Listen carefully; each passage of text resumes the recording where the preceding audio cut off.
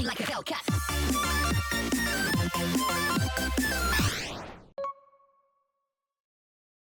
様です。今日はですね、何言うのかわかんないですけど、これ、名称ちょっとわかんないですよね。そうですね。この縛り方だけは。こういうね、IV とかより線とか縛り方があってですね、谷川さんが今日いろいろ失敗事例などを交えながら実践してくれるということで、結構これね、してたらね、役立ちますよね。役立ちますし、これ知ってると、先輩に結構喜んでもらえるんですよね。ですよね。今日は皆さん覚えていてください。じゃあ、お願いします。はい。こういう IV とか、番線ですね。これって最初買ってきた時って輪っかの状態で紙を巻いてるんですよ。その紙をほどいちゃうと全部こうやってバラバラになるんですけど、現場でそれをしてしまうと、今ここにあるんですけど、こういうことになっちゃうんですよね。でこうなるともう頭がどこかもわからないですし、引っ張っても絡まって出てこないんで、例えば 3m 使いたいなってなっても、これを 3m 引っ張り出すまでに絡まってんのをこうなんかこうしてこうしてこうしてってなって、そんなことしてるとこの方から先輩にいつまで遊んどんねんって言われるんでそうなるとすごく寂しいので、そうならないようにするためにこれをきれいにばらけないように縛っていく方法があるんですけど、完成形がこっちになるんですけど、これの作り方ちょっと説明していきたいと思いますが、この状態にすると、今これ頭ここあるんですけど、これ外側なんです。輪っかの外側。電線触ったことあったら分かると思うんですけど、VA とかってこうビニール巻いたって中から引っ張り出すじゃないですか。この縛り方をするとそれができるんですね。今ここに内側の輪っかがあるんですけど、これ引っ張るとこうやってスルスルスルっともう思うがままに電線引っ張り出せるんで、ぜひこのやり方を覚えていってください。ここに今ちょっとパンパンになっているやつがあります。でちょっとこれね、輪っかが乱れてるんで縛った後にスルスルって抜けないかもしれないんですけど、作り方をちょっと解説したいと思います。分かりやすくするためにちょっと番線を別で用意しました。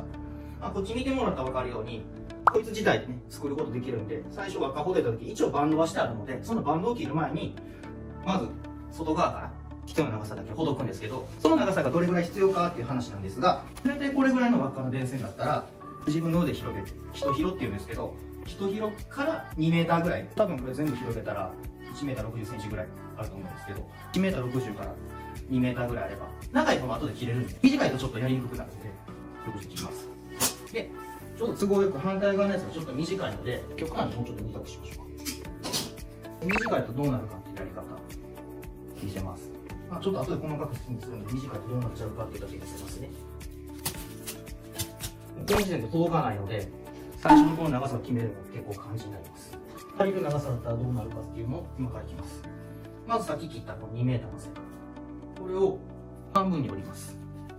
クロスしないように気をつけて並べて、ちょっとよれてるの分かるかもしれないですけど、こうクロスしないと。でこれをまず置きます。その上に電線を乗っけます。でここの長さ、だいたいこの輪っかの半分ぐらいの長さ、今これ僕の手の幅がだいたいこの輪っかの中心までなんですけど、それの長さこっち出しておきます。この状態で折り返して、反対側も折り返して、まずこの状態を作ります。で次にこっちのつながってない方、これを輪っかに通します。ここで反対側に折り返します。こういう状態ですね。で次どうするかというと、これを左右に広げます。十字になったと思うんですけど、まずこの十字を作ります。この十文字ができたら、この輪っかがほどけないようにひっくり返します。次にこの2本平行に走ってるやつですね、ここに輪っかを作りたいので、これをクロスさしてねじっていきます。そうするとどんどん口が閉じていくと思うんですけど、だいたいこれぐらいの口の大きさ、手を広げた時に、直角に手を広げた時ぐらいの長さになるまでここねじります。だいたい3から5回転ねじるとこの幅になるので、5回転ねじると覚えておいてください。でここまでいったら、次この端っこをこっちに持ってきて、ちょっと短かったかな、ここに巻いていくんですけど、短いところは届かないんで、なるべく長いのを作っておきたいんで、こうなった場合はちょっと今回ズルしますが延長します。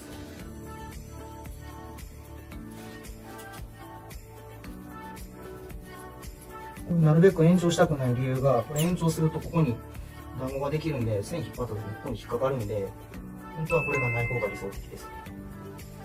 で、こっからの線とこっちからの線で、均等に、この真ん中の輪っかを、こう引っ張ってあげる。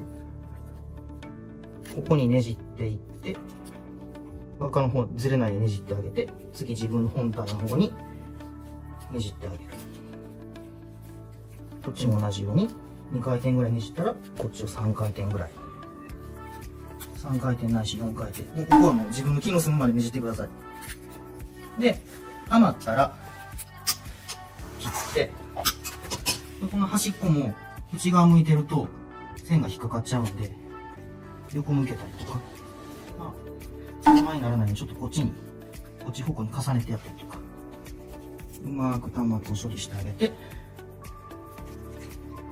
ここから電線が出てくるんですけど、そこの妨げにならないように処理をしてあげればいいと思います。で、出来上がったんですが、出来上がると、こういう感じで、持ち運びも自由自在で、あとは、これは頭どこだ？電線の頭。こうか。こいつですね。こいつが内側の頭なんですけど、こっちは外側の頭なんです。こっち引っ張っちゃダメです。内側のこの頭を引っ張ると、こういう感じで、素晴らしい。自分が欲しい電線の長さが取り出せるっていう風になります。なので、ぜひ皆さんこれは覚えましょう。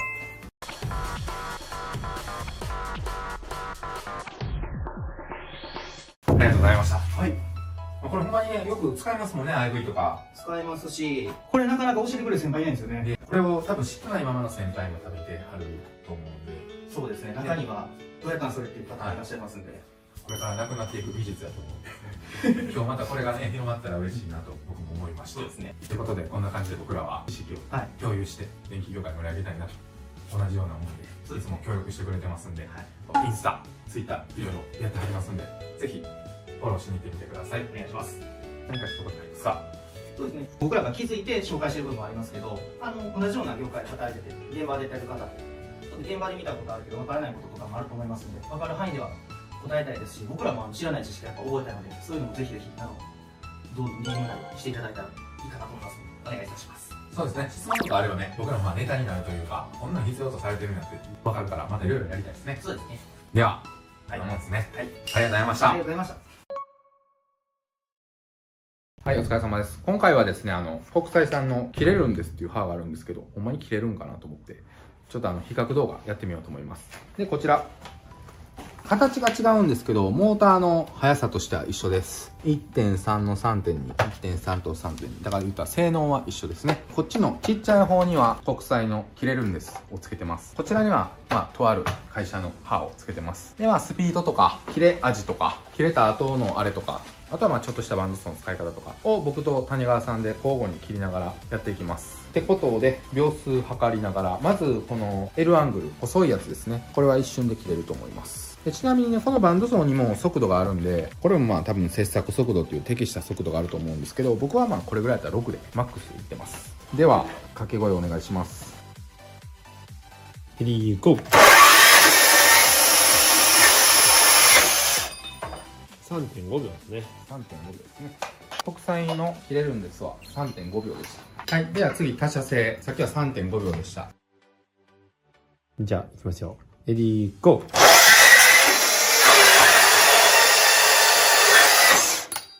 4.6 秒。1秒違うぐらい。そんな感じですね。厳密に言うとこれ切るところによってちゃいますよね。まあね、そうですね。同じとこ一応狙ったけどね。あ、ほんま？うん。1秒ぐらいの差かなと。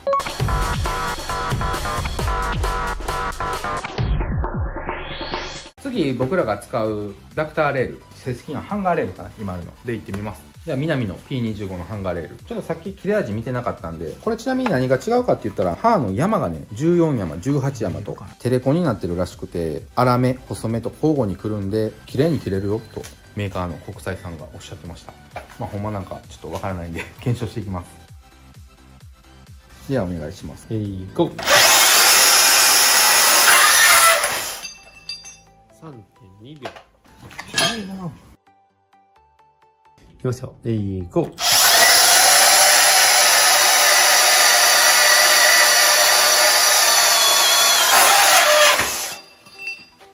8秒ですね。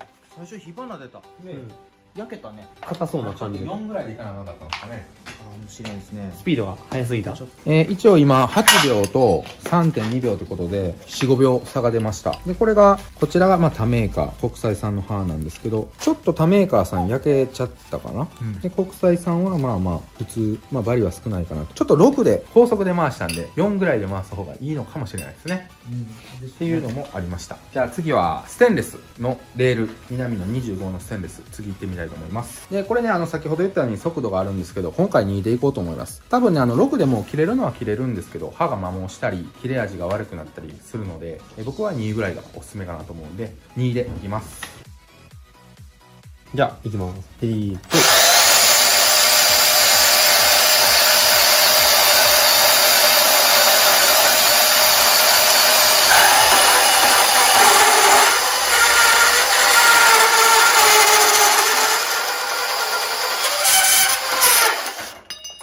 17秒ですね。同じで。はい。じゃあ、図書生いきます。レディー、ゴー。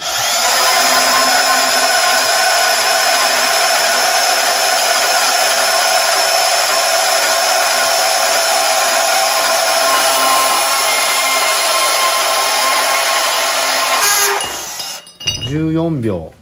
今回はこっちの方が早い。そうですね。今回は14秒と17秒で3秒ほどの誤差が出ました。他社メーカーさんの方が早かったです。切り口はまあほぼ一緒かな。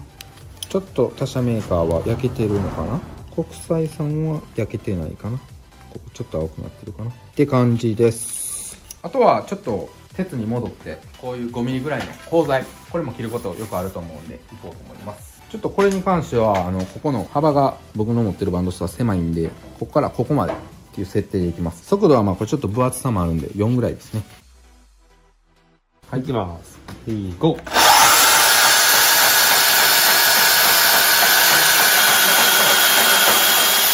6秒ぐらいですかね。じゃあ、同じ速度が4で。いきます。はい。レディー、ゴー。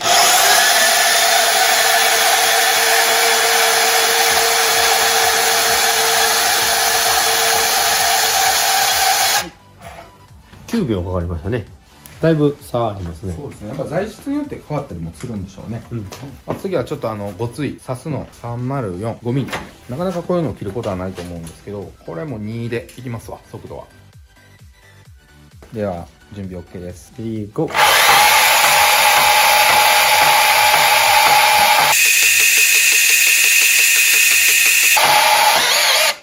噛んだ。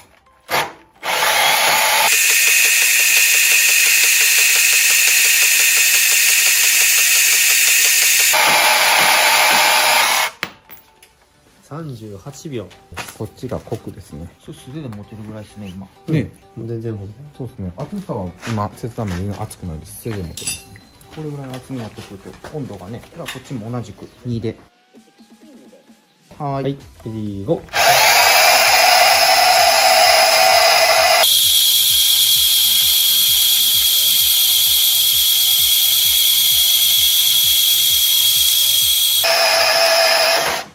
煙出てきたぞ。44秒。45秒かな。熱いですね。うん、熱い。うん、明らかに熱いな、こっちの方が。うん。結構摩擦が起きてるのかなってことで、10秒ぐらいですかね、今。差が出ましたね。 44秒でしたっけ。 45秒。切断面なんですけど、そんな変わらんかな。これに関してはそんなに変わらないと思います。高速回転でステンレスを切ったらどうなるのかっていうのを、歯潰す気で一個実験にします。多分このスピード調整があるってことももしかしたら知らない人もいて、結構ずっと同じ速度で回してる方が多いんで、鉄とかならね、何秒でもいけると思うんですけど、こういうステンレスとかやったら、ロックやったら、多分焼けるか歯がダメになると思うんで、今日は限界までいきます。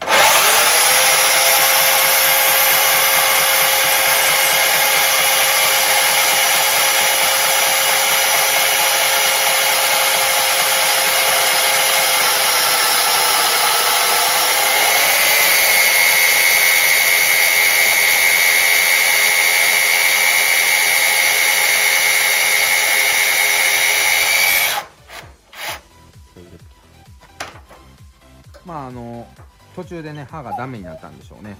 途中から全然動かなくなってきましたね。刃もちょっと分かりにくいんですけど、すり減ってるのが分かるでしょうか。もうちょいまでいってみますか。マジックでこの鋼材も硬くなってるってことですよね。そうですね。さっき言ってたように加工効果が起きて、表面が硬くなっちゃってるっていう可能性があるんで、こっちが絶対硬くなってますね。ってことです。加工効果っていうので、今一応印つけたんですけど、多分これ以上進まないかなと思うんで、って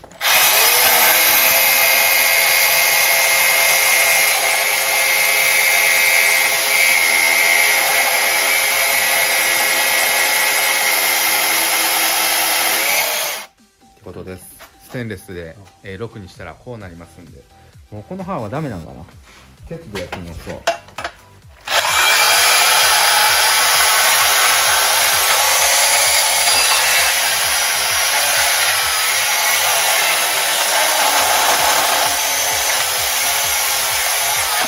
まあ鉄になったらまだ使えるってことですね。無理すぎやけどな。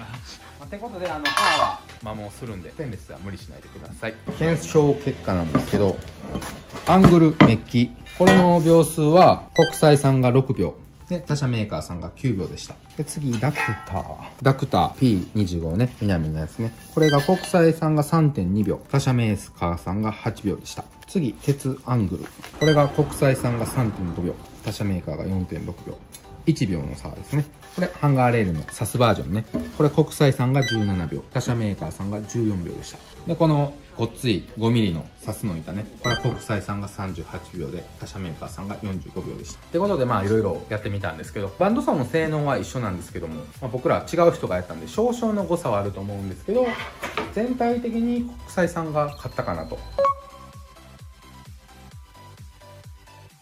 切れ味も良かったんで、長持ちとか耐久度の面でもいいのかなと僕は感じました。まあ、あとはちょっとね、コスパとかもいろいろあると思うんで、もしよかったら一度使ってみたらいいのかなと思います。大きな工場とかゼネコン現場とかに入って加工物がいっぱいあるんやったら、こういういい刃使ってたら仕事もはかどると思うんで、いろいろ使ってみてください。ってことで今日は FT ワークスの谷川さんに協力してもらいました。神戸の方で仕事をされてますんで、また仕事のね、ご依頼とか何でもインスタなどやってますんで、 DM などしてください。何か一言ありますか？一言ですか？いきなり振りますね。ゆうさんと一緒にこの業界盛り上げていきたいんで、どしどし DM なりいろいろ聞いてもらったらお答えしますんで、お願いします。ってことで、バンドソー切れるんです。検証編終わりとします。ありがとうございました。ありがとうございました。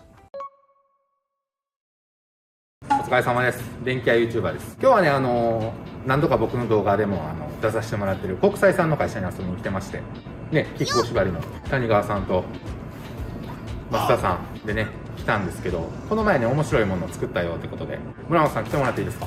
はい。こんにちは、国際チャンネルの村松です。二種電気工事士合格おめでとうございます。ありがとうございます。これ台本なしの一発撮りなんでありがとうございます。おかげさまで合格しました。僕らね、講習会仲間というか、4人でね、勉強しましたんでね。教えていただくばっかりで本当にもうありがたい機会頂戴しまして。いえいえ。で、その時に、実は面白いもの作ったんです。そうなんですよ。ってことで僕ら飛びついて今日遊びに来たわけなんですけど製品はね、こちらですね。何ですかこれ？これね、皆さん通線作業する際に多分ご利用になるであろう金車、豆金、あれをですね、前ネジなんかに対して楽に止めるための工具です。その名も金車用前ネジホルダー。そのままですね。うん、そのまま名前イコール仕事、これうちの会社の名前の鉄則なんで、はい。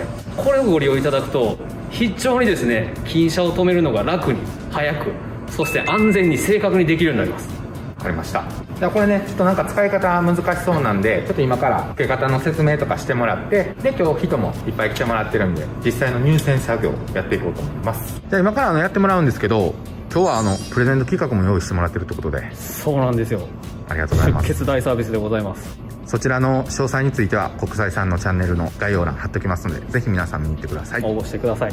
では取り付け方法の説明というんですかね、はい、お願いします。はい、これ皆さん見たことない形してますけど、非常に使い方簡単です。使い方簡単で、持っていただいて、で真面目に喋ると、ここのボルトあるんで、これをちょっと動かしてもらうとね、ここのね、安全のロックが動くようになってます。で動いてるのを確認してもらって、そして前ネジに押し込んでもらうだけなんですよね。じゃあ簡単でこうすることでしっかりとこれね、返しがついてるの分かりますかね。こうなってるんで、はいはいこれで上向きの力来ても落ちません。仮固定がしっかりできるんですね。これでそのままもう使えるんですか？これでも使うことはできるんですけど、本当言うとここのバイスの部分ですよね。ここを3部だったら3部でこのエンドの調整のボルトで調整していただいて、でそしてガタンとロックで、これでしっかりと周り止めもできている状態ですね。片手でできるっていうのがね、これ現実の天井裏の狭くて暗いところだとすごくメリットあると思います。であとは金車をねかけていただくだけですね。ここのノブボルト緩めていただいて、であとは、お好きなようにねこう金車かけていただいて、で、金車の抜け止めをしっかりとしていただいたら、これで取り付け準備は完了です。おお。であとは皆さんいつも通りにね通線作業していただいたらそれで大丈夫です。でこれ今たまたまこれ3部でやってますけど、現実の現場だと4部のところってあると思うんですよね。4部の現場でもよいしょ、これしっかりと対応できます。そう、こっち4部の全ネジになってます。4部相手でも同じように取り付けもできますし、これ今ここに壁があると思ってもらったら、こっち向きだとちょっと金車かけにくいですよね。そんな時はこれね反転して使えるんですよね。こう天地逆さでも同じように使っていただけます。でこれ楽な使い方として、いちいちこんなん確認して動かしてやる面倒くさいやんと思うんですけど、実はこれ簡単な付け方あってですね、斜めに滑らせるように、ちょっとカレー食べる時みたいにね作ってもらったら簡単にこれつくんですよね。万が一外れても大丈夫。ありがとうございます。はい。で今ね国際さんに紹介してもらったんですけど、今までねどうやってずん切りにつけてたかってことで、亀甲縛りの動画でバズってるあややんさんにちょっとやってもらいましょうか。はい、お願いします。はい。じゃあ今までの従来のやり方で今日は IV でいきます。強度持たせたいんで2本束ねて、ずん切りに、僕は2回ぐらい回します。 IV 好きですね。 IV 好きでしょ赤が好きなんですよで巻きつけて、ちょっと、ペンチで2回ぐらいで、ここに金車かけます。ああ、またやらしいですね。狙います外れないように2回ぐらい回して、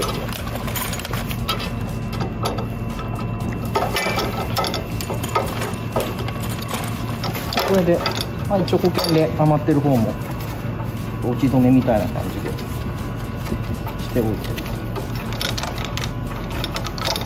これが今までの流れですね。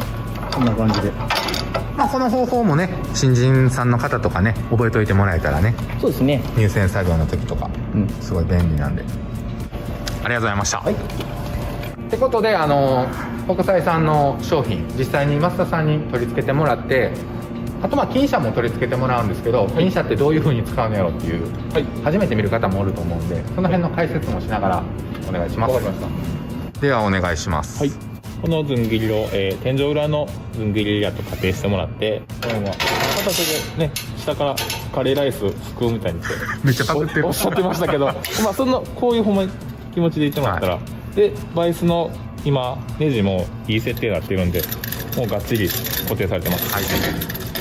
それで金車ですね、ゴム金とか、これでかいやつなんで大金って言うんですけど、この超ネジでここが開くようになってるんで、線とかロープを掛け替えるときにスムーズにできる。後から入れれるってことですね。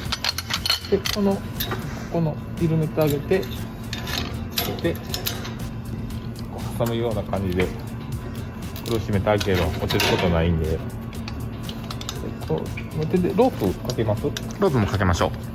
で後からねこう開けたらロープかけれるんで、通してあげて締めと。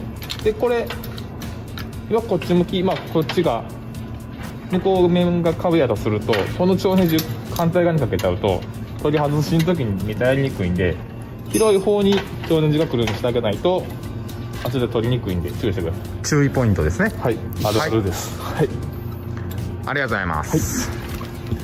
で今日ねちょっとほんまの天井がないので、仮想的にこれがね、点検口やと思ってください。でね、こういう点検口とかね、入線する際傷つけたらいけないんで、それはそれでまた商品があるってことで。そうですね。どういう意味ですか、これは。はい。これね、現場の電工さんに伺うと、いわゆる FLEX 管、FEP 管か、地中に埋設するあの電線管を使って、こう電工ナイフで半割れにしてかけてあげて、天井の点検口へのダメージ、電線へのダメージを減らしてあげる、そういう施工されてる方多かったんで、先ほど見ていただいた全ネジホルダーシリーズの点検口用があるんですね。でこれ、全長およそ1500ぐらいの FLEX 管がついています。でこちらを装備しているので、ここの中に最初の予備線ロープっていうんですかね、通線ロープですか、はい。あれを通してもらって、そして電線引っ張ってもらうと、電線の負荷もなく天井の点検口へのダメージも最小限にして施工することができます。これ FLEX ももうセットなんですか？これはもうセットで一体ものになってますね。じゃあ実際に一回つけてみましょうか。天井の点検口の中に入って、はい。で実際結構片手伸ばして目いっぱいというところ多いと思うんですけど、はい。そんな時でも先ほど見てもらった増田さんも言ってたスプーンでカレーすくうようなあの施工がこれができるとすごい楽なんですよね。であとはこの FLEX 管がですね、天井の点検口、ここ天井の点検口の面ですけど、ここよりも床フロアレベルに対して買ってる状態を作ることで、電線がね余分な負荷を天井点検口にかけない状態を作ることができるんで、しっかりと通線作業ができるようになります。付け方はね同じです。でこれでロック完了です。はい。OK です。ありがとうございます。じゃあ今からですね、実際に入線していきます。こんな感じになってます。僕は電線の先頭を追いかけていきますんで。お願いします。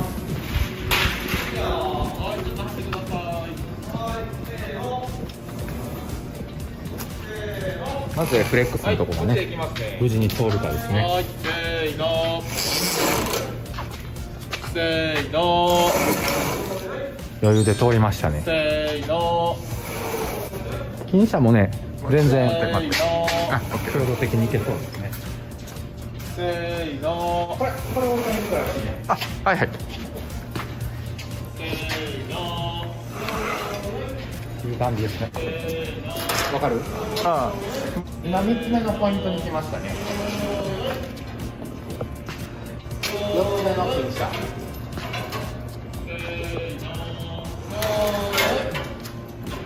もうすぐゴールですね。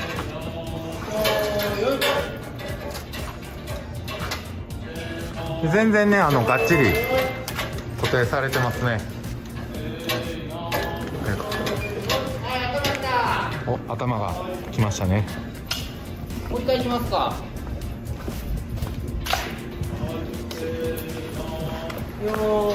引いてる感じどうですか？悪いっすよ。余裕ですか？余裕ですね。引っかかってる感じも特にないですもんね。ないですし、なんていうかね、その金車が暴れてる感触がないんで、ほうほうほうすごく引きやすい。もう一回いきますか。らしいですよ、村本さん。金車が暴れるっていうのがあるんですね。あるんですよ。ブランブランってなってね。なるほどなるほど。さっきのモンスタ OK ですかーケーブルと比べたら可愛いもんですね、ほんまに。そうですね。ってことでね、はい一応配線終わりましたんで。一応ね、さっき村松さんの国際チャンネルでやったのはもうほんまにこのね、325相当の。すごいですよ。8の字返すん4人5人か5人がかりで8の字返さんとね返されへんぐらい重たかったんで、電気工事大変でしょ。いやもうようやらんですね。もう皆さんに楽な工具提供する側でいいです、僕も。ぜひお願いします。ってことで商品のね説明などは概要欄に貼っておきますので、どんなものだろうって方は見てみてください。であとはプレゼント企画の方は国際チャンネルさんの方で、はい多分これね同じぐらいの日に配信そうですね、するんよ同じぐらいの日にアップロードするのをお話としてしてますんで。で国際さんの方では他にも、ね、いろんなねタイプヒッチマーカーとかそうですね、前ねゆうさんのチャンネルでもはい説明してもらってる商品も多数ございますんで、ぜひそちらの方もよかったらお願いします。全部ね、電工さんの意見から生まれてる商品がやっぱり中心になって紹介させてもらってますんで、きっとね見てる皆さんにも見応えのある、現場でこんなんあるあるっていうことがね解決できる商品が揃ってると思いますんで、今回のね金車用全ネジホルダー、点検口用全ネジホルダーに関しても三重県四日市市のプロの電工さんからですねご提案をいただいて出来上がっている商品です。ぜひですね国際チャンネルも一つよろしくお願いします。はい。でこの後新しいタップのやつ動画も撮るってことなんで、そちらも僕のチャンネルでも、放送するかもしれないんで、ぜひ見てください。ありがとうございました。お疲れ様です。今日かなりのね、人数が集まったんで、せっかくなんで、腰道具取っていこうと思います。僕だけ腰道具の毛色違うんです大丈夫。僕と似てません？僕あ、これで似てるんですね。僕だけそんなバチバチのミックスしちゃうんです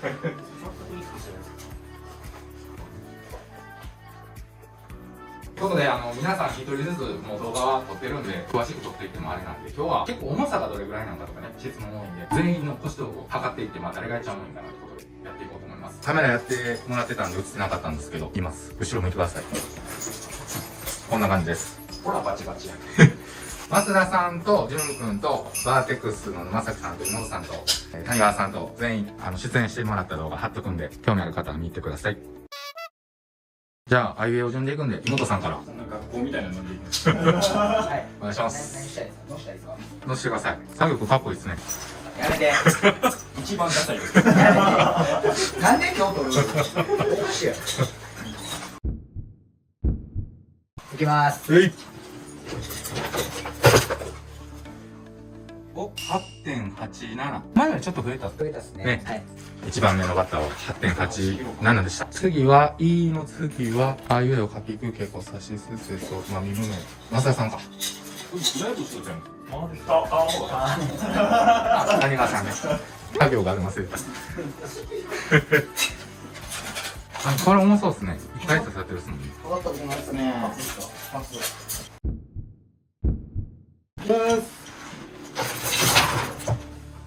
お、一番軽いかも。6.67 キロ。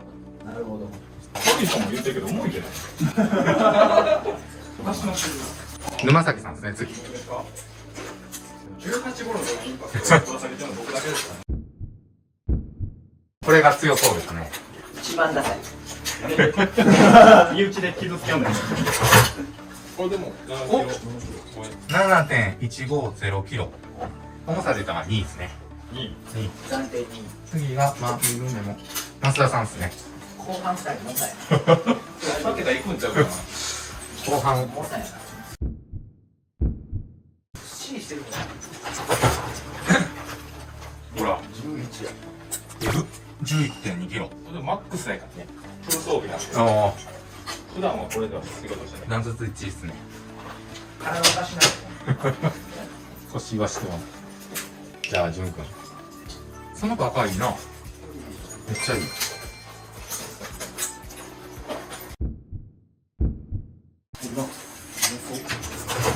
そうやな。お 10.25。でも安全帯なしやもんね。今もドラゴンボールキロキロ嬉しいよ。これで2丁掛けの現場行ったら11、2キロぐらいになるんでしょうね。そうですね。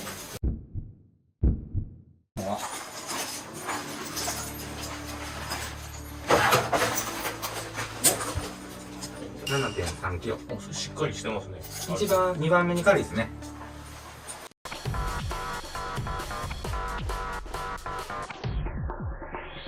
じゃあ最後に一言お願いします。どこまで映ってますこれ。腰映ってないぐらい。今腰映ってるぐらいですね。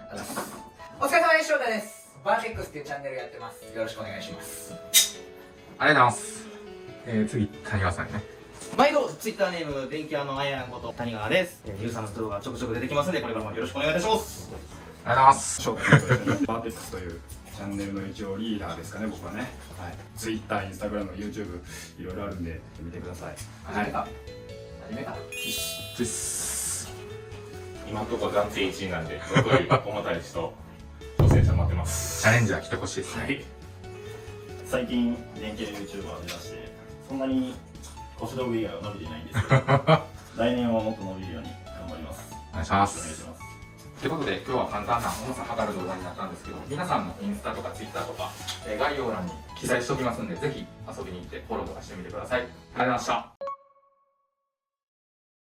お疲れ様です。電気屋 YouTuber です。今回はね、ちょっとね、いかつい商品が届きまして、こちらなんですけど、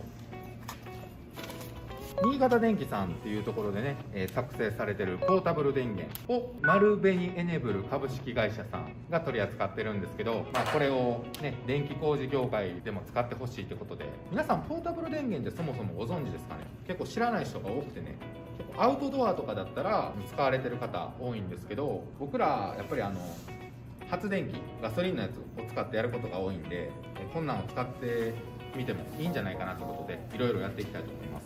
で、今回やるのはどれぐらいの出力に耐えれるのか、設置局のねアンカーの脱雪とか、マンホール内酸欠防止のための送風機とか、コア抜き、発離作業、合爆エリアとかね、ネジ切り、アングルパンチ、半自動溶接、高速カッターということで、今日ちょっとねいろいろ皆さんに借りたりしながらいろんなものを出しました。とりあえずこれでどれぐらいまで耐えれるかっていうのをやっていきます。一応こっちがスイッチになってまして、ここを長押ししてもらったらこういう感じで、今 100% 満充電の状態ですね。音もまあちょっと今聞こえると思うんですけど、これぐらいはします。でも発電機とかと比べたらねすごい静かなんで、そこがまあ売りたのかなと。で、消費電力をちょっと測るためにこうやって電線割いてます。で、この半自動溶接機がさっき調べたら 30A 3000W だったんですけど、ちょっと見てみましょうか。お願いします。はい、行きますよ。はい、バナ出ます。はい。ってことでね、32から35アンペア、3200から3500ぐらいまで出てました。で、これにプラスね、高速カッター。高速カッターと、半自動溶接一緒に使えるのかってことでお願いします。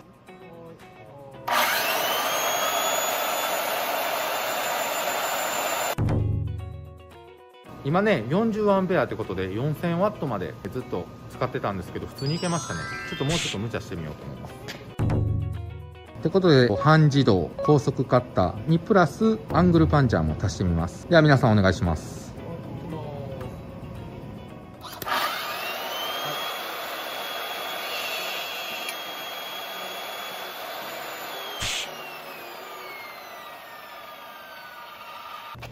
多分勝手に止まったんですよ。だから46までで振り切って今ね4200、300までいったとこでこちらは止まりました。まあでもこれね、最大出力 4100W の定格で使用できるのが3000と謳われているので、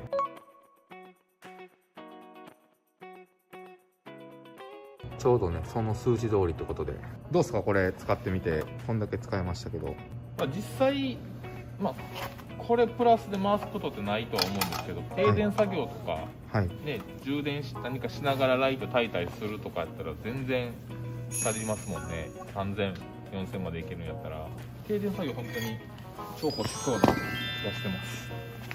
今ちょっと増田さんもおっしゃいましたけども、停電作業でね、特に屋内とかで作業するとき、発電機回すとやっぱ排ガスとかでね匂ったりとか、煙の都合を考えないといけないんですけど、これやったらね排出物ないんでね、そういう時すごく重宝するかなと思いますね。はい、ありがとうございます。ってことでいろいろやってみました。で、こちらにねコア抜きであったり、こういうねバンドソーであったりね、ネジ切り、このライトもちなみにね、このポータブル電源で使ってました。ってことでこれは使用編ってことでね、詳しい金額であったりどんなところで使えるかっていうのはまたちょっと別撮りで撮ろうと思ってますんで、またお楽しみください。お疲れ様です。電気屋 YouTuber です。運慶さんが来てくれたんですね。どうも、むけです。今日も星飛ぶシリーズなんですけど、結構僕のチャンネルね、星ミックスが多いんですけど、今日は完全にミックスじゃないというか、これから今目指してるんですよね。そうですね。で、買う前にミックスになる前に星を送らせてもらおうと思って、いろいろ思いも詰まってると思うんで、ちょっといろいろ見させてください。はい。では、こちらになります。こういう感じですね。これ、電産ですよね。その2つは電産ですね。こっちだけミックスのこのループになってるのなんでなんですか？現場で一緒に仲いい人がはいフルミックスそれ買って、はいベルトループがダルミに買います。で、あなたももらったみたいな。そうですね。このチェーンでこのぶら下げてるのがちょっと欲しかったのがあったんで、これするとちょっとスペースがね、はみ出てくるんですよ。なんかこう、パンパンやったやつが少し余裕が出てきたのもあったんで、で、ちょっと、改造っていうか組み合わせで、ちょっとそう思うんですけど、そろそろ、やっぱフルミックスいきたいなっていうのが、計画中なんですね。計画中ですね。じゃあ右側に出てみます。これみんなつけてますね、いろいろね、やっぱり。やっぱあると便利ですね、今。だいぶ最高にますね、これ。結構吹くんですよね。職業がなんかそういう汚れたところが多いんですか？基本店舗中学なんで、そんな工場とかはあんまり行かないんですけど、みたいなそうです。そうですね。最近いいんです。使い込んでるってことですね。そうですね。これをそうですね。これはアマゾンみたいです。なんかどっかで見たことあるな。どう切ります？これそれなりに切りますね。これと、もう一回り大きいのと2本セットで。ありがとうございます。ありますね。そうですよね。これ定番のね。定番のやつですね。 17の。なんか最近ちょっと触るんで。あD75 とか触るってことですか？ D7 号ですけど、D2 ばっかっすね。ただまあ、薄いに越したことないかなって薄いにしたんですけど。長いので。中でもまあ、D2 の40ですね。はいあれも多いですね。あれ、普通のタイプだと別に無理でしたっけ？ギリギリ早いですね。僕やった時全然そうないですね。そんなのあるんですね。釣り、人間の釣り作業するときとかね、そう、猶予あった方がいいですね。そうなんですよね。それは難しい。これって何回もですね。いや、これはもともとショートビットで売ってるんですけど、なかなかこれも切れるんですよ。そうですね。先っちょがねちょっと特殊なんですよ。あ、なんかこう、角度があんまりついてない。これあれや、二段煎じ、二段研ぎや。ちなみに、谷川さんって言うんですけどね、切り研ぎ編で出てきてもらった太郎ちゃんのね、神戸の高校の先輩なんですね。そうです。先に言い出せました。僕はたまたま別々で繋がってて、タップアップしてっていう感じですね。そうですね。まあ、ポケットがあって、ハンマー。これどこなんですか？これは、どこだったかな忘れたけど、マーベルでも同じのがあるんですよ。へここが入りで、マーベルはここ、オレンジなんですけど、はいはいはい。当時買った時その工具屋さんに言われたのが、今出てるのこれが最軽量って言われたんで、そうですね。大体スチールなんでちょっと重いんですよ。ああ、確かに。結構長いですよね。これ長いですね。ズロングタイプ。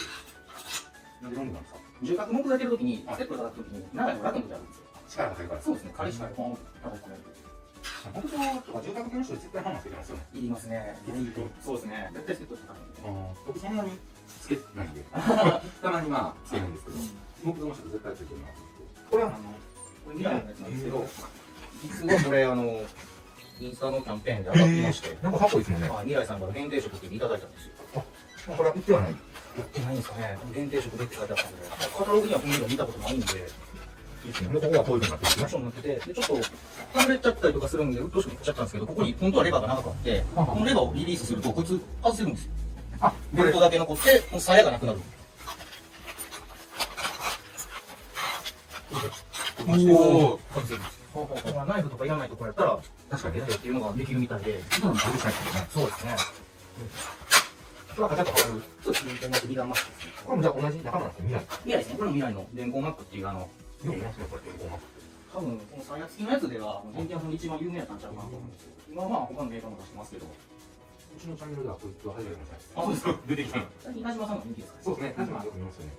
今が使えるんですか？ここは IV に出たらしいんですけど、使ったことないです。やってみましょうか。しっかり混ぜて。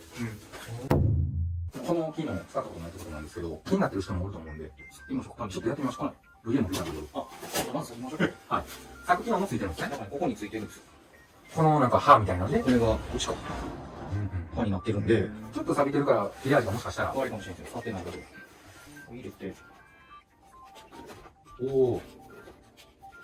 こういう感じですね。すげえ。ちょっと見ていいですか？特に傷も入ってなく。こっちでやったらやっぱり下手な人ってね、下手な人ってあれですけど、いっちゃいますよね。いきますよね。これやったらじゃあ大丈夫やな。安全そうですね。そうですね。まずここから感覚使うのがあるかもしれない。かもしれないですね。2種のテストの時って使えるの？使ってもいいはずで。多分ナイフだから大丈使ったらあかん工具とかないですもんね。今制限なくなりましたしね。ストリッパーも多くなったし。インパクトが使ったらあかんかったんだから、そう使う意味はないけど。ドラボールはまだあるかもしれない。あでもここは IV ですね。はい。内から刺して、両方で押さえて、こっちら。ベンチで剥くみたいな感じ角度結構似てますよね。なんか、切り口見てもらったら分かると思うんですけど、引きちぎる感じですよねあー、皮膚こう。ベンチで剥くどっちがやりやすいですか？多分電気じゃないですね。まあ、引きちぎっちゃうから、多分この向きの見た目の感じから言うと、電光の試験はグレーかもしれないですね。確かにね。皮膚がね、ここ V の字に避けちゃってるから、あ現場作業用ですね。完全にね。まあでも現場作業だから、現地ででしょうね。おお、全然できへん。こっち反対？押さえな、こっちもこっちも。両方入れて、こっちも押さえな。押さえて、そうそうそう。切りにくいですね。切りにくいでしょ。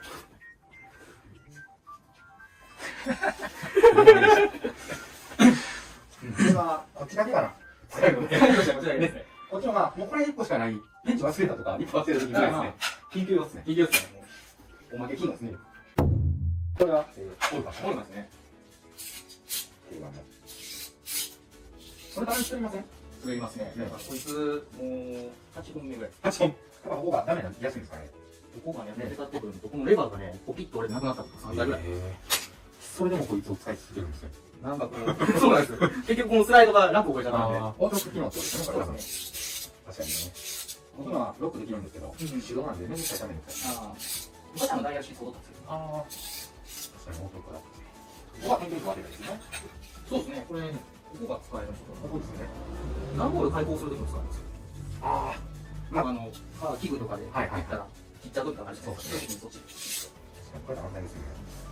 それ操作した時も、抜けてるんですけど、ちょっともう、こっちがもうへたっちゃってるんで、普通だとこれぐらい抜けるのが、抜けなかった。抜けにくくなるっていう的にですね。中通しとかうるさいからいいかもしれないですね。これ、電光結果。電光結果ですね。前、原田さんって人が、これが一番やる言うてたんですあ、紹介されてましたね。一緒ですか？一緒です。やっぱいいんですか？いいですね。こういう回使ってない。やめないですか？何が違うんですか？電光結果。これは、引き回しですよね。引き7、押し3、の7になっています。おー。確かになんか刃の形状が変わってるよね。ね。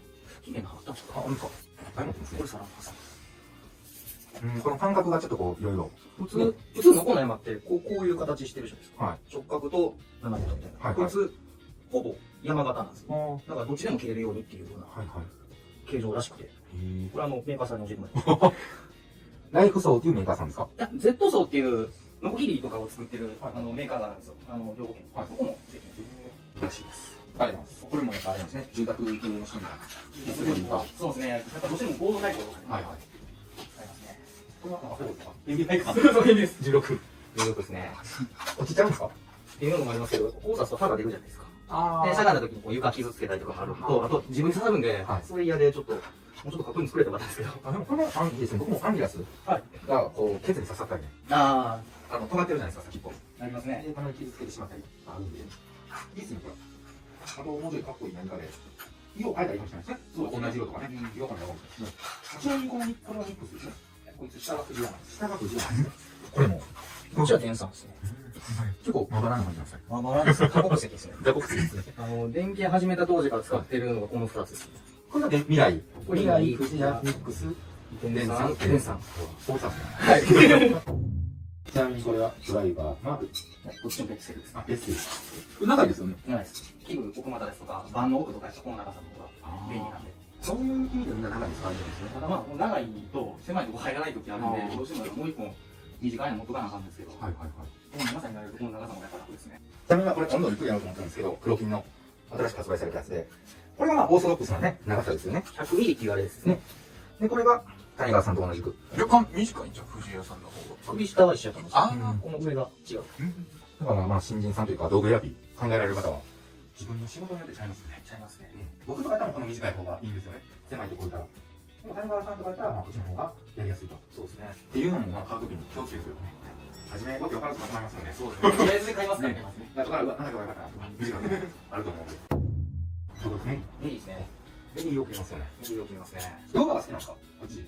光線切ることがあったんで、そこからちょっと量がですね。光線っていうのは。硬い、例えば光ファイバーに触るときあったんですけど、空中飛んでるファイバーって真ん中にこう鉄芯通ってるんですよ。あれ切ろう思ったらやっぱ量がじゃないと、バタバタ負けるんで。それは俺肉炒めとしてもね。そうです、そうです。あとは、ブレック詰めた時の滝を。ああ。だけどね。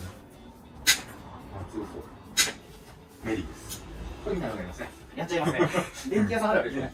何本の線なんですかね。それなんでしょうね。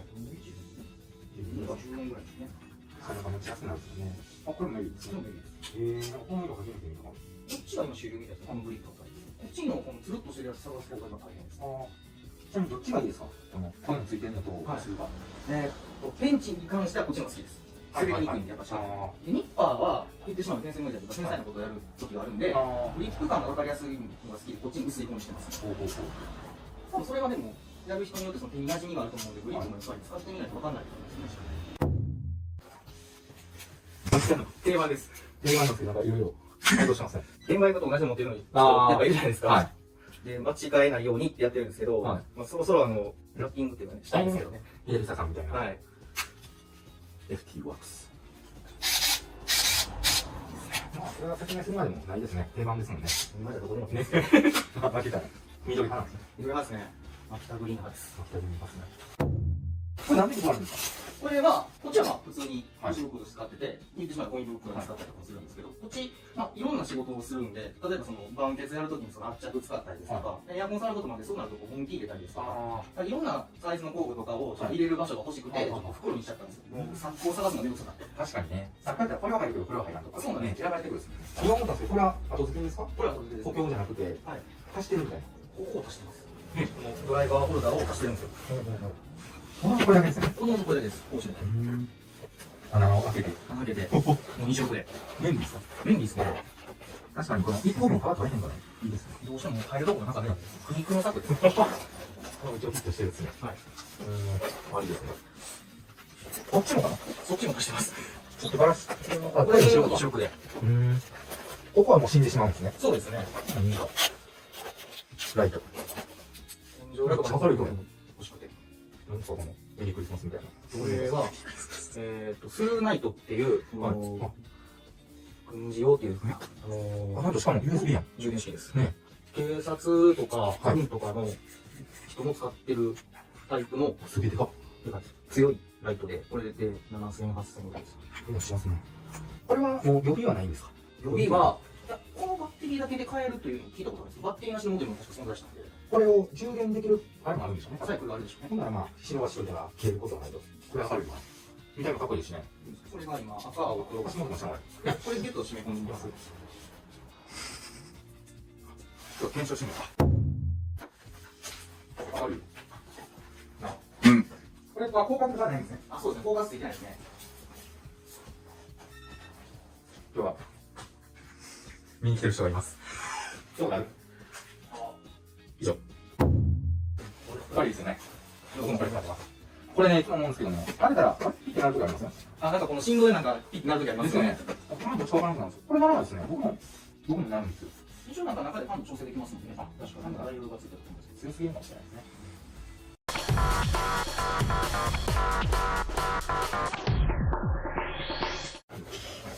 これ記録ですね。これ実ですね。これ実なんですよ。ここも。それわざと？これ塗ってます。あいいですね。この箱型いいですね。そうなんですよね。便利なんですよね、これ。僕は手帳型なんでボロボロなんですよ。ああ、どうしてもそうなりますよね。雨とかにやっぱ濡れることもあるんで、ええこれ安心ですね。でも外に出るのがなんか、そう、線がね、ちょっと中にしまえたらいいのに、一番いいですよね。落ち着いていい。でも、住宅やる人も絶対持ってるっていうぐらいなんですよね。これですね。この線との設置もこれでいけるんですか？そうですね。開口線これなんで、やっぱ楽ですね。ここは、センター。センター。お、まだマイナスが出てきましたね。そいつは、叩き用。でもこんな叩きじゃないですよね。この叩きじゃないです。貫通じゃない。こっちで使ってて、はいレギュラー、二軍行きみたいな。はいはいはい。もう、二軍になったらこっちに。そうですね。先がへたるとこっちへ流れていく。ああ。ここから流れても多いんですか？ですね。お疲れ様でした。あ、これいいですよね。結構、それ活躍します。めっちゃ狭いとことか。アネックス。これは変えれるんですか？変えますマイナスとかに。変えます。谷川さんの仕事で言うと、どんな場面が？一番多いのは、器具の反射板とか。古いやつこれから行くと、実止めで、横からとか、はいはいもう、棚があったりとかすると、どうしてもドライブ入らないんで。確かに、照明器具っていう部分が使いました。あと、最近は使ったのは、金属管で、クリップあるじゃないですか。ザクタク。はいはいはいはい。あれ、ギッチギチに入ってて、もうラテしか入らなかったんで、はいもうそいつで行きましそういうことですね。隙間が狭かったとた。か。そうなんですよ。それがダメです。もともと。ここからです。あ、リストが落ちないように。そうですね。これパテですか？コーキングした時に選べる。なるほど。手じゃないです。手でくる時もありますけど、これもやっぱ綺麗にできるんですか？やってる方が早いです。他のリストがお邪魔材料関係ですか？はい。和田かし。緊急用ですね。おー。車まで行くまでもない時に。はい。だから便利ですかね。そうですね。はい、いいですね。右手ですね。これが便利でこの仕事を使ってますね。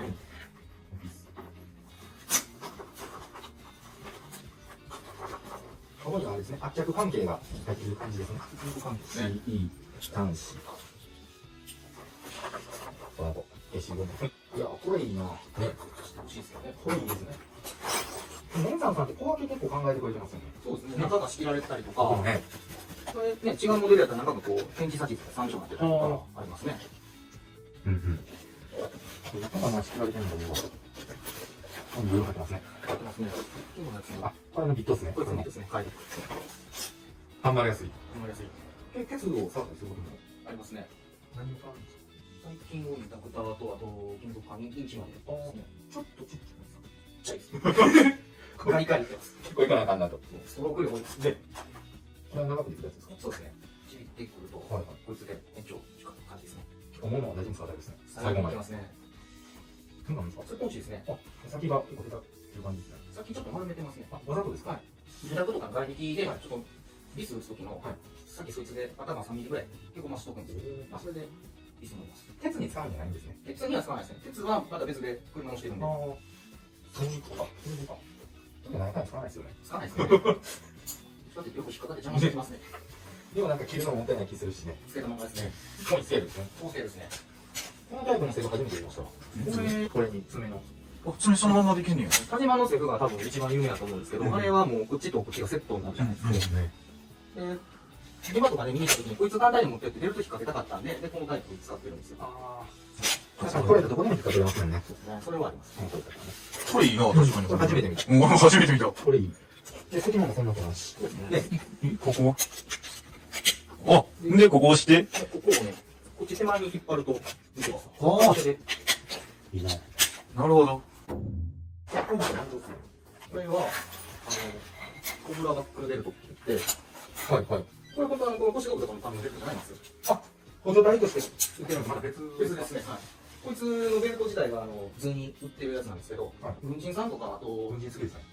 ミリタリーグッズ結構知ってたんですよ。なので、そういう人たちの軍服とか着るとき用に使うベルトみたいで、で、それに、これがゲンさんの補助台のベルトループなんですけど、鉄外してるんですね。そう、別外して、いろいろ組み合わせます。確かにこれ強そう。ワンタッチなんで。楽ですかこれつけたら。この方が便利ですね。こんだけ吊るしちゃうと。そんな持ってるんですけどね。何個つけるの難しい。なかなか煩わしかったですね、始めた時は。今はこれないとすぐ釣ってくるんで。ああ、確かにね。じゃあこれで一通り見させてもらったんで、ちょっと装着。よろしくお願いします。こちらですよね。こっちですね。ワンタッチが、この、あこちらです。俺はこっち。ワンタッチ触れるから。次はワンタッチしようかなと思ってるんですけど。ワンタッチやったことあるんですかワンタッチ昔使ってました。ああ、僕昔ワンタッチやったんですけど、なんか、ずれるなって言われたんですね。ちょっと合わないでしょ。はい。今、こいつがあるから、あ多少緩くね、こいつが押さえてくれるんで、もういいかなっていう感じで。結構つきます釣ってますよね。外していいですかはい。外してもらっていいですかああ、な。うん。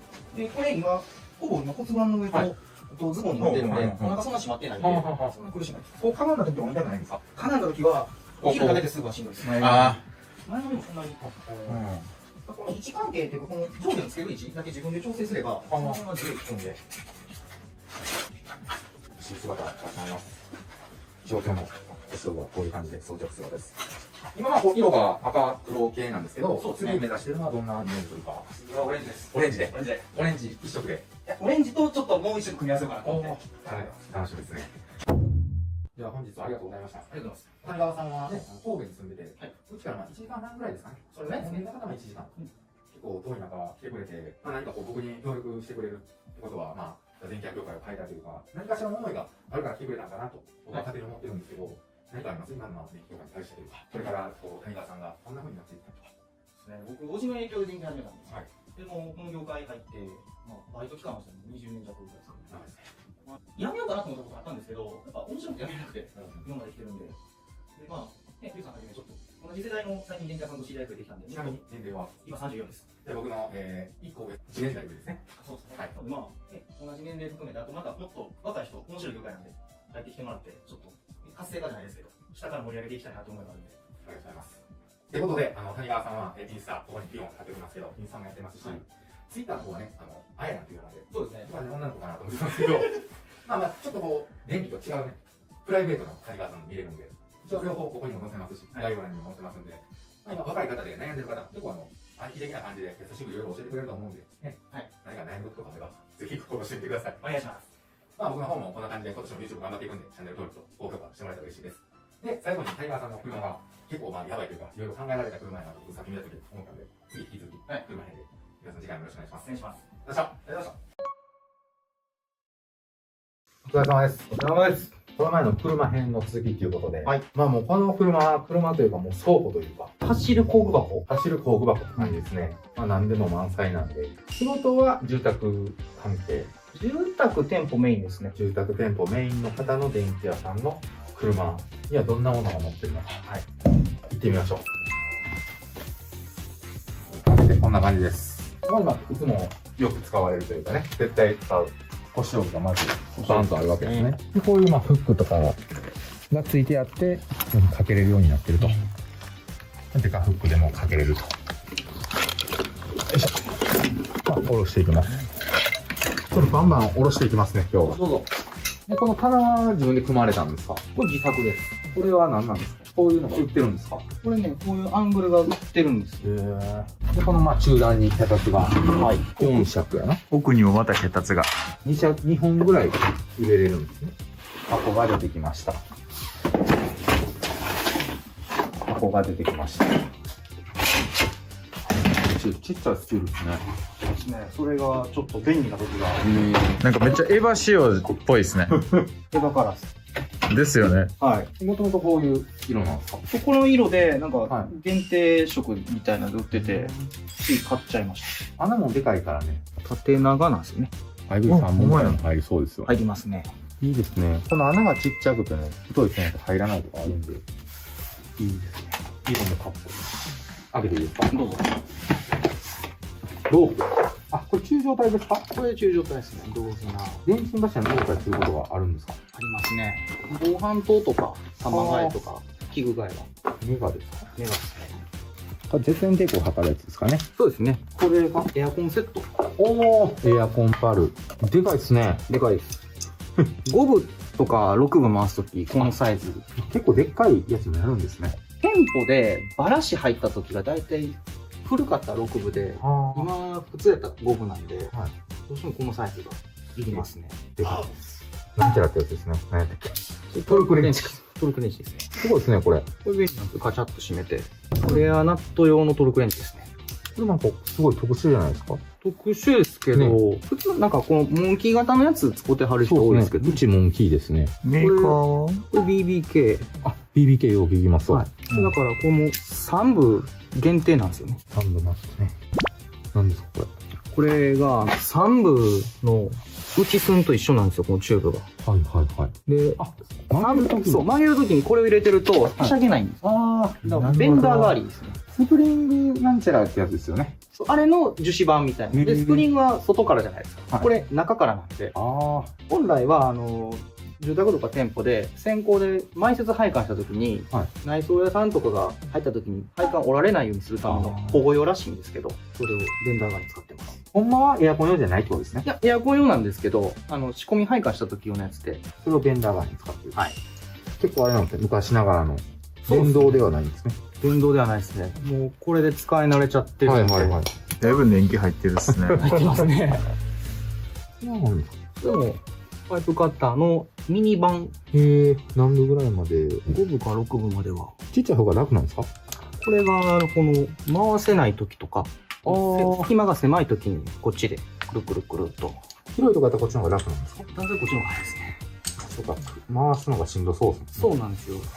一応2段目はこんな感じでした。次、下段攻めていっていいですか？下行きますか。はい。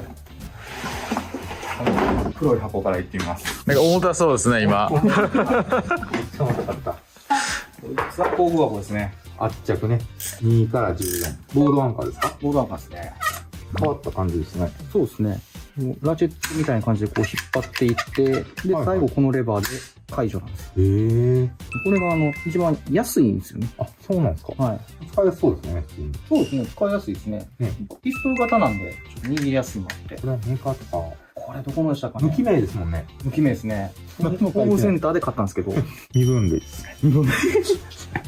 あ、これなんかよくありますね。富士屋の。そうですね。どうなんですか？使いやすいんですか？細いより線とか、はい。こっちの方が楽ですね。もう一発握るだけなんで。へえ。ちょっとやってもらいましょうか。はい。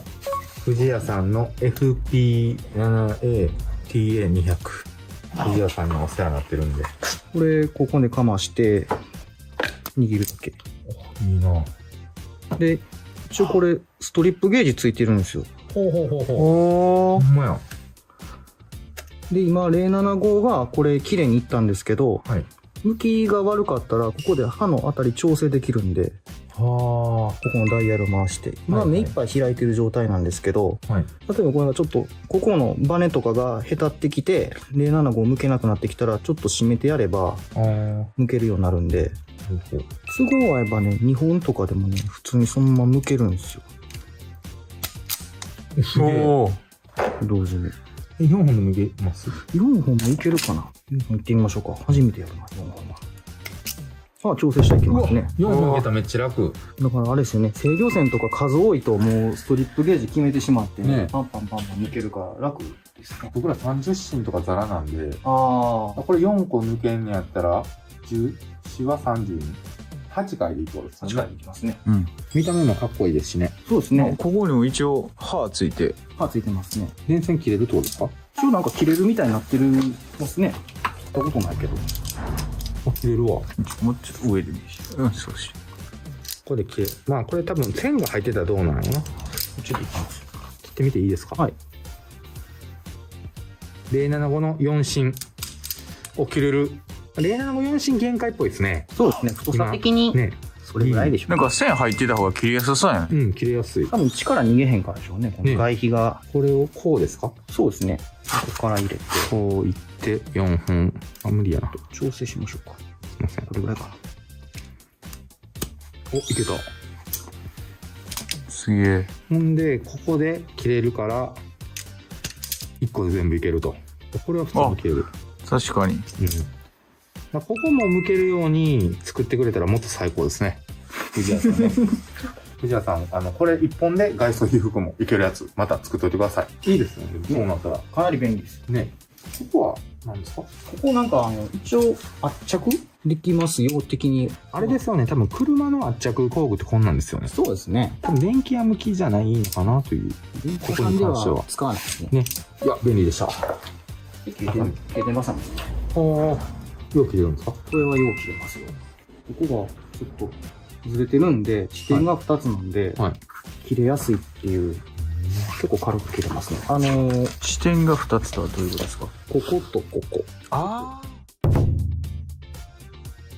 これ結構使いこなしてる人ってもうこれで全部やりますよね。全部やりますね。どうでしょうね。まだ、こいつ使い始めてはい数ヶ月なんで、修行中ですけど。あ、そうなんですか。何に使ってるんですか？まあ、ちょくちょくその、電線向くに使ったりとか、まあ言ってみればステンバンドみたいなやつとか、こうプチプチって切ったりとか。強そうですよね。そうですね。まあ、あと、モールですね。モールちょっと加工するときとかに。これとこれで CVK とか結構向いてる人多いと思うんで、やってみてください。やってみましょうか。はい。一つの技としていろいろね、行きましょう。できた方がいいですよね。こっちから行きましょはい。う。ケーブルクリップね。ちなみに3パチまで切れるやつですか3パチ前ですね。マーベルのマーベルの。 3パチ S。はい。行きましょうか。外装にまず切れ目を入れて。こういう感じですよね。ちょっと傷入っちゃったな。これアウトですね。傷入るとアウトですもんね。確かにね。さすがにこの太さになると傷って見える。ここですね。ちょっと深く入りすぎた。もうちょっと向いてみましょうか。こ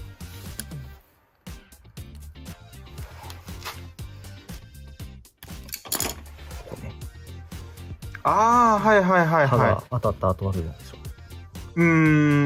い。ありますね。う。もうこれはアウトですもんね。これもね、行く人多いですけどね。じゃあちょっと次、ハサミ。はい。行きましょうか。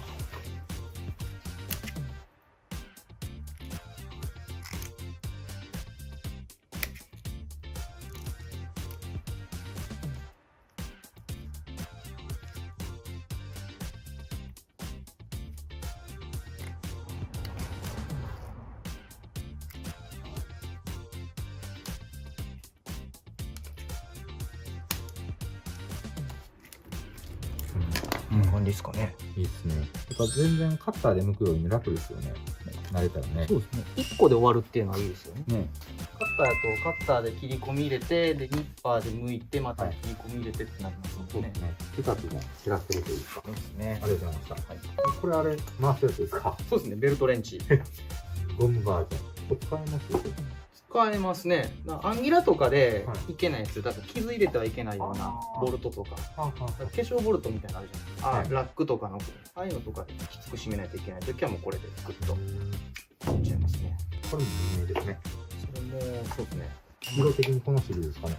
近いかもしれないです。大体この辺の入れどころアマゾンなんで。ああ。まあ、編み出すね。リングスリーブ。リングスリーブを。お、ライト。あ、これですね。これが後ろマグネットになってるんで、結構強いですね、マグネットも。ね、バン組むとき、はいはい、蓋にこうつけといて手元照らしたりとか。いいですね。SK11 の言葉はありません。あ、これ3ですね。そうですね。3番デカドラっていうやつですね。いいのいいですか？車これ、そう、車とか、あと、オーディオ系ファストンって言って、こういう受け皿があって、そこに線入れて、こうかしめる端子があるんですけど、それ専用ですね。電気屋さんに使うことある？ごく稀です。たまに。多分、うちが特殊やと思う。何それ？端子もね、いろいろ種類あるんでね。広げてみて。車業界やったらギボシって言われる端子なんですけど、ああ、ギボシ端子ね。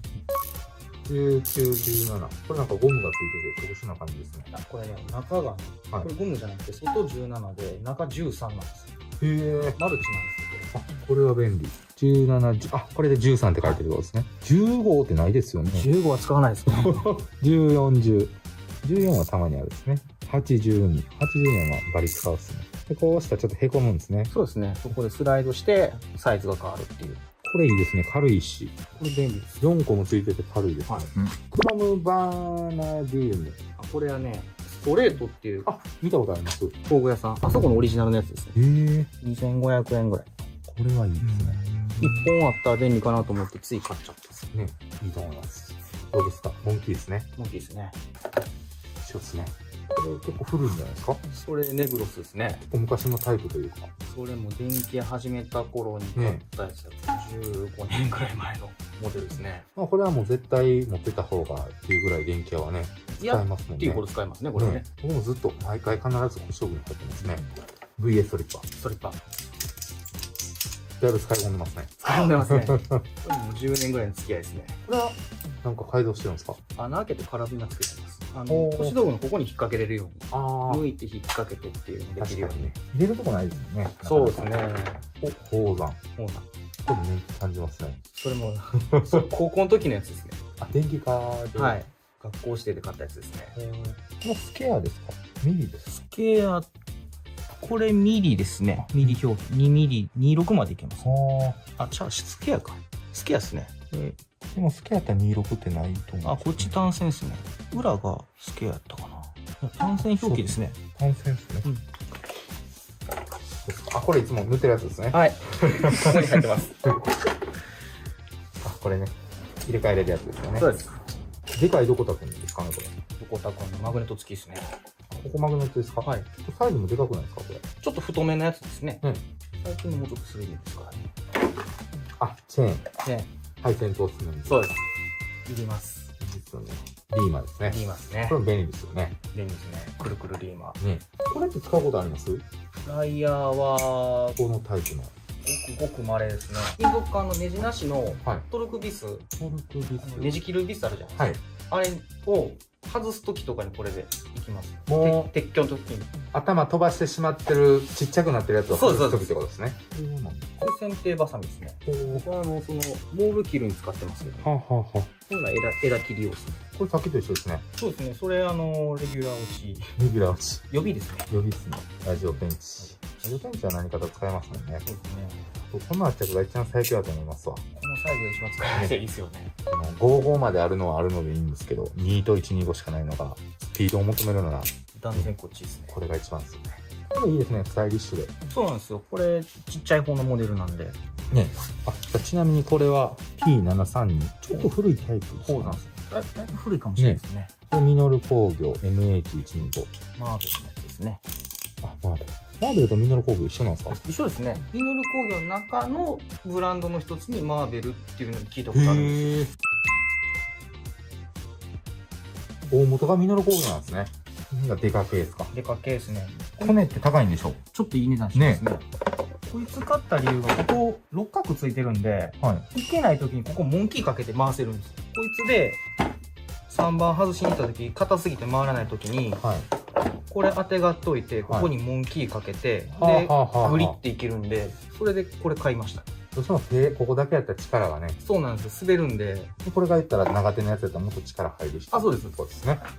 型番は EGCD の003かな。です。これはいいですね。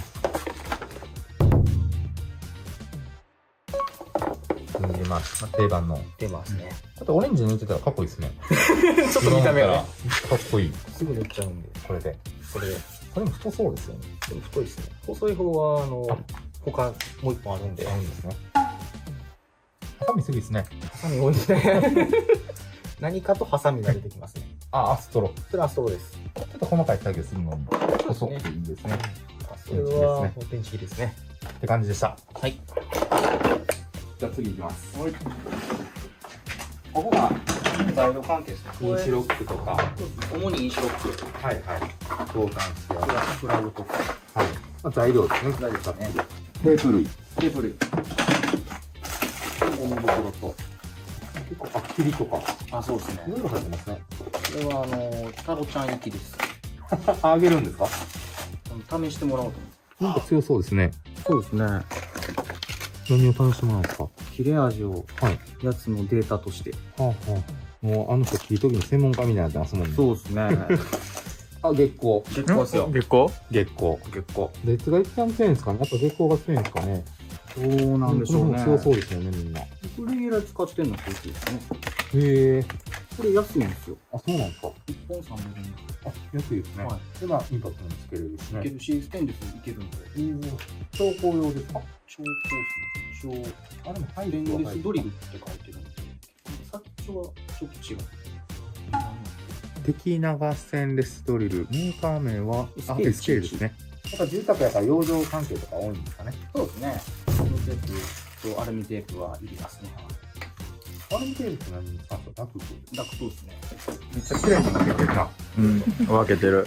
これはまあ器具関係ですね。そうですね。コンセントとか。うん。当てるまで。なんかかわいそうやな。扱いが。見てわかる通り。この辺はコンセントばっかりですね。はい。こっちスイッチですね。あ、スイッチコンセント。お、コーキングか。これはコーキングと、レーンコロリン。これいいですよね。それいいですね。最強ですね。ローバル。で、パーツクリーナー。この辺スペレー関係ですね。そうですね。 CRC の効果版ですか？そうですね。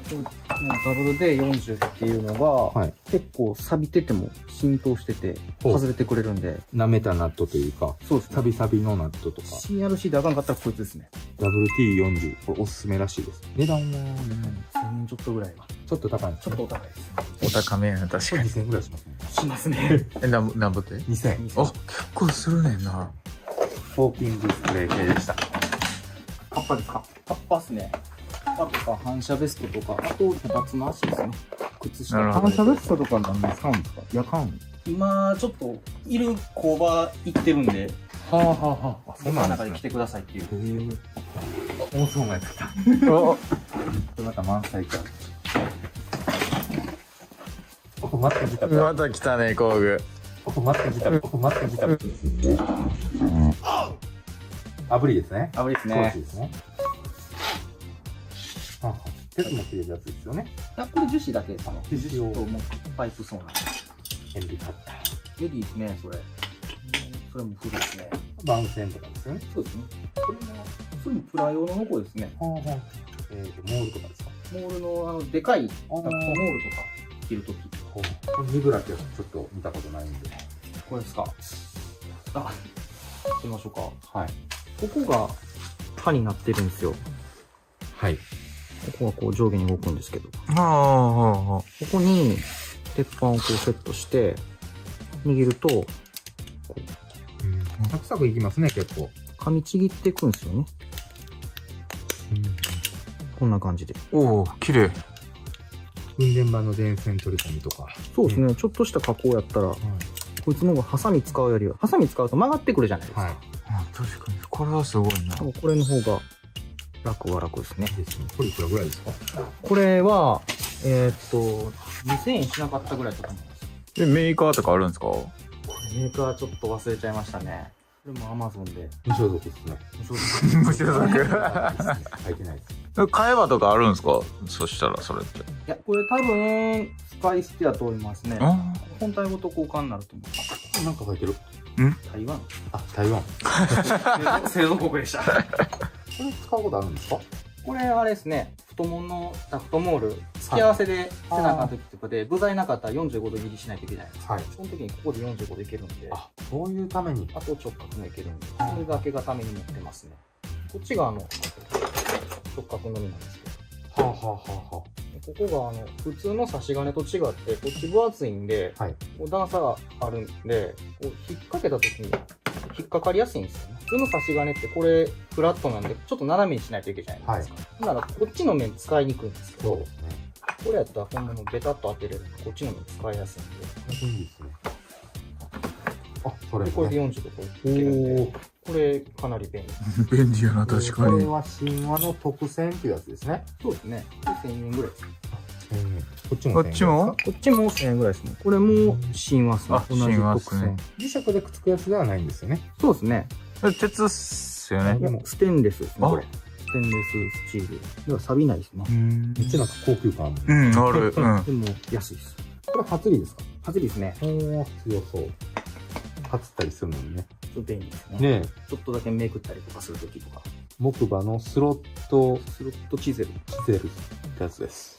これ良さそうですね。これいいですよ。いくらぐらい1000円ちょっとぐらい。これのもう一個大きいのもあるんですよ。刃の幅がこれぐらいのやつ。はいはいはい。これちょっとミニ版、ショートにしてるんですけど。はい。でこれちびってきたら、ここ3台研いだら使えるらしいんで。何回でも。はい。ここなくなるまで。おお、すごいな。これいいな。の。これサークルカッターで、円に切るやつです。ここ刃出てくるんですけど、ダウンライトとこれで、ダイトカッターの代わりですね。ここでブツッと刺しそうセて、ンター出して刺して、はい。で、これでくるっと回しえて、ー、おで、引ー。き回しで。手動のダウンライトカッターみたいな。そうですね。もともとだから、段ボールとかあんなんを丸で切るためのあやつみたいで。神話かオルカか。これどっからのやったと。はい。メーカー名書いてないですけど。グレードケース。ここ替え刃が入ってる。あ買えば入れれるよ。下げてみますね。それですね。使いますよね、ちょっと。積み出してるというかね。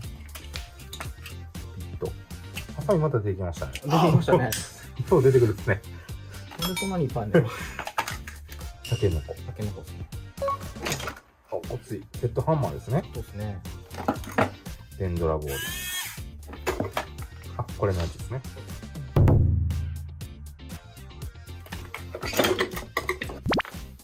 これ何ですか？それね、ボードカンナって言って、はい。石膏ボードの面を落とすための専用のやつで、石膏ボードって貼った時に、こう、はい付き合わせの部分って角落とすんですよ。パテが入れれるように。あなんで、住宅とかで自分らでちょっと大きく穴開けて補修した時の角を全部これで落としておかないと、クロス屋さんがパテ入れれないんで、あーそのために買いました。 V 字カットってやつですね。そうですね。V 字になるやつですね。水平水撃。 45度って使われます使わないですね。ね。僕らどっちかこっちぐらいですよねこっち。かこっちですね、やっぱ。あ、これは僕勉強したんで知ってます。ボード削るやつですね。そうです。これなんで粗いのと細いのが。多分ざっくり削るときこっちなんでしょうね。ああ。で、その仕上げがこっち。仕上げはこっちでしょうね。使います。使うときは使えますね。やっぱ穴開けた後にその面が悪かったらこれで整えてもう一回入れるんで。あ、これ縦のやつですね。そうですねこれこれもう一個買えば。結構そんな悪なるんですか？悪なるというか。いや、これね、まとめて買ったんで、あいるときになったらなかったら嫌なんで、例えばはい 10枚とかまとめて買っちゃうんで、それがはいはい残りですね。あ。ヘそれラヘラですすでね。ね。細いあ、電光ナイフ。よ。こない。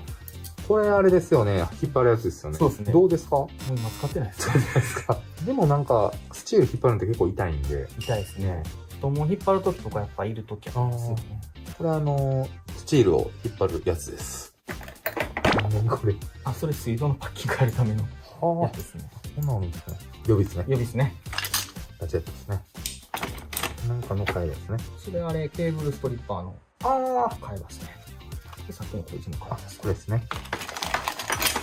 これは、これは何ですそれね、鉄板曲げるためのやつで、か？はい。この幅までの鉄板かアルミ板やったら、こいつとこいつでこう、挟んでピッと。はあはあは指にここに。あ。なんか変な色。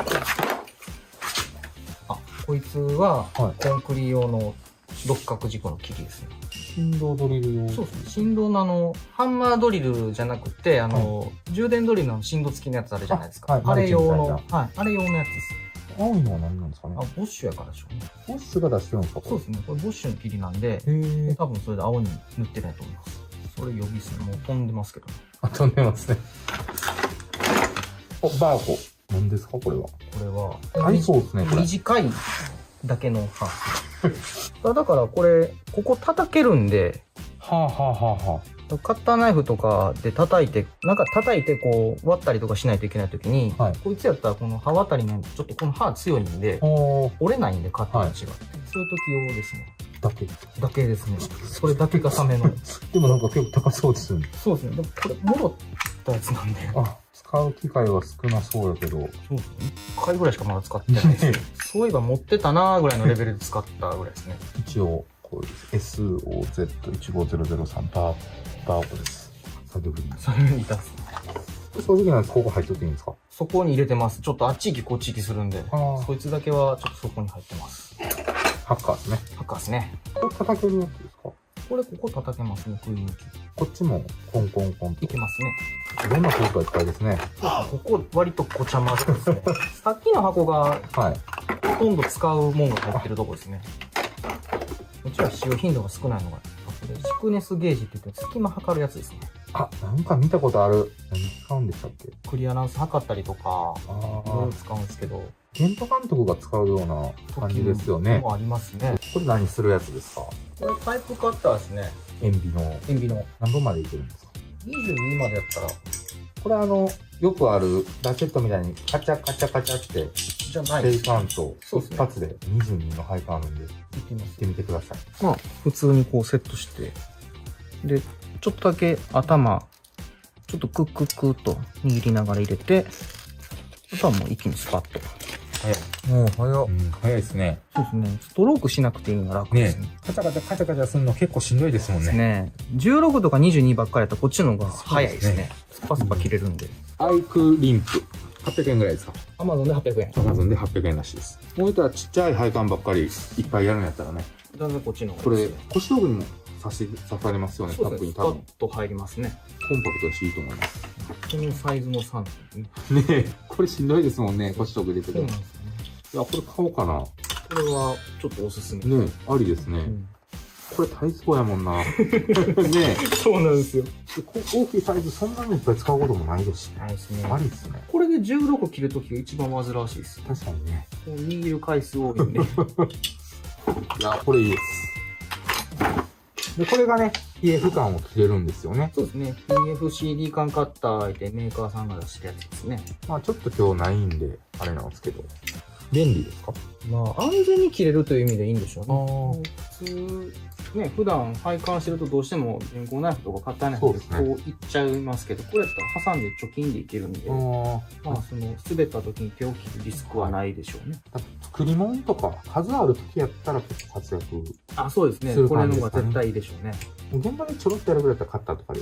いっちゃいますね。いっちゃいますうん。デッドスペースというか、細いスペースにフィッシャー。ここの隙間ですね。ストリームフィッシャー。2本あるんですかね？まだあるんですよ。うわ、すげえ。めっちゃある。こんだけあります。かわいいですね、これ。これ便利ですね。リン君が持ってたやつと一緒かな、これ。あっちゃうな。青色の部分か。いや、違う。生柔らかいですね。柔らかいんですけど、これカーボンなんで結構まっすぐ飛んでくれるんですよ。ああ、しならず。コンパクトでいいですね、これ。そうですね。これ腰袋にピッとちょっと入れとけるんで、すぐ出しっぱでもいいですか？いいですよ。で、これは細い。細いですね。これあれですか？応援さんとか来て、いっぱいで配線するときに何個かあった方が。それもありますけど、日本、これとこれはもらったんですよ。頭、ここみんな折れるじゃないですか。ね。折れてるやつをもらって、はいこう部品自分でメーカーから買って修理したやつなんで、これ自体は700円ぐらいで買えますもんね。先っぽだけはね。そうですね、ロットはそれぐらいで買いますね。本体、折れて。なんかここ色ちょっと違う。おー。ここだけ新しい。で、自分のものになったっていう感じですね。いいですね。ありがとうございます。はい。じゃあもうこんなんなんですよ。あ、長いですね。そうなんですよ。やっぱしんどいんですよね、あれ。ね、ちょっと長いと入れるとき大変ですもんね。コンパクトやつと、大体、何本ぐらいですか？値段ですかパッと覚えてる値段でいいです。これ確か2万ぐらい。あ、そのちっちゃいのがいいですわ。これ1万円中ぐらいちゃうんですか。これも1万ちょっとぐらいだと思います。10メーターぐらいの伸び。これ10メーターいかないです。これ5メーターですね。 5メーター。これで 4.4。これで6。こいつが4メーター。まあ一番使うのはこれですね。いいですね、それね。これ便利です。ちっちゃい。ジェンさんのこのシリーズ便利ですね。ブラックシャーレットミニ。はい。これの、TRSF。知り合いの職人さん、これの7メーター持ってました。おー、ちょっとでかいんですか？ 7メーターなんで、長さこれぐらいで、太さがこれぐらいですね。コンパクトですね。コンパクトですね。ボリュームあるっすよ。多分、パッと見た感じ。ランケーブル系ですか？ランケーブルですね。チェッカーとか。チェッカーです。これはいくらぐらいですか？これが8000円ぐらい、フルセットで。どこのやつですか？ボンタン。海外のものですね。親か。割とこれ使い勝手いいですよ。距離も測れるんで。何メートル伸びてるとかもランケーブル測れるんですか？測れます。すげえ。ってことは、在庫のランケーブルがあるとするじゃないですか。はい。端々玉上げしたら、何メーターか測れる。測れますね。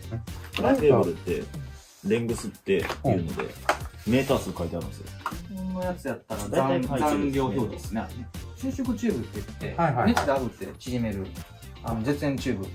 何の仲間？まあ、弱電やるときこいつ持ってくんで、まあ、テレビ触ったりとか、他触ったりとかするとか。収縮チューブ用。そうですね。のためのライターですね。これまた今度、時間の時に、いろいろお願いします。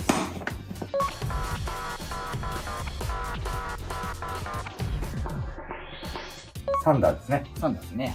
そうですね。VA ですね。VA は基本、積んでるっていう感じで。積みますね。2ミリと16はもう積みっぱなしですね。ダウンライトカッターですね、これ。ダウンライトカッターです。見てない見てない。もうわかるかなと思ったけどね。こんな感じです。これは、レーザースクール置きですね。あ、何メーターか。距離測れるやつですね。現像とかね。そうですね。電線作るときとかですよね。ヘッドライト系ですか。ヘッドライトと、ジェン、ヘッドウォーズ、バッテリー。バッテリー1個と、はい。あとゴミが入っちゃってるんですけど。ちょっとした系ですね。そうですね。もういかついの行ってみますわ。もう重いので、おバンドソーや。バンドソーですや。ちっちゃいミニ。これ便利ですよね。このサイズが一番便利ですね。軽くてね。バンドソーって箱ないですもんね。ないですね。それをこれ用に買いはったんですね。そうですね。ちょうどいいサイズでちょうどいいですね。充電器とか入れてもいけそうですもんね。充電器入りますね。おあうちは丸のこですね。あ、はあはあ、丸のこの充電。かっこいいですね。これちょっと木用なんで、はい。ちょっと鉄用のチップスを欲しいんですけど、こはい。れは鉄いけないんで、これそこを加工してるんですか？中これ作りました。お、すげえ。お入ってて。おー、考えられる。めっちゃ考えられてる。で、ここに、ここにはまります。お、すげえ。ちなみにこれはコンセントとかで普通に売ってるんですか？あ、そうですね。このボックスは普通に売ってますね。こんなやつです。NTBX25。ここがだいたい1500円ぐらい。ペンドラス。ペンドラの中に違います。切り箱。切り箱になってます。よくみんなやりますよね。ありますね。これを切り箱にする人多いんですよ。大きさがちょうどいいんですよね、これ。あ、ポケットや。ポケットと、ロング系。ここもちょっと切りが。はいはいはい。ちっちゃい系がここに。こっちもまあちょっとコルソとかノミリとか。タップとかも入ってるんですね。タップも入ってます。そうですよね。いや、これはね、ちょっといいですね。いいですね。切りも結構要素持ってはりますね。そうですね。これ、袋で買ったんで、2.5ミリ。 A 型ですか？A 型ですか？ B 型ですね。隙間を埋めるに溜まるってた時期があったんで。これは、インパクト。充電ドリルですね。振動機能付きですね。おちょっとした AY ぐらいだと全然いけるんですか8ミリまでは行きましたね。ああ、 AY、 8.5。 1.5がちょっとしんどかったですね。これが振動ですか？それやったら振動なんですね。 R プラグとかその辺ぐらいですか？は、行きますね。サイズとか、コンビス。これでいっちゃいますね。US モデルなんですよ。あ、そうなんですか？アメリカ仕様。日本のモデルもあるんですけど、はい。アメリカ仕様の方がちょっと安かったんで、へえ。英語表記。あ、ほんまですね。いくらぐらいですか？これで1万8000円ぐらい。本体のみで。本体のみ。か型番が XPH01。全部英語。全部。これやったら何でもできますわ。キーとか、はい。リングとかやったら、別でコア抜けるんで。おー。エアコンとか行った時に、その65パイのコア抜く時とか、これでいったりしますね。口もなんかでかいですね。そうですね、13ミリまでいけるんで。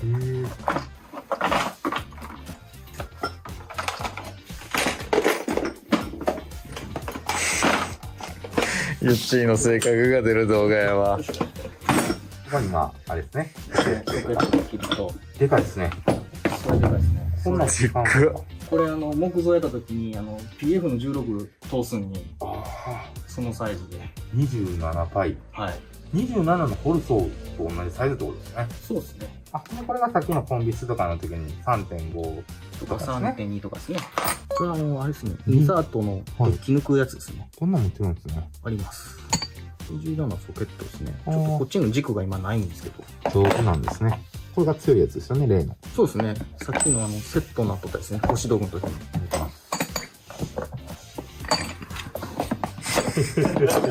もう、キチキチに入れてるんで。それはですね、インパクトですね。インパクトですね。こういうタイプもあるんですね。上は上でちゃんと閉めれるやつ、箱。今のマキタの箱、これに変わってますね。そうなんですか。この箱のいいところが、はい。これ今開いてますよね。はい。開かないんですよ。どういうこことれ、ですか？ノブを持ち上げるとロックかかるんで、このロック外れてても、はい。バーンとならないんですよ。よくやらかしが出てる。そうですね。ってる時。そうなんです。それ防いでくれるんで、知らんかった。これ便利です。そっちはなります。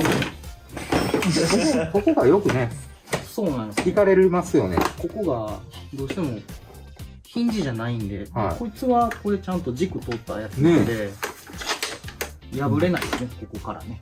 これいいな。箱だけ買おうかな。売ってますよね、多分。箱だけ売ってます。2000円ちょっとぐらいやったと思います。これ価値あります。だから僕こっちのもなんか入れるのもそうですもんね。重さかけるとここ弾けますもんね。ねえ。これそうですね。これそうですね。L LG。ですね。17の。ポンチ。本日そこにあります。ありました。おいと。ね、こうなんです。こうなるんですよ。そうですよね。赤く綺麗に分けてますね。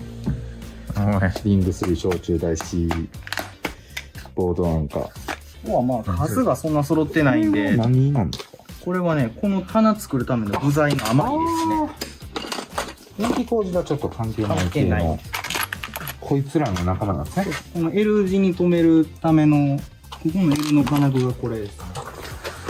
これがここにこう、おー。この溝の中に入れてこれ、真ん中の六角で止めてるんで。ああ、はいはいはまあ、あとは TIC があったり。これ同軸ケーブルのやつですか？同軸ですね。このやつですね。 5C 用ですね。鉄管、マウントです。端子ですね。端子ですね。これ自分で作ったんですか？分。自分で切りました。切った。切るんです。これカッターナイフで切るんです。シールを。白い丸いシールを。いや、四角のシートがあるんですけど、それに、型紙自分でパソコンで書いて、印刷して、糊で貼り付けて、その上からなぞって切って、綺麗に切れますね。結構長い間切ってるんで。い。おー。箱ですね。そうですね。木とか、まあ、コンクリートもいけるんですけど、メジャーなバカになった時にそれ切って入れて、はいネジ効かせるっていう、まあ、カールの代わりみたいなもんですね。こいつの代わりみたいな。コンクリートに効きにくい時に IV 抜いて入れたりするの。そうそうそう。同じようなそうですね。IV とか爪楊枝とか、あれのスペースをそうですね。埋めてやる埋。めてやるみたいな。金属板みたいな。こんなんちゃんとあるんですね。ありますね切。って適当に丸めたりしてそうですね。入れるんですね。なんてやつなんですかこれ。それ何でしたかね。もうそれも、大昔買ったの忘れちゃいましたね。ハンマードリルですね。ハンマードですね。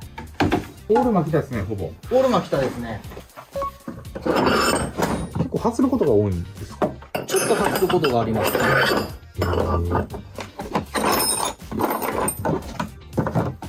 めっちゃ綺麗に使ってますね。18なんですね。18です、これは。全然3部とかいける感じですか？ 4部まで普通にいけますね。いけるんですね。最近の18ボルト結構パワーあるんで。振動ドリル使う仕事も結構あるんですか？ありますね。3部アンカー打ったりがやっぱあるんで。これ何ですか？これクランプですね。ワンタッチクランプ。バイス的な。そうですね。こう挟んでできて、で、はいここを押すと解除もできるんで、何か仮押さえするときとか、はい便利ですね。便利です。ちっちゃいサイズもありますけど。ちょっといいですか？はい。KBS って。 700円ぐらい。ほうほう。こっちで400円ぐらい。ちっちゃ。かわいい。かわいいな。神田機構さんで買いました。あ、カンポーテン。あ、ちゃんと、なかなか強い。ですね。来た。ライトですね。めっちゃ悪い。それの今新しいやつ出てるよな。へえ。出てますね。これモデル違うので。ね。ワゴ。ワゴ。この辺は養生関係とか。養生と、あと毛布と、はいこれが電動。あ、釣り名人ですね。まあ、掃除機がこの辺にあると。その奥に掃除機がありますね。陶器とか。あ、他にもライトあるんですね。ここにもありますね。ランタンみたいな。ちょっと違うタイプなんですね。そうですね。先端と横といけるやつですね。なんかやんわりしてそ光が。これも結構明るいですよ。こんな感じで、これ今全面発光なんですけど、はいもう一個押すと片面だけになるんで、ほうほう。こっち消えてるんで、でもう一回押すと先っちょおー。スポットになるんで、こうん。れはこれで便利。明るすぎる？ちょっとまあ明るいかなって感じ。これぐらいだったらいいか。うん。あそこがあれですね。延長コードとか。一応コード吸ってますね。っていう感じですね。で、まあ上にアップスライダーとか。そうですねちょ。っと長も7、8ぐらいですか、あれ。これね、7尺ですね。 7の伸びるやつで8ぐらいになるってことですかね。そうですね。でもそういう高いところも上がりますね。感じでいろいろ見せてもらったんですけど、はい結構ツールとか好きなんですね、見た感じ。そうですね。工具が趣味ですね。ですよね。いや、すごい量やったんで、これどれぐらいの、もう昔から自分で買ってはるんですか？そうですね。学生の時から買ってるのもちょこっとありますけど、まあ、電気で始めてから集めたのがほとんどですね。電動工具とかも、はいお勤めしてる時に買ってたんですか？いや、勤めてた時は、今と違うの使ってたんですよ。まあ、手持ち、インパクトと充電ドリルぐらいで、あとはまあ、会社にあったんで、始めてからですね、ここまで揃えたのは。上手に結構買いましたね。そうですね。だいぶいきました。それでだんだん増えていくのがまたやっぱ楽しいんですか？そうですね。ちょっとこう、道具がレベルアップしててっていうか。そうですね。なんか、新製品出たらちょっと気になっちゃうので。ってことでまあ、締めてもらおうと思うんですけど、はい。どうしよう。ツールについて、それについてですか。はい。ツール、こだわりというか、ポイントみたいな感じで。僕の親方の教えなんですけど、道具ケチるなと。特に腰道具関係、手元のやつ、まあ、はいニッパーですか、ドライバーですか。あれはまあ、ちょっと無理してでもいいのを買えとは言われました。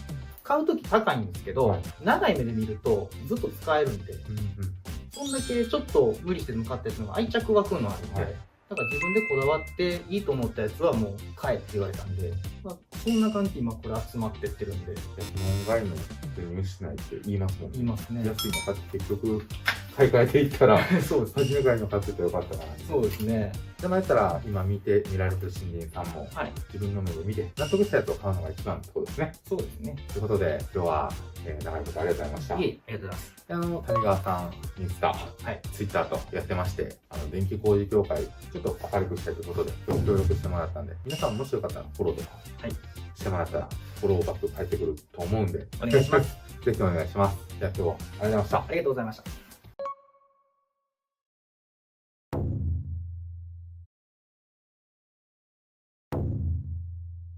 お疲れ様です。こちらの方覚えてるでしょうか？お久しぶりです。前回切り込み編の動画、サムネイルコンセ貼っておきますけど、に出演してもらって、ちょっと動画の中ではね、言ってなかったんですけど、あと、僕ら電気屋業界というか、僕らの中で月光ドリルっていうのが、一番最強かなと今言われてるんで、これに勝てるのかとね、タロちゃんさんに。タロちゃんさんね、電気屋さんじゃなくて、加工系のね、ちょっとショップですね。ってことで、なんとかやってみますと。これ3ヶ月ですね。そうですね。ちょっと無茶ぶりに、ちょっとだいぶ、まず月光ドリルを知らなかったんで、月光を勉強して、ステンレスを勉強して、できるかなっていうのをね、なんとか作ってきたので、試してみたいと思います。まあ今日来てくれたってことはそこそこいい結果を残してくれるということでいいんですね。そうですね。一応僕の方でテストして、まあそこそこ開けれるんちゃうかっていうところまで持ってきたので、これでちょっと一緒にやっていきたいと思います。テスト動画とか撮ってるんですそうですね。最初のテスト、僕の方の動画上げてるので、よかったらちょっとそれを見てから、これも見てください。お願いします。その辺またリンク貼っとくんで、ぜひ遊びに行ってください。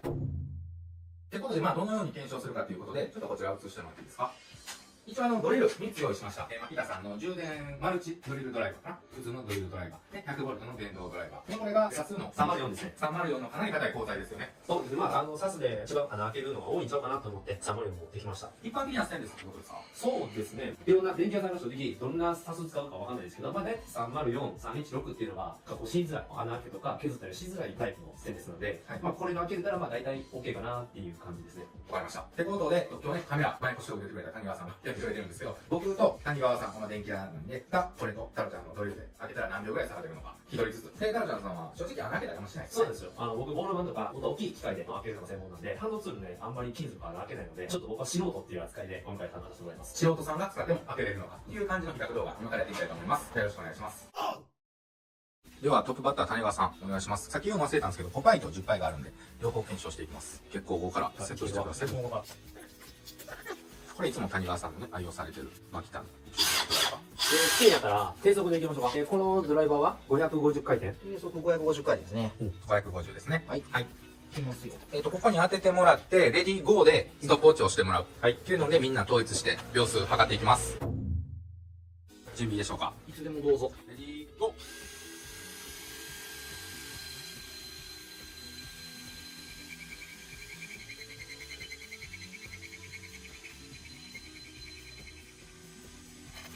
15秒ぐらいかな。15秒ですね。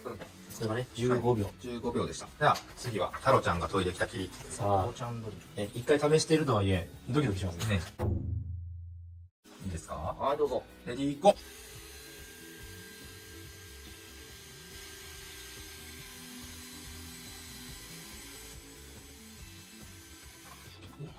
余裕で早かったですね。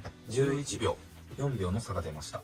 まああれですよね、谷川さん。今自分の力加減とか、ほぼ変えてないってことですよね。はい。やらせなしですね。後輩の切りやからええように。やらとかなしですね。後輩には厳しい。あ、ほんまですか。バシバシいくんまあ力加減もほぼ同じで、ちょっと人間の力なんでね、全く一緒とは無理やけど、多少ね、裏が出ますけど。はい。ほぼ一緒だろうということで。では、次は月光の10ですね。月光の10ですね。お願いします。太いなぁ。こんなん基本はね、下穴ないと開けるの難しいですよね。難しいし、僕らこのやつ一発で怖いですよ。怖いですね。僕も下穴開けますね。準備ですか？はい、どうぞ。レディーゴー。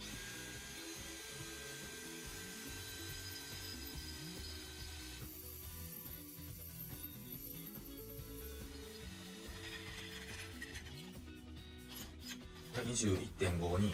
あ、もう21にしてきますね。やっぱ10回のステンレスを下穴なしでいけるっていうのはやっぱ結構すごいですね。ちなみにこれステンコロリンとか塗った方がいいんですけど、あえて今回ね、塗らずにやってますんで、それでこの結果っていうのはすごいなと。じゃあ、これ10杯で。はい、僕が取り大事です。太郎ちゃんの切り。準備いいでしょうか。はい、いいですよ。レディーゴー。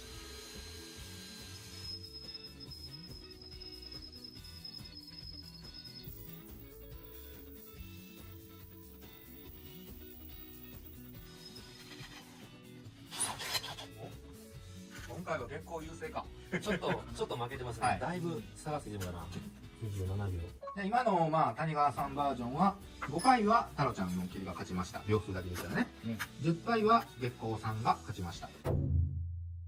今ちょっとね、一発開けた後の左が月光、右が太郎ちゃんの切り。ちょっとピントがあれば見にくいかもしれないですけど、ちょっと軽く焼けたかなって感じですね。見た感じ。そうですね。ちょっと青くなってますね。ね。だからちょっとだんだん秒数が長くなっていくとは思うんですけど、引き続きやっていきましょうか。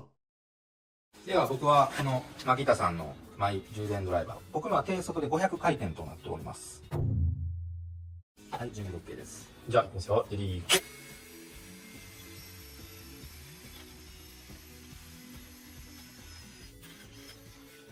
早っ。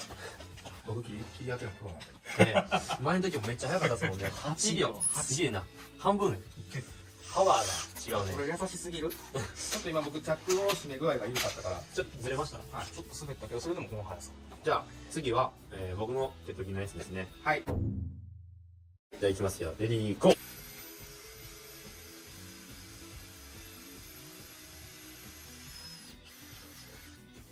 早いな一緒っすね。もうこれは、7.89 やけど、もうこれはさすがに8でしょ。とすると、一緒っすね。ほぼ一緒っすね。さあ、10回が10回やってるの楽しみっすわ。吉田さんも10話はそのまま開けたことないっすね。ほんとね。下、鉄やったらいきますけど、うん下の開けますね。うん。やっぱ霧が悪くなっちゃうんですよね。そうですね。 OK です。はい、レディーゴー。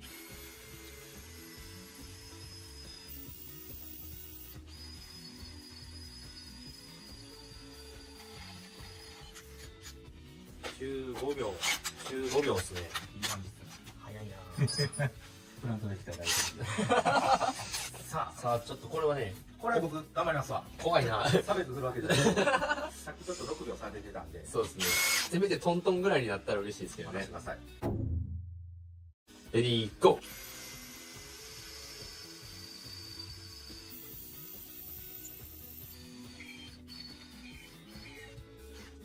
ああ、そうだ。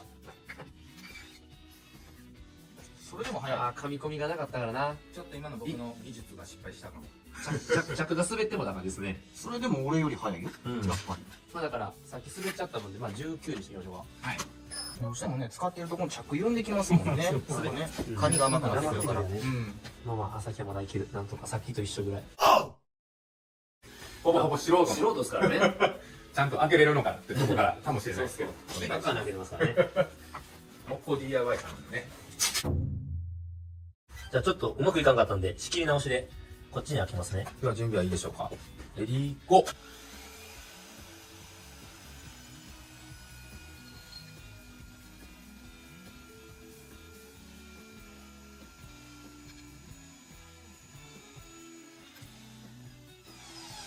ょっと僕押すの遅かったから15秒ですね。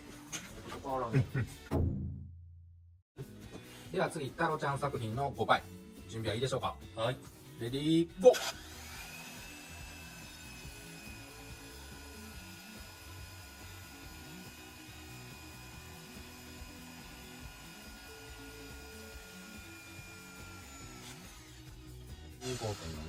一緒かな？ほぼ一緒ですね。15秒やな。これの5倍に関しましては、月光と太郎ちゃんのがプラマイゼロでした。今のところこの3つの結果を見ると、太郎ちゃん5がちょっと優勢かなと、5倍に関しましてはね。400という結果になっております。次は月光ドリルの10倍。太郎ちゃんバージョン。準備はいいですか？はい。レディーゴー。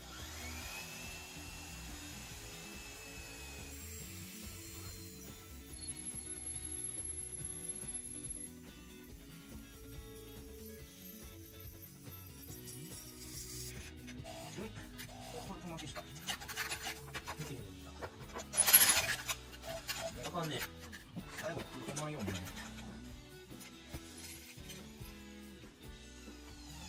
50秒なんですけど、ちょっと食われたのもあるから2秒マイナスして48かな。48ですね。 48ですね。はい。ストップでお願いします。では、次は太郎ちゃんが研いできた10杯の切り。準備はいいでしょうか？はい。レディーゴー。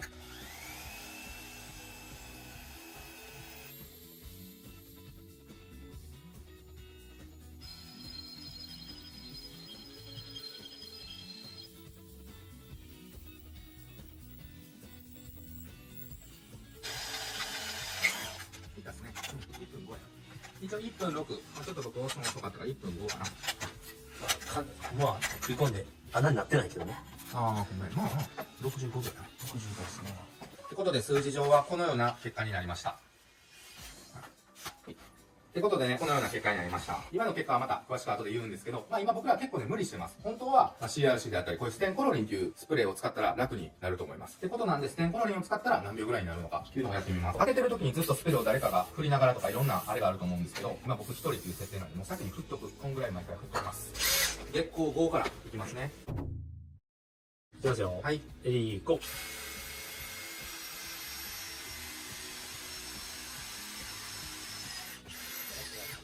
7秒。約1秒ぐらいは短縮できたのかな。そんなに劇的には変わらない。いいですか？はい。次、太郎ちゃん5ね。レディーゴー。多分6秒ちゃいますうん、多分6秒で5。秒台ね。うん。はい。タロちゃんゴミすごいな。ね、太郎ちゃん5ミリ。めちゃくちゃ綺麗ですね。ちなみに月光さんはちょっとさっき軽くかけたっぽいんで、当てきれるかわかんないんですけど、僕が下手くそしたんで、かけました。僕の経験上ではまだいけると思います。ね、いきますよ。レディー、ゴー。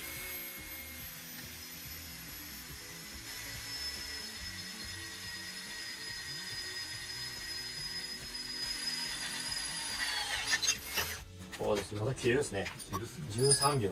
ちょっと早いね、やっぱりステンコロリンってちゃんと効果あるんですね。すごいですね。こんなに1000円もかけてると思ってましたけど。ステンコロリン解説しとくと、僕会社でも、僕周りにね、メインはステンレスでやらないんですけど、たまにするんですよ。M16 のタップとか切ることあるんですね。だいぶでかいですね。すごいですね。直立ボール板っていうね、めっちゃパワーあるボール板でやるんですけど、似たようなやつの他のメーカーのやつ試したことあるんですよ。切りくずの温度が違いました。こっちの方が熱くないんです。やっぱり冷却もちゃんとできるし、切削抵抗が減ってるんで、やっぱこのスプレーはめちゃくちゃ効果ありますよ。優秀ってことですね。優秀ですね。他の安いものをやったらそれなりでした。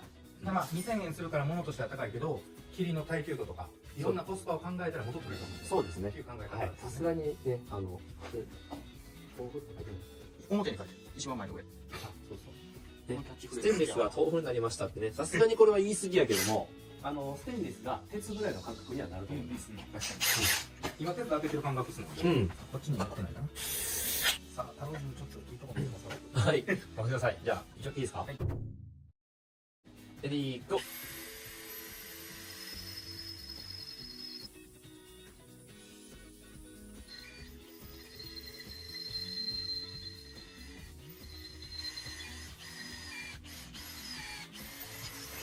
さすがにやっぱちょっともう、しんどくなってきてるかな。ちょっとしんどくなります。 30秒かかっちゃいましたね。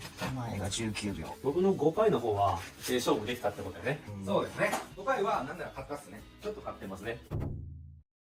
はい、今のちなみに検証結果なんですけど、月光と太郎ちゃんの5回。まあこれ3人のプラマイやったら、太郎ちゃんのがマイナス4秒。で、3人でやったから平均したらマイナス 1.3 秒。太郎ちゃんの5回の方が早かったかなと。で、ちょっと10回になりますと、月光さんの方が3人でマイナス27秒。で、3で割ったらマイナス9秒。まあマイナス9秒、月光さんの方が早かったと。で、まあ例外で、ステンコロリンの場合は、5回に関しましては、太郎ちゃんの方が1秒早かった。10回に関しましては、月光さんの方が17秒早かったってことです。ってことで今ね、秒数に注目してやってみたんですけど、やっぱ僕ら現場ではいろんな大量に投げたりするんで、やっぱり耐久性とか長持ちっていうのも大事になってくると思うんですけど、その辺もせっかくやから今日検証したいなと思うんですけど、どうですか？そうですね。正直数当ててみないと分かんないんで、まあ10発開けるか20発開けるか分からないですけど、どのあたりでバリが大きくなってくるかとか、まあかけていくのか、みたいなのを見たいので、ちょっと連続でね、開けしていきたいなと思いますね。で、耐久力のところで一つだけちょっと違うことがあるんですけど、月光ドリルだけじゃなくて、一般的にステンレス用って言われてるやつは、コバルトハイスってやつを使ってるんですね。コバルトって書いてあると思うんですけど、ハイスの中でもコバルトハイスってやつを使ってます。これは鉄鋼用の、こういうやつは普通のハイスって言われるやつなんですけど、コバルトハイスの方が、まあ、耐久力があると思ってもらったりですね、摩擦に強かったりとかっていう部分で、コバルトハイスの方がいいんです。で、僕が今回取り入れたのは、会社にコバルトハイスのがなかったので、そのハイスでやってます。なので耐久力では確実にコバルトの方が強いので、もしこれで、こっちの僕の手取りのやつが勝てば圧勝って言えると思うんで、その辺もちょっと比較してみたいと思います。あと、連続で穴開けすると、温度が上がってくると思うんです。で、ステンレスの加工、だけじゃないですけど、穴開けには温度がなかなか適になってくるので、ユーさんが持ってた、これね、温度測るやつで、どれぐらいの温度まで材料とドリルが温度上がっているかっていうのもちょっと見ていきたいと思います。今から12発ですね、このように用意しました。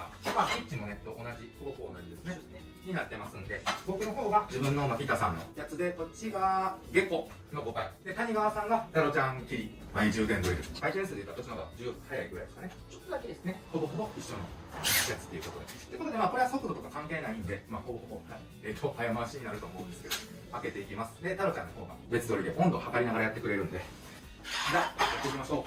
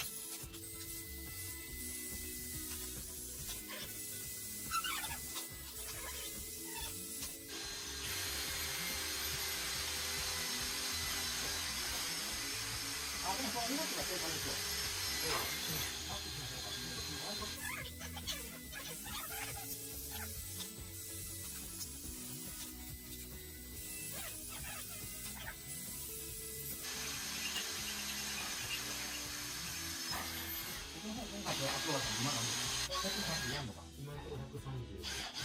とためていただいて、130ぐらいですね。まあ、ここから130度ですね。130ぐらい浮かんでいくと、今100度ぐらいですね。こっちはこっちの方は、こっちも今開けた後は200。200。うん。先端がね。結構いってんな。ちなみにそれ、触れるかな触れるけど、あったかい。こっちはもう、あ、でも一緒ぐらいあ、うん、霧は明らかにもし熱いかも。こっちも熱い。まだ100度出ないですね。今110ぐらい。きれい。そっちはもう50度ぐらいに下がったりされたんですよ。ということで検証終わりましたけど、太郎ちゃんさんの個人的見解ということで、どうでした今やってみて、温度とか。正直ね、どっちがいいとか悪いとかっていうのは言い難いですよ。月光の方がちょっとドリルがね、先端かけてしまったりとか。ちなみに見せてもらえます、ここから見て、こっちが結構こちらですね。右が月光、左が太郎ちゃんの方。ちょっとこれね、カメラから見にくいけど、月光の方がちょっとかけてるっぽさはあるかな。同じ数開けたとは思えないぐらいの形の違い、ボロボロになってるかっていうとか違い出たんですけど、刃先温度をね、測ってみて、一番最後の穴をの段階で見たときに、結構50度以上下がって、月光の方が熱くなかったです。こっちのハイスの手研ぎの方が200度ぐらいあったので、温度で言うと月光ドリルが冷えてたんでいいと思うんです。貫通側のバリを見た感じも、そんなに差がないぐらい、同じぐらいのバリが出てるっていう感じだったので、正直唯一はつけがたいなっていうのが今回の検証結果になりますね。ただね、ちょっと個人的に10杯が全然負けたのがちょっと悔しいので、ゆうさんもう一回10杯チャレンジしてもいいですか？そうですね、僕も倒したりとかですけど、やりたいですね。せめてね、同じレベルのところまでちょっと行きたいのと、僕今日10杯の月光みたいな初めてやったんで、結構ボード違うんだなーっていうのがあったんで、もう一個後で作らせてください。グラインダーちょっと借りて、今から作ります。ってことで、5回の方が太郎ちゃんの霧が秒数出たら硬かなと、10回の方がちょっと差が出てしまったかなとおっしゃってたように、次、比較動画編やるつもりだったんです。もう一度再チャレンジ、うちの卓上グラインダー、前みたいに研いでもらってやってみます。太郎ちゃんの方はもっと DIY とか YouTube もやってまして、いい時やっぱり僕ら電気より全然上手いと思うんで、相談とかね、チームの作り方とか、僕らだとちょっと答えれないと思うんで、気軽に DM でも、はい、YouTube のコメントでも。インスタとか YouTube の方から連絡いただけたらご相談とかお受けいたしますので、またよろしくお願いします。じゃあその辺はね、概要欄に僕 URL とか貼ってますんで、ぜひ遊びに来てください。で、今日出演してもらった谷川さんもインスタ貼ってきますんで、ぜひ遊びに来てください。ということで、引き続きお楽しみください。ありがとうございました。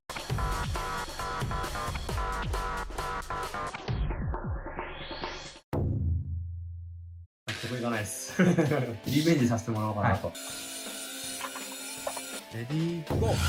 はい、お疲れ様です。前回のこちらの動画で月光ドリルを倒そうという企画で、5回の方はちょっと勝てたんですけど、ちょっと10回の方が甘さがね、ちょっと開いちゃいましたね。得意がないです。ということで、うちの卓上グラインダー用意しまして、一回ね、研ぎ直すそうですね。形で。リベンジさせてもらおうかなと。今日も研ぎ方とかは前動画でやらせてもらってるので、またこちら見てもらってお願いします。で、勝負方法は僕決めたんですけど、この先と同じ条件で、月光ドリルの方はこうやって秒が出てますんで、同じように順番で谷川さん、僕、太郎ちゃん、で同じドリルを使ってやっていって、だんだん摩耗していくんで、それも全く条件一緒にします。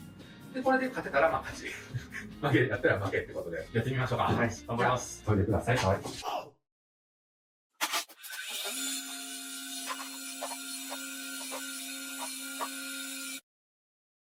研ぎの方がほぼほぼ終わってきたようなんで、それは今何してるんですか？あ、これね、ドリル時の前の動画の時持ってこなかったんですけど、ゆうさんにあげようかなと思って。ほんまですか？何なんですかこれ。これね、ドリル研ぐ時に、パスキのね、確認とかするやつで便利なんですけど、詳しいことはまた別の動画であげましょうか。なんで、そっちの動画見てください。切り研ぎに役に立つツールということで。そうですね。これ太郎チャンネルさんの方で上げてくれるんですね。はい、そうですね。こっちも見てください。これまたリンク貼ってきますんで、ぜひ見てください。で、切り研ぎはどうですか自信のほどは。一回負けてますからね。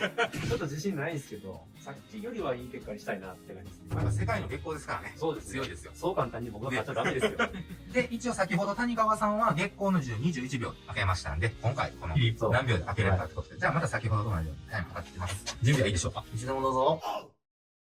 レディーゴー。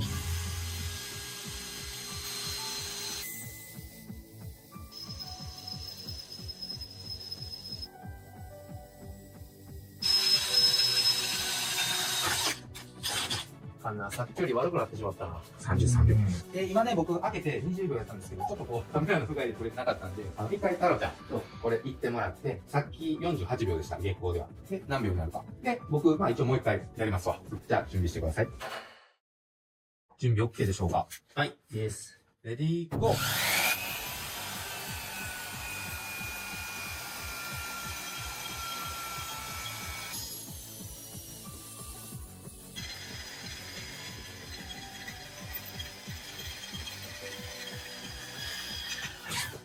32秒。ちょっと開ける技術も上がったかもしれない。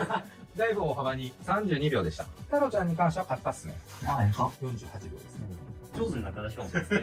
今度は僕、リベンジで。よっしゃ。頑張れ、頑張れ。ちょい焼きぐらいですね、まずね。準備はいいですか？いいですよ。はい、じゃあレディーゴー。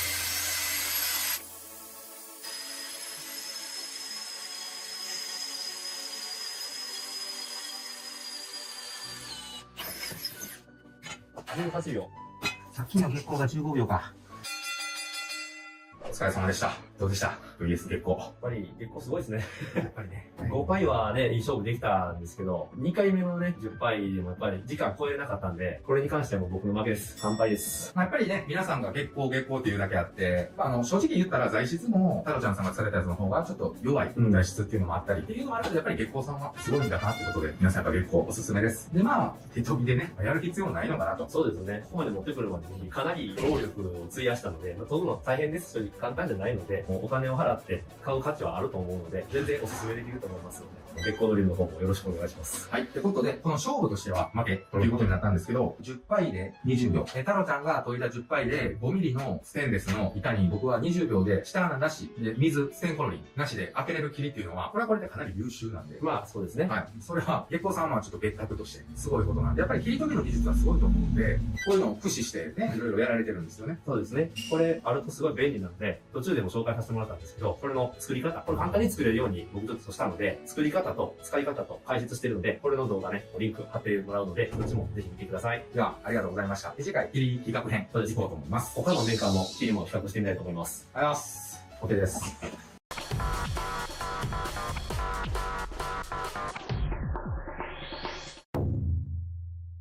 ドリルが、ぐにゃぐにゃぐにゃぐにゃぐにゃぐにゃって、めっちゃ短い。めっちゃ短いですね。お疲れ様です。その前のね、エコー VS タラちゃんの切り、まあ続編というか、これだけでも見れるんですけど、今回はいろいろ企画を用意してくれて何をしてくれるんでしょうか。はい。月光とね、僕の手時っていうのは、まあ僕の手時売ってないので、月光が果たしてベストなのかどうかっていうのもありますし、他でもいろんなドリルメーカーがね、あるんですけど、ちょっと下見てもらったらわかるんですけど、いろんなメーカーやいろんな種類のドリルっていうのはね、巷には溢れていますね。月光最強と言われている中で、いろんなやつを比較して、当然ね、綺麗味だけじゃなくて、コスパすごい大事だと思うんですよ。やっぱ安いやつもあるし、高いやつもあるので、特にね、100均でもドリルを売ってる時代なんで、そういうのも含めて、どれがいいかっていうのをちょっと穴開けテストしてみようかなと思って揃えてみましたので、今日はこれだけ見ようと思います。ちなみに、この、すみません、月光に関しましては、ちょっとさっきの動画でも使ってしまったんで、さっき15秒、8秒っていう結果出てますんで、これは省略させてください。気になる方は一応前の動画でね、出られるんで。ということで、まあ、一応さっき最速やった僕が、まず最速チャレンジということで、はい。じゃあ、時間計っていきましょうか。安いのからいきましょうか。そうですね。じゃあ、ダイソー100円、これいってみます。これはね、どこでもダイソーありますからね、すぐ手に入ると思うんですけど、ただやっぱ100円なんて穴開けれるのって思うので、そうですね、僕も使ったことないんで。でも撮影者の谷川さんは、この100円のドリル、結構穴開けれるって聞いてましたね。今ね、現場でそいつが一番使ってる。プロが現場で一番使ってるドリル。本場って売ってるんですかね。じゃあ、いいですか？はい。はい。レディーゴー。8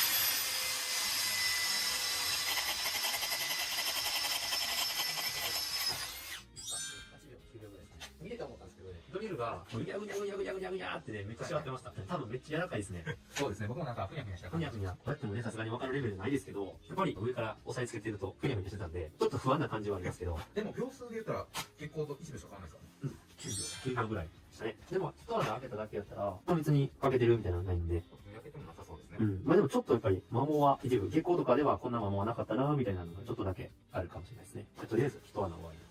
次、ちょっとこれ、リリーフっていうやつですね。これ、2本で237円。ちょっとでも1本ですると218円。これもすごい安いですね。そう説明しなかったんですけど、これ刺すの304ってやつですよね。そうです。の5ミリなんで、なかなか厳しい材質にかけてると思います。僕ら電気屋やったら、5枚のレベルですからね。刺すの、あれ、フルボックスなんでぐらいですかね。いや、そんな厚みないです。1.5とか2ミリちゃいますでも苦戦するぐらいやからね。それの約3倍ちょいの材質に。これね、めっちゃ短いですね。もう、薄物開けるよって感じですね。ちなみにこの辺はまだ HSS ですよね。専用。あ、いや、多分コバルトかどうかってね、なかなか書いてなくて、HSS コードしか書いてないかもしれないですけど、HSS コードのチタンコードって書いてますね。さっきのダイソーのやつには、こっちもチタンコーティングになってますね。タイスにチタンコードっていう感じですね。じゃあ、リリーフ、いきましょうか。いいですか？はい、レディー、ゴー。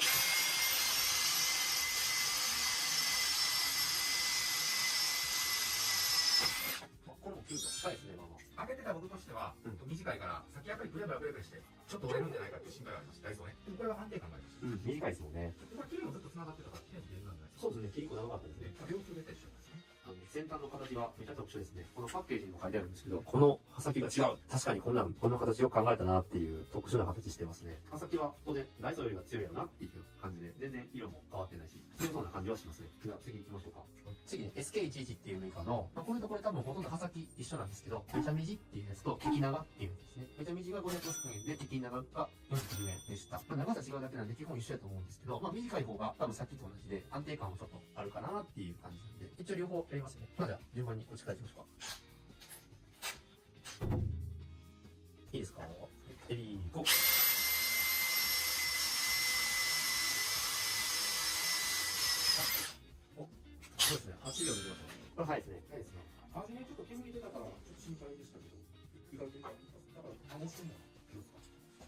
熱いな。今一番熱いですね。3種類の中では。ちょっとだけ焼き付いてる部分があるけど、かけたりとか、コーティング剥げてるとか、そんな感じではないですね。やっぱり長さがあるんで、ダイソーほどではなかったですけど、ちょっとぐにゃぐにゃしてたかなっていう感じはあるんで、今度それのね、短い版いきましょうか。どれぐらい短い？めっちゃ短いですね。めちゃ短って書いてるだけあって。しかもこれ、ここから基準で考えると、すごいいっちゃいますね。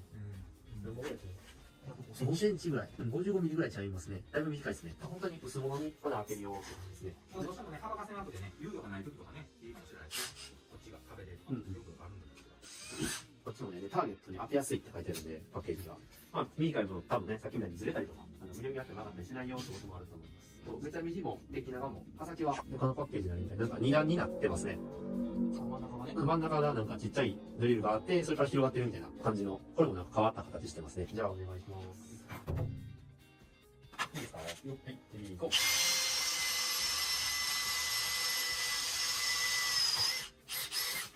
早い。6秒3。これ6秒にしましょうか。めっちゃ開けやすかったですよ。そこの個人の感想。やっぱ、ブレなかったみたいな。これいいですね。しかもこれ1本500円ですからね。安いですね。じゃあ、次行きます。はい。ここからちょっと高くなってきますね。そうですね。値段がちょっと急に上がりましてね。これ924円。もっと1000円ね。そうですね。ライト正規っていうところの3枚刃って書いてますね。刃先がね、3枚。で普通のドリルだいたい2枚刃なんですけど、これは3枚刃ですね。これもコバルトハイス。これはね、チタンコートじゃなくてね、コバルトコーティングって書いてますね。コバルトハイスにコバルトコーティングって書いてます。3枚刃走っている。ちょっと見にくいかもしれないですけど、刃が3枚についてますね。それが果たしてどんな効果があるのか。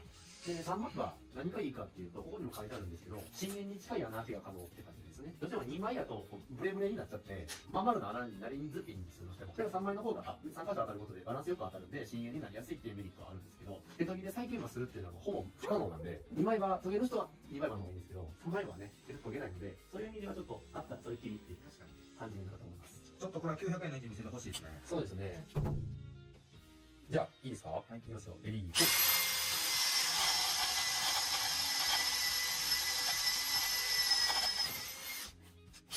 秒ですね。あってる感じどうですか？揺れます。ちょっとやっぱり揺れますね。うん。旗から見ててもやっぱり長さがある分、他のやつも一緒でしたけど。ダイソーよりはマシかな。うん。やっぱりぐにゃぐにゃしてる感じはありますね。まあ、秒数的には悪くはないですね。あ、でもこれコーティングがあんま強くないと思うんですよ。貫通してズボっていった時に、横道こすってるんですけど、めっちゃ色取れてますね。側面で。カメラでわかるわ。あ色になってる。そう。これだから、剥離したんちゃうかな。入ったとこまでズボーってもうめくれちゃってる感じがするし。アルミ上げた方がいいもないね。アルミにね、やったら銀色のが溶着する感じがあるけど、溶着、唇だけも、まあでもね、ちょっと剥げてるかな。溶着もあるけど、溶着したと同時に、ちょっとだけコーティングが剥がれた感じがするから、あんまし強くない感じ。綺麗ですね。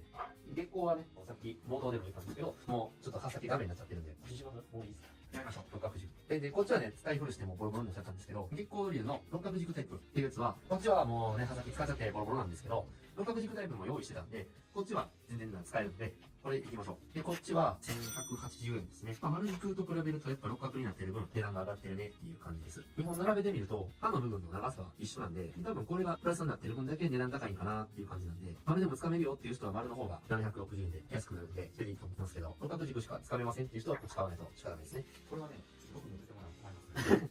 信用してる月光さんなんで。そうですね。でもさっき8秒言ってますよね。多分ね、今日僕の腕もさらにあなた分かってる気するんですよ。何やっけ？いっぱい上げてますからね。上げてるんで、速度目指します。はい。ただね、長さあるんで、多分、ね一番長い一緒ぐらいかな。力の伝わりで、一番短いのが早かったんだけど。じゃあ、ね、行きましょう。はい。レディー、ゴー。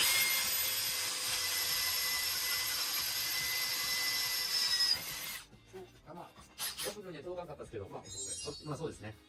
まあ、いい線っていう感じですね。熱っ。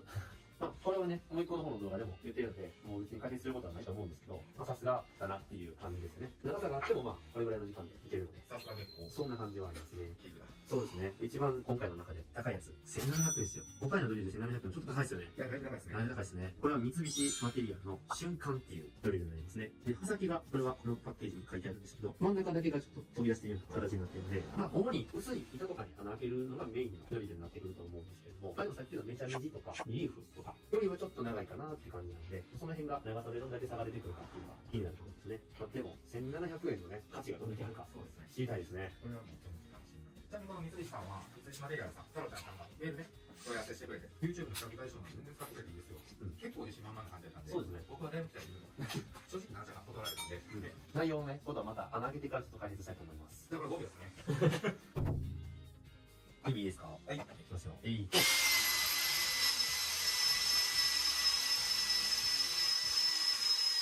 修行や。開けてる感じはどうでした？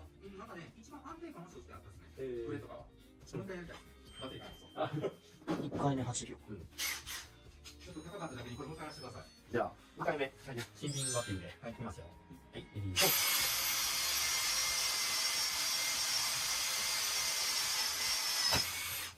一緒ですね。そんなってなかった。結構初めてですか？初。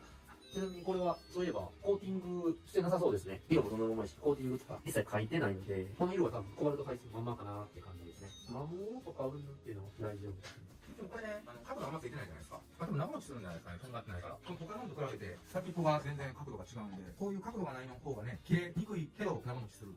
なので、まあ、箸を叩き出したから、そういう意味ではいいかなと思いました。切られたいでしょ、こういう形でね、ローソク型っていうんですけど、薄い板かけた時にバリが出やすいかどうかっていうところでちょっと差が出てくるかなと思います。山形の方はどうしてもこうバリがわーって広がっていきやすいのと、貫通する時に食い込みってたまにできるんですよ。ローソク型の方が食い込みは大きいんで、そういう点ではいいと思いますね。ただまあ、コスパがやっぱお金よりも高いので、それだけの価値あるかっていうのは、もしかしたら持ちがいいかもわかんないですけど、ただまあ、コーティングしてないんで、どっちがええねんっていう部分と、同じコバルトハイスでも、当然、どんな製造工程かとかっていうのは、もしかしたら三菱さんなんで、めっちゃ凝ってるコバルトハイスかもしれないし、もうこればっかりわかんないんですけど、僕が今見た感じで言うと、安くてもいいんじゃないっていうのがちょっとありますね。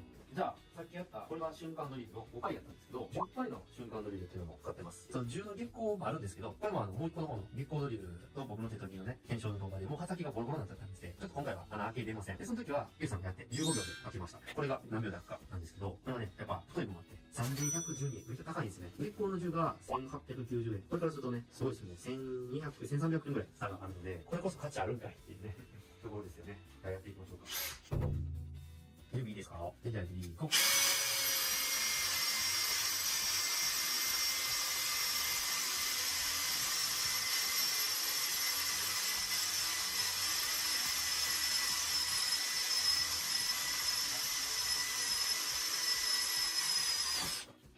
23秒。しかも、秒数的に言うと、月光の方が早かったですね。そうですね。で、刃先はね、焼けてますね。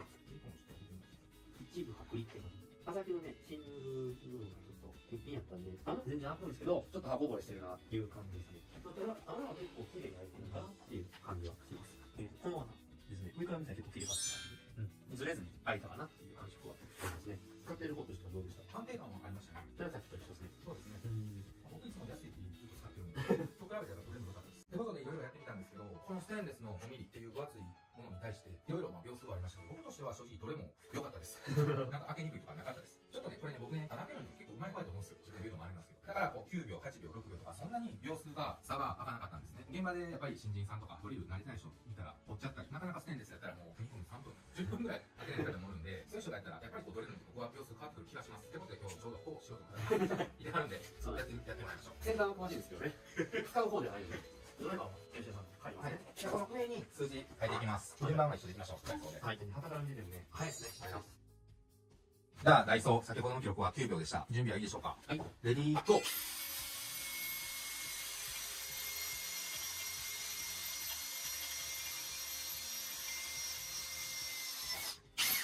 13秒。ダイソー13秒でした。でも13秒でも十分ですよね。そうですね。ステンレスのね。2個目の穴でもまだハーフ大丈夫です。次、リリーフ。はい。さっき9秒でした。これもしかしたらあんま差出ないかもしれないですね。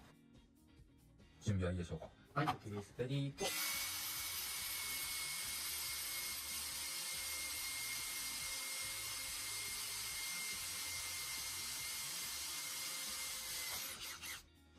14秒な。14秒でした。ダイソーの方も早かったですね。そうですね。でも、やってる感じはやっぱ、ダイソーの方がふやふやしたんで。ああ、安定感もあったと。そうですね。こっちの方が体重かけれた感じがしたね。なんか折れたらね、元も子もないから、そういうリスクも考えたら、僕はこっちの方がいいかも。そうです。作業性がいいのは短い方がですね。折れたら折れたら変なんで。抜けないですもんね。そうなんですよ。まだ抜けなくなって、そこにもう一回違うドリル持ってきて、またかける原因になったりしますからね。これ一番良くないですか？次は先ほど8秒だった敵長 SK11 のノーマルっていうのがでやってみましょう。準備でしょうか？はい。レディーと。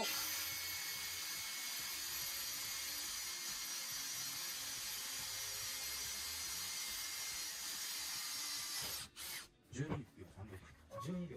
今一番早いスピードを叩き出しましたけど、どうでしたか？ダイソーと同じぐらいブイヤブイヤした感じがします。あ、結果早かったですね。短い方。はい。これが一番今、トップバッターです。6秒。はい。めちゃ短い。この辺で、この時間でこの値段やったらコスパもいいっすよね。いいですね。めちゃいいです。準備はいいでしょうか。はい、いいです。レディーゴー。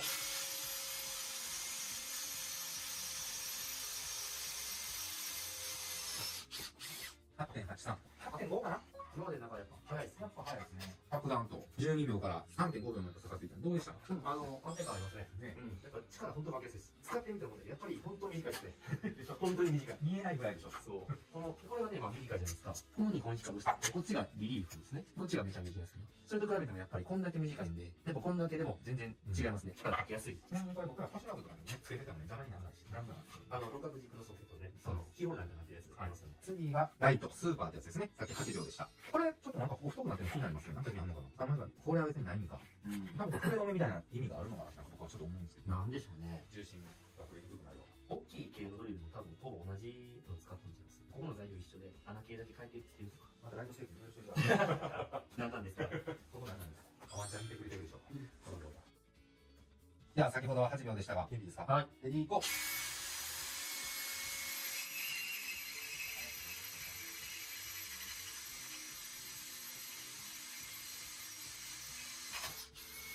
14.23。ちょっとこれ、そこはなんか音が怪しかったです。なんかカンナから落としましたね。ね、3枚台から強すぎるのかな。14かな。先はまだ壊れたりはしてないです。じゃあ、月光の六角軸の方ですね。丸は今回省略で。ここから 6.5 秒。これが一番最強ってことかな。あ、じゃあ、2番手か。ね。第2位の月光六角さん。この人気を出してくれるでしょう。ちょっと今、ちょっとミスっちゃったんで、もうこの辺にはい当ってますね。いきますここ。でやり直しします。すいません。レディーゴー。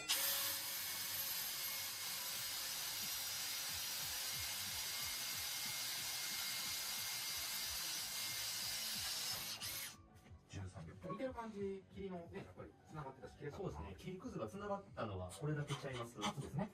この今回の13秒。でも切りくずが繋がるってことは切れ味はやっぱいいってことですね。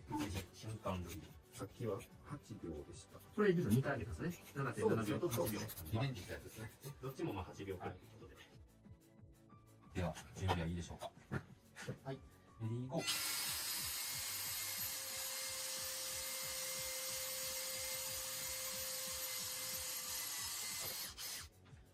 まあ、これも切り口綺麗かったですね。そうですね。切りくず良かったと思うし。これ長持ちするんでしょうね、やっぱり。ろうそく、そうですね。かなんかなんでね。この大きくなれば大きくなるほどね、しんどいですからね。レベルも上がってくるんで。月光のタロちゃんも同じインパクトじゃないですけどね。 46秒やったかな。 48秒。 48秒でしたね。で、タロちゃんの瞬間やったら何秒になるかそうですね。まあその数字だけ見て僕の48秒遅すぎますけどね。そんなもんですよ。慣れてないとビビりますし、怖いんですよ。大体こう、手とか持っていかれると怪我しないだけで。そう、十分というか。指示力が多いんですね。それが理由でね、一発で開けないでくださいですからね。メーカーさんそうね。はい、いいですよ。レディーゴー。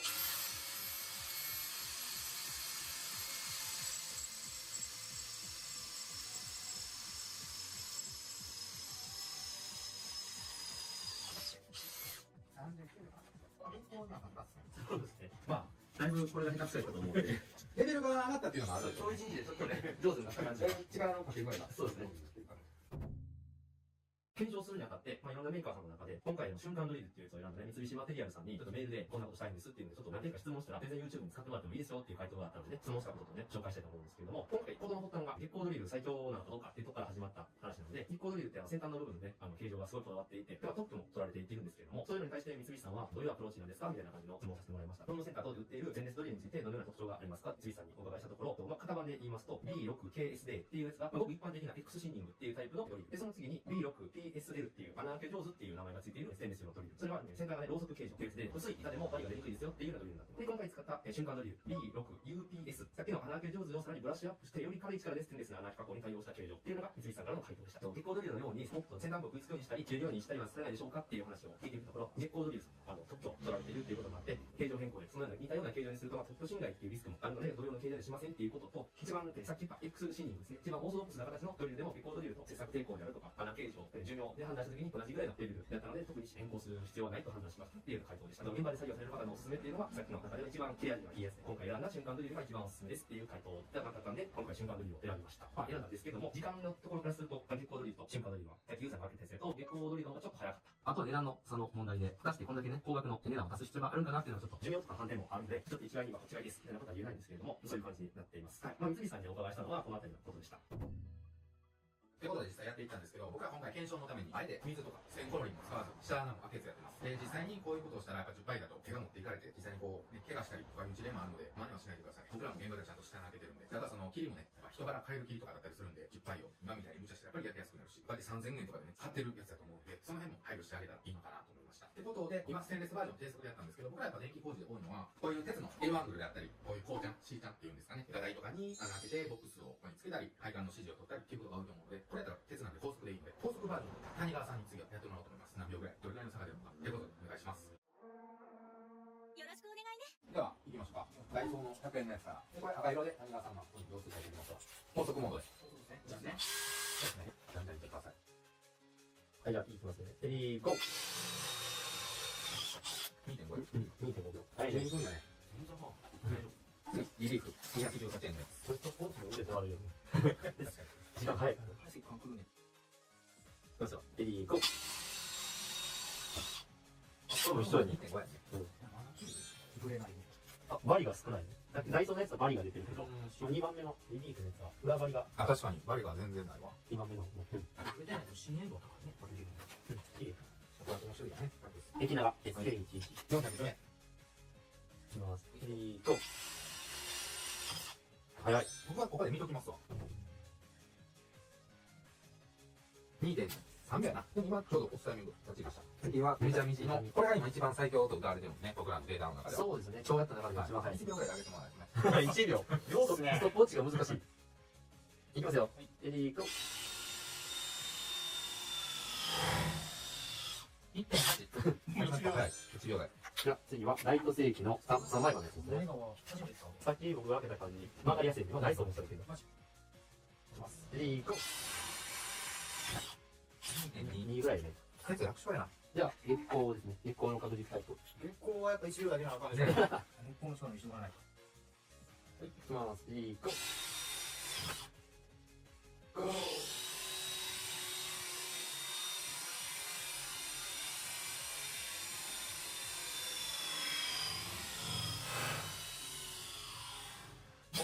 1.5秒。お、答えね。さすが月光。早いや。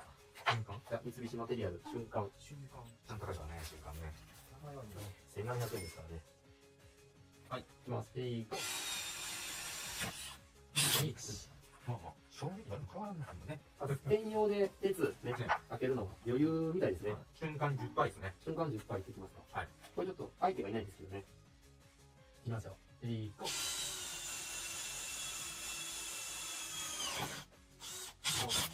じゃあこれは、相手がいないんで、ちょっと摩耗してるけど、僕が高速でやって、今のこれでどう違うかやってみたい。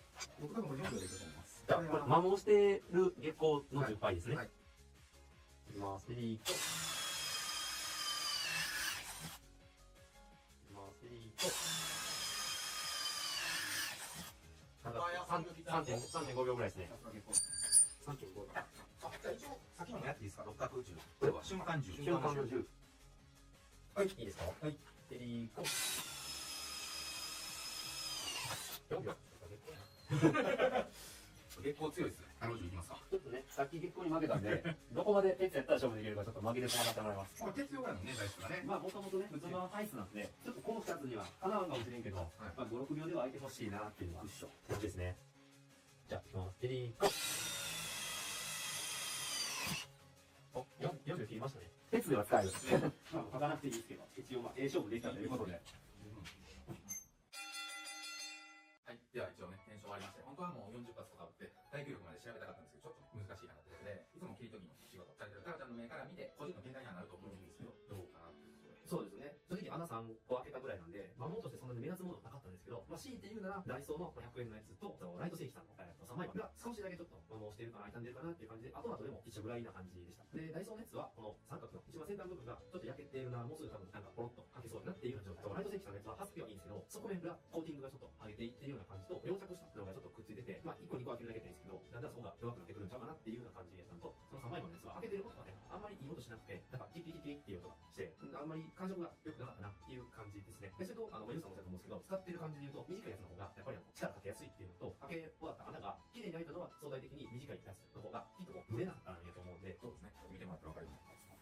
綺麗にやってもね、短いですね。そうですね。どうしても長いやつってドリルがもうブラブラしちゃってずれやすかったりするんで、他のさっき言ったやつじゃないやつで、言うと短いやつの方が、短くても足りるときは短いのがいいんちゃうかなっていうような見解です。まあね、個人的な見解なんで、正解ですよとは言わないんですけれども、時間的にもそんなに大差は出なかったんで、ステンレス用って歌ってるやつをね、大体どれ選んでも OK なんじゃないかなと思うんで、あとは、ね、お財布の都合もいろいろあると思うので、そういうところと相談して選んだらいいと思います。で、ステンレス用で、この鉄切った部分に関しては、なおのこと時間の差が出なかったので、やっぱステンレスってすごいなっていう感じですね。まあ、僕が見た感じではそんな感じです。では今日ね、月光 VS オカルちゃんの切りとか比較とかから始まっていろいろやりました。木工 DIY のチャンネルとしてね、ちょっと分野が違うかもしれないんですけど、切り取りとか、いろいろ僕ら電気工事の役に立つことをね、発信してくれてるので、ぜひ、ね、遊びに来てください。はい、お願いします。インスタとか YouTube チャンネル貼ってきますので、よろしくお願いします。あとドリルの穴の開け方講座。一応現役穴開ける側の僕と、タラちゃんさんは穴開ける側じゃないけど、材質に関して切削速度が詳しいから、それを混ぜた上で、新人さん向けに穴開けの役に立てればいいかなということでやってみます。穴開け講座ということで僕の知る限りと、あとは切り研ぎの太郎ちゃんという方に登場してもらって、切りが悪いって言って切りを変えたりみんなしていくんですけど、そもそも捨ててないんで、はい、では前回の、引き続きってわけじゃないんですけど、ドリルでの切り穴開け講座ということで僕の知る限りと、あとは切り研ぎの太郎ちゃんという方に登場してもらって、知識と僕の現場の経験上でいろいろ喋っていこうと思います。でまず難しいとされるステンレスの開け方を聞きたいと思うんですけど、ステンレスとは何かっていうのを説明してもらいましょうか。はい。ステンレスっていうのは、そもそもステンレスっていう材料があるって思っている人がいるかもしれないんですけど、ステンレスも合金です。合金っていうのはいろんな材質を混ぜたものなんですけども、ステインレススチール。だからスチールなんですよ。汚れないっていうのは錆びにくい鉄な話なんで、もともとは鉄です。錆びにくくした材質のことだけです。材料で言うと、たまにこう、刺す SUS304 とか430とかあるんですけど、この SUS っていうのは、スチールユーズステンレスっていうやつのね、短くした頭文字を取ったものなんで、この時はね、これ刺す304、刺す430って読んでください。ステンレスっていうのが、穴開けにくいのはみんな知ってると思うんですけど、なんで穴開けにくいのかっていうのを、めちゃくちゃ難しいんですけど、簡単にだけ説明します。不動体被膜っていうやつがあるんですけど、簡単に言うと、表面が中に入っているクロムっていう成分のせいで、1から3ナノメートルっていうすっごい薄い錆が起きるんです。白い錆なんですけど、その酸化被膜が加工するときに硬くなってしまって、そこが加工の邪魔をするっていうことです。それともう一個加工効果っていうのがあって、金属に力を加えたときにそこの硬さが増してしまうっていう現象なんですけど、例えばドリルをグッと押し付けて、加工するときに、もうすでにその押し付ける力だけで結晶構造っていうね、金属の組織の形状が変形してしまって、その時に硬くなってしまって、そこに摩擦熱で発生した高熱が加わることで、さらに組織の構造が変化してしまって、もう一段階硬くなってしまうっていうのが起きます。ステンレスはしかも熱伝導率がめちゃくちゃ低いので、熱が分散しなくて、そこに溜まってしまうんですね。だからその高熱がよりそこに溜まって、どんどん硬くなってしまうっていう現象が起きてきます。その加工効果で硬くなるのは、表面から 0.1 ミリか 0.2 ミリぐらいのところがめちゃくちゃ硬くなってしまうので、キレの悪いドリルでちょっとずつ削っていくと、硬いところばっかり削ってしまうと、余計にドリルの刃がダメになってしまって、余計に切れなくなって熱が帯びてしまって、っていう感じになるので、その 0.1 とか 0.2 硬くなっているところよりももっと深いところを削っていけるぐらい切れ味のいいドリルを持っていく。で、摩擦熱を起こさないような低回転でやったり、水や、切削油をかけてあげてっていうのがステンレスの穴開けするときの、コツになっていきます。なので、ゆうさんに今から穴開けてもらうときには、電動ドライバーでやるときには、ローの回転でやってもらうと思います。ごめんなさい。短くできる。今ね、知識的なことなんですけど、僕は正直そこまで知りません。僕は現場なんで、現場でのやり方は後でまた解説してもらうんですけど、僕はまたステンレス。これちなみにダイソーの100円の悪いやつでいきました。このね、締める時なんですよね。ちょっと見てくれます？六角軸でみんなよくやりがちなんが、このね、角っこのとこをここで挟んでしまうままいってて、これでも締めるんは締めれるんで、後々滑るんですよ。だからこの爪のとことこのよく噛むとこ、ここをまず合わさないと滑っちゃうんで。で、先ほど言ってたように、僕も低速でいつもステンレスがいってます。こうやって水とかをね、つけたり、こういうステンコロリをつけたりしたらいいんですけど、これは高いんで、あればこれでいいんですけど、僕はもう普通に水とかで作り物で何個もやるときやってます。ステンコロリは切削性能を上げる、削りやすくするための成分が入ってるからいいんですけど、よくね、潤滑油、5号炉とか、あの辺を使ってしてるんですけど、そうなくなって結局よく滑ってしまうので、カスキが食い込まなくなるんですよね。冷やしてるのに、キッコ出へんわっていう時は、より滑ってるだけっていう可能性が高いんで、そういう時はまだ水の方がいいんですよね。水は冷却するだけで滑りは起こさないんで、ステンコロリがないっていう場合は、ステンレスの場合は多分水の方がいいんで、そういうのを横からチュチュチュってやって、こまめにやってあげて、熱を起こさない方がいいと思います。ってことで、次、開ける時なんですけど、よくいるのが、この辺をね、足とかを踏んでいない。今これでこの辺がブラブラしてね、力が逃げてその分ね、開きにくくなるんですよ。必ず足で踏むなり、バイスで挟むなりしてください。で、その次のポイントなんですけど、今ちょっと僕も真上から見てるのわからないんですけど、明らかにこういう斜めになっていたり、これはちょっと極端に言ってるんですけどね、斜めになってる人が多いんで、これでまた力が逃げるポイントです。なるべくまっすぐを目指しましょう。で、次ね、押す力ね、先ほど言ってたように押しすぎても、刃が欠けるんでダメなんで、程よい力って、たまにね、今やったら体勢がいいんですけど、ちょっとやりにくいとかやったら、押せてないんですよ。こういう音鳴ってる人多いんですよ。全くいけてないですよね。で、開けへん、切りが悪いって言って、切りを変えたりみんなしていくんですけど、そもそも押せてないんで、ちゃんといい体勢をなるべく取るようにしてやってください。実際開けていきます。でこうね、湯気が出だしたりしたら、一回止めて、こまめに水とかでやってあげると、切りも長持ちするので。あとコツとしては、ちょっとしんどそうやったら、これ今僕全開で握ってますけど、7割ぐらいにして、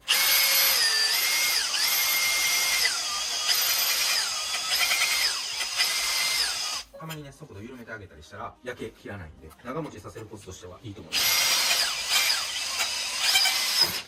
こういう感じでね。まあ、ちょっとさっきから使ってるからあれなんですけど、特に焼けもなく、こういう感じで出たら、多分100発とかいっても僕はいけると思います。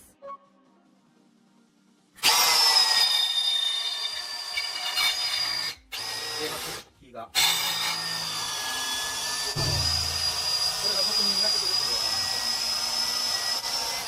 とこんな感じになりました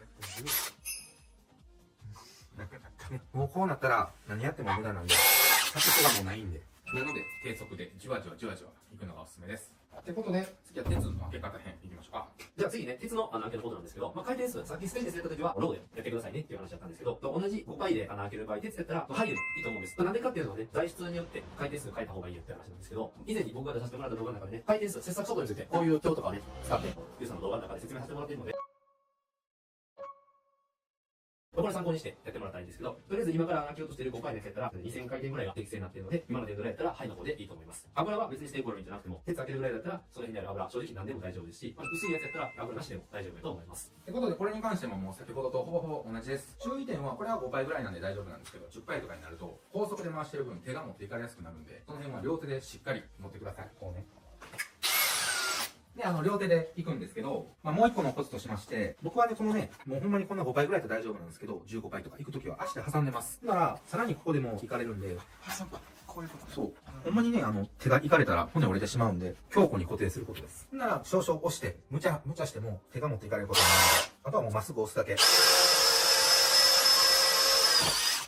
今回水もつけてないんですけど、先ほど言ってたように、水とかつけながらやったら切り口が綺麗になるんで、後々の処理が楽ですね。こんな変わらんか。まあ5倍ぐらいなら変わらないですね。まあいろんな感じで水とか対応しながらやっていってください。鉄ね、水やったら、その後、綺麗に処理しておかないと、錆びてしまうので、そこだけ十分注意してくださいね。だから、拭き取ったりとかしにくい場所は油の方がいいです。逆にね。うん。確かに。ってことで、ドリルの穴開け、ささっとやりましたけど、まあこれを参考に穴開けとか練習してみてください。結構いる作業なんでね。そう DIY でも何でも。まあそんな感じで今回も DIY タロチャンネルさんに出演してもらったんで、インスタとか YouTube 載せておきますんで、ぜひチャンネル登録してください。よろしくお願いします。今ね、ニックスさんの商品ね、いろいろ配送してもらったんで、バートル好きっすよね。バートル好きですね。ということで、谷川先生にキックを縛りの、ちょっとバートル詳しく見ていきます。お願いします。大松さんのバートルコーナー。右も左もバートルで。で、今これ着てるんですけど、今年のやヒーターベストのやつですか？そう、ヒーターベストのやつ。で、これが、後ろに、この中にヒーターを入れるようになってて、はいはいこれが。あ、電熱パッドですね。サーモクラフト。これを背中の中に入れて、あとバッテリーをつなげば背中が熱くなるってやつ。こういうの見つけたんで試着してきます。お願いします。で、これは僕が着てるやつですけど。あ、こっちは入ってないんですね。そう。今ちょっと分かりやすいの入れてなくて。あこの中にで、ここがバッテリーケースと。ここがバッテリーケースで、こいつをここに入れる。あで、これ T 字ナットでしょ。あ、はいはいはい。ここに、こっちが下ではい。入って、で、このピロピロが、ここ。あ、止まるようになってるんですねそうこのボタンあでパチン、と落ちないようにちゃんと工夫もされてるんですね。そうすると、肩から T 字に。中 T 字で。これでもあったかいんですか、やっぱり。すんごくぬくい。で、これ、バートルのテクノロジーが入ってるみたいで、この生地がはい。通気性が、中からはいくけど、外からを遮熱して、お、すごい。保温性がすごくいい。なおかつ、前のモデルとは変わってるのが、見えるかな。コーディラマーク。こういうの今流行りですね。ここっすよ、ここ。あ、その部分に使われてるんですね。そうここが補強されてる。前までここはただの黒い生地だったんですね。これはあ、みんなやっぱあれですもんね。天井登るときとか片ぶつけるんで。そうそう。とか、脚立担いだ時にね、ここして出てくる。あ、そういうことですか。脚立担ぐと、こことこの首のところがそうですね出てくるからどうしても薄くなるからこれでもう何回も担いでるけど全然何ともない。あ、すごいですね。本当に綺麗ですね、全然。でこれはジャンパータイプで、あとこっちはベストタイプのこっちもちゃんと処理はされている。そう同じもう袖、これの袖がないだけであとは奥にこれも同じようなサーモンのやつで、あ、これもこれも防寒ジャケット。ただこれ生地がちょっと違う。さっきのやつはちょっとつるっとしてたけど、こっちにちょっと昔ながらのちょっと布タイプのやつ。ああ、でもこれ逆に分かりづらくていいですね。これ派手すぎないっていうのが。そうそうそうそう。しっかりとバートのサーモンもついてるし。あ、いいですね、これも。だから僕らみたいにその自由に聞く人はもうこういうのでもいいかもしれないけど、うんまあどっかでね会社勤めてはるような人とかやってね、大体ある程度ユニフォーム合わせてると思うけど、普通なら紺色の防寒着になると思うけど、そういうのはこういうのですね。あとブラックとカーキ。これなんかでもデザインいいよね。普段着れそうやもんね。そう、僕カーキ色結構好きですよ。ね、これミリタリー系でかっこいい。いいな。また欲しくなるな。バートルばっかり買ってるから。これもバートルです。あとちょっとバートルじゃないけど、今目について、もう、実は買っちゃってるんやけど、今日ちょっと履いてないけど、これ、アシックスアシックスの安全靴、CP203 最新ですね。最新の、これ限定から。これも数量限定これも数量限定、もう一回作った切りでだけ。これがもう全体がオレンジで、アシックスのロゴがイエローで、あとここマーブルで裏紺色。僕ちょっと気になってたんですけど、谷川さん結構ボアシステムのやつ履かないじゃないですか。ここは履かないね。マジックテープにこだわる理由とかって何なんですか？僕はマジックテープこだわってるのが、その脱いだりするときは確かにボアが楽なんやろうけど、はいそのワンタッチで外せるからはい。履くときにあれをダイヤルを回すのがあんまり慣れてなく、昔履いたこともあるんですよあれは。ただワイヤーがちょっと絡まってしまったりとかトラブルがあったんで、ああ、なるほど。昔ながらのマジックテープ、あと長時間作業してるときにボアやと均等に締められていくと思うんやけど、はいはいはい。例えばちょっとむくれてきてつま先がなってきたな、しんどいなって時に、はい足首だけ締めてここを緩めたりとか、ああ、なるほどちょ。っとこの締め代を自分で調整したいのもあって、あ、そんなんも融通が効くからマジックテープを使ってると。であと、おーなるほど現場でそのマンションとか行くと鉄筋とか上がったりすると足首の辺、傷っていうか怪我してることがあったりとかするから、だからもうずっとこのハイカットモデル、おお、なるほど。これ新しいのもハイカットですもんねそう。これもハイカットで、このオレンジはこのマジックテープの方だけ。なるほど。これがボアの方になるとこのオレンジが赤色うんの限定が、あとは好みで、ちなみに僕はオレンジが好きなんでオレンジにしたと。もったいなくてまだ履けてません。でもちょうどよかったですね。オレンジ好きでマジックテープっていうのが。そう、中が青でおしゃれでね、最高。どっちの買おうかちょっと悩んでるんですよ。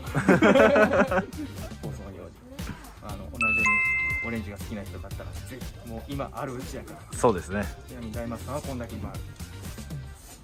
いっぱい在庫があります。26センチ、26.5センチ、26.5が多いかな。これ見てたあったわ、こっちピンクの方、ボアの方。お、ボアやとこれ、ピンク。ちょっと赤っぽいですね。そうやね。キングピンクまでいかないけど、あ、これすごいな。青ラインだ。今気づいた。ここが違うんやわ、素材がね。本当ですね。エナメル調になってますね。こっちのやつはね、こうメッシュ調になってるからね、水よくする。水濡れたりとかするようなとこが多い人やったらこっちの方が撥水していいかもね。まあそんな感じで安全靴も今いろんな種類あるんで、ちょっと皆さんおしゃれしてみましょう。ということで、ありがとうございます。ありがとうございました。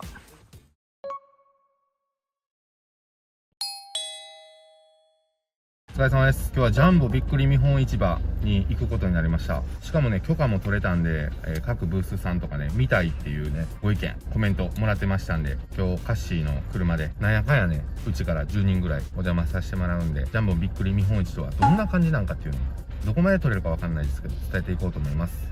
では、ジャンボびっくり見本市に到着しました。まだ入ってないんですけども、これどうやって入場するかと言いますと、入場券っていうのがあるんですよ。これは国際の村松さんにもらったんですけど、うちの方も材料屋さんにお取引してるところからもらいましたんで、いつも普段お取引してる材料屋さんとか、材料屋さんとお取引してないのであれば、ちょっと知り合いにもらうとかで入れるみたいです。で、それで食事券がついてたり、駐車券がついてたり、いろいろあるみたいなんで、行く人は聞いてみてください。もうすぐみんな揃うんで、入って探索していきます。ジャンボビッグリーチの方に登場しました。今回僕らこのメンバーで入らせてもらおうと思います。入り口はこういう感じになってますね。では行ってきます。グリーン、イエローどちらも記念品ははい。取れるみたいなので。わかりました。入場手続きはこういう感じになっております。入場しました。こういう感じで、何なんですかね、これはライトとか照明はこんなんがあるよみたいな。はい。株式会社ホタルクスクさん。例えば僕ら空調機械で使うタスコさんとかね。多分ここの後進んでいったら販売されてるのかなと思います。こういう感じですね。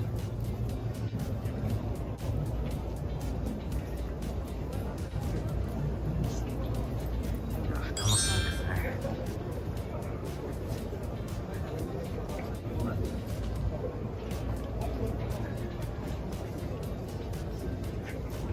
こういう感じです。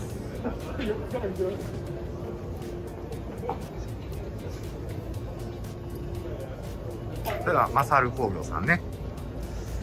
こういう風にこういう MK ダクトトアとかね、ヘラマンタイトン、インシロックですね。インシロックなんですけど洗剤であったり、あと目立つものといえば単線コロが噴射ですね。入線する際に必要な、こういう風に触ってもいい感じですね。こういう風に触れるんですね。カッシーチャンネルは何撮るんですか？尾崎くんが好きなものを全部取っていきます。カッシーチャンネルの方でもまた放送されるんで。あ、浅田さん。浅田さんと撮影許可もらったんで後で撮ります。アクタスさんも飛び込み営業のダログとかもいっぱいありますと。強烈テスターとかね。三日月さんの好きな廃校機。今流行りの冷蔵庫ですね。マルチキー。これは我らが国際ですね。結構。もうね、国際産の社長もいてるんで、こういうの飾られてます。ちょっとわかんないですけど、すごそうですね。なんかかっこいいね。2つとかですね。ピカコーポレーション。変電機。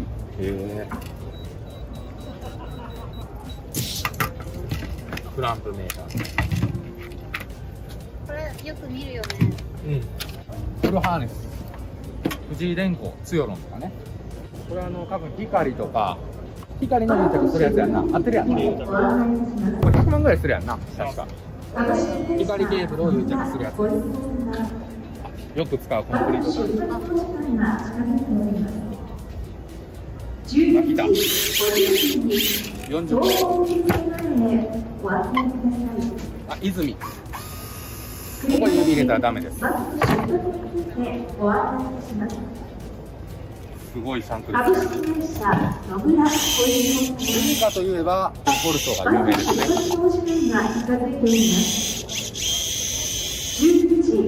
50分にこっち総合受付前へご集合ください。あ、OK。続きまして、場内の皆様にお願いいたし僕らこます。うね、マークチューブとか打つんで、会場内はこれも確か15万ぐらいするんですよ。タイムの使ったことない。ます。この投票用紙を書いたら、あそこでああいうジャンボのカバン、よくみんな持ってるんですけど、もらえるみたいなので、今から書いてみます。自分の中のおすすめ商品をここに書くらしいです。僕は国際産を書きました。で、なんかこの色で、多分レベルがあるんでしょうね。ちょっとそのランクはわかんないんですけど、そういう感じらしいです。こういう感じでバッグもらいました。こういう感じで、いろんなブースがまだ入ったばっかりなんですけどね。僕ら電気で使うキュービクルであったり、そういう感じですね。津川工業さんのブースにやってきました。これはすみません、何なんですかね。これが電動キックボードで電動キックボード、はい。で、まあ電動なので充電して走行するモビリティになってます。現場での移動であったり、そうですね。そういうのに使えます。でこれはちょっと乗れる。そうですね。これがまさに現場私有地のみのキックボードになりまして、こちらがですね、ミラーがついてると思うんですけど、後ろにはナンバープレートもついてるんです。で、これが公道で走れる電動キックボードになってます。この辺で乗っていいんですか？はい、そうです。こちらが電源になってまして、電源を入れさせていただきます。で、モードが3段階。これが一番遅いモードです。6キロ。で、これが15キロ。これが最大35キロのモードになってます。ちょっと場所が狭いんで、一番遅いモードで。で、これがアクセルです。親指で押してみてください。それがアクセルです。はい。で、これが、もし当たった時に誤操作しないように、ちょっと、止まってる時は動かない。助走してから、自分でから押すんです。はい。で、ブレーキは自転車。取れてる？行ってきます。行ってから押す。行ってからです。もうちょい、もうちょい。はい。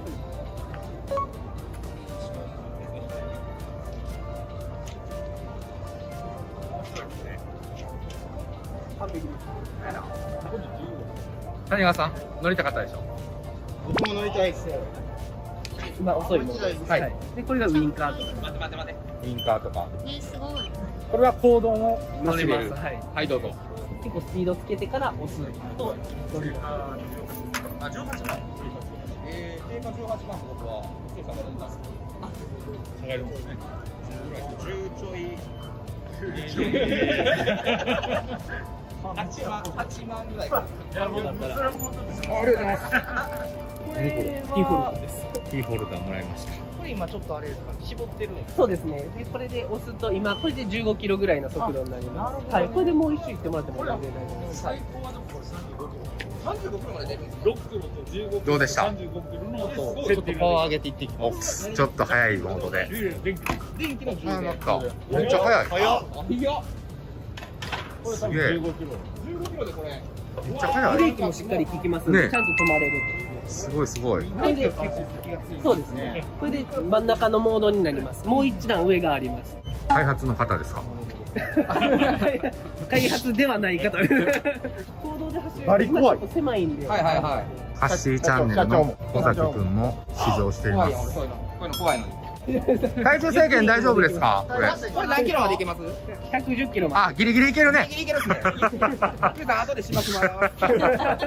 はい。どうするんですかこれがアクセル。いや、面白い。ヤデアっていうメーカーなのかな？ヤデアです。展示会に来たらこういうステッカーとかももらい放題なんで、乗車同意書、これをちゃんと書いてから乗ってくださいね。可愛いな。撮影させてもらってありがとうございました。ありがとうございました。すごいキックボード面白かったんですけども、こちらって普段どこで販売というか？これが3月末からついに始まりまして、最初はクラウドファンディングの幕開けというところから買えます。はい。じゃあ今日はとりあえずまだ発売はしてないけど、こんな感じだよっていうレビュー戦。そうですね。はい。で、クラウドファンディングであれば最大 40% オフで、税込み10万円で買えますんで。10万円で。もしよかったらリンクとかもらえますか？はい、ありがとうございます。リンクは概要欄に貼っておきますので、気になる方は見てみてください。で、長谷川さんは脚立とかね、やってはると思うんですけども、今回このヤデア、っていうのは何なんでしょうか？電動キックボードを、新規事業で開発させていただきまして、それを展示させていただいております。わかりました。じゃあこの後、奥に行ったら脚立とかもあるんですか？あります。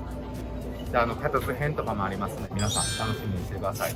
最後になんか一言ありますか？電動キックボード楽しいんで、ぜひ乗ってみてください。ありがとうございます。さよなら。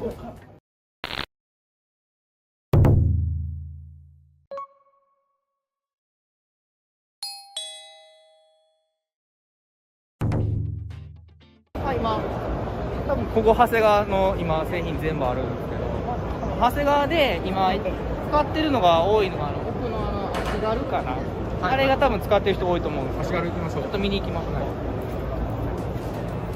これですね、足軽。よく見ますね、これ。軽いんでしょ？めちゃくちゃ軽いんですよ、この脚立が。ちょっといいですか？あ、めっちゃ軽いわ。7尺やのにね。6尺。6尺で、多分6尺で普通のはしご系の4尺ぐらいの軽さなんですよ。れはこれ。でこれワンタッチなんで、なんかね、よく照明器具取り替えとか、脚立立ててこう移動してが多い人はこれ好んで使います。大工さん。現場もね。そう、天板大きいですよ。でここ溝があるんで、ここに化粧ビスとかあるじゃないですか、照明器具。あれ置いて落ちないんで。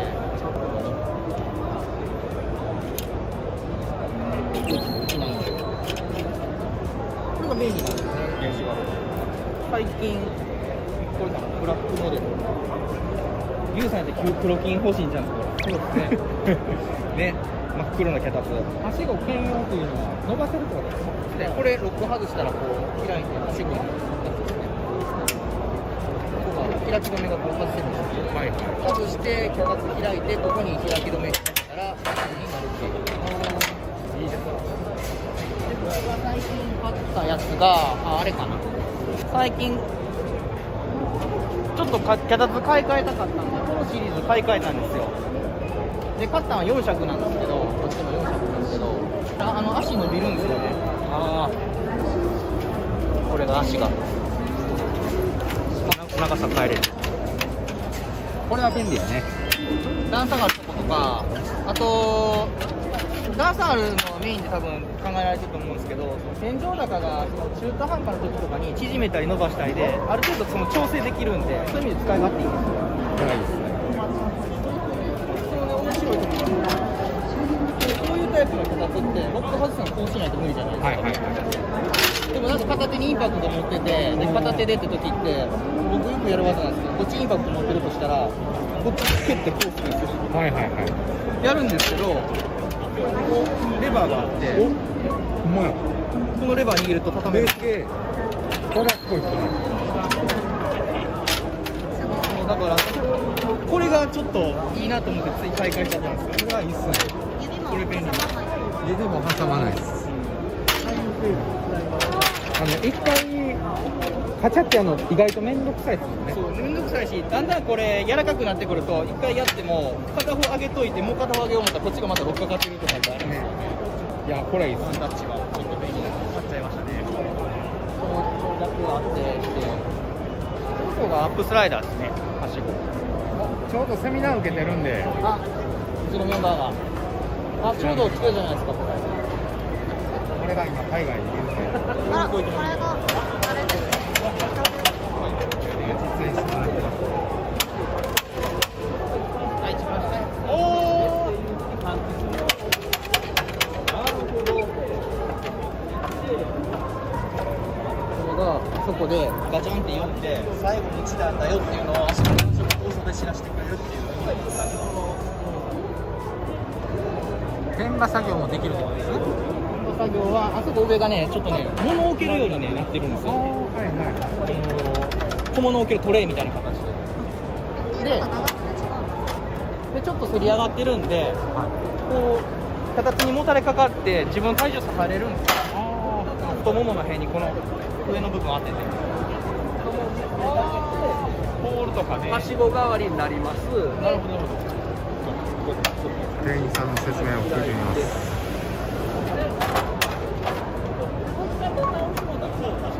あ、こっちも開いてないじゃん。で、これは体の後ろをこっちが乗ってない。なってないですけど、裏面は一応ステップがついてるんで、はしごこれ裏返したら登っていけるようになってる。こっちが足の方になるっていう。ああ。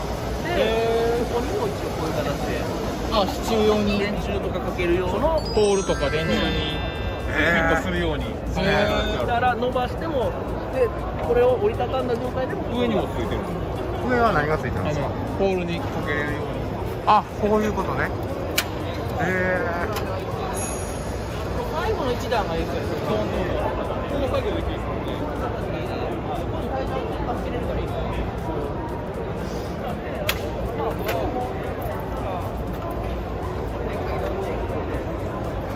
おお、すげえ。固める。あ、クッションもついてる。壁に立てます。こっちの方で。重たいですか？あ、重いね。これ足、これファイバー。これは FRP です。ああ、だから登っていいですか？そうですね。ちょっと上に登ってみます。あ、ここにインパクトを刺したりペンを刺したり鉛筆とかドライバーとか置けるわけですね。ああ、使わないときはだからうちにボタンがついてるんで、これでこうやってこう、でこっちこう押してもらうとこういう形で。ああ、そういうことなんですね。だからこっち側でこうやって。へえ。ここにビスとか入れるわけですね。和合とか。一尺もこれ確か日本製と違う長さなんですよね。いや、これは確か30センチ刻みで、感触としては変わらんですね。ね。30センチやから、まあ日本と同じです。一緒ですね。30.5センチ。で、サイズは一応2種類あって、今展示してあるのはこっちの1381の大きい方ですね。はい、だから10板までが2300ありますけど、はい、まあ、作業する段、これ、までで1700。ああ。1個下のサイズは10板まで1700でこれぐらい。はい。で、作業するとこは2段落ちるんで、この段で作業してください。はい、で、ここからここまでは体預けるような。はあはあはあ。開発料これ170ですよ。そうですよ。アメリカ製なんでね。すごいですね。日本の企画はないんですよ。アンシーで向こうの企画を取ってます。はいはいはい。なるほど。このリトルジャイアントさんを購入したい場合は、ネットで見られた方はどうしたら？ネットで見られた方は探せば、うちのネットとかでも確か売ってたかな。多分どっかでは売ってると思いますよ。なんか出してると思うので。またリンクを送ってください。はいはい、わかりました。はい。ありがとうございます。はい。すいません。足軽？はい。で、まあこれちょうど10年ぐらい前にうちが出したやつなんですけど、はい、軽くて丈夫な脚立が欲しいというのがやっぱお客さんの要望なんで、軽さを出して耐荷重もこれ130キロです。すげえ。で、建築現場対応ステップ幅も50ラジオが対応で、こういうふうに丸出しが欲しいんですよ。ただこれって、まあ、よく言われるんですけど、要は軽くて丈夫です。ただはしごの機能はなくしてあるんですよ。なるほど。はしごの機能がないんで、まあ、こういう真ん中にこう開き止めがついてワンタッチ持てるんですけど、やっぱり、まあ、例えばこれ4段の脚立はあんまり、まあ、はしごにしてもまあっていうところはあるんですけど、例えばこのサイズ7段であったりとかって言うたら、やっぱりはしごにしたら1階の屋根まで登れるんで、はしごの機能は欲しいよっていうところで言われると、すいません、県用の脚立これ機能ないんですよっていうところだったので。新しく出した機能で、黒とか白とかいろいろまずやります。本来であればこれってはしごするために外して、で、こうして、まあかけて、でこれではしごを使います。折りたたんだときに開いてます。通常であればこうやってこうやって、そうですね、こういうふうに折りたたみするんですけど、うちが今新しくてワンタッチバーっていう機能があって、ここを押すと形でこういうふうに。これは便利ですね。要はこれをこれ横歩きできるっすね。ここでもこうやりながら多分無理ちゃいますから、ね、重量かかってると2かかってるときつい思います。ただこれを持ち上げるとここが上がるようになってるんで、引いてもらうと折りたたみができます。で、降りてそのまま持っていきます。そうです。だからやっぱりこの足軽のこのそうなんですけど、やっぱ仕事してる時って脚立だけが道具じゃないじゃないですか。いろんな道具持ったりで移動する時にこうやって折りたたみます。でも下がこっちの方が便利かもですね。このまま来てもこれが新しい機能で、伸縮の普通の脚立も黒のタイプも今全部この機能。ほんまや。伸縮でこれが一番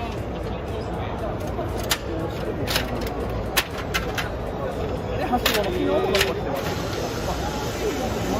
この回でこれ一番最強ちゃいます。伸びるし、ワンタッチだし、はしごなるし。最強やね。幅もすごいんで。あとはまあ特徴としては、ここうちの脚立は上にこう水がついて、水とかが乗せれるような形の加工になってるんで、ちょっとした材料ね。いいですね。化粧だから照明交換とかした時の化粧ビスなんかとかをここに置いといてもらったら、まあなくしにくいから。あ、こんなんもあんねん。ブラックバージョン敷かれてるやつ。これ置けますね、いっぱい。すいません。いいな。これは足がある。はい。今もかっこいいですね。あと足軽の足伸縮するタイプもあります。おお。ありがとうございます。いろいろ撮らせてもらいました。またよろしくお願いします。はい。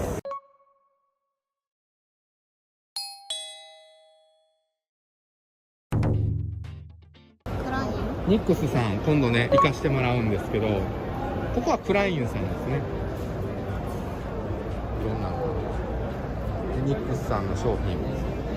これ、何も持ってますね。ここも持ってます。ね。これかっこいいですね。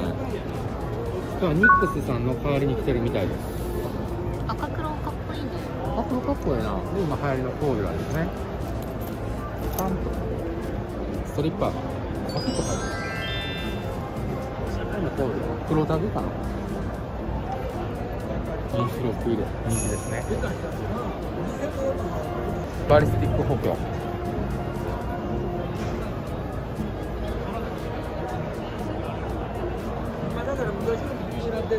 って感じのカプタスさんでした。次行きます。アルミのね、この軽いやつね、流行ってますよね。いろんな色を揃えてくれててめっちゃ軽いぞこれ。この色かわいいね。ピンクかわいいな。赤とかね。水色、緑、紫。でこれが赤タグやけど、このチェーン式にできるっていうね。これ新しいやつです。これ。これが人気のね、パターンですね。クライン。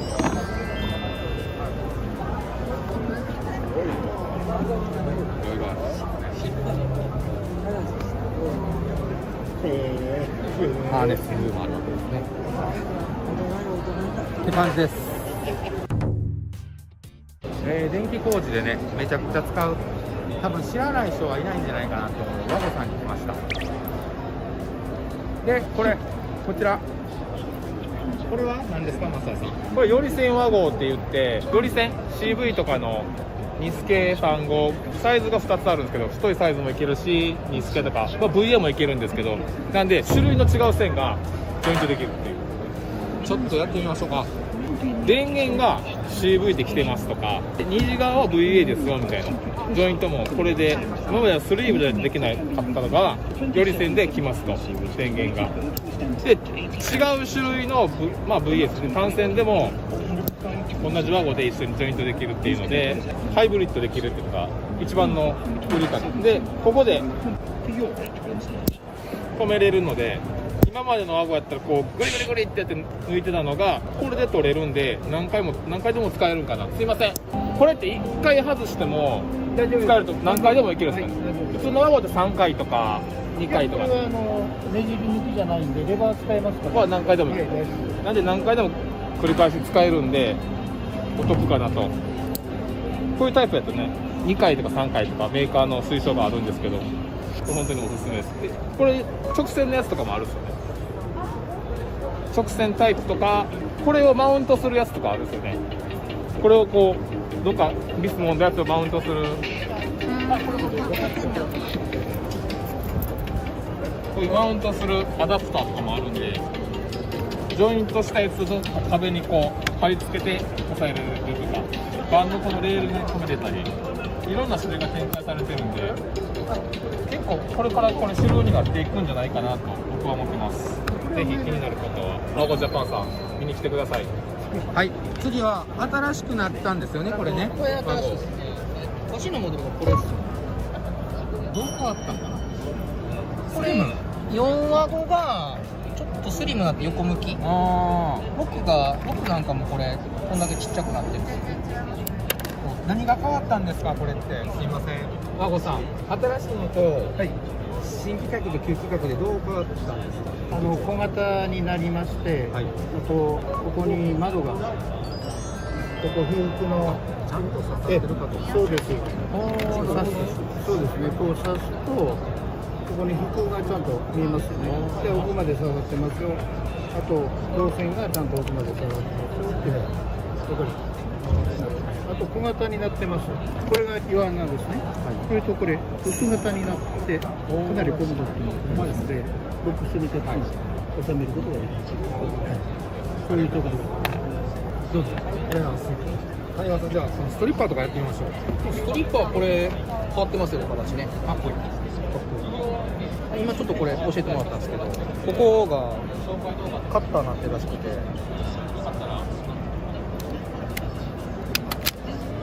切れるらしいんですよ、これで。結構軽く切れるんで、抜くときがこれで一発で抜けるっていう、結構これいいですよ。使いやすい。腰道具にもこう入りそうですね、こっちやったらね。ここの窓は開けれるんで、カッターのところにこうやって電線下からもスライドで入れれるんで、これで便利かも。これいい感じ。ちょっと値段が気になるとこ発売予定的には発売もしてます。あ、してるんですね。はい、なるほど。それはちょっと購入されるところで、ちょっとそれができるということで。はいはいはい。ならどっか例えば問屋さんとかそのところにこれをっていうふうに置いてなければ発注で取引があればって感じですね。そうですね。はい。これが206の1125っていうのが型番になります。これが型番。はい。これで弁財天さんとか。206の1125、これが型番らしいです。これでちょっと調べてみて買おうかな。補足説明があるそうです。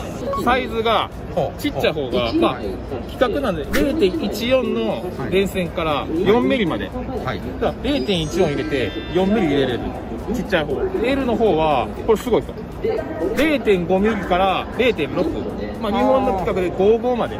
マジで？そう、0.5 から6ミリの線が同じワゴンに収めれるっていうので、これはすごいですね。すごいですね。で、2、3、5の展開です。2個用、3個用、5個用。すみません、ちょっと補足事項です。これマジでいいですよ。これちょっと案件で今度もらいましょう。今言ってたんですよ。はい。ちょっと取ってくれるとこ探してる。マジですか？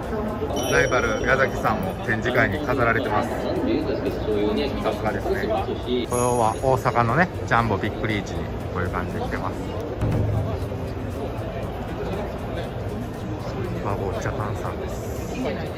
今ワゴさんでは建設業界職人さんが不足、特に女子のね電気工事士さんね入りづらい業界といいますか、これから増やしていきたいということで何かできることはないかということで、この展示会で6月にも東京であるそうなんですけど、ちょっとねアンケート答えてもらったらこういうねトートバッグっていうんですかね、僕も今日もらったんですけど、ワゴさんのバッジとかついたやつプレゼントしてもらえるみたいなんで、誰でももらえるんですかね。女性限定みたいなんで、女性の方展示会でこのワゴっていう文字を見つけたらとりあえず行ってみてください。はい、ありがとうございました。お疲れ様です。今日はね、なんと皆さん大好きなニックス本社に来ました。ちょっと見てみましょうか、外観。こういう感じに。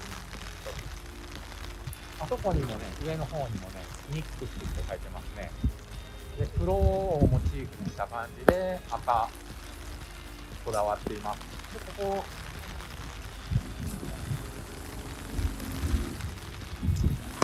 こに、ちょっと触りますけど、触りますね。まあちょっと雨なんでね、見にくいかもしれないんですけど、ニックスさんのキャッチコピーっていうんですかね。お主のこだわりのコスメと思う存分自慢せよっていうことで。まあ実はこれが今度新しく変わるっていうことで。またあかんかったらしたとっていうことで、今度また撮影来てくれていいよって言ってくれたんで、あとそれも撮ろうと思います。で、まあこんな感じで。ちょっと社長の方は出演できないので、僕さっきいろいろ回って教えてもらったんで、僕ら何人かで解説しながらニックス本社紹介していきたいと思います。で、今日はね、こちらのメンバーみんなで来てます。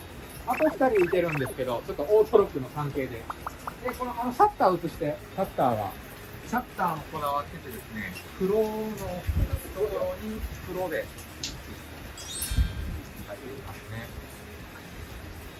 ということで、突入しましょう。開けてください。はい。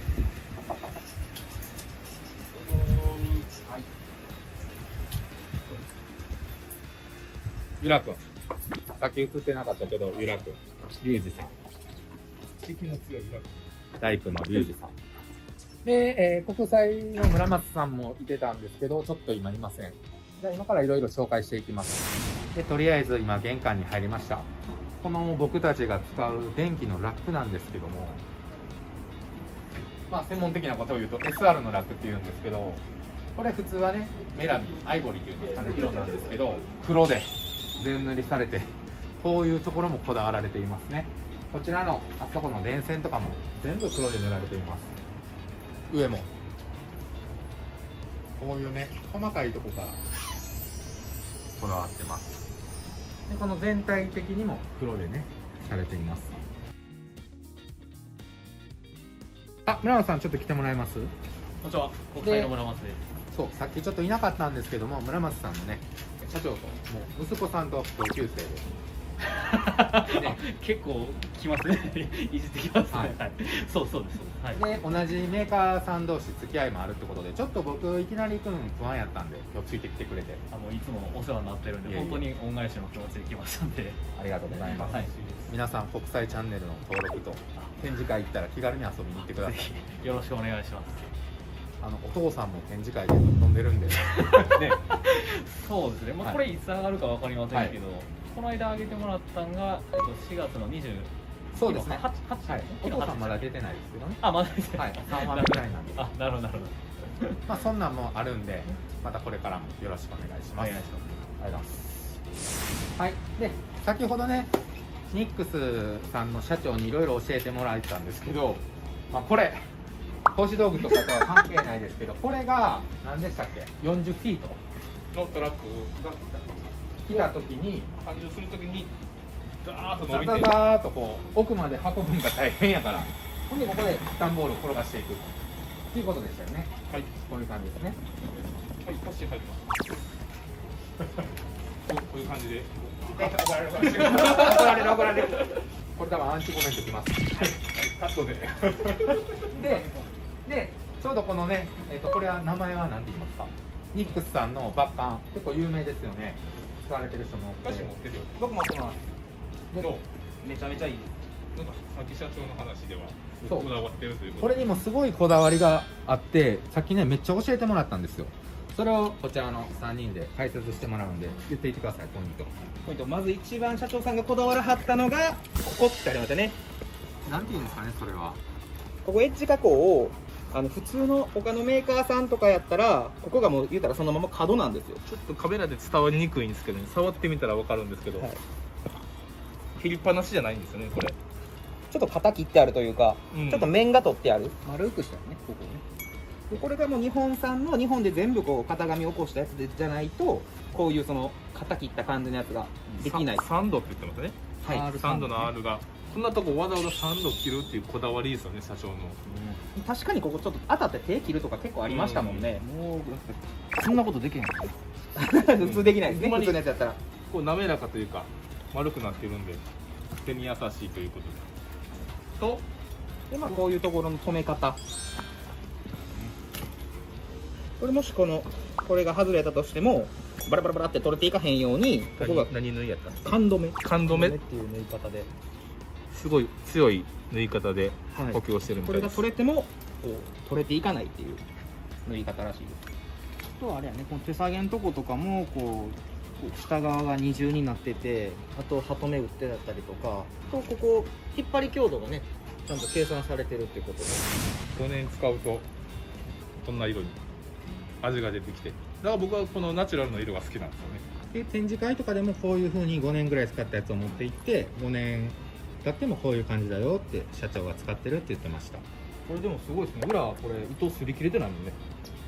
まあこれ展示会用やから特にちゃう。僕ら現場で使ってないやつやから。いや違います。これ5年間職人さんに使ってもらったやつです。ドライバーさせた。めちゃめちゃ綺麗にじゃあ使われてたんですね。職人さんも大事にオイル塗りながら。そう。ほんでオイルなんですけども、社長からさっき長持ちさせる秘訣を教えてもらったんで、どうしたらこれは長持ちするのか。ここの糸がね、裏側が特になんですけど、僕がこう作業してたらずっと毎日毎日擦れるんで、ここがね乾燥して切れてくるんで、ニックスさんで製品も出てるんですけど、それをこうこすってオイルアップというか補強してあげると糸が切れにくくなるんで、結構何年も使ってくるとここからやっぱり来るんですよね。糸がほつれて裏から切れてこうピュッとここつれてきちゃうんで、あれで400円ぐらいとかであったと思うけど、画像載せときます。前僕らのね、動画でも一回やってるんですけど、ほんで皆さんこう前ばっかりを塗りがちやとね、社長は言ってたんですけど、ここがほつれてくるのも後ろが弱ってるからとのことらしいです。だからね、後ろって見えないから、毎日擦れるしね、こっちの方が、はい、後ろも重視してください。ちょっと勝手に写していいかわからないんですけど、こういうねタオルとか、これはね赤川さんに僕もらったんで、捨てる時もあったんですよね。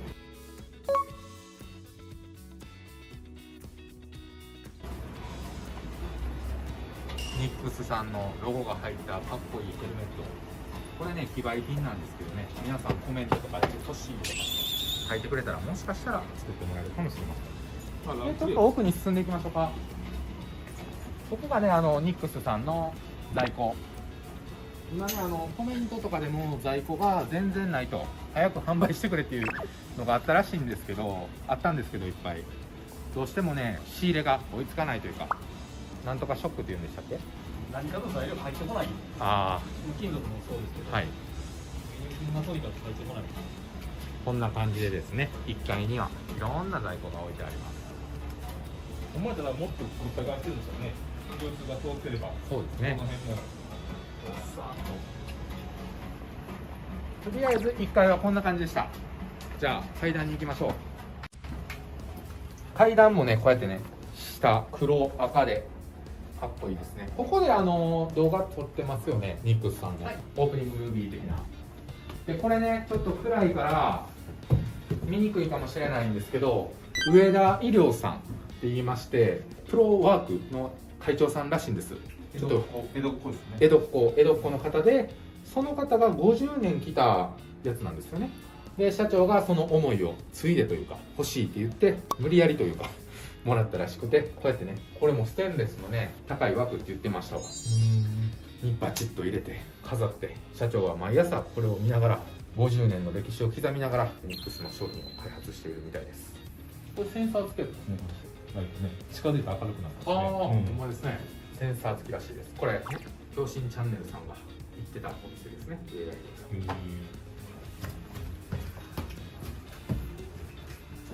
こちらのおしゃれな絵はね、めちゃくちゃ意味がありそうですよね。これはどういうこだわりですかって聞いたんですけども、近くの家具屋さんでおしゃれやから買ったということでした。2階行きましょうか。2階はちょっと在庫とかなんであまりババッとは映せないんですけども、非売品のステッカーとかちょっといろいろモザイク入ったりするかもしれないです。ここは許してください。この中には普段事務員さんが働いてる事務室があって、ここは映さんときます。ここが社長のこだわりの喫煙室。ちょっと電気つけてみましょうね。ここもね、さっき僕電気屋なんですけど知らんかったんですけど、このブレーカーを黒に塗ったらあかんらしくて、これは塗って言ってましたね。はい、側だけは。そうなんですよ。たかが喫煙室と思うかもしれないですけど、喫煙室でもこんだけこだわられてるということで、これ谷川さん、これなんて言うんでしたっけ？高いやつですよね。ああ、これはパナソニックのアドバンスシリーズってやつですね。高いですよね。高いです。アドバンスの中でも何かあるでしょう、いろいろ。なんでしょうね、この間来ましたけどちょっと忘れちゃいました。ちょっとテロップ入れててください。ちょっと名前調べて入れてきます。なんちゃらシリーズっていうはずなんですよ。電気を消しましょう。2階もね、もちろん上ラックとか黒で。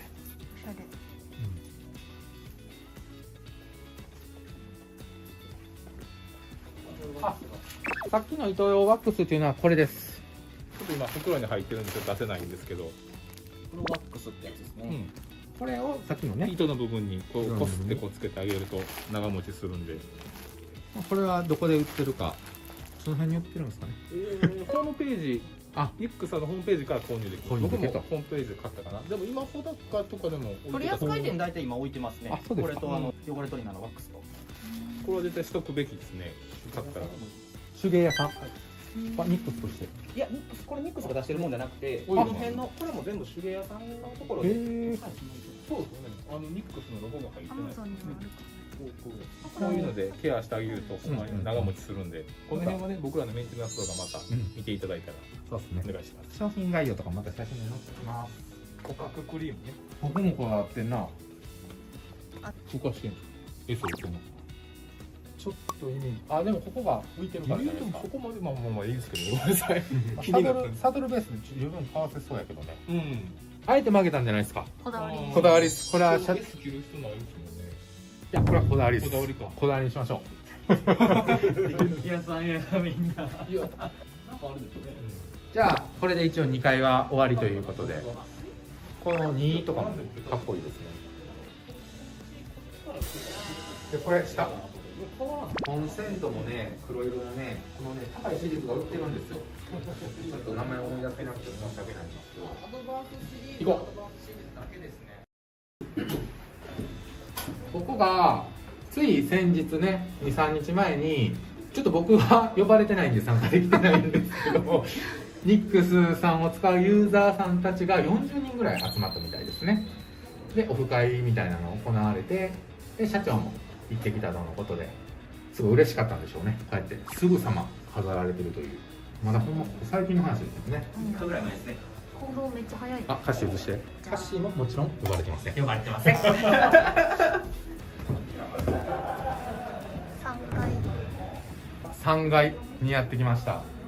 3階は皆さん多分ご存知であろうニックス公式 YouTube チャンネルで腰道具の撮影を行っている部屋でございます。入りましょう。ここは何ですか？ああ、ここはですね、ここは何でしたっけ、歌詞ストックルーム、在庫置き場。在庫置き場ですね。本当はこれが大体ここの3倍ぐらい在庫置いてるはずらしいんですけどね。情報がそうなんです。今ね、その商品が入って3分の1ぐらいしか仕入れれてないというこんなショップで。これですね、森さんたちここで映ってましたね。いろんな各有名な方たちが、つわものがね、ここでね、さっきね30分ぐらいいろいろね教えてもらいましたよね。あ、みんな来てください。ゆうくんはここの前で撮影したことはあるんですか？僕さん呼ばれるわけないです。あ、そうなんですね。残念。僕ニックスのユーザーとしてすごい僕はまあまあこうオファー来てほしかったですよね。来るかなとか思いながら。増田さんとかカッシーは呼ばれてもいいんじゃないかなと。谷川さんもね。出てる人見たら俺は無理やったなと思う。全然無理やわ。腰背負ってここ立ってほしいけどね。あ、ほんまやった。うまいね。後で撮りましょうか、それもね、せっかくなんで。でこちらの解説を、これいきますか。増田さん。はい。これ皆さん見たことあります？分かる人は分かると思うんですけど、まあ先見たら分かるかな。これね、ハンマードリルです。手動のハンマードリル。バネが入ってると思うんですね、でっかいバネが。で、こう合わすと回転しながら叩くっていう。電動の今のやつと同じなんですけど、昔はこんなんで穴開けてたらしいです。コンクリートに。ちょっと穴開けてる。まあバカ。バカいただきました。左利きを？いや、右の方が変えれるって言ってたよね。あ、こっちでもいけんちゃうかな。リールみたいにグリップ変えればどっちでも。だから左手疲れてきたら次右に変えて。ちょっとこれせっかくなんで調べてみようかな。ドイツ製らしいですね。ドイツで買ったって。わざわざドイツに行って中古屋さんで買ってきたらしいです。アンティーク屋なんかな、ドイツの工具屋というよりこれね、YouTube かなんかでリメイクしてる動画があるんですけど、めっちゃすごいですよ。もうボロボロのハンマーこれ買ってきて全部一から作り直してっていう動画があるんですね。めっちゃ面白かった。それはチャンネル名忘れたんですけど、その人すごいなと思って。これ何これ？これカッシーをミンチにするやつです。カッシー 100% のハンバーグ作るのにつなぎなしですもんね。ちょっと上にもついてミンチ。これなんかもともと使ってたやつですよね。精肉店とかで。アメリカから廃材を集めてって社長おっしゃってたんで。ここにもニックスって書いてあるんですね。おしゃれ。この鉄箱も昔アメリカ人が使ってた。ね、わざわざこうレザリングしてるんじゃなくて。あ、本物なんだもん、サビなのかな。そうですね。サビつけへんけどね。傷つけてそうですね。これ変えて。ユニバーサルスタジオとかに行かれてる方だったら分かるかもしれないんですけど、こういうね特殊ペイントがあるんですよ。レザリング。あえてこうアンティークにするっていう、それじゃないんかなと思うんですけど。これでも多分ほんまのサビですよね。で、こういう年代に合わせてジャック・ダニエルとか統一感を出してると社長は言ってました。このエドウィンかどっかわからないんですけど、デニムのメーカーは書いてないですね。多分その当時に流行っていたというか、象徴するような作業着ですもんね、ジーンズは。あ、でこの下もこれ猫やつかい。そうです。焚き火用のスタンドっていうかとか。これは普通に売られてるやつをリメイクしてるんですよね。さっき綺麗なのがあったよね、これが。これはニックさんで販売してるものなんですか？の辺をまあカスタムというかワッペン貼ったりされてるんです。あ、この辺のロゴはもともとですよね。でワッペン貼ったりして、この場所に置けるようにこう雰囲気出してるんですね。これもちょっとちぎったりしてるってことですよね、わざと。ユーズド感を出してるんですよね。か、もうこう使ってたやつをもらってきたか、職人さんが。で、これはテキサス物。テキサス映画とかで出てきそうな。昔ギャル男がよう履いてるんですね、これ。アメ村で。社長元ギャル男。純粋なアメリカ人が履くやつをギャル男が履いてただけでやって。これは椅子ですかね。馬のやつ。これなんて言うんでしたっけ？バグ。ほんなやっぱこれかけてるんじゃうんですか、ウエスさんの。ちゃんちゃんの映画の。それジュラシックパーク。ちゃうか。何でしたっけ、西部劇の馬乗ってインディアンジョーンズ。インディ・ジョーンズを。インディアンのジョーンズ。完全に個人。これも確か本物って言ってはったと思います。本物確かにね。ほんまに使ってたやつを。色見てください。ちょっと薄くなってるんです。これなんでか言うたら、社長がこの場所でこうくつろぐ場所らしいです。なんでこんだけほんまにリアルに色薄くなってると思う、そいつ。工程置いてはったんで。ね。ここでこう一人でタバコ吸うのが。そうそう。憩いの。これもなんか昔のスイッチなんですよね。昔のというか。ベルですかね。ちゃうのかな。雰囲気で作ってきましたね。これ認定者は動作はしないんですよね。ニューヨーク。上の電球がこれめっちゃええ雰囲気でありますよね。谷川さんその辺ありましたよね、スイッチ。これです。今ちょうどね、照明を消すためだけにずっと待機してるから。じゃあその説明をします。これね、照明を消したらね、すごいいい雰囲気で、やっぱ社長もいろいろと考え事したり落ち込むこともあるみたいなんですよ。その時の社長のモノマネしてみます。お願いします。あ、見えるかな。ここでタバコをつけてこう考え事をして。社長の哀愁は出ないですね、ゆうさんには。あの背中の哀愁はなかなか。大きい背中やったもんね。やっぱり哀愁はね、社長しか出せないんですけど、ちょっと今日ね映せないので、苦楽をね30年以上過ごさんと哀愁は僕で我慢してください。こんな感じで社長がいろいろと考え事をしているということで OK です。カッピーさん味になってましたもんね、社長がここにめちゃくちゃ背中からすごい語られる物語がそう絵になってたもん、綺麗に。僕ら見たんですけど、ほんまになんか映画のワンシーンみたいな絵になってた。これジャックをストレートに飲んでるのかな。後ろの BGM 勝手に聞こえてきたもんね。これヘルメットらしいです、昔の。それ消防士のヘルメットですかね。でここ、これはちょっと何かわからないんですけど、こちらですね。よし、3階は出ますか。本丸に行きますか。切っていいですか？あ、歩いてるところももう映しとくわ。はい。ありがとうございます。ありがとうございます。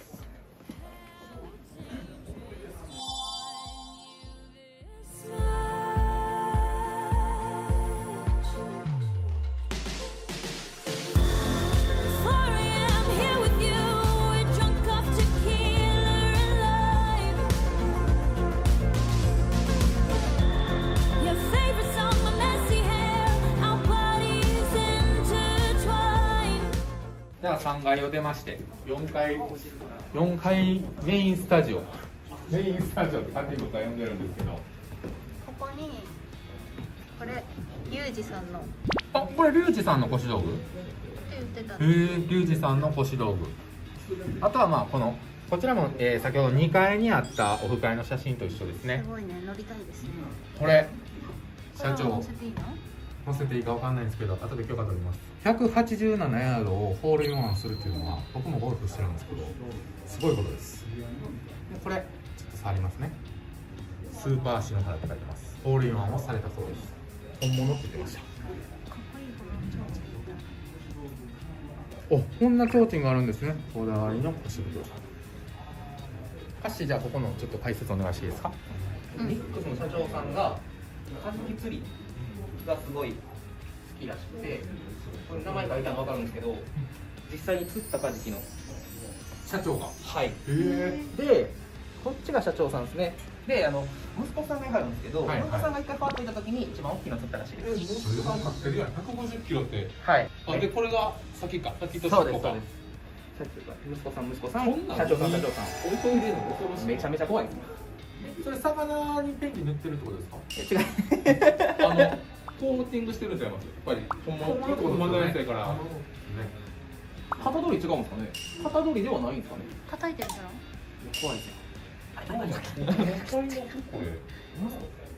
生にしてるんだよ。聞いてみたら社長に後で聞いてテロップで載せときます。こんなのだったらすごいよね。腰袋屋っていうのはなんか有名な書道家の人が書いたとかそういうやつなんですかね。でしょうね。ちょっとまだ聞いてきます。テロップで補足入れます。あれは金近い鬼みたいなのは何なんですかね。近代？あ、これ息子さんの。近代魂。はい。多分それ翔平君のやつだと思います。提供魂的なやつ。村野さん、この上のテーマ知ってます？それはね、僕は全然知らない。知らないですね。前ね、そんなになんか飾ってなかった。そうなんですか。で、これがね、牛のね、お腹でしたっけ？背中かお腹の毛です。背中やね。背中の毛、これでかいですよ。これは何なんでしょうか。25周年。お祝いでもらった。ビッグプロダクション株式会社様から贈呈された記念のシャツとハーネスなのかな。このハーネスかっこいいですね。かっこいいですね。バリスティックのハーネスです。今社長に教えてもらったんですけど、贈呈されて誠に自分のことを信じてやっていけば、勝ち取れて成功するよという意味がある。すごいこれね、サイズも大きくて、それをすごい意味の込められた感じだということで飾られてる天下を取れると。あちらに飾られてるのも同じ方から中国の方ですね。はい。だから右から読むんでしょうね。ってことで4階はね、いろいろ飾られてるんで、ちょっと1回切ってはい、4階に入ります。4階に突入してきました。行きましょう。これ全部カタログで2さんのすごい量。カタログで50冊。でここにも商品が何個か置かれています。これはですかね、パーツケースというかビューティーな。何でも入れれる絵になる。ここがザーで、これはちょっと自分の趣味で。はい。あ、今焼き付けやった。焼き付けは映しちゃダメですね。これ今しかない。めちゃくちゃレア。あんまりプレッシャーかけたら失敗する。これはめちゃくちゃ激レアシーンです。これだって見てみんなできるっすもんね。焼き付けする方は。社長毎日夜な夜な焼いてはるんですよ。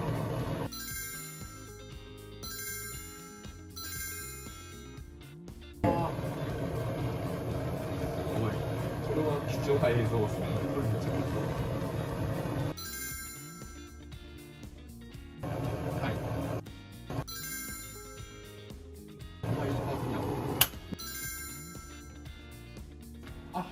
日本使うの2種類じゃあかんねや。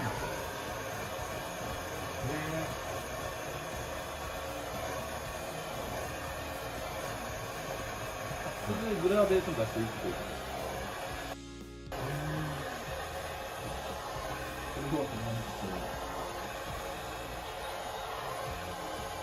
これ動画出していいんですか、社長。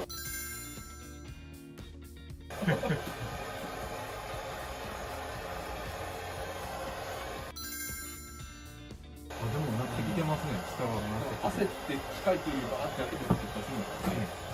じわっと。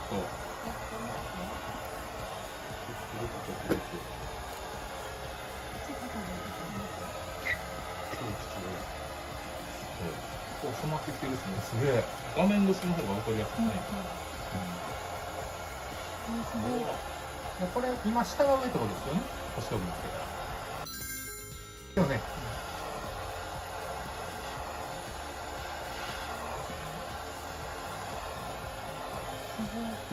すごい。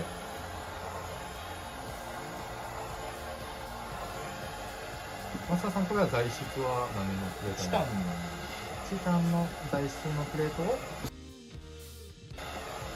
タンプレートが軽くてほんまにいいんですよ。大変ですね。すごいな。市場に出回ってるのは全て社長と息子さんが焼いたやつ。自ら焼かれてるそうです。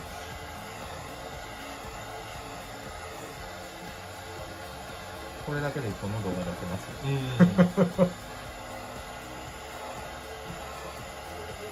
も見たらできるので、結構失敗されてる方多いし、見てたら焼きすぎたりとか。熱入れすぎたら青になって、それを先進んじゃうんですよね。黄色くなって。はい。はいはい。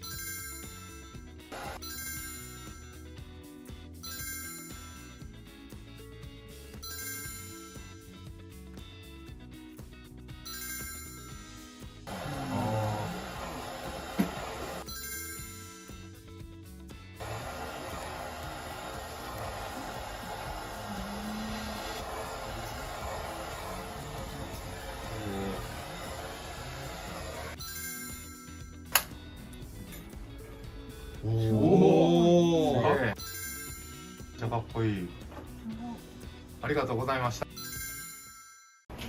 ここは社長の趣味部屋ということで、許可をもらえたんで入らせてもらいます。初めてですね。インスタでも。ドキンです。靴を脱ぎましょう。すごい、カブトムシ、クワガタ、はい。めちゃくちゃいっぱいいますね。かわいい。寝てるの？昼間なんで寝てるんじゃないですか。これ寝てる。生きてるんですか？だってゼリーとか食べて寝たんじゃない？ほんまや。こっちは標本ですね。オオクワガタ。ノコギリと星型。これはほんまの標本ですね。ちょっと触らせてもらいます。すげえ、三角みたいな色のクワガタ。焼いたんじゃない？市長が。焼いてないやろ、さすがに。すげえ、かっこいいな、クワガタ。ここにもいてるのかな、寝てるのかな。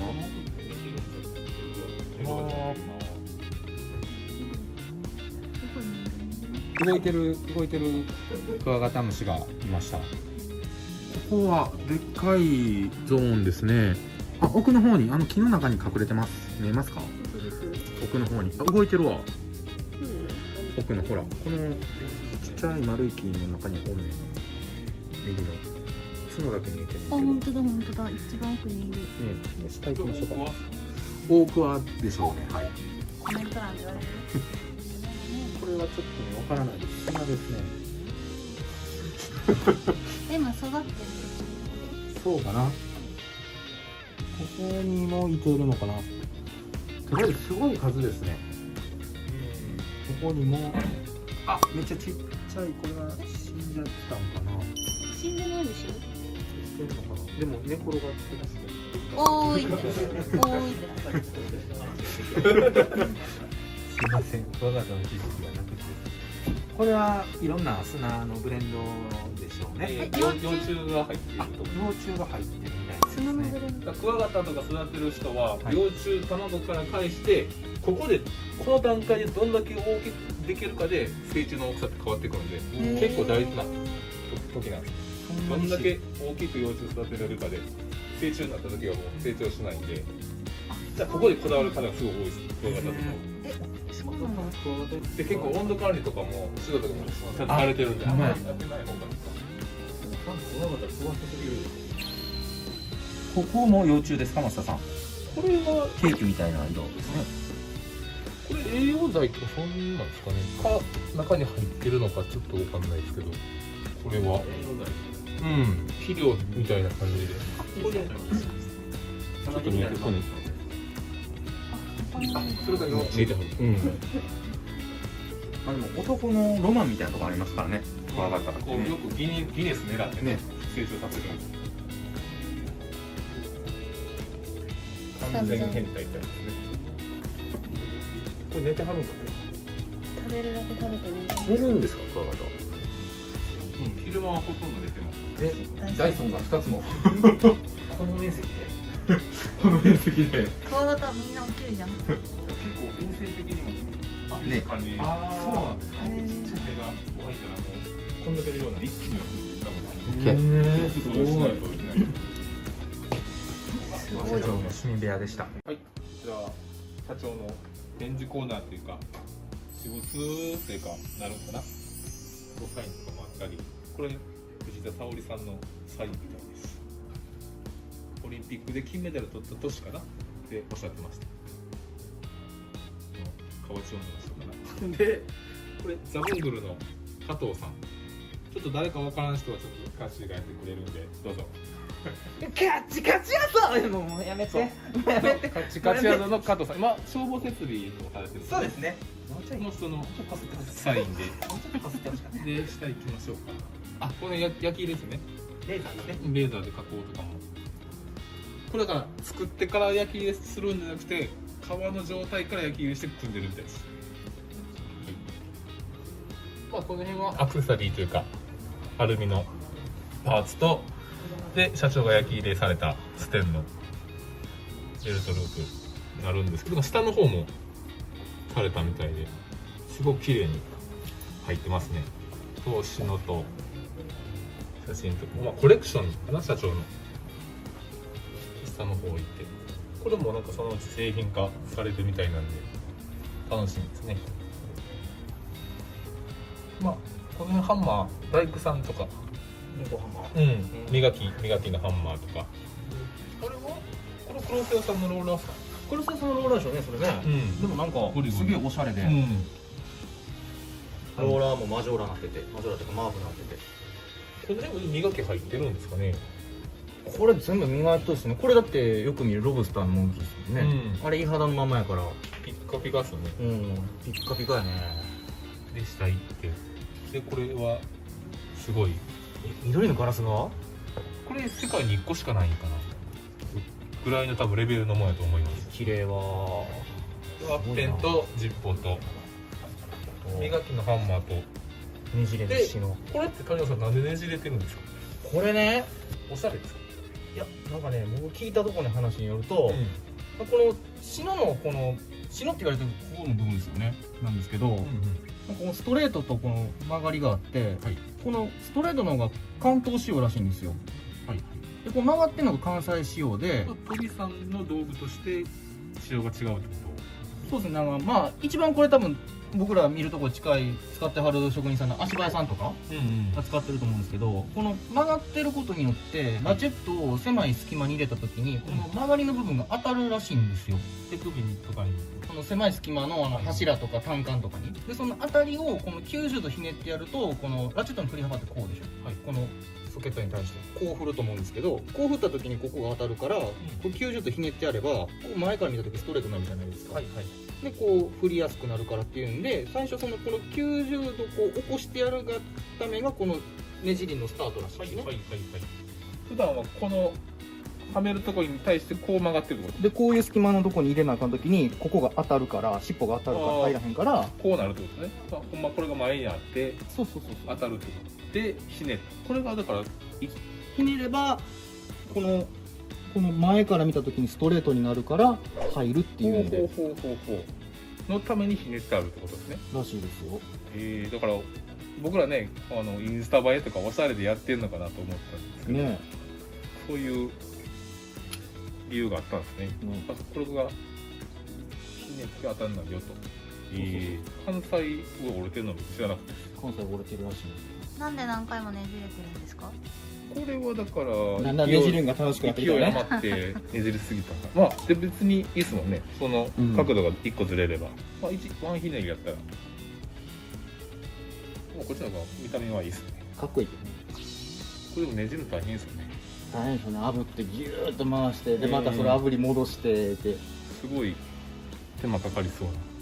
何磨きですか。表面磨き。サンダーで磨くんですか？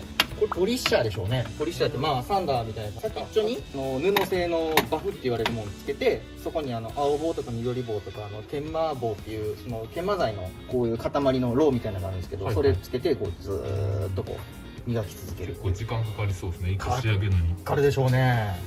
これ秀久のインパクトかな。っぽいですね。これもう流行ってるっすよね、いろんな職人さん。ハウジングね、交換するやつ。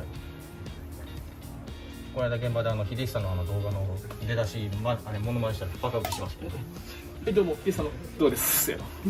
お付き合いどうもありがとうございました。社長の趣味の釣り竿と、これでごっついカジキ釣るみたいですよ。カジキを150キロを上げるんですね、これでね。すんごい。この辺はイカとかタイとかそうなんかな、バスとかもそうなんかな。ロッド的にはイカとか小アジは、ね、多分タイとかてな感じです。まだまだいきますよ。はい、こちらがですね、先ほど社長が焼いてたところですね。ここで作業をされているということで、こちらの左側にいろんな方から贈呈されたものが置いてます。あ、大松社長、こんにちは。そうですね。ということで、こちら大松の社長さんからいただいたみたいです。で、こちら我らが森さんですね。コーデュラさんの帽子もありますね。森さんの帽子、クラフトツマンさん、ブルーマーさん、お誕生日おめでとうございます。楠本さんってマーシーさんか、マーシーさんね。ちょっとすいません、わかりません。川端さん、しょうまさん、かっこいいね、黒黒で。増谷さん、増谷スタジオさん、よく見ますね。晴れさん、楠本さん。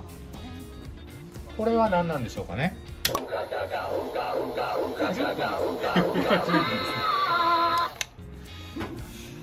れはちょっと何かわからないですけど、社長の趣味ですね。ね、こちらがですね、ニックスさんの公式の YouTube の動画にも出ていた平林さんという方が作られた絵というかね、作品ですね。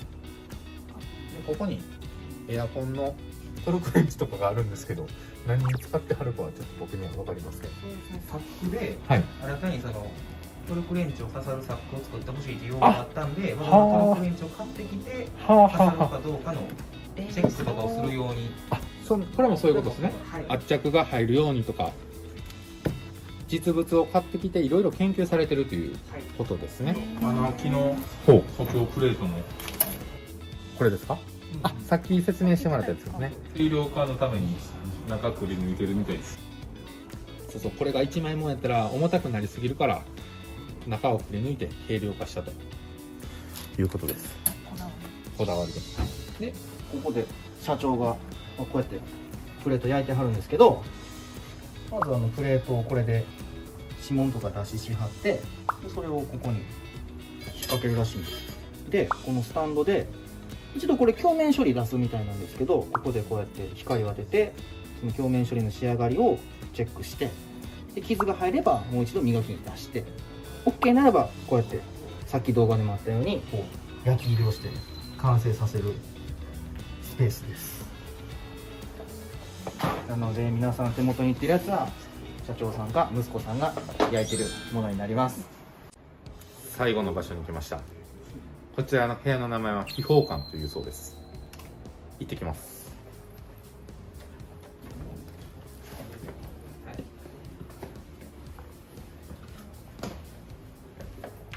すでに部屋に入ってまして、ちょっとじゃあバーッとこう映してもらいましょうか。かっこいいですね。こだわりがめちゃくちゃおしゃれ。すごい。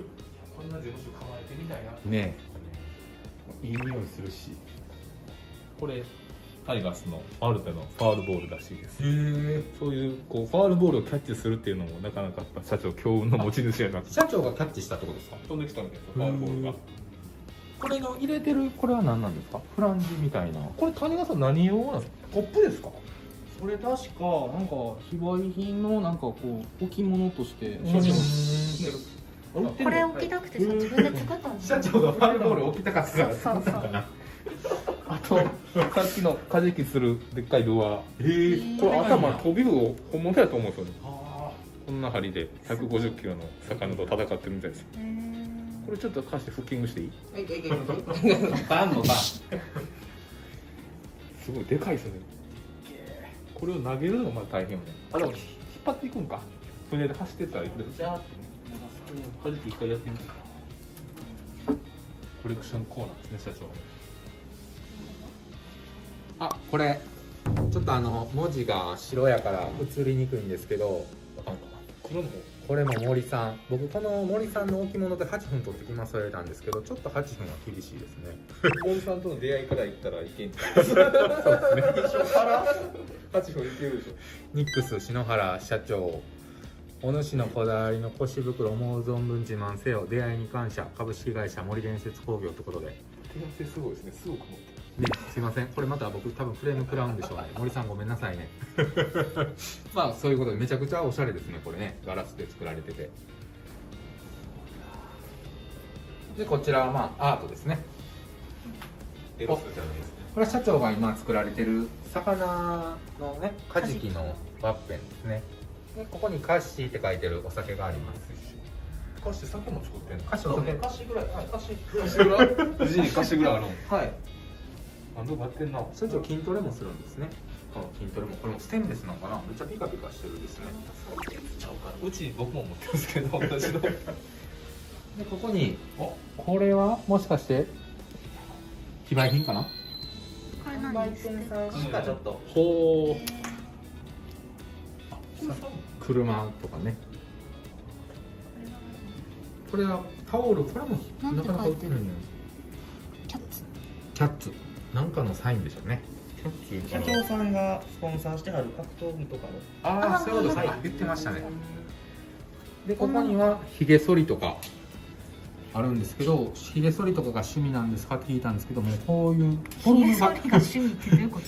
そういうのじゃなくてフォルムが好きだと。こだわりですね。まあ確かに高そうよね。高そう。諏訪田さん。見出しな。めっちゃかっこいいな。ひげ剃りにお金かけようってなかなか思わないですよね。コーヒー2人ぐらいで来たら飲ましてもらえるそうなんで、今度誰かと行ってこようと思います。オーパスワンがあるんですよ。オーパスワンって飲んだことあります？ないです。お店で頼んだ1本8万。高っ。お酒？ワインです。ああ、有名な。なんか全部高そう。そんなことないです。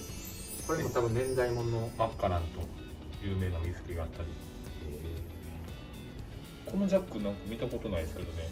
ですね。高そうなジャックですよね。見る人が見ればわかるんでしょうね。わかるんですよね。あ、ここにも。ひげ剃り。ひげ剃り。爪切り。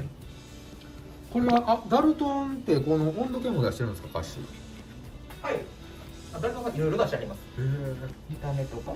向こうに置いてある雑貨屋みたいな感じです。他の箱と一緒のメキーーカー。ケースとかも、キーケースかけとか、これも全部ダルトンさんで、こっちの時計もダルトンさんですね。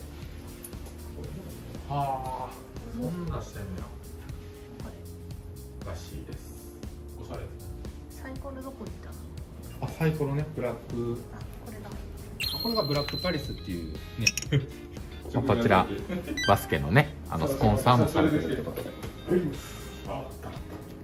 れがちょっと金庫か何か、ゴミ箱かな。めちゃくちゃおしゃれですね。ダルトンですね。あ、これもダルトンですか。ゴミ箱。ゴミ箱おめっしゃれ。ちゃおしゃれこれ。すごい。トミデンさんのコンビです。へえ。あ、社長が。はい。トミデンさんで購入されたと。冷蔵庫。はい。ここからさっきコーヒーもらいました。収まりがすごく綺麗に収まってるんですよね。シュッと。あ、これね、今日みんなが着てるニックス T シャツですね。僕も着てます。はい。このコンボイもダルトンさんのやつで、70リッターぐらい。これ一番大きいやつですね。80リッターぐらいあるかな。これが3つサイズあって小中大で、これが大ですね。こっちのサイズで大体これで大体2万ぐらいでした。これで2万。でこのもう一個上のサイズの多分もう4万ぐらいするんちゃいます？丈夫これ。めちゃめちゃ強いです。まあアメリカ人やもんね。はい。作ってんの。めちゃめちゃ強いです。タフさはありそうやね。はい。で社長ニックスの社長さんとかが展示会とか来る時もこれで結構製品を、はい、持ってきてくれはったりとかしますね。飾りじゃなくてほんまにこうタフに使えるよっていう。はい、タフに使えるやつです。そうですね。はい。これがですね、世界に一つしかないハンガー。ちょっとゆっくり見ていきましょうか。こう溶接などをされて、チタンされて、手作りの。これに腰袋をかけたらめちゃくちゃ映えるんでしょうね。かっこいい。あ、これもニックスって書いてますね。ハンガー縦のハンガー縦ってやつかね。ハンガー掛けのハンガー縦かな。これも特注なんでしょうね。この机とかもね、かっこいいですね。木のね、料理屋さんが使いそうな感じで。あ、これ魚や。釣りのね。これは何でかな。卵。これは社長が釣ったやつだね。見えますよね。社長が釣ったやつなのかな。名前が入ってるよ、社長の。岩魚。レインボートラウトやから。アングラー。バス釣りってことですか。いや、これは渓流釣りの、これニジマスですね。こっちヤマメかなんかだと思うんですけど。ちょっと座ってください、皆さん。せっかくやから社長の椅子。社長の椅子に座ってみます。批判になってます、皆さん。どうぞ、上から。ユーさんのとこのバケットがいるんですよね。バケットめちゃくちゃなんか柔らかい。僕の使ってるやつで全然ちゃうっすね。オーラ出てる。オーラ出てますか。見てて。せっかくなんで座ってみました。まあ机とかもね、すごいこだわられてて。お疲れ様です。ということで、ニックスさんの本社巡りさせてもらいました。どうでした？初めて来られた方ばかりだと思うんですけど。よかったです。最高ですか？はい。いい思いになりました。はい。谷川さんは？もうちょっと折れますね。正直言ったらもうずっと折れるんですけど、まあね、時間の関係もあるんで。どうでした、小鉄さん？はい。そうですね。もう同じですけど、もう一回からめくっていきたいなと。はいはい。いうところですね。ということで、まあまたね、機会いただいて、撮影もまた今度させてもらえたらなと思うんで、視聴者さんの皆さんもここ撮ってほしかったとかあればまたコメントくれたら実現できるかもしれません。で、今回ね、いろいろね、質問とかもらってたんですけども、ちょっと今回の撮影では撮れてないので、社長には僕がメモして質問に対する答えを書いてきました。それをまた次回の動画で上げさせてもらおうと思いますので、楽しみにしててください。で、ありがとうございました。 OK。はい、お疲れ様です。皆さん、ニックス動画9作ですかねにわたる長編ポンポンポンポンポンと配信させてもらったんですけど、ニックスファンのユーザーさんどうだったでしょうか。最近僕顔パンパンですよね。ちょっと自分でもやばいなと思ってるんですけど、まあそんな話は置いといて、皆さんからね、ニックスさんに行くならぜひ聞いてほしいとか、まあ僕自身もインスタなど YouTube などで質問をね募集したんですね。結構ね数々の質問をいただきまして、社長に聞いてきました。でね、社長にせっかくなんで出演してもらってインタビュー形式でやろうと思ったんですけども、まあ、社長はね、ちょっと出演、NG と言いますか、断ってる理由がありまして、ニックスは職人さんの作業をサポートするための製品であって、まあ、やっぱり主役は職人さんですと。なので、私はあくまでも付録であり、メインではないので、出演は今のところ断っています。とのことだったんで、今回僕が社長に質問して、まあ、みんなで質問したんですけども、それをね、一生懸命3人がかりでメモ取って、まあ、それを僕なりにまとめて配信させていただくっていう形になってます。で、皆さんいろいろね、質問投げかけてもらいましてありがとうございました。で、ちょっとね、撮影時間の押していた問題とか、ちょっと僕が聞き忘れてしまったこととかも多分あるかもしれません。質問したのになーって言って聞いてくれてないんやっていう人ももしかしたらいるかもしれないんですけど、そのあたりにつきましては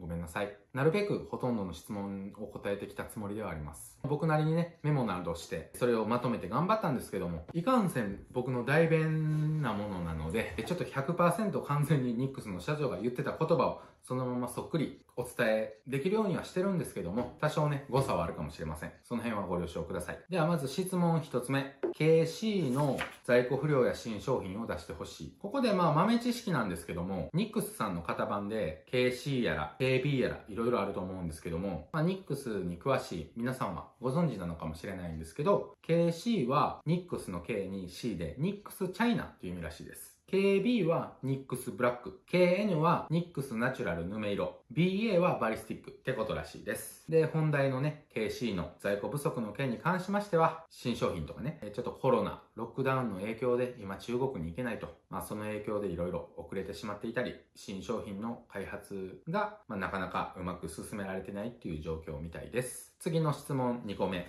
赤タグの5連サックを作ってほしいと。革と赤タグのね、EVA 素材で使うミシンも変わるみたいなんですよね。で、それがね、発泡ウレタンに縫うのが難しいとのことです。3つ目の質問。赤タグの VA ストリッパーホルダーを出してほしいです。こちらに関しましては、年内に制作予定となっておりますと。4つ目の質問。在庫切れが多いので、頑張って制作をお願いしてほしいです。ありがとうございます。頑張ります。前年比の売上が3倍となり、年内4万個しか制作することができないのですが、15万個受注が入っており、人間の生産能力の限界となっております。作る商品をね、分散して今やっていってるので、今の現状よりかもう少し回復はしていくと思います。すみません。とのことです。5つ目の質問。動画を見た人限定で、マル秘情報とかあったら嬉しいです。例えば、金色のこんなアイテムが出ますよとか。はい、この答えについて。赤のバリスティックが6月、7月に出る予定です。これちょっとね、僕の動画編集が時間かかって、6月中旬、7月あたりにこれ配信されてると思うので、すいません。遅いですね。これは僕のせいです。実は、スタッツさんとのコラボで作業服も制作しています。あとはね、いろいろ見せてもらったんですけども、ちょっと勝手に言えないかなと思う面もあるので、いろいろ見せてもらいました。楽しみにしててください。6つ目の質問。赤タグの腰袋のチェーンタイプが出るか聞いてほしいです。これの答え、もう出ます。とのことです。7個目の質問。新商品の企画発表。新商品は先ほどね、お答えさせてもらいました。VA ストリッパーホルダーや赤のバリスティックなどですが、エンドユーザーさんが求めている商品を今後力を入れてさらに作っていきたいです。現場の声を、生のね、声を聞いて、それに基づいた商品を作りたいと思っています。弊社のキャッチコピーの Voice of the Field Craftsman。このニックスのシャツにもね、ちょっとちっちゃいから見えにくいと思うんですけど、いつも書いてます。が、日本語訳で現場職人の声となっています。そういうね、意味がこの英語にはあったみたいです。ちゃんとね、着目して見てなかったらね、意外と気づかないですよね。8つ目の質問。今後の商品の展開などを篠原社長に聞いてみてほしいです。はい。これの答えが、今後の展開としては海外進出を考えております。海外では腰道具をつける習慣がないですが、日本の腰道具に興味を示している海外の職人さんもいてるので、腰道具をつけないっていうね、海外の概念をなくすために、海外で日本の腰袋に注目しているメーカーから依頼があれば、ニックス社の腰道具を貸したりして展示会にも出してもらっています。私も今年の6月にコーデュラ製品を扱うインビスタ社と一緒に海外の展示会に出る予定です。10番、高圧検電器が収納できるサックの製作をお願いしたいです。これに関しましては、ペンドライバー入れを代用されている方が多いですね。特注で作ったことはあるんですが、現在検討中です。とのことです。11番の質問。ニックスの公式ページから今買えないんですけど、その理由と今後買えるようになるのか聞いてほしいです。これの答えが、販売店さんに優先して商品を渡すために、現在は公式ページでの販売は行っておりません。在庫に余裕ができて回復してこれば、また公式ホームページでの販売も考えております。12個目の質問。生産体制、生産現場などについてぜひ取材していただきたいです。KCDX などの定番商品が品薄状態が長期化していますが、例えばこれほど丁寧な仕事をされているからこそ大量生産できないんだなど品薄の理由が分かればもっと落ち着いて再販を待てると思います。これの答えが流通面での問題などがあり在庫がない状態です。また取り置きして転売する人などがいるためいろいろと難しい状況となっております。申し訳ありません。全然僕、ニックスの社長と喋り方とか似てないし、モノマネもできないし、恐縮なんですけど、一応僕を篠原社長と思って聞いてもらえたら、一応代弁させてもらう許可はもらっているので、ちょっとたどたどしい滑舌も悪いんですけど、頑張りますんでお願いします。13番の質問。ニックスさんが主催するライブをお願いいたします。例えば、ニックスのロゴ合わせで、毎月2日、9日、29日にニックスさんの会社からとか、イベント会場や正規販売店からライブするとか、個人的に今後制作してほしい商品、こんな商品があったらなぁ、このカラーで商品化してほしいなぁとか、この部分を改良、変更してほしい、定番化してほしいとかを伝えたいですね。ライブだとコメントですぐ伝えれるので手っ取り早いのですが、はい、この答えがですね、やりたい気持ちはあるんですけども、出張や、制作作業、で、インスタとかね、SNS 以外のこともしているので、今オーバーワークになっており、追いつかないです。65歳になったら世代交代をして、個人的にショップを開くので、その時には確実にやりたいなと思っております。ちなみにね、ショップはね、山とか、湖とか、辺境の地で非売品などの限定商品ばっかり置くショップを作る予定です。またね、販売店さんなどからライブのね、出演依頼などもあったりするんですけども、あくまでも自分は付録にしか過ぎないので、今のところ断っている次第でございます。14番の質問。ニックスさんは電気屋さんや飛びさんのための工具差しが多いイメージなので、いろんな業種に特化した商品を開発してほしいです。例えば、ダクト屋さんや板金屋さんなら板金バサミ、保温屋さんなら立ちバサミ、配管屋さんならパイプレンチなど、特徴のある工具用の工具差しを作ってほしいです。と伝えてほしいです。はい。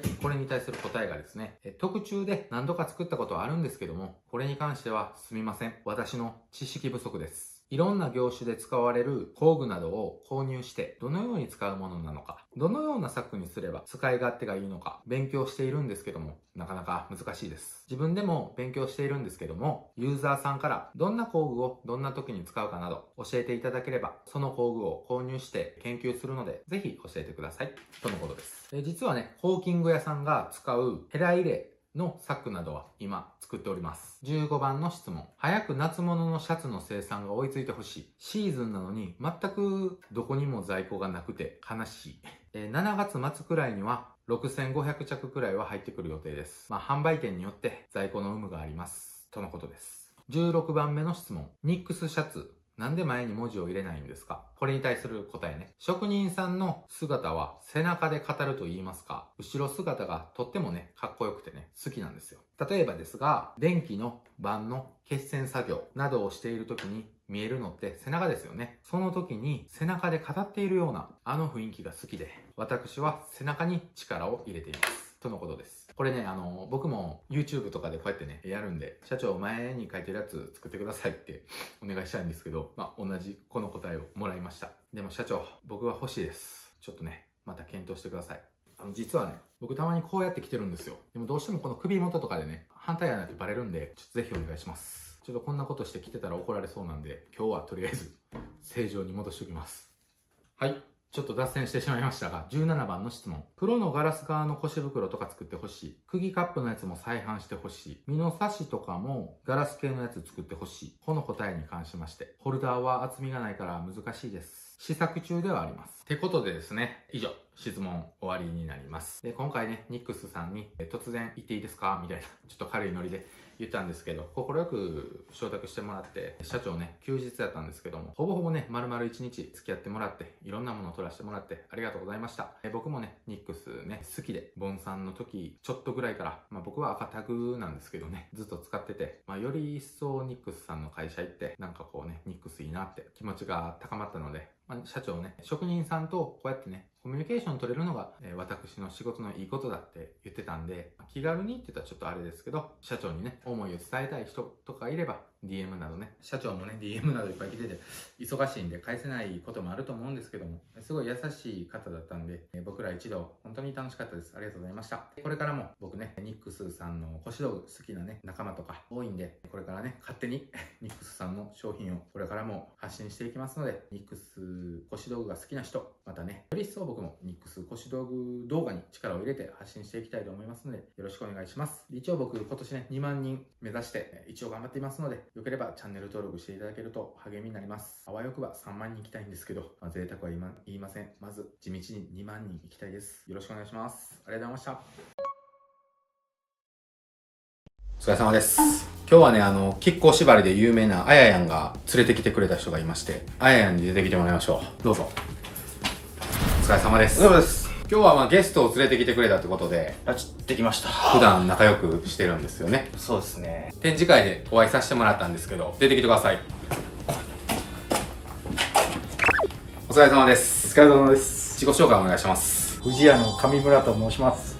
よろしくお願いします。主に何をされてる方なんですか、富士屋さんの中で。富士屋でね、一応今は営業担当してます。はい。展示会に出たり、そうですね、お客さんのところに行ったり。はい、お二人はどういう仲なんですか？僕は神崎工店さん出入りしてるんですけど、そこの担当者で。ああ、そこでよくお話しすることとかがあって。そうで、今日なんですけど、せっかく来てもらったんで、僕富士屋さんの道具ねいっぱい持ってるじゃないですか。で、何か1個取りたいなと思うんですけど、これ取ってほしいみたいなのあります？そうですね、今回はちょっとソケットの方、やっぱり富士屋っていうとこうソケットのイメージがあんまりないんで。確かにね、ベンチニッパーが有名と言いますか。こういうイメージですよね。そうそうそう。そうですね。こういう、これが一応メインの会社なんで、はい、ソケットって言ったらね、どうしても付属品の方になってしまうんで、あんまりメイン商品ではないっていう感じで、やっぱりまだ認知度がね、あんまり少ないんで。わかりました。ってことで、僕のチャンネルでは前もらったよぐらいのさらっとしかやってなかったんで、今日は使い方といいますか、いろんな使い方があると思いますので、まずあややんの方に実践してもらおうと思います。はい、じゃあソケットを先ほどおっしゃっておりましたけど、バリエーションって言いますか、紹介していただけますか？今ちょっと紹介ありましたけど、うちのソケットちょっと2種類ありまして、こういう例えば通常タイプの12角のソケットが今持ってるのが17なんですけども、17と19と21のサイズがあります。でもう一つなんですけども、これダクターチャンネル用の首振りのソケットですね。この2種類が一応うちでは販売しております。12角っていうのがこれが12面あるっていうあれですよね。そうです。でその分ここが分厚いから、はい、ダクトには入らないから、はい、入るように薄口でなってて、でその薄くしたことによってこの6面っていうことですよね。はい、で首振りっていうのがここのシャフトがこう曲がるよっていうことですよね。こういう感じで。そうです。はい、ありがとうございます。じゃあこれを今からちょっと実際どういう風に使うのか実践でやってみたいと思います。お願いします。じゃあ実際にちょっとやってみようと思うんですけど、今回用意したのはレールとずん切りと3部なんで17のナットとワッシャーと。普段現場ではアンカーを打って、でこういうずん切りを出してきて、それに対してダクターレールとかを取り付けるんですけども、今回ちょっと壁がないので簡易的にこういう形で模型を作りました。でここは穴開いてるんですけど、これをアンカーと仮定してここから3本ずん切り出してレールを固定するっていうのを今からやっていきたいと思うんですけども、その前にですね、ちょうどそのずん切りの話が出たので、今藤原さんからちょっともう一つ紹介したい商品がありますので、こうやってずん切りありますよね。ずん切りカッターとかで切っても起こり得ることなんですけども、この切断面が荒れていて、山がちょっと頭が潰れてるとかでこのナットが入りにくいっていうことがあったりとかするんですけど、これ入るかな。ここで今引っかかりましたね。もうこれ回んないですからね。そういう時にこちら紹介してもらっていいですか？これ富士屋の 3020N の 200BG という商品で、ここがちょうど今入らなかった部分ですね。ここに通してもらったらネジ山修正ができるというちょっと優れものになっております。これどうやって通したらいいんですか？これはもうこういう感じで簡単に挟んでもらって、これでこうクックって回してもらったらネジ山が修正できるので、さっきのナットがうまく入ったりします。これでこう回していいですかね？そうですね。ビクターさんの先っぽについてますよね。そうです。ビクターのは先っぽについてて、富士屋のは後ろについてますね。で今これでちょっとなぞったんですけど、見えるかな。ちょっとだけバリの帰りが出てきたんですよ。こっちにこう内側に寝てたやつが、これでおそらく普通に回りますね。これはちょっと1本持ってるとすごく便利ですね。これは実際に僕が使ってる腰道具に入れてるんですけど、今まではこういうずん切りのね直すやつ、これとか途中で割り込むやつとかあるんですけど、これでずっとやってたんですけど、確かにこれは回しやすいんですけど、ずっと腰道具に入れてるかって言ったら入れてないこともあって、これやったらね、もう常に腰道具に入ってるんで、わざわざね、材料置き場から取りに行くめんどくさい時に、もう1、2本やったら僕はもうこれでいってるんで、めっちゃ便利です。じゃあ次の目の仕上げも終わったんで、実際このレールをつけていきたいと思います。今回ちょっと板の方からいるんで、当て板裏ちょっとナットとワッシャーで固定しますね。立ち上げ配管とかのシチュエーションって感じですね。そうですね、壁の指示を取り付けるという状態ですね、今からね。実際だったら現場でこうやって壁からアンカー打って、そこにこう図に立ててっていう状態が今この状態ですね。ここにレールを通して、今回はじゃあこっちは PS プレートっていう上皿使って止めていきます。でこっちはこのまま次が来るという体で中ナットって言って、この奥にナットをつけるパターンで藤谷さんの黒金ソケットでいってみたいと思います。はい。でまずこっちから大体これでもちょっと長いぐらいですけど、ちょっと縮みました。プレート入れてナットでこっから締めていくんですけど、藤谷さんソケットの出番ですね。そうですね。今回このこっちは12角の固定ソケットでいきます。使うインパクトはパナソニックさんの新しいやつですね。これ 10.8 ですね。10.8 の。はい。じゃあこれで締めていきます。はい。いきます。かっこいいですね。やっぱ黒金ね。似合ってますね。これ、この組み合わせいいですね。銀か金ぐらいしかないですもんね。色って結構他でも。ソケットがね、大体銀ですもんね。黒は珍しいです。珍しいし目立ちますよね、現場でもね。やっぱこれ12角なんで、こう場所をあまり選ばずにどこでも6角かかるっていうのが作業効率的にすごくいいですね。はい、じゃあ次このダクターの奥にナットを入れるパターンでいくんですけども、このパターンだと先ほどのこの12角の方だと右の部分に当たって入らないんですよね。はい、こういう時にこっちの6角の薄口の方だとこう当たらず入るんで、こいつでいきます。しかもこれ長いから Day3 のね75とかの長いレールでも全然入りますね。そうですね。首下こんだけ長さあるんでね、全然余裕ですね。大体 Day1、Day2 ですもんね。まあ大体これぐらい入れといたら、あとは入るんで、ここでいきたいと思います。いきます。はい。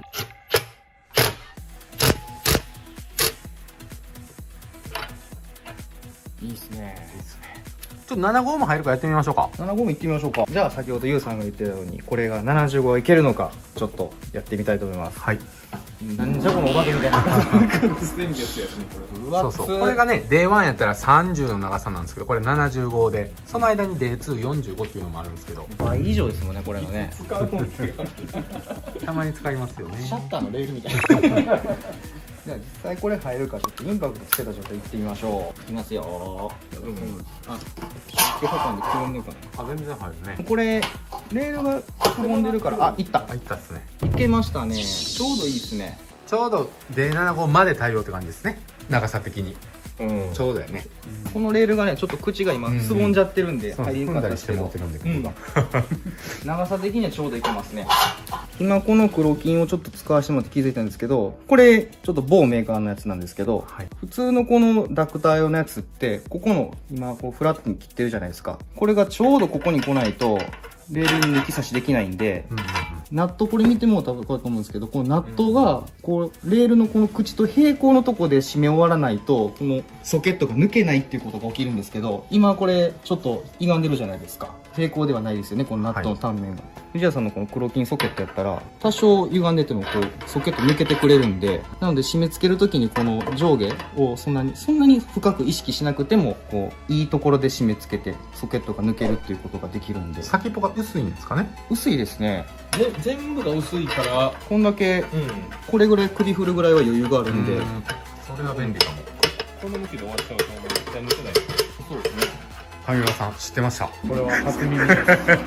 今まではちょっと縦でいくともうギュッて締めて思いっきり締め込んで抜いてたんですね。これは便利かも。緩めの怖いから締める方に思いっきり回して抜くっていう。これだとちょっとできるんで、こんだけの締めだけでこれぐらいの余裕があるおかげで、あまり最後気にせずにもいけるっていうのがいいですね。これは無理やり抜くっすもんね。ねそれがいらんってことですね。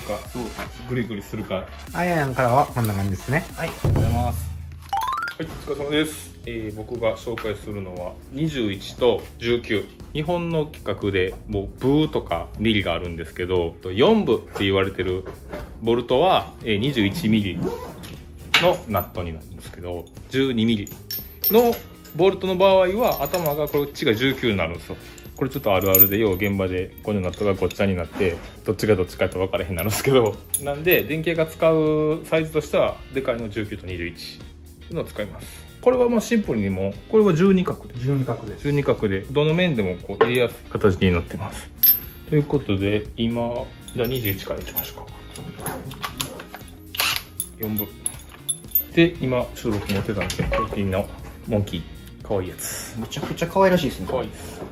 でもこう結構開くんで抑える分には全然プロキニストス、4部は主にどういう現場で4部僕がよく行くのはラック、でかいラック、まあ、1メーター以上ぐらいになってくると4部で釣ることが多いんで、今も使ってるんです。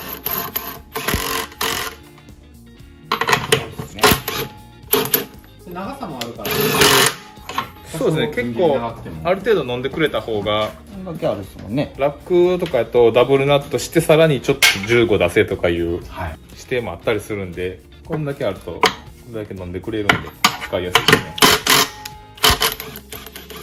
皆さんはそこまで想定して作られたんですか？もちろんです。さすがです。で19ですね。どっちかというと19は僕あんま使わないんですけど、機械物の時はミリのネジが多いんで使うぐらいですかね。現場の仕様によってね、M でいけとか V でいけとか変わりますもんね。見た目がこんな感じなんでわかんないです。わかんない。パッと見てわかんないです。よう間違える。ね、これが材料箱で混ざっててこれミリやんけって言って怒られる。いや、これも普通に締めていきたいと思います。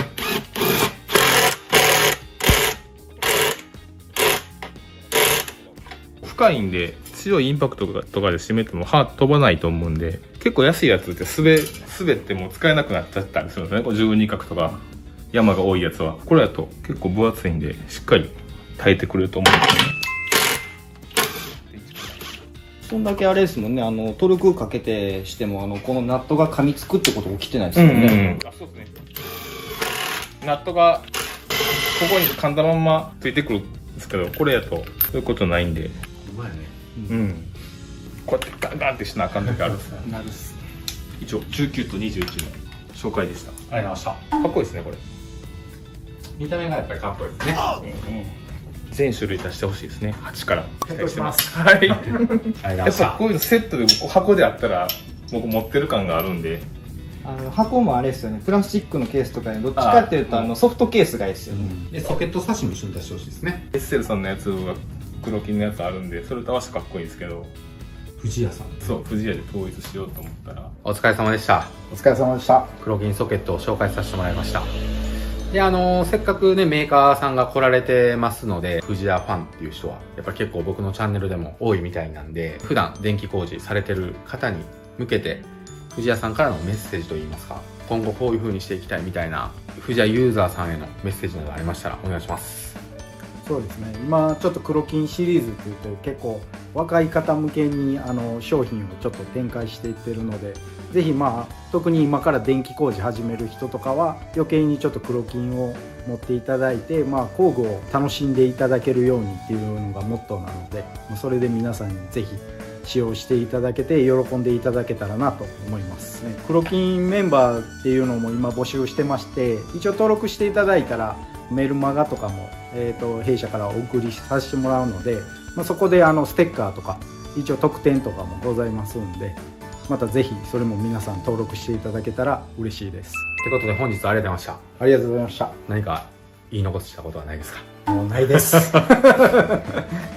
てことでね、僕らね、電気屋 YouTuber チームといいますか、みんな藤屋さんにはいろいろね、お世話になってるんで、これからもまたいろいろね、コラボさせてもらうと思いますんで、末永くお願いします。こちらこそよろしくお願いします。藤屋さんのインスタとか、YouTube とか、ビクターさんも同じ藤屋さんの系列なんで、リンクとか貼っときますので、よかったらフォローとかしてみてください。いろんなね、面白い情報をね、発信されてますよね。そうですね。携わってはないんですかね。僕はちょっと噛んでないんですけど、もうあくまで売る側で、僕はちょっと皆さんに PR させてもらってます。SNS チームっていうのがまた別に、はい、そうですね。ってことなんで、お願いします。ありがとうございました。ありがとうございました。疲れ様です。今日は茨城県佐島郡に来させてもらいまして、で急遽ちょっと来れる方、募集といいますか、ストーリーに書いたらたくさんの猛者の方たちが来てもらって、今から腰道具撮影していきたいと思うんですけど、ちょっとね誰が誰かわからない方も視聴者さんいると思うので、簡単な自己紹介をしていってもらいたいんですけど、お願いします。東京のイワークスの東です。よろしくお願いします。お願いします。ニトロさんだよ。モザイク入れてますね。自己モザイク。埼玉県の上岡ラクタテケラスです。よろしくお願いします。堺新興伝説の木村幸喜って呼んでください。よろしくお願いします。最近の趣味は謎かけです。じゃあ一発いきたいと思います。はい。今日の集まりとかけて。今日の集まりかけて。ちょっと待ってください。じゃあ考えてなかった。考えてなかった。夜にスイッチを押したら電気がつくと解く。お、その心は交流が大事です。おお。ちょっとカットしてるかもしれないですけど。堺新興伝説の小林です。よろしくお願いします。お願いします。堺新興伝説の吉行です。よろしくお願いします。フェイス系株式会社のです。お願いします。はい。でちょっと今ね、あややんも今カメラしてくれてるんですけど、また後で紹介します。で今日はですね、堺新興伝説さんがちょっと会社を撮影場所として貸してくれまして、YouTube されてるんですよね。そうですね、始めたばっかの初心者です。チャンネル名はよっチャンネルです。よっチャンネル。一応概要欄に載せておくので、皆さんチャンネル登録してください。よろしくお願いします。で多分同じぐらいのタイミングで、よっチャンネルさんの方でも動画、同じようなというか出しますんで、そちらも見てください。ってことで今からお一人ずつ僕のチャンネルでは撮っていきたいと思いますので、よろしくお願いします。ではトップバッターの東さん、はい、岩渕さん、はい、よろしくお願いします。すごいですね。これはハーネスっていうんですか？いや、これはハーネスじゃない、サスペンダーですね。こういうところにも200万ですか？これは高所作業車の鍵。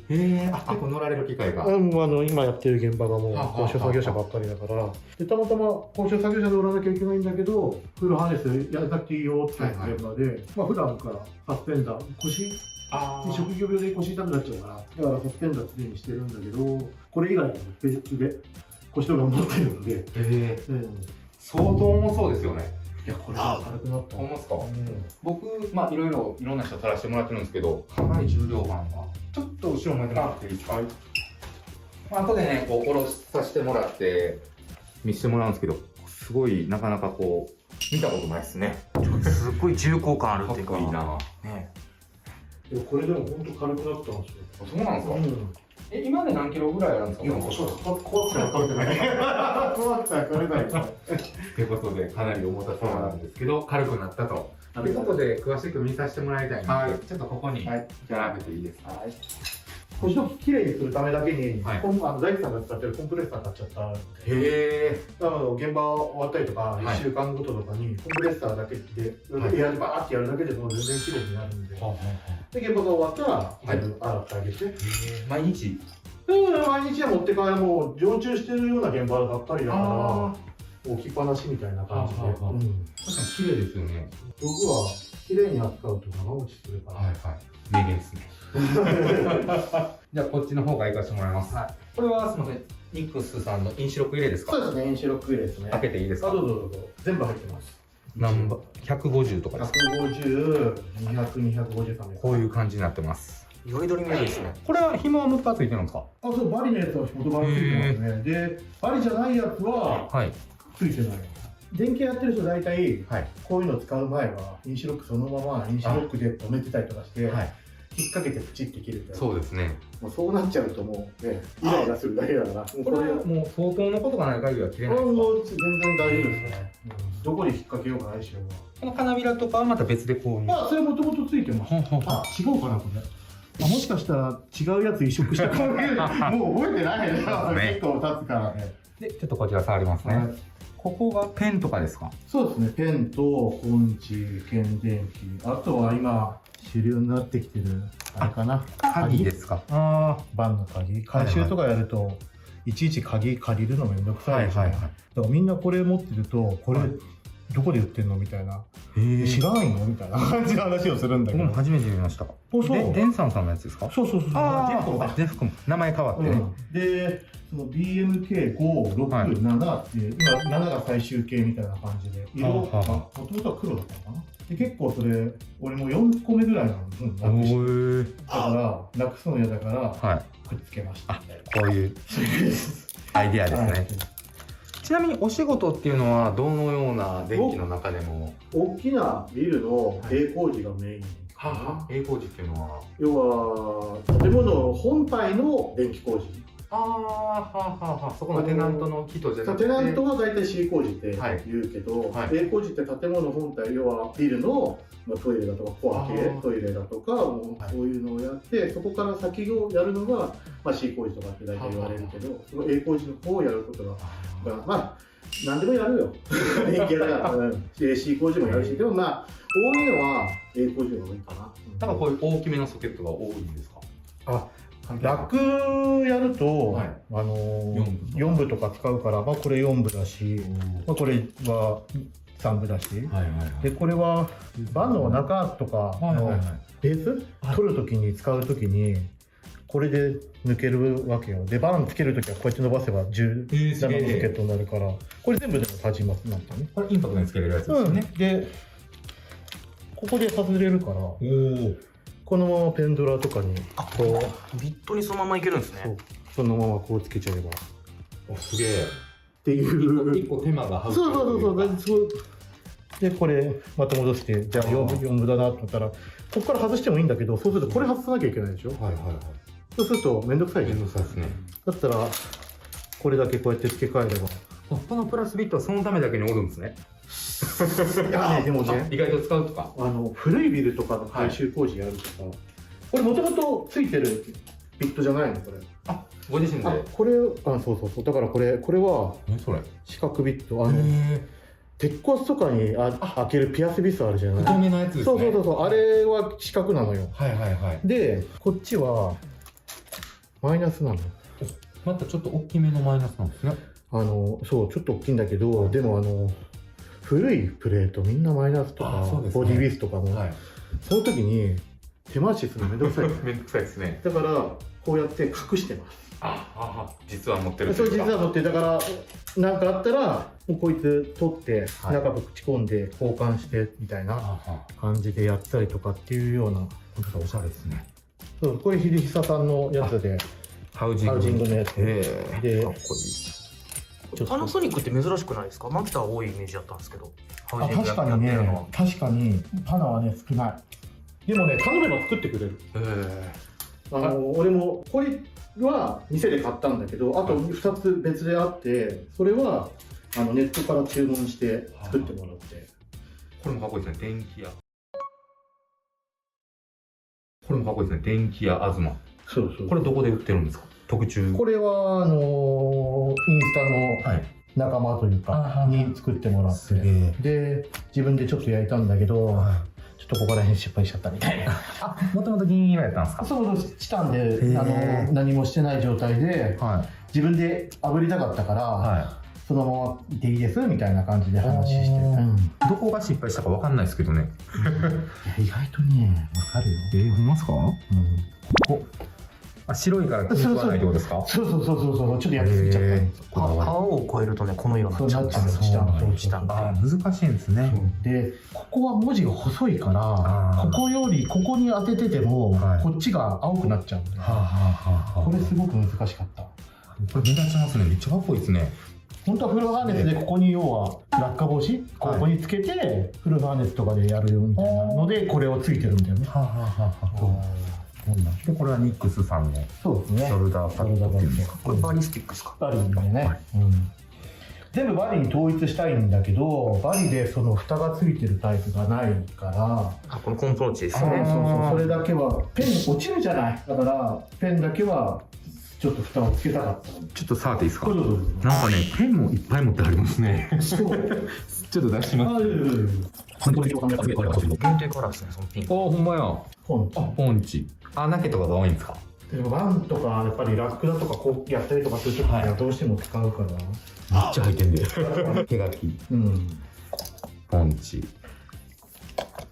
ボールペンが、まあボールペンすぐなくしちゃうから、そうですよね。入れてあるみたいな。誰かに貸してあげたりしますもんね。セミ出しするときに、折れちゃったりとかするから、何本か予備でいろいろ持ってるっていう、ただそれだけの話。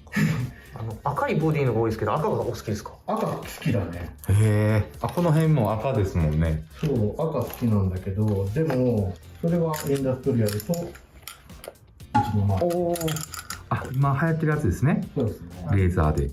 新潟正規さんのあれですね、時短ってやつですよね、これ。さあ、で、今、新潟正規さんといろいろやり取りしてて、今、マグザラの話から、ちょっと別の商品に関してね、開発でちょっとお手伝いさせてもらってたりとかしてるんで。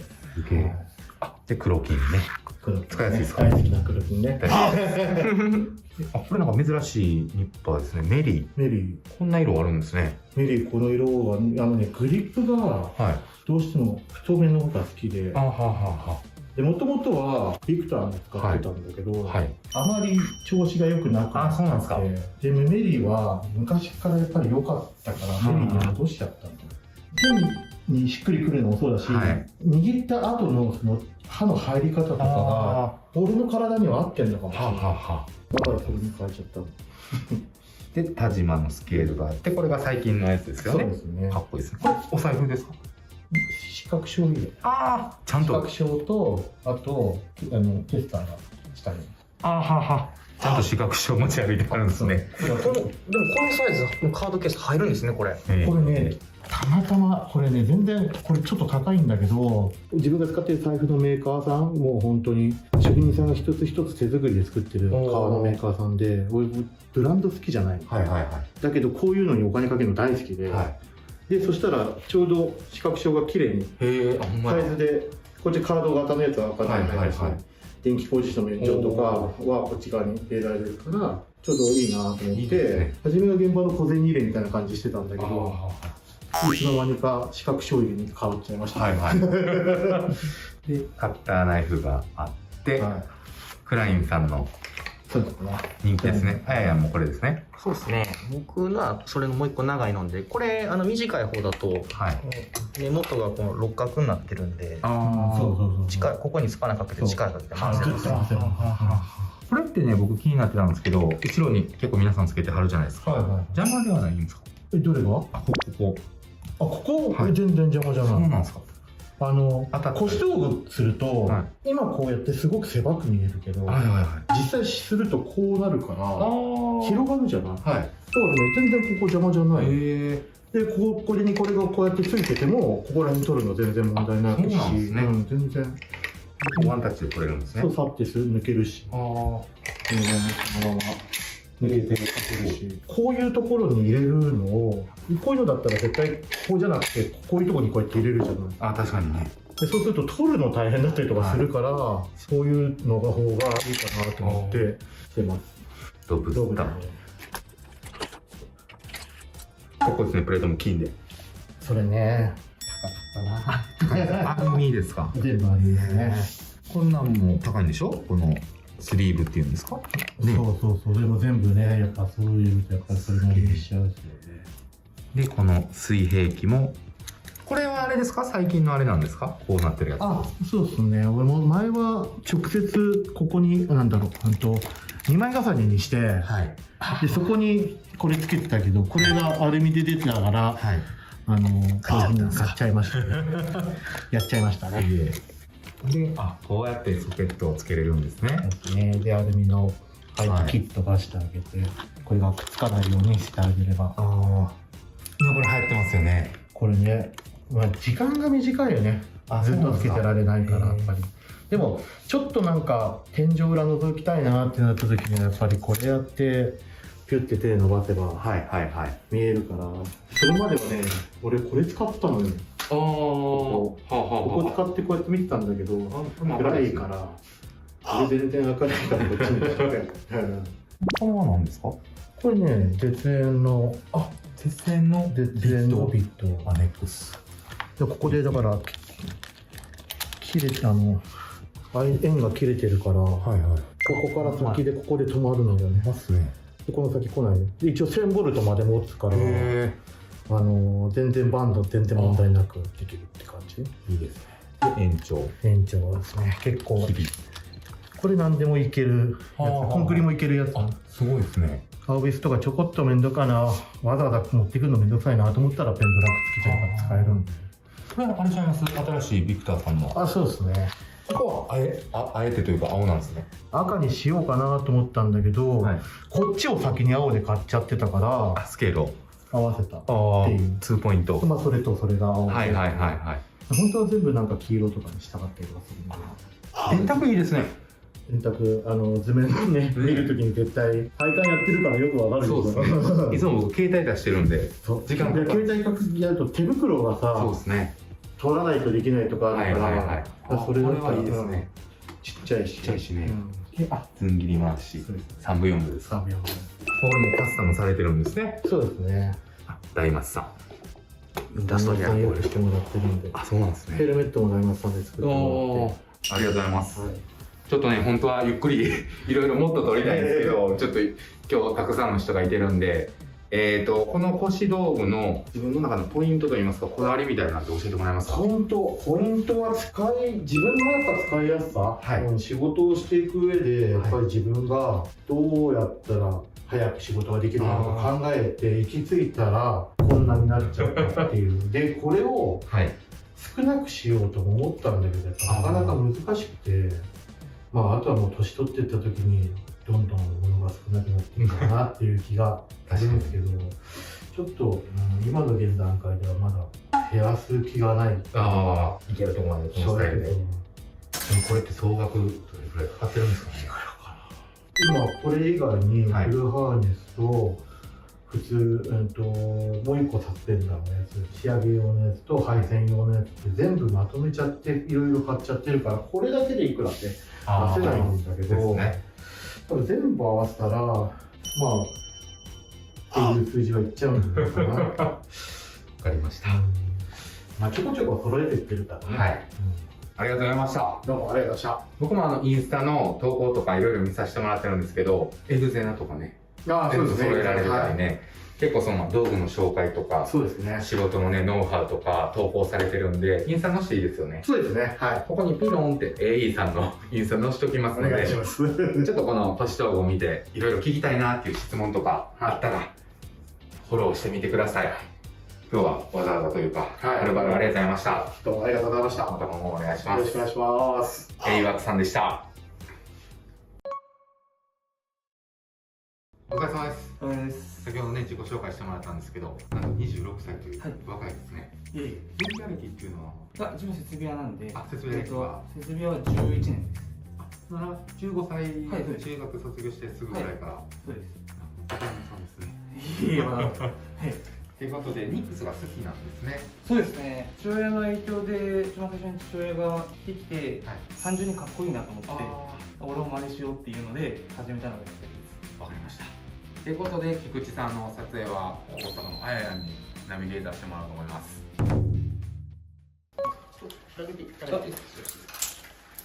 重たそうですね。結構熱いんで。インパクトが下がってますね。なんか設備屋さんやから、僕らとまた違っておもろいですね。初めてちゃいます？ゆうさんのチャンネルで。設備屋さん初めてです。フルハーネス仕様なんですね。そうですね。これは田島のフルハーネスですね。はい、そうです。で、そのままベルトっていうかサポーターも全部田島で作ってる感じですね。はい。なるほど。やっぱラチェット系が多いですね。そうですね。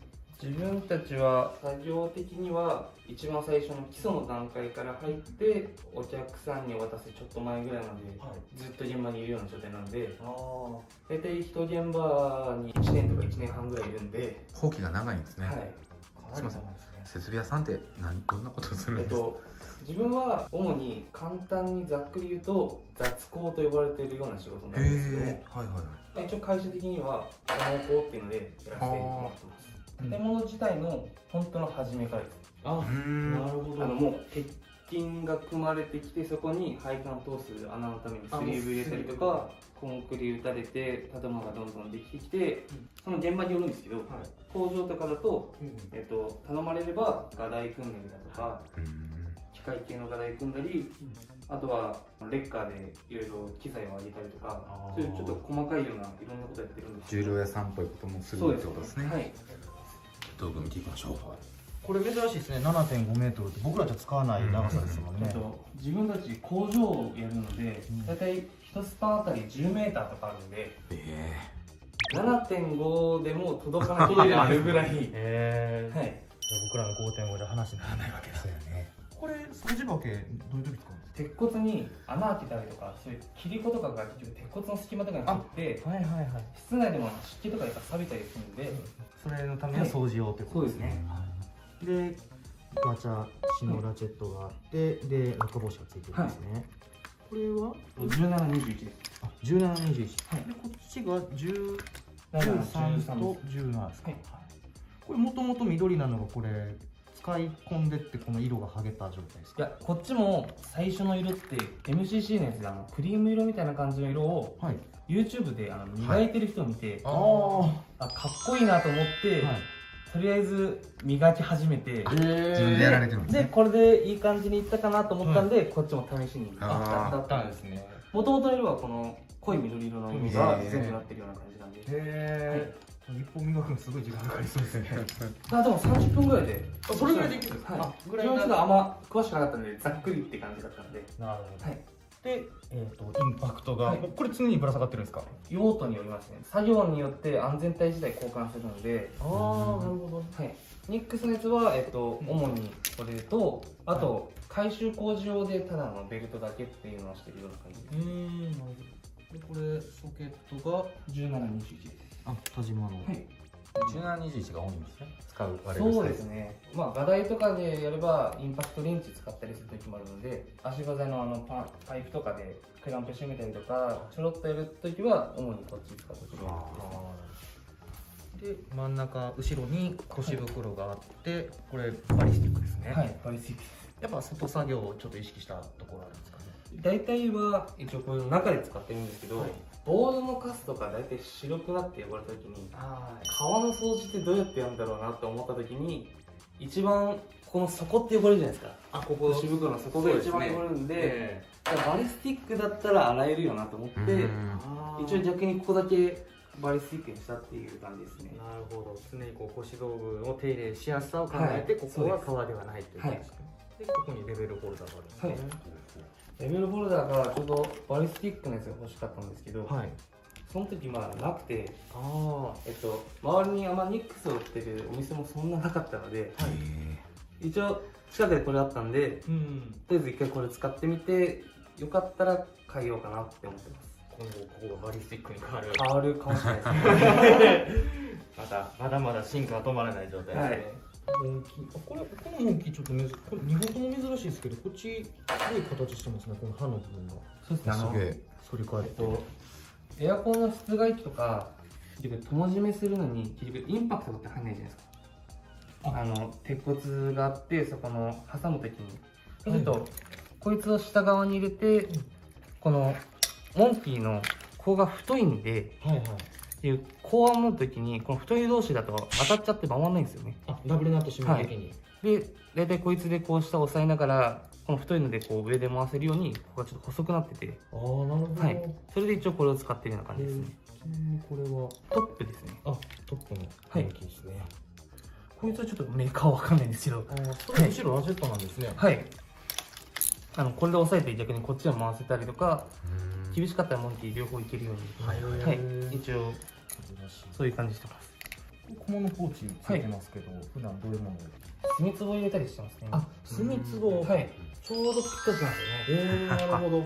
そういう使い方もできるんですけど、僕らはやっぱどうしても電気はここ VS トリッパーって言ったら電線抜くやつ入れちゃうんで、そうか、他の業者さんだったらそういう使い方するんですね。自分は墨壺入れて、ちっちゃい電卓をここに入れるような。ここに電卓を。はい。そういう使い方もできるのか。で、これがまたいっぱいぶら下がってますけども。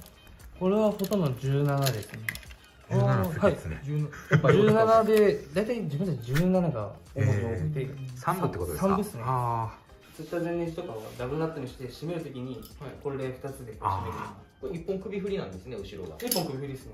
場所によってすごい狭いところとかもあるので、柱の裏側に壁があって、その鉄骨から伸ばしてるところとか、すごい狭い隙間をやるんで、ちょっと曲がったりすればできんのになとか、そういう用途によって一応首振り使うような感じです。なるほど。で、番線カッター。で、あと、ハンマーですね。そうですね。これハンマー自分でこれつけたんですか？あ、そうです。これは自分でつけました。アイボルトですか？はい。なんかアイボルトで塗って、切り通して。はい。すごい。で、落下防止つけられるようにして。あ、そうか。下もつけたから落下防止がつけれるんですね。はい。これは初めて見た。天才ですね。結局これも誰かの YouTube でかっこいいなっていうのがあって真似させてもらいました。結構いろんな YouTube 勉強されてるんですね。そうですね。菊池さんのいろいろ見せてもらったんですけど、どんなことを考えて作ってるというか、こだわりのポイントみたいなのがあれば教えてほしいんですけど。長さっつった方がいいかな。長いですもんね、結構ね。基本3段以上ですもんね、これ。そうですね。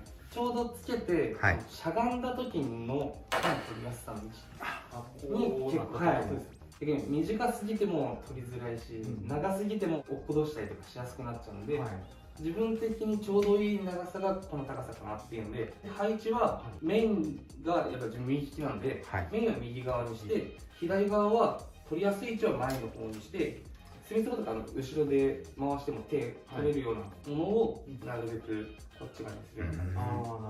この左の自分の腰の後ろぐらいですね。電気屋さんみたいにこっちに腰袋やってるんですけど、自分たち腰袋ってあんま取るものってあんまないんで、で一応後ろにしたっていう感じですね。なるほど。はい。いろいろ試行錯誤して今のこの形が出来上がったってことですね。はい、そうです。ありがとうございます。ありがとうございます。じゃあ今日はわざわざ来てもらってありがとうございました。ありがとうございます。インスタとかもね、されてますよね。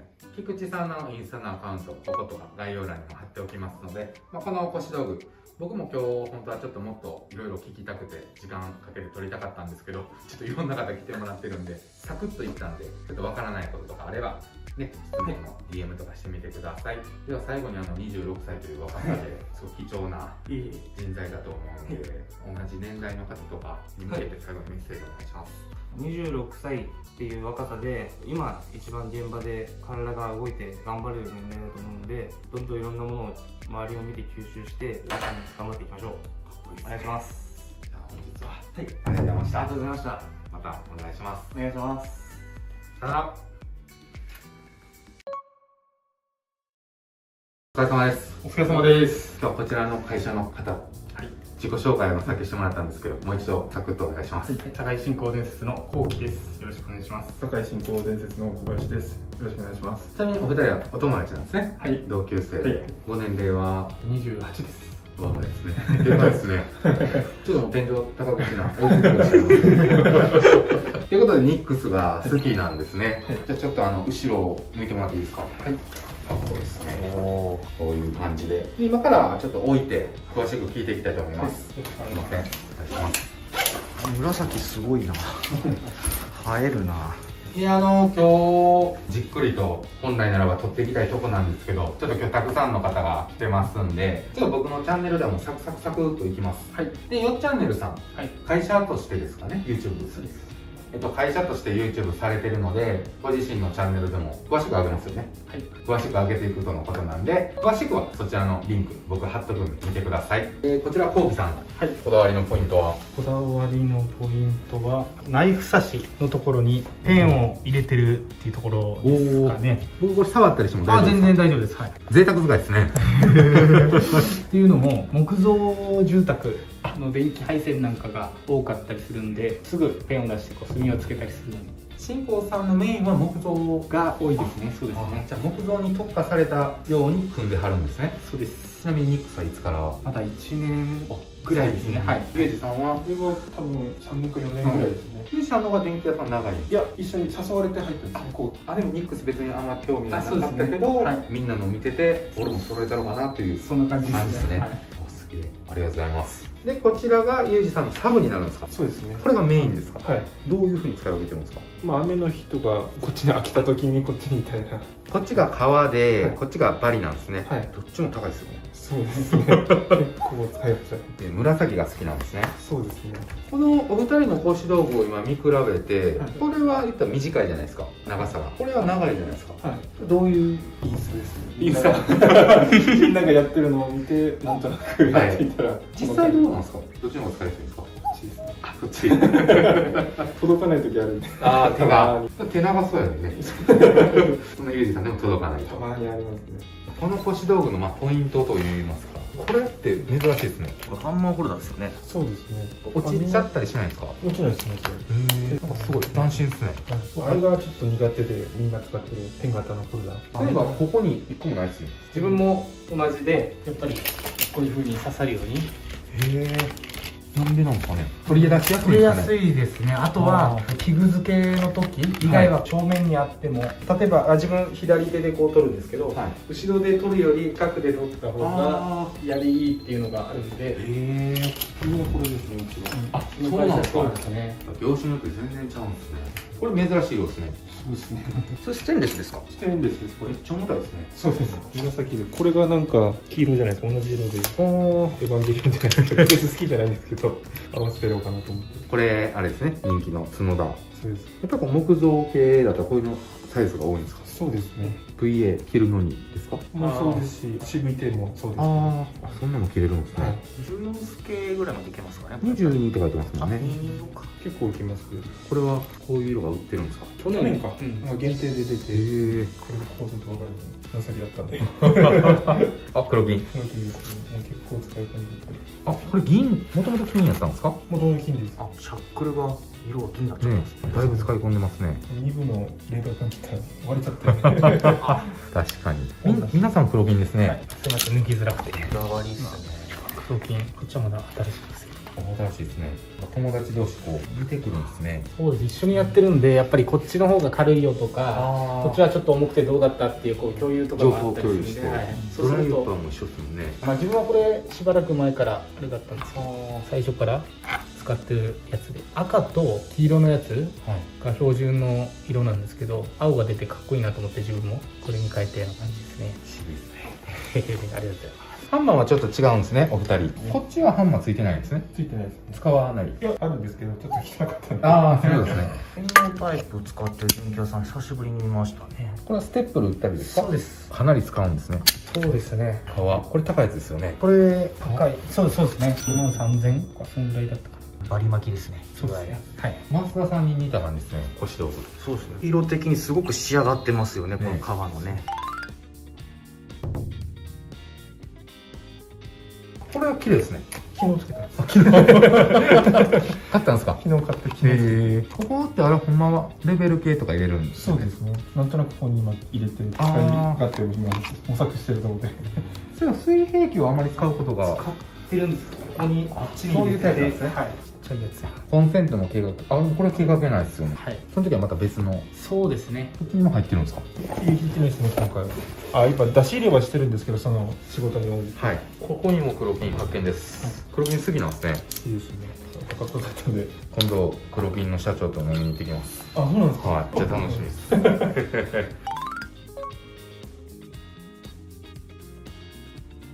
それ珍しいですね、それ。ね、初めて見ました。どこのやつですか？これはパジャマだったかな。確か。後ろにそんな。これは点検口開けたりですかね？いや、違います。何使うんですか？これ確か段ボールカッターだったよね。開墾用ですね。見た目で買ったんですけど。あ、これ。クライン、増田さんじゃないですか。知ってます？増田さん。僕のチャンネルでね、こういう感じなんですよ。はい。で、道具も似てるんで。あ、そうなんですか？仲良くなると思うんで。こっちドライバーもクラインですからね。暗いですね。大きさは1個なんですか？あと2つあります。使い分けてはるんですね。そうですね。雨の日と。あとね、僕ちょっと気になったんですけど、この腰袋にみんな入れはるんですけど、これ、デンさんとマーベルですよね。はい。なんでこれ2段に入れてるから。これは下にステップが入ってるんですよ。木造やってるんですけど。あ、なるほどね。これ4段じゃないですけど、ここからこの間から手を入れて。はい。ステップから取るんですか？配線の時に手だけに入れて、自分はそうしてるんです。取れるっすね。そうなんですよ。すげえ。初めて見たこのアイディア。よくここに引っかかるんですよ。やってないですね。自分がなんですけど、これ形のあれでただ入れてるだけなんですけど、電酸のタッカーで止めてこう回し引きとか、何でも刺さるんですけど、例えばこうドライバーとか何でもこう刺さるようにちょっとアレンジして賢いですねこれ。やってるんですけど、すごいですね。ドライバー入れるんですよ。そうです。でちょっと下ちょっとカットして、でなんかこう質感っていうのもちょっと似てたんでいいかなと思って。タッカー持ってはるんですね。そうです。すげえ。タッカーっていうのがあればできるんですね。そうですね。まあ持ってない人は言ったらナットとかでもいいんですもんね。です。ただこっち側に出てきちゃうと、こっちがちょっと痛いかなと思って、裏面だけを止めるように。そうですね。こんな形でしないといけないですね。皆さんアイディアがすごいですね。これは初めて見ましたよ。なんかこんなことをしてますみたいなのあります。今みたいな。ああ、やっぱこれぐらいですかね。いや、これもすごかったですね。じゃあそろそろ、最後に一番のこだわりのポイントを教えてもらって終わろうと思います。一番のこだわり、やっぱこの最初に一番好きだったこの色を買ったのがそうですかね。初代。はい。ニトロさんが見てこれを買ったんですよ。一番最初に。めっちゃ嬉しい。嬉しい。師匠見ると思わなかったんで。あ、よかった。今日ちなみにニトロさんって方も来ててね。ありがとうございます。自分のポイントはチタンプレートですね。自分で焼いたんですか？じゃないですよ。もともとチタンなんですけど、このサックとかは多分飽きてとかちょっと壊れたりで買えるなと思ったんですけど、ここだけはしばらく買えないなと思って、ちょっといいやつを高いんですけど、チタンのやつは高いですよね。これだけこう揃えたかったので大事にね。はい。わかりました。今日はありがとうございました。会社まで貸してもらって助かってます。で、YouTube は皆さん出演していくんですか？あんまり決まってないですけど、多分出演して、はい。まあとりあえずまだ始めたばっかりそうですね。まだよく決まってなくて、いろいろと。はい。わかりました。じゃあお兄さんがメインで YouTube を運営されていて、まあみんなで協力しながらやっていくって感じですね。ってことで、よっチャンネルさんのリンクとか僕貼っときますので。ぜひ見に行ってください。で、お二人はインスタとかされてるんですか？はい。インスタの方ね、今日ね、詳しくいろいろとこう見れなかったんで、気になるよって方は DM とか送ってもらえれば、若い2人が答えてくれますと思いますので、お願いします。よろしくお願いします。言い残したことはないですか？ないです。はい。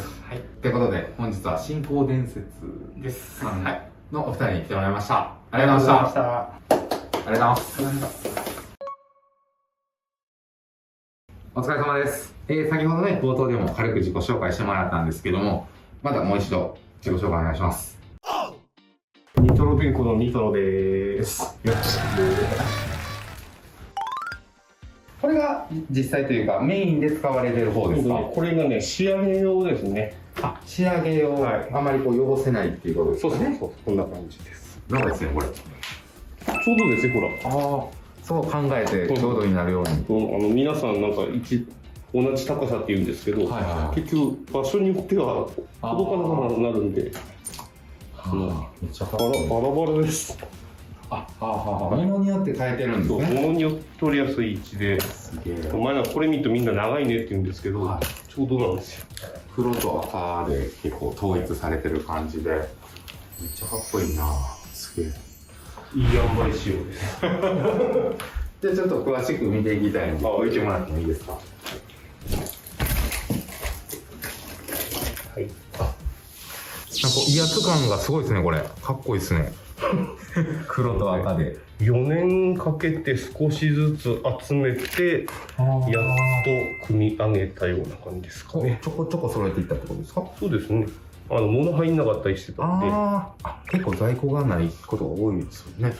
こっちが結構メインで。これが一番最初に作るのと何個作ったか最初。これは仮塗りから作って、普通に使うのに、これとチェーンなしバージョンで2種類使ったので仕事は。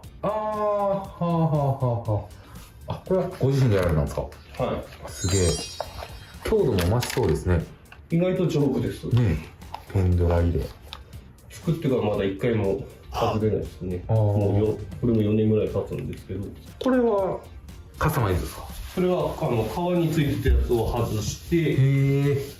これスケールのやつですよね。そうでニックスさんでスケールさせるよって書いてあったんですけど。今何に使われてるんですか？インパクトフックですね。インパクトカチャッと。なんかよく見たらこれがいっぱいついてますね。そうなんです。いろんなものガチャガチャその時に合わせてはめようとしてるんで。このスケール以外にもガチャガチャできるのを持ってはるんですね。はい、いろいろ。ここは何用ですか？これはストリファイルですね。ニックスさんで、ナイロンができてなかったんで、これメーカーさんに見せると怒られるんですけど。あ、そうなんですか？いや、改造してるから。なんでうちのじゃないんだ。だってうちので出てないよねって話で。ああ、そういうことですね。そしたら今バリスティックの方で先に出たから、ゆくゆく赤タグ欲しいですって相談はしてるんですけど。そういうことですね。確かにね。僕も赤タグ待ってるんですよ。こっちは赤タグで揃えたいっていうことですか？そうですね。軽いですもんね。はい。言っても重いですけどね。全部いろいろ刺すと重いね。これもご自身で。これもまだこれじゃないやつのチェーン式はあったんですけど、当時なかったんで、なんとかならないかなということで自分で。三日月さんもこれやってましたね。これ僕そうですねやってるし、増田さんより先やったってことですよね。ほう、さすが。これは何なんですか？何なんですか？それはマーベルさんの出していいですか？はい。マーベルさんで出してる腰袋に本来はこうパチッとはまるやつなんですけど。で出てるのが赤と緑が出てるんですけど、ちょうど赤タグで赤でいいかなと思って。赤が好きなんですね。そうですね。こんなアクセサリーも赤な、青も好きなんですけど。黒金好きですね。好きというか勢いで買っちゃったんですか？こそこそっと大量に。これはまだやられてないですね。意外とやられてない。速攻あれってなりました。ちょっと改善してほしいですよね。刃がちょっと切れ味が良すぎて弱いんですよね。ねえ、そうなんですよ。ペン刺し。かっこいいですね。黒金、ニッパー、ペンチ。道具もあれですね、綺麗に使われてますね。なるべくはちょいちょいこう吹いたりしてるんですか？そうですね。式置いときは556吹きかけといたりとか。やっぱあれなんですね、道具が好きなんですね。そうですね、道具は好きですね。なかなかやっぱりメンテナンスって結構めんどくさいじゃないですか。ねえ、でもこうこまめにやられてて、僕の動画でも出したんですけど、空調服のハーフパンツ、改造というかね、ご自身でこう改善していったりね、豆ですよね。思いついたらやるか思いついたままやらないか極端な B 型なのかのせいなのかわかんないですけど、熱しやすく冷めやすいというか。早く B 型でしたよね。すごく気持ちがわかります。B 型あるあるなんですか？あるあるです。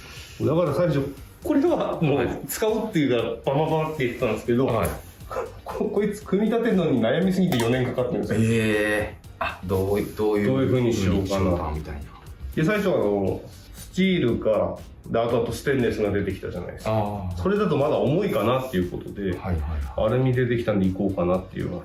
でも結構ね、思いのぶら下げって言うとアルミさんのボルトがやられてきそうなので、やられたりするんですね。なんか他の人でもう削れちゃったとかいう人がいたんで、今後最悪はここだけステンレスのに交換してもいいのかな。これは丈夫でしょうけど、その代わりちょっと重たくなっちゃうってことですか？多少重くなるでしょうね。黒とか赤をちぐはぐにしてるのかっこいいですね。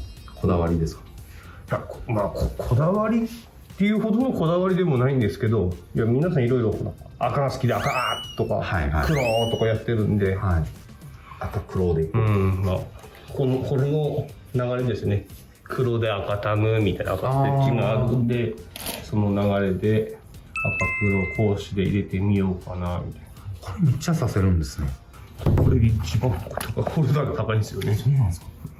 おいくらぐらいなんですか？あれこれ2万近くなったんですか？定価で。使ってない感じですか？これ普段刺しとくと重いんで、大体刺してる時はここにアッペン。アッペンも入るんですか？55とかの。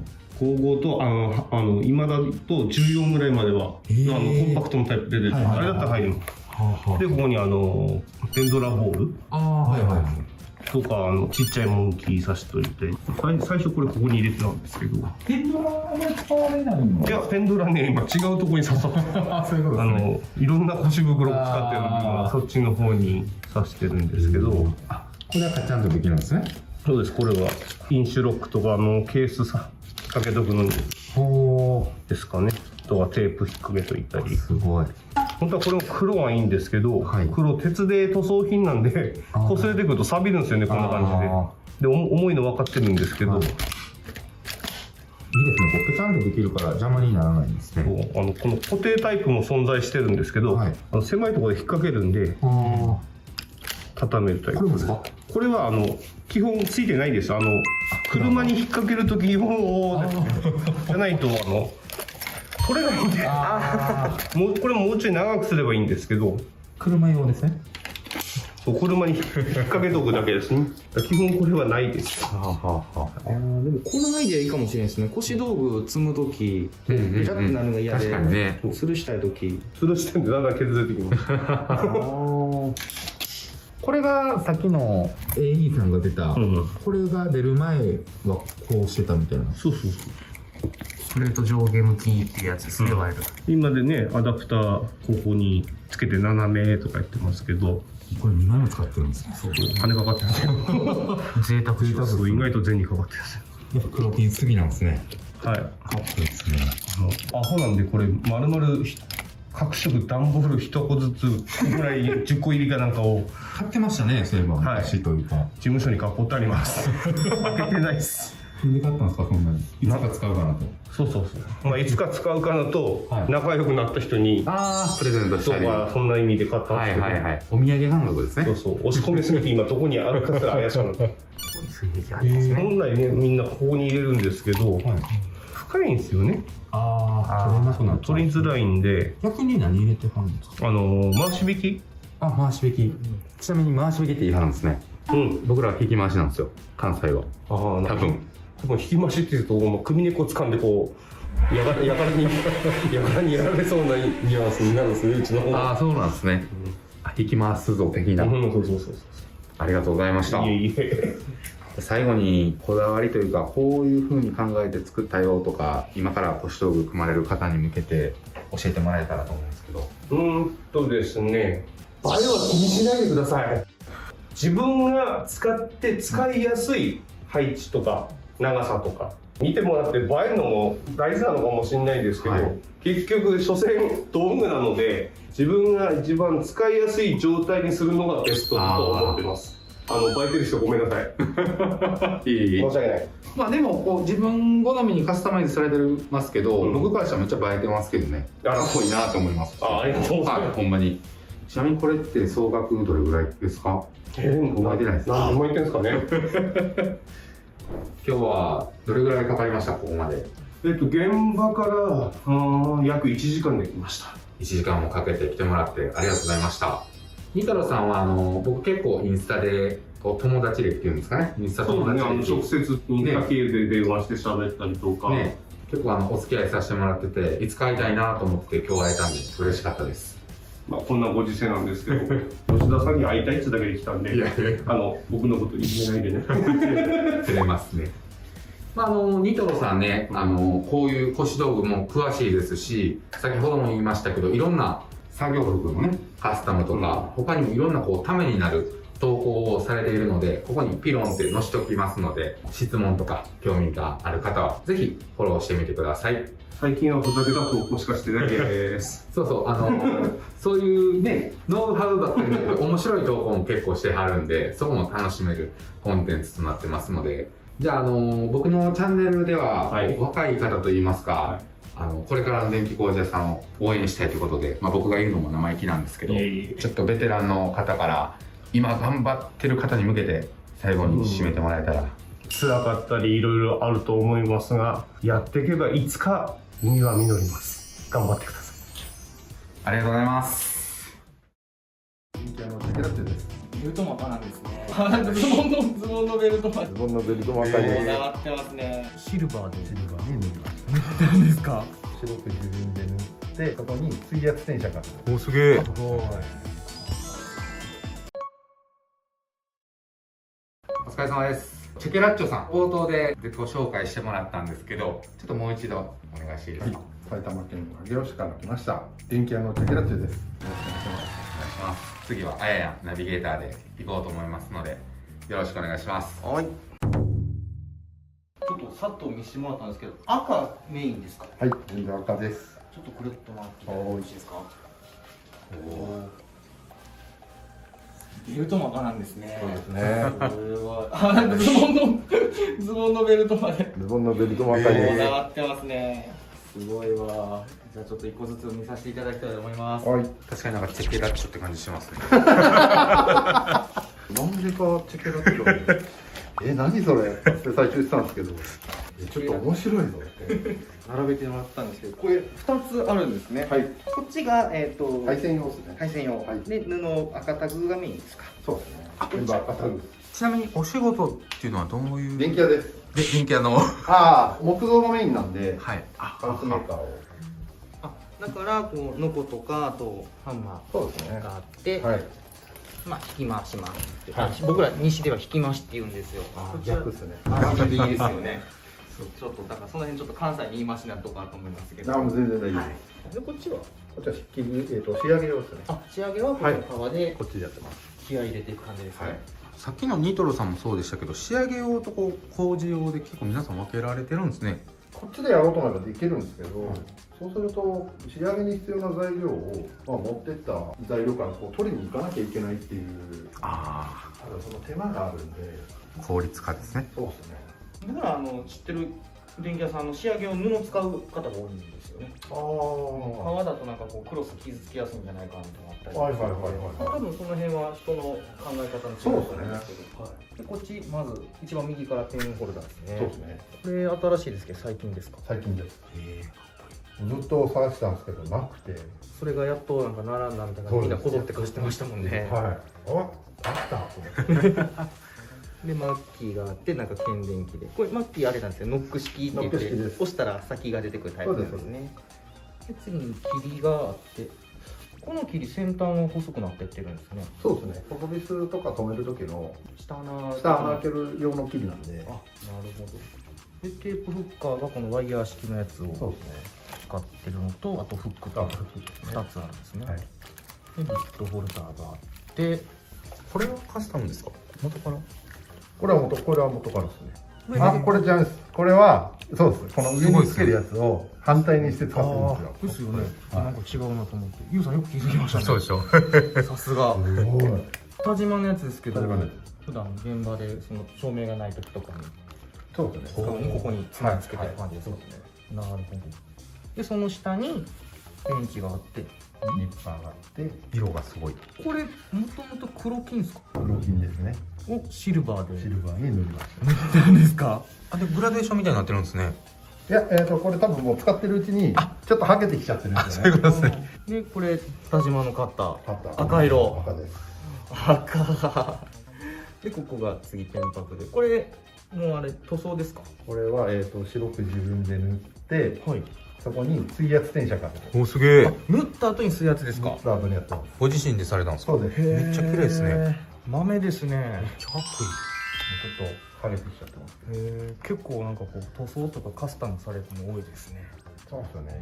色揃えたいなって思ってて、全部赤にするか、ベルトループとチェーンがシルバーなんで、シルバーにするかで悩んだんですけど、遊び心でシルバーにしようと思って。シルバーのベルトループとチェーン目指しますけど、これアニバーサリーですよね。そうです。限定品ですよね。限定のやつですね。をこうふんだんに使っちゃって。何枚ついてるんですかこれ？8枚ですね。いや8枚。1枚何本ぐらいなんですかこれ？8枚ですね。1枚7000円。そこだけ結構金額いってますね。今頭の中チャリーンって音がした。これ気になるんですけどね。何なんですか？インスタでやってる人の見て、ちょっと真似させてもらったんですけど、これテント用品かなんかのやつなんですね。でこれの穴っていうのがちょうど合うらしいんですよ。っていうのでやったんですけど、マジで合って、もうすげえと思って。何に使うんですかこれ自体は？ここは使ってないんですけど、もうこっちはカラビナつけてますね。そうですね。カラビナつけて、おお、すげえ。普通にカラビナつけると多分このカラビナが縦になっちゃうと思うんですけど、これが穴が縦なんで全部横にこう。シャンプートリップ、シャイントリップですね。シャイントリップ。はい。気になってる方いると思いますね。で仕上げ用なんで掃除バケがあって、そうですね。ドライバー後ろなんですね。ドライバー後ろですね。でハサミと回し引きとあとハンマー。これもしかもこれですよね。マグネットで。マグネットリリーサー。かなり強いの、これ。これでも100円ショップ。これ100均100均です。そんだけ強いの初めて見た。あ、でこれ田島のタタックナイフ、もうシルバーに染めてましたね。銀色好きなんですね。でこれケーブルカッターは赤色で。そのままですね。角田ですかこれ。100均です。100均？あ、本当だ。全然コクリない。ほんまに100均でこれ売ってるんですか？200円で売ってます。切れるんですか？いや、やっぱ100均なんで、壊れるときは壊れるんで、売ってるときは5個とかまとめてこう買ってきて、壊れたらもう違うの。はいはいはい。本当消耗品に近い感じ。なるほど。あれここにも回し引きですね。なんだこれめっちゃかっこいい。これも水圧転写じゃないですか？あ、やりました。全部ばらして迷彩みたいになってるんですね。やってますね。すごい。腰袋、これグローブのこれ紐巻きカスタムですか？これ自分でやりました。あ、ご自分で。はい。よくこれみんなカスタム出したりとかするんですけど、カスタム出してる人は多分この紐がちゃんとしたもうちょっと太い紐だと思うんですけど、裁縫道具とか売ってるお店があってそこで買ってきた紐なんで、なんか合皮なんだけどちょっと柔らかいやつなんですよね。もうスマートでかっこいいですよね。糸。本当ですか？はい。すごく綺麗に巻いてあるし、細くてなんかもうちょっと太いからゴツゴツした感じしてるんですけど、こっちの方がねシュッとしてていいですよね。これはありですね。チェラッシュサンプル。でこれ中にいろいろ入ってますね。テスターがあって、同軸のストリッパーがあって、そんなの初めて見ました。それ何ですか？同軸ストリッパー。テレビの線ですか？そうですね。テレビの線。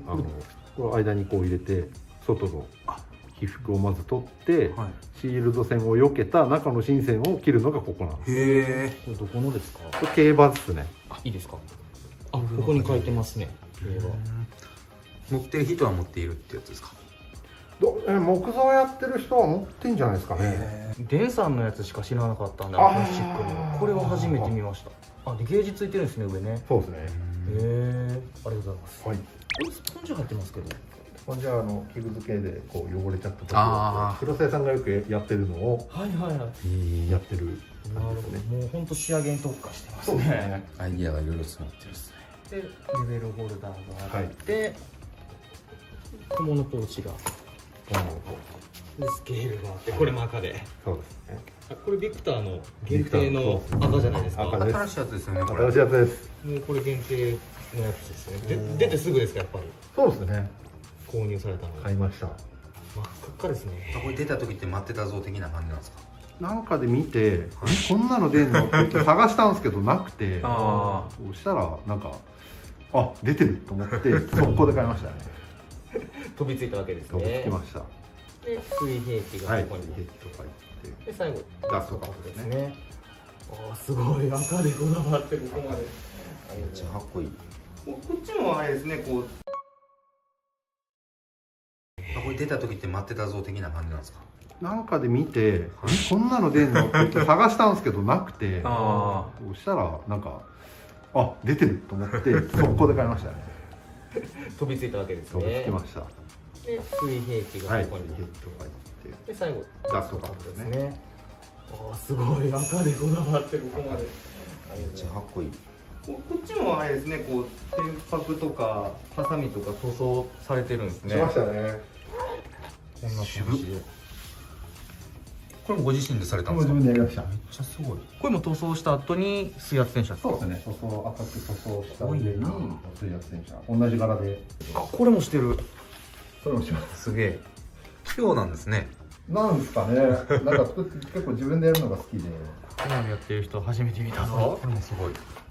あ、本当だ。フォール。これレベルホルダーもこれ塗ってないですか？これ。ました。これ多分裏普通なんです。すげえ。すごい。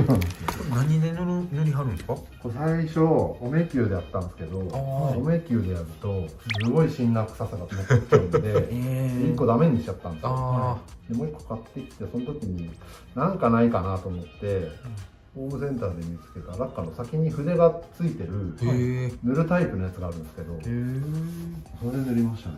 で、これ筆塗りなんですか？筆塗りです。ここまで綺麗に塗れるんですね。綺麗。これはいいね。4回ぐらい重ね塗りしてますね。こいつも黒金やけど赤くしましたね。赤く、はすごいこだわってますね。これケーブル、そうですね。ケーブル一番太いやつかな。60ですね。60スケ。その水圧洗浄めっちゃかっこいい。いや、これは自分でスプレーですか？スプレーで塗ってるんですけど、3回とか4回とかこう色違うので塗ってるんで。なんか下から色が剥げてるから、だんだん下に塗ってるのがちょっとこう出てきちゃってるっていう。これデザインから思いました。でそれがかっこいい剥げ方ですねこれ。なんかもう普通に最初からマーブル柄なんと思ってた。でここレベルホルダーこれバリスティックなんですね。バリのポーチが2つ。はい。2つも。配線やからステップル入れそうですね。たりとか。ステップル、こっちが1号でこっちが2号だから。2進用3進用。2進用3進用。なるほど分けてるんですね。へえすごい。でこっちは黒に合わせてストリッパーは黒金。黒金ですね。黒金ストリッパー。出てきました。束ねるようにバインドがあって。そうが入ってますね。で鉛筆とラッキーと。これ何ですか？これは下地探す。針の。そうですそうですそうです。これ先っちょに磁石ついてるんで、穴開けたくないところとかを探していくと磁石のところで止まる。ビスとかそうですそうですそうです。なるほど。ちなみにこれ配線用腰袋小さくされてますけど。配線の時はこれをあんまり使わないんですね。はい。なのでちっちゃめにして中長めのビスを入れてるだけなんですよ。もうビス入れとしてビス使って入れる。ほぼほぼビス入れです。なるほど。すごい。こんなところにアイディアがいっぱいで。ハンマーこれ自作ですか？ハンマーで自分でやりました。穴開けて。はい、穴開けて。 U 字でくっつけて。U ボルト。U ボルトですね。豆ですね。なんかこうみんなの見るおもろいですね。そうですね。いろんなアイデアがいろんなこと考えはるというか。ちょっとカスタム好きっていうか自作好きの僕にとってすごく刺激が多いんですけど、僕らが見逃してるカスタムってあったりします？いや多分全部見つけられてますね。見つけれたっすか？はい。これいいですね。動かへんように。補助体を後ろ通すことによってあれですよね。スペース無駄に。他の人はこっちから入れてこっち通してって言ってこう編み込みますね。編み込みでやってると思うんですけど、僕それでもよかったんですけど、そうじゃなくて僕このベルトループをこう強調したかったんですね。はいはいはい。なのでこっちをこの強調してるんで、こっちも揃えてそれでたまたまいい時にこの下でくぐった時にこの補助体のあれが引っかかるんで、表に見えないというか。はいはい。知らない人から見てこれどこに通してんのってなりますんで。そうですね。こだわってますね。アイデアがいっぱいだ。ありがとうございます。最後にこだわりのポイントというかあったら教えてもらいたいんですけど。そうですね。自分赤好きなんで色分けですかね。こっちはまあほぼほぼ赤。あとはシルバー。はいはいはい。見栄えがよくシルバー。こっちは黒いのがついてるとこは黒。赤いのがついてるとこは赤。で一応全部縦にこう揃えてあるんで。おおすげえ。全体で交互になってる。そうですね。配線用は配線用でそうしてます。はい。ありがとうございます。色付けは色付けで自分の好きな色をメイン。やっぱ仕上げやから気合い入れていく。そうですね。自分も仕上がった状態ってことですね。そうですね。はい。ありがとうございます。すみません、今日は遠くからありがとうございました。ありがとうございます。かなり大きいですね。そうですね。188です。てか、今気づいたんですけど、耳ボルトなんですね。ビス。ビス。はい。ということで、今日はどれくらいかかったんですか、ここまで。1時間半ぐらいですかね。すみません、わざわざ遠くまで。すごい星道具かっこよくて感動しました。僕のチャンネル見てくれてる方は今から星道具を組む人とかが多いみたいで、この動画が出来上がるまで紆余曲折あったと思うんですけども、そういう方たちに向けて最後にアドバイスというかあったらお願いします。星道具ってやっぱり皆さん消耗品だと思ってる方多いと思うんですけど、常に自分の仕事についてきてくれる相棒なので、消耗品と思わないで自分の相棒だと思って組んでいただければいいと思います。星道具がお金を稼ぐというね。そうですね。ですもんね。はい。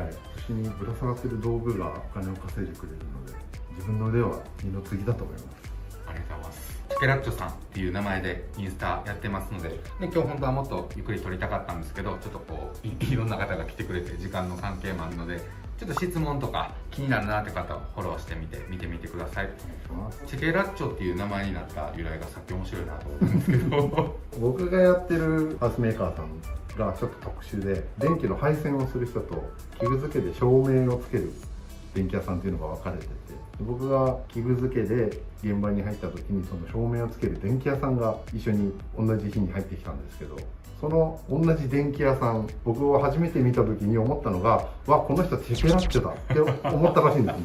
それを仲良くなった時に初めて言われて、何チェケラッチョってと思ったんですけど、あ、ちょっとこれ面白いなと思って、あ、使えるぞと思って使わせてもらってます。面白い。ということでね、すごい喋りやすい方なんで、ぜひインスタとかでフォローしてみてください。今日は長い間ありがとうございました。ありがとうございます。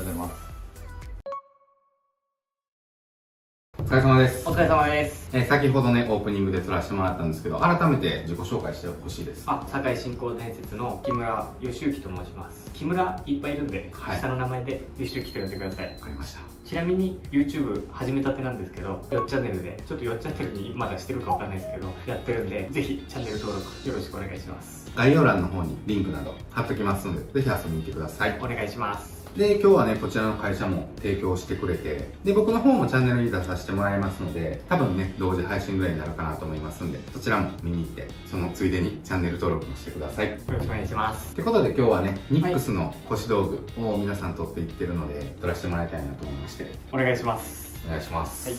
かっこいいですね。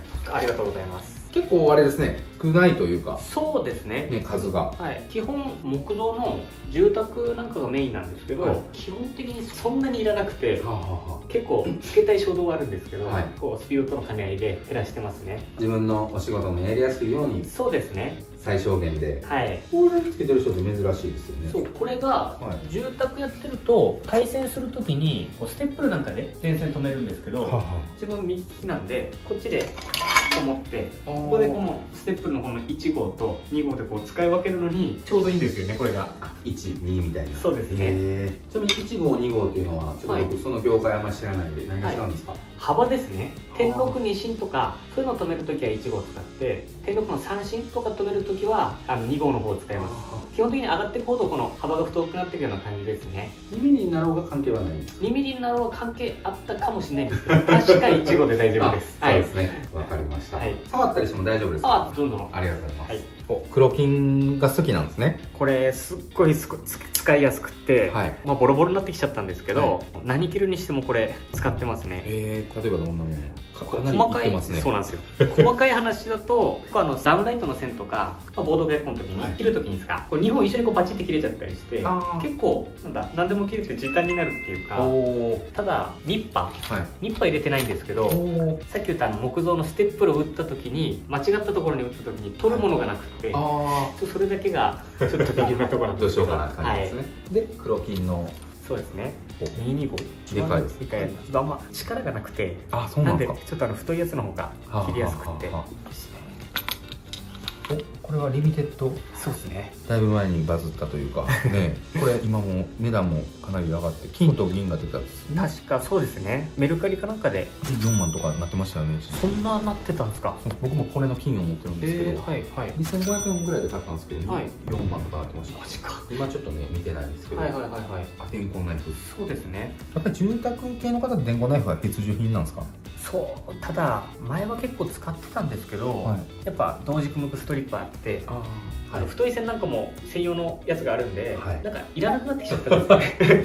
ただちょっと知り合いの人んちとか、小回りしてる時に生きた電線向く時なんかはやっぱこれじゃないと。そうですね、怖いですもんね。そうなんです。結構カッターで向く人いるんですけど、ちょっと自分はまだこっちの方が使いやすいですね。でカッターもまあ一応というか。そうですね。カッター結構クロス向く時とか使えますよね。なんだかんだ。このカッターめっちゃ軽いですね。本当ですか？あれなのかな。めっちゃ軽いです。オルファ軽量化を目指してる方は。シルバーでかっこいいですね。もともとシルバーですか？そうですね。スケールって左で取りにくくないんですか？結局右手で取った時に持ち帰ってこっちに行くんですよね。なんで最初からこっちで取ってこのままこういけるようにと思って左につけてますね。本当はこっちから出るやつあればいいんですけどね。いいかもしれないですね。のがなくて。ちょっとメーカーさんも僕のチャンネル結構見てくれてるんで、あ、本当ですか。今の意見通るかもしれないですね。ありがとうございます。言うただけですけどここは結構あれですね、あんまり何も入れられてないんで。そうですね、ここゴミ入れたりとか基本入れないですよ、何も。なんかちょっと通しづらいんで水平器とかは水平器とかは使うときにここに入れてるみたいな、基本ここのカゴかなんかで持ち歩いて、で例えば仕上げだったら毎回使うんで入れとこうとか、そういう感じで分けてますね。やっぱザ軽量なんですね。軽量ですね。まあ言ったらこれもいらんときは外せるわけですよね。そうですね、これ使わないときはもうこれ外しといて、で仕上げのときなんかは逆にここにペンドラ入れとくような感じですね、器具付けのときは。新興伝説さん、はい、合ってますよね、名前。はい、合ってます。の皆さんにしてもらったんですけど、はい、あれは使わない言ってましたね。よくあるペンドラスタッフは。そうですね。皆さんこれでしたね。そうですね。これがまあ慣れもあるのが一番使いやすくて。親父さんから。いや。うちの親父は腰道具気にしない人なんで、何でもいい。何でもいい。とりあえずぶら下がれば。これアニバーサリーのそうですね。これうちのメンバーと一緒に行った時に買う予定なかったんですけど、煽られて、どうせいつか買うんだから勝ちました。もともとは何やったんですか？もともとはこれを買ったんで、これ用に腰道具を作ったような、これが最初なんですよね。一応そのバリスティックと革とナイロンで3つは欲しいなって思ってちょっとバリスティックは悩んでたんですけど、これ形で買っちゃいましたね。はい。青と銀で。そうですね。渋いですね。この色がこれドットピンクなんですけど、これ最初黒にしようかと思ってたんですけど、なんか欲しいなと思ってこれにしましたね。目立ちますね。あ、本当ですか？はい。ここ下にステップル入ってますか、もしかして？いや、入ってない。入ってないです。あ、そうか、ここに入ってるから。もう基本何も入れてないですよね。ゴミ箱的な感じです。ゴミ箱的な感じですね。シュッとしていいですね。こことかってわざと入れたんですか？ここが入んないんですよ。これがあって多分入れる気になれば入るんですけど、もうちょっとここから外すのが辛くて面倒くささが勝ってます。そういうことですね。腰道具のこのこだわり、最後に教えてください。一言でいいですか？軽量化です。軽量化。軽いに越したことはないと。安全帯もいらないですもんね、仕事。安全帯もそうですね。必要な時は別の腰道具で対応してます。ってことで腰道具取らせてもらってありがとうございました。ありがとうございます。でYouTube ね、始められるってことで、僕としては電気工事系 YouTube の人ってまだまだ少ないんで、めっちゃ嬉しくて、僕でできることであればサポートしていきたいと思ってるんで、皆さんもぜひチャンネル登録してほしいです。よろしくお願いします。で、今後のその流れといいますか、目標とか、どういったことを発信したいとか、どのような人に届けたいとか、何のためにやってるかとかをせっかくなんでアピールしてもらえれば。一応始まったきっかけが、自分が電気工事士になった時に第二種電気工事士の資格を取る時に参考書開くじゃないですか。で、何書いてあるか分かんないんですよ。やっぱ YouTube とか見てもやっぱり自分レベルのバカがなかなかいなくて、やっぱバカな人が発信するようなお勉強チャンネル、まあだから正確性にはちょっと欠けるところもあるんですけど、そういうのがあってもいいかなと思って発信しだしましたね。やっぱり電気工事を、この業界を盛り上げたいっていう気持ちは一緒ですね。で、その勉強ばっかりやってるんですか？いや、勉強だったりその現場のことだったりとか、ちょっと徐々にいろんなことを腰道具のこととかやったりしたいなと思って、まだふんわりしてるところもあるんですけど、電気工事にまつわるノウハウであったり、腰道具であったり、そうですね、発信していくってことですね。言い残すことないですか？大丈夫です。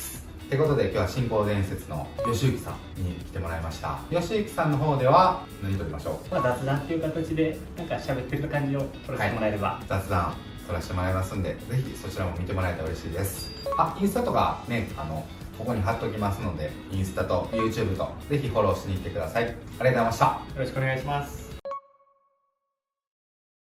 お疲れ様です。はい、お疲れ様です。最近ね、フルハーネス、腰道具、番線といろいろ出てもらってる教師の兄貴なんですけども、実はこの僕たちの腰道具に対する質問っていうんですかね、質問っていうことで今日同時配信ね、させてもらってます。そうですね。ちょっとその辺も踏まえて教師さんの自己紹介と配信される動画の内容をお願いします。はい、教師インフォメーション代表しております、泉野と申します。合わせてですね、ちょっとね、小さな会社なんですけれど、私自身、職人やりながら以下の長を務めております。というところでね、ね、教師イノベーション、これまでのですね、もう時代の背景ですよ。私、この世界に入ったのが、ね、平成5年、4年、5年頃なんですね。で、私、今年で8かけ30年になります。その中でいろいろやはりね、私、飛びです。飛びなんで、なんでしょう、スタイルですね。飛びのこのスタイルもいろいろ変化してきました。そしてね、使っているツール、腰道具などもですね、変化してきました。その中でやはりね、いろいろな思いがあるんです。思うところがあるけれど、やはりそこはね、若い人たちにこう、寄り添ってもいかないといけないなっていうところで、要はですね、私のそういった持論であったり、意をですね、熱く語ってみてみたり、あとね、もうそこにはね、忖度ないです。全く忖度なんかないです。で、それがね、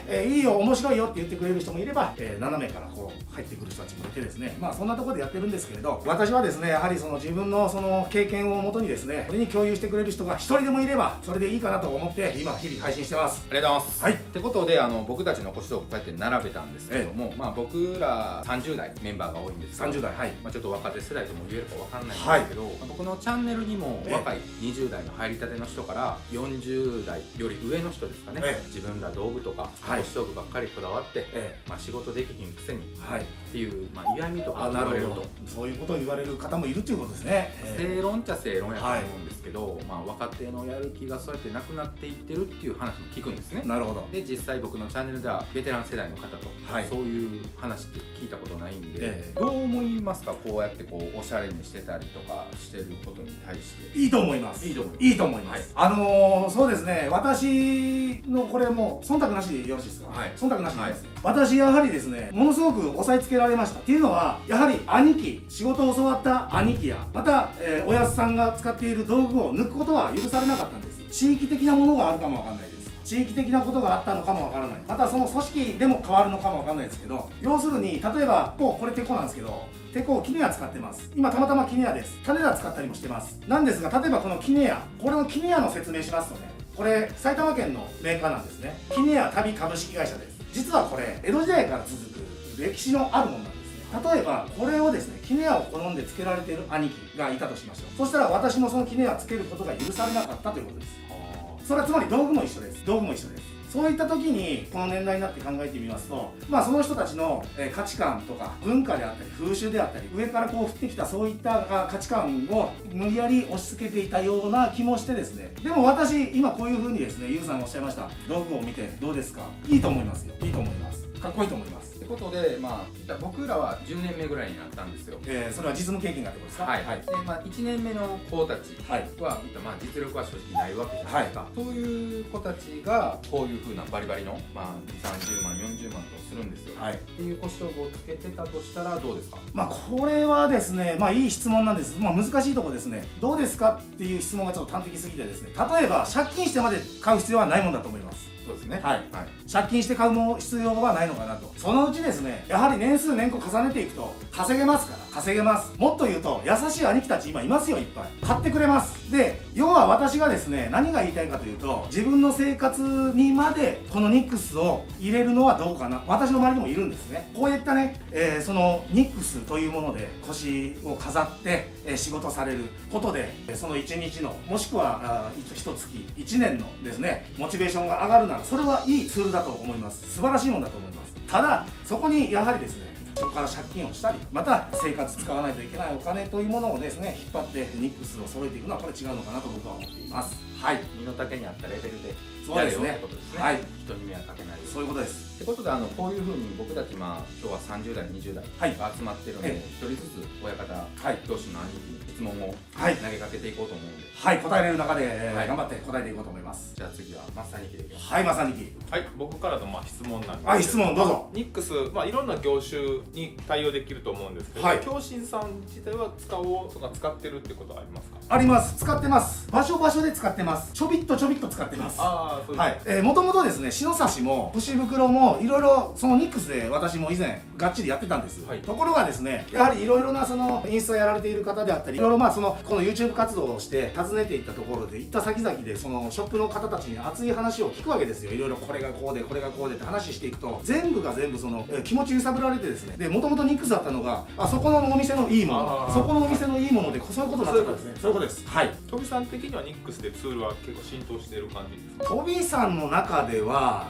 ツールとして浸透はしていないと思います。そこまではされていないですね。はい。やはりですね、それはそうですね、先ほどもゆうさんがおっしゃったようにやっぱり見た目が重い、見た目がうるさいっていう方が多いのかもわからないです。はい、いいものだとは思うんです、はい、いいものだと私は思います、はい、でもそれをいいものだと思うけれど、さあ自分がそれを使うのかっていうと使わない方が多いかな、飛びの場合はですよ。はい、違うジャンルの人と喋る機会があってちょっと聞けたかったんで。あ、そうですか。ありがとうございます。はい、ありがとうございます。じゃあ先ほどは増田2期の方からいろいろ質問を投げさせてもらったんですけども、ちょっとうちのピッコー芝居で有名なあややんっていうのがいるので、はい、あややんからちょっと次の質問あややんいこうと思います。お願いします。今日縛らないんですけどね。はいはいはい、お願いします。はい。じゃあ僕の方から教師の兄貴に聞きたいんですが、僕今30代なんです。30代。はい。で電気屋の中でもそうなんですが、飛びさんの方で僕らより下の世代、言ってしまえば10代、20代の職人さんが、僕ら電気屋減少健康なんですけど、そういうのはありますか？あります。全然ありますよ。要はですね、やはりこの建設業、飛び大工さんもそうです。片具大工さんですよ。高屋さんもそう、全般ですよね。全般縦のつながりというのが確かにあったんです。昔やんちゃやって不良やってて、それの例えば後輩が要は男が男に惚れてついてくるみたいな、そういう縦のつながりがあったんですね。今そういうのがあんまりちょっとなくなってきてるのかなっていうのも一つあるのかなと思ってます。はい、よくありましたよね、先輩に呼ばれて、お前ちょっとバイト来いっていうところから業界入るみたいな、そういうことですね。それからやってみりゃ板についてそのままずるずるとやってるみたいな感じで、そういう職人さんたち多かったですよね。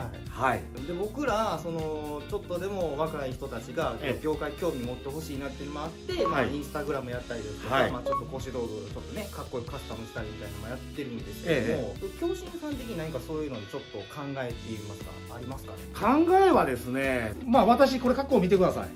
まだ昔ながらの、靴はですね、青木の ZR 履いて、まだこの関西でいうとこの日課ですか、関東でいうとこの七分と言われるもの今まだ履いてます。それでバートルのワークシャツ履いてるんですけど、あややんなんかはこういう風におしゃれになられて、ちょっと背中向いていいですか、もうこういう風にですね、ニックスの、シャツ着られて、これでもう現場スタイルですもんね。そうですね。そうですよね。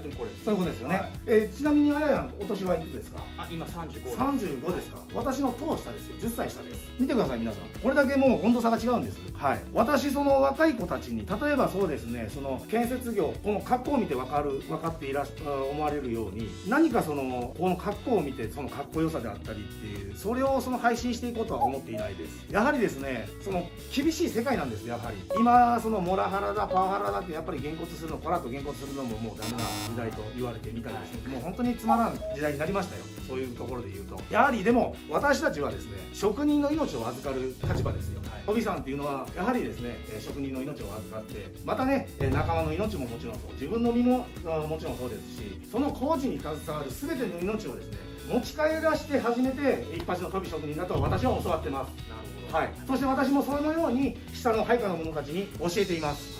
なので意外とですね、かっこいいな、飛びさんかっこいいな、あんなところで仕事している、高いところで仕事しているかっこいいなっていうぐらいのところで入ってくる方たちもいますけれど、やはり長続きしないです。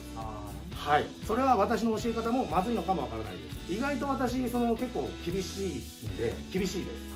はい、なのでやはりですね、そういう命を預かる仕事というところで、やっぱり仲間も守らないといけないというところで、やっぱり口も厳しくなりますしっていうところですね。答えになってないかもわかんないですけれど、じゃあ、教師の兄貴が思うところは、職人魂というか心意気というか、内面的なところがいい職人になれるというか、業界長く続く部分だというような感じですかね。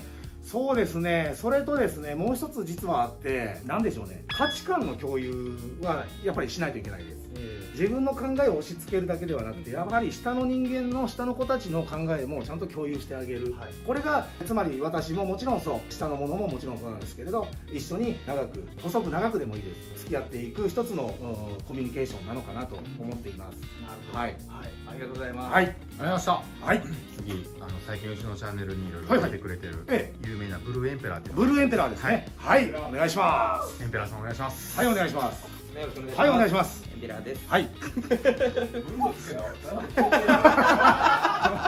最近気になるのが、よくインスタとかで結構相談されるんですけど、それこそこのニックスの腰道具とかにしても派閥誰ぜみたいな。関東勢関西勢とか、めんどくさいですですよね、はい、でそういうのを結構いろいろこう質問来たりとかそういうので結構揉めたりしてるところがあるみたいなんですけど、揉めるんですか？結構揉めてるところあるみたいで、そういうことに関してはどう思ってはるのかなみたいな。私その派閥というのを今初めて聞いてですね、揉めるというのも初めて聞いたもので、その派閥というのはどういったものなんでしょう。例えば所払いとかそういう話なんでしょうか。所払いってなんですか？所払いとは所要は下手打ちしますわね。で兄貴親父に対しては恥かかしてしまったと。そこにもうそこでついて仕事ができなくなったと。飛ぶっていうですね、とんずらかまして、でそのとんずらかました者同士がそこでくっついたとか、それで派閥ができるってそういうことじゃないですか。そういうのじゃなくて、なんかニックスの例えばこういう革でこだわってる税であったりとか、そういうことですか。はい、例えばなんでしょう、バリスティック的なそういう革とそのバリスティックのようなってことですか。そうですね。はい、とか自分でカスタムする税とカスタムを嫌う税みたいなのがあったりとか、そういうのがあったりするってことですね。はい、ちょっとカッシーに質問です。ニックスっていろいろなところでいろいろな地域で、関西であったり関東であったりっていうところで全国津々浦々いろいろなところで集まりがあるじゃないですか。はい、そういう集まりも何か派閥が関係してきたりとかするんですか？なんかするみたいですね。あんまりよくわかんないんですけど、僕もいろんなところに顔出していってるんであんまりよくわかんないんですけど、なんか実はなんであいつが来てるんやとか、そういうのがあるんですか？なんでしょうね、ちょっと質問とずれる回答になるかもわかんないですけれど、もともとニックスって歌詞どうですか？どういう入り口は何でした？このニックスに対しての入り口って歌詞何ですか？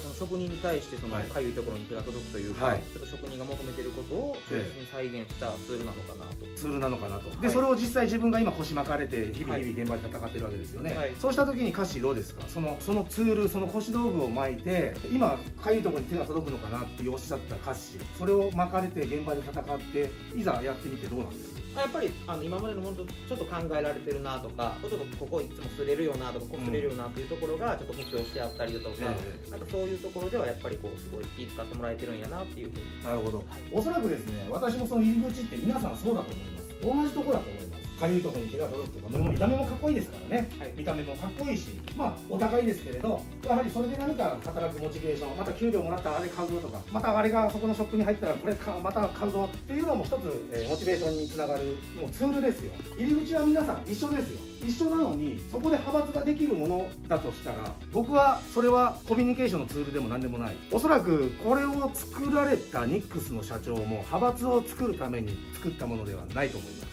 やはり感情が入りすぎるのか、そうですね、私の知る人もですね、重さを測ってですね、測りにかけて重いと喜ぶ方がいるんですよ、ニコニコする方いるんですよ、なんか高級松阪牛のグラム1万円みたいな、そういう感覚でいるんですがね、ちょっと飛んでる人がいるんですよ、もう今のモザイクお願いします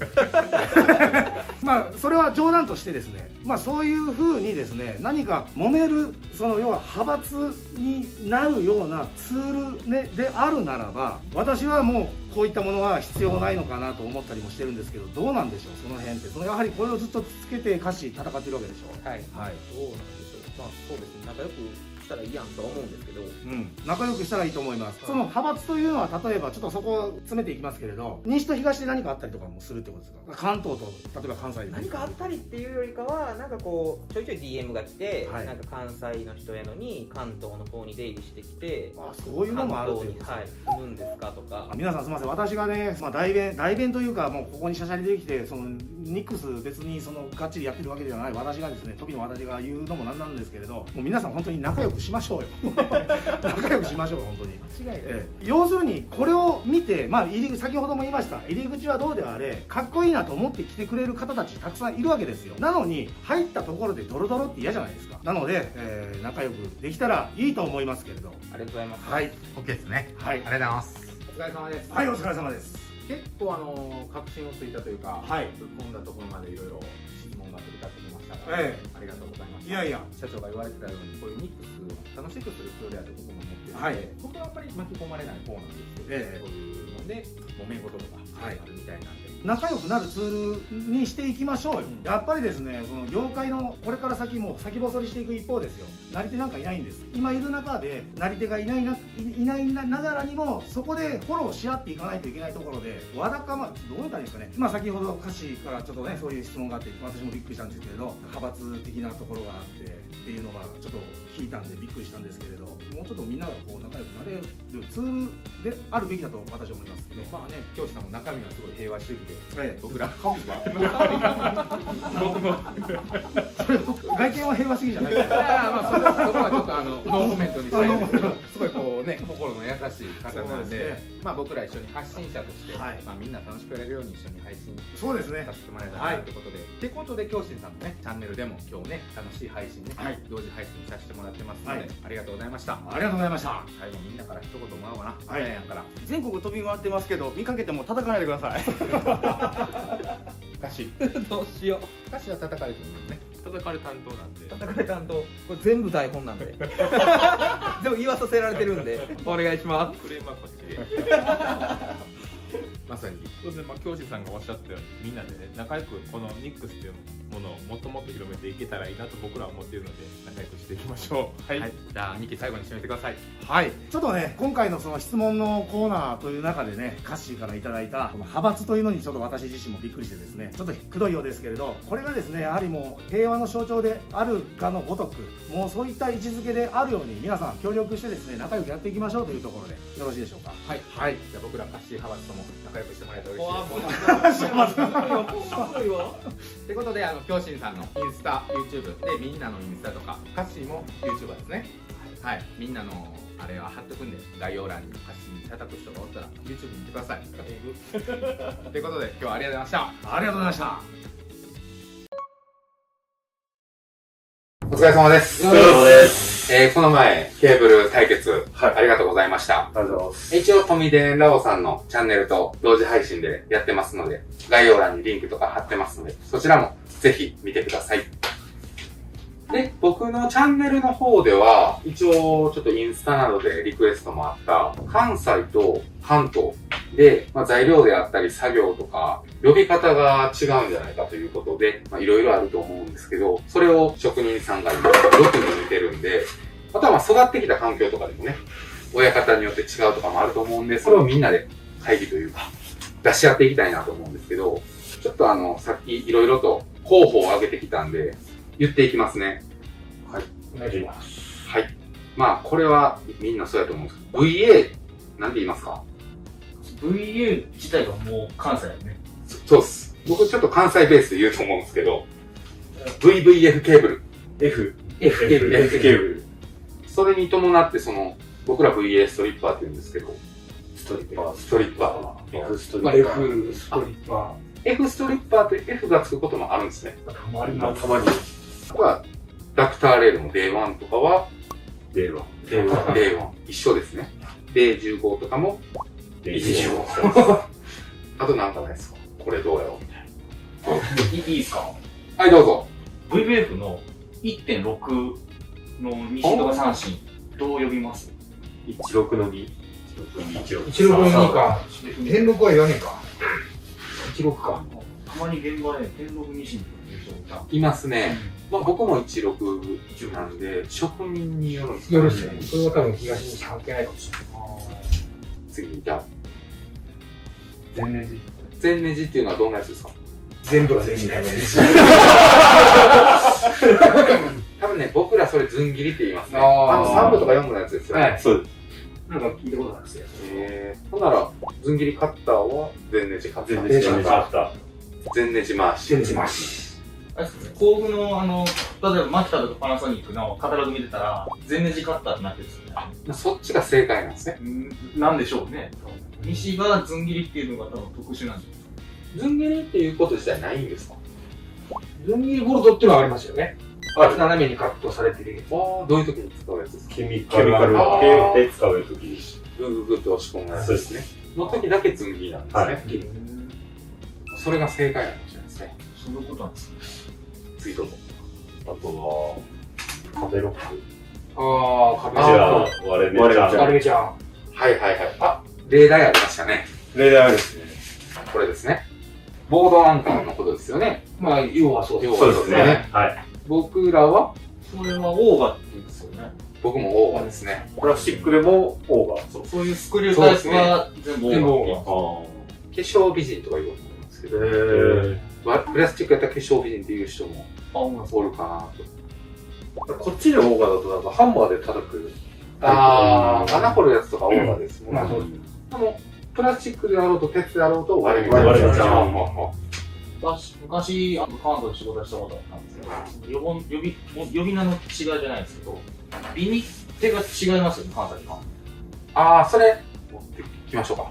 相葉のことなんていい相葉ですね。モーリーはモーリーですか？私は別に西でもいいですよ。わかんないですよ。なんで名古屋あたりから呼び名が変わっちゃう。名古屋というのはモーリー沖縄ぐらいって限定なくなる。大森とかでね。おかしいでしょ、それが。これっすよね、ビニールテープの違いね。大きさが違うんですね。大きさが違いますね。これでも本当に新品なんですよね。それほぼ新品ですね。多分3巻きぐらいしか使ってない。僕もこれ使ったことあるんですけど、だって巻きにくくないんですか？いやー、心配になっちゃう。これをちょっと応援とか、他の現場行った時にこれでって言われたら、すぐなくなるんちゃうみたいな。そうです。どうすか関西勢。関西だと、その10メーター巻きじゃないともう手がそれ馴染んでるんで、20メーター巻きを新品でもらうと、最初一発目こう巻くときに手からボロッ。ね、スリーブのテープ巻きするときとか。使いやすくなってくるのは10メーター巻きですね。多分使いやすいのかもしれない。そう感じてるんですけど。でも端末のテープ巻くときに、それ使うと多分終わっちゃう。3本表面に巻く。そういうことですね。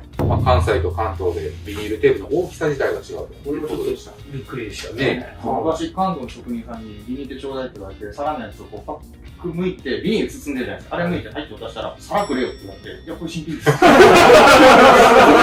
あるかもしれないです、マジで。そうですね。使ったやつだろ、これ。関東の人からしたらそう思うんですよね。ちっちゃいんでね、言われたことありましたよ。モーリーさん、次お願いします。なんだろう。配管の部材とか。はいはいはい。例えば。例えば、ジョイント材とか。それは一緒ですかね、カップとか。カップはカップですね。ボックスコネクターボックスコン。ボッコンなんですけど、僕はアース付きのボッコンはいい子ねって呼びますね。全部ボッコンですね。オールボッコン。オールボッコン。いい子ねって人は僕だけ。他の人はボッコンなんです。全部ボッコン。これはまあ職人の違いなんですね。そう、東西関係ないから。会社の違いが出てくる。コンビとかは、コンビっていうのはどんなやつですか？コンビは、まあ、鉄管できてて、まあ、アプリカとかに。パイコンっす。パイコン。パイコンっすね。パイコン。これはじゃあ、東にして結構。東ではコンビ。コンビですね。PF の場合やったらどうなんですか？ PF から V は石管。僕は親方の呼び方でも PFV。そのままっす。そのままっすね。僕は一週間っす。社長なんかあります？ダクターとか一緒です。ダクターレールはそうですね、ダクター。レース A をレース A。レース A はレース A って言いますね。はい。機械。穴開ける機械は手動のガチャンってやるやつですか？ダクターパンチ。僕はパッコンって言いますね。パッコン。はい、パッコンですよね。擬音が出ましたね。関西人らしい。関西ちょっと雑かもしれない。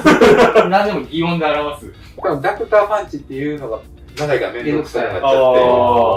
ラックパンチはラックパッコン。ラッコンは消えないよ。ユウさんのとこはラックのやつ、ラックパッコンって言うんですね。ラックパッコン。うち全部パッコンですよ。シチュエーションで、でも、察しのスタイル。でもラックパンチとラックパッコンで文字数同じぐらいじゃないですか。それはね、ポッコンっていう人とかもおるんですよ。大阪でも関西でも、バッポンとかね。妙な違いがバッポンですよ。擬音系で言ったら、ラチェットあれガチャガチャって言いますよ。僕ガチャとかガチャガチャ。ガチャは通じるっすよね、一応。ガチャ。あんまり言わないかもしれないですけど。ラチェ。4個のやつですよね。4個。18、13、12とかの。そう。ラチェ。ガチャ。普通のラチェットは何て言うんですか？例えば17のラチェットとか、単品の板ラチェっていうんですかね。普通にラチェット。でも4個のやつだったらラチェになるんですね。ラチェ。そういう違いで分けてると。昔は17なかったじゃないですか。そうなんですか？僕ついてなくて。なかったですね。13、12、18の組み合わせのやつしかなかったです。スライドで17できるやつがなかったから、工具と呼び方の違いやったら、富澤社長が講師道具作ってる動画で見たんですけど、ボードを開口するノコあるじゃないですか。あれ、僕ら引き回しなんですよ。回し引きですよね。回して引く。そう。引いて回す。どっちが正解なんですかね。ちょっとあれ売ってるところだと、引き回しとか。引き回しとかも売ってるんですよね。ちょっと僕に余裕があったら、本当の正式名称を載せていきます。そこもちょっと気になるじゃないですか。どれが正解というか。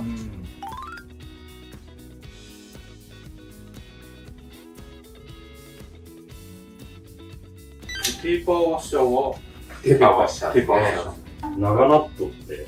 長ナット。次ナットかな。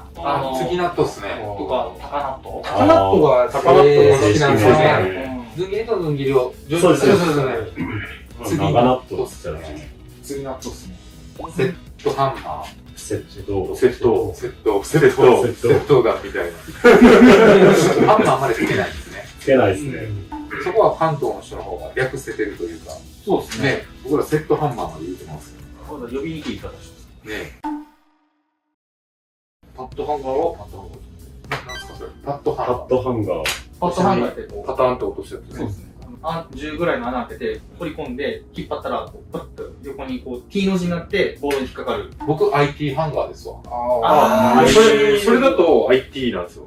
うちだと。アイアンが言ったのは。パッドハンガーは3部のやつで。IT だと多分、N 塔とか、N サイズになっちゃうんですよね。そうですね。僕ら3部のパッドハンガーですね。IT でも。僕は正直パッドハンガーっていう名前が初めて聞きました。ちょっと知識不足かもしれないですけど。ちょっとだからでかいんですよね。下穴も21で開けて、で入れるんですよね。あんまり使わないんですかね、関西って。買うシチュエーション少ないかもしれない。僕らがあんま使わんからですね。まだそういうの辺コメント欲しいですね。そうですね。機種によっても違うんですよね、みんな。3分の全ネジが入る。聞いたことないです。バンとか取り付けるときによく。見たことあります？この金なんです。いや、あるんですよ。それでも2倍張りだったらもうがっつりつく。そうですね。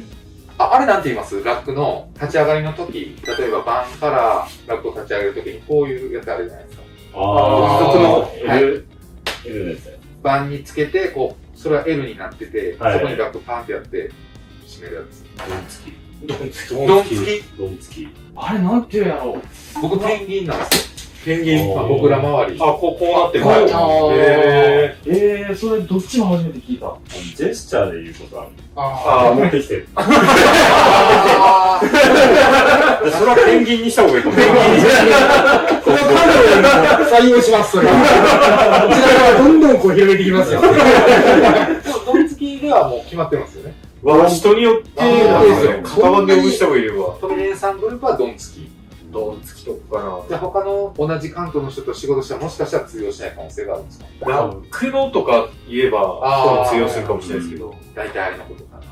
それは空気を読んで悟ってほしい感じです。はい。ドン付きっつったら。それで思い出したんですよ。あれなんて言います？ずん切りに配線を引っ掛けるグレーのフックあるじゃないですか。1.45か。1.45。フルネームで。はい。そうですね。フック。玉ねぎとか。玉ねぎ。あれ、黄色いやつあるじゃないですか。バナナ。バナナってですね。バナナ。こう、カチャってかけるというか、あれですよね。金属に行って、ここに。普通フルネーム、FWC とか。で、じゃあそれで言うと、黒いやつ、FHQ。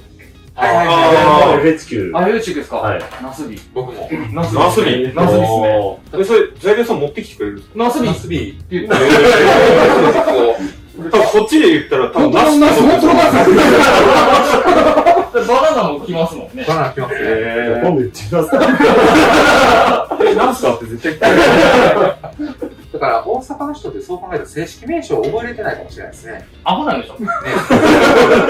型番そんなスラッと言えないです。みんな大体型番で多いですね。ラックのあれは押さえるやつ、押さえかなり。ラックも S1、S1、S1 とか、G1 とか。僕も SR、S1 とか。あの辺は多分それですね。ね、そこは言うんですよね。正式名称で S1。これ、ネグロスって大阪ですよね。ネグロス大阪やと思います。はい。そうですね。ミナミとか使います？ハンガーレールとか使うんですか？使わないですね。使わないですか？使いますよね。ハンガーレールは関西が圧倒的に多いんじゃないですか。ですよね。ダクターレール、ハンガーレール。ダクターレールって30じゃないですか。はい。 25のやつがあるんですよ。で、ダクターって断面、こういう爪になってるじゃないですか。ハンガーレール、この字になってるんですよ。あ、本当のこの字ですか？そうそう、この字で、こう、上のこの斜めになってるところから横に行って下でこう折り返ってるんですよ。ああ、そういうことか。たまに関東の人から、これ何ってこう電話があって。そうですね。で、そのダクタークリップが合わないんですよ。どうやったら合うのみたいな。それはそれであるんです、みたいな。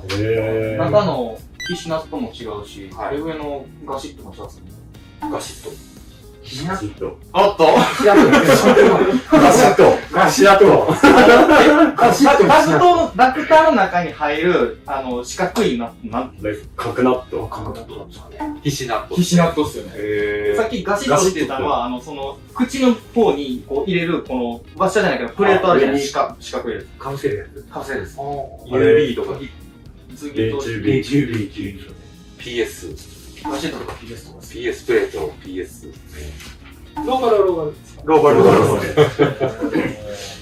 一緒に仕事すると、通じないみたいなかもしれない。わけのわからんもん持っていく。俺バナナ持ってこいって言ったらマジでバナナ持ってこい。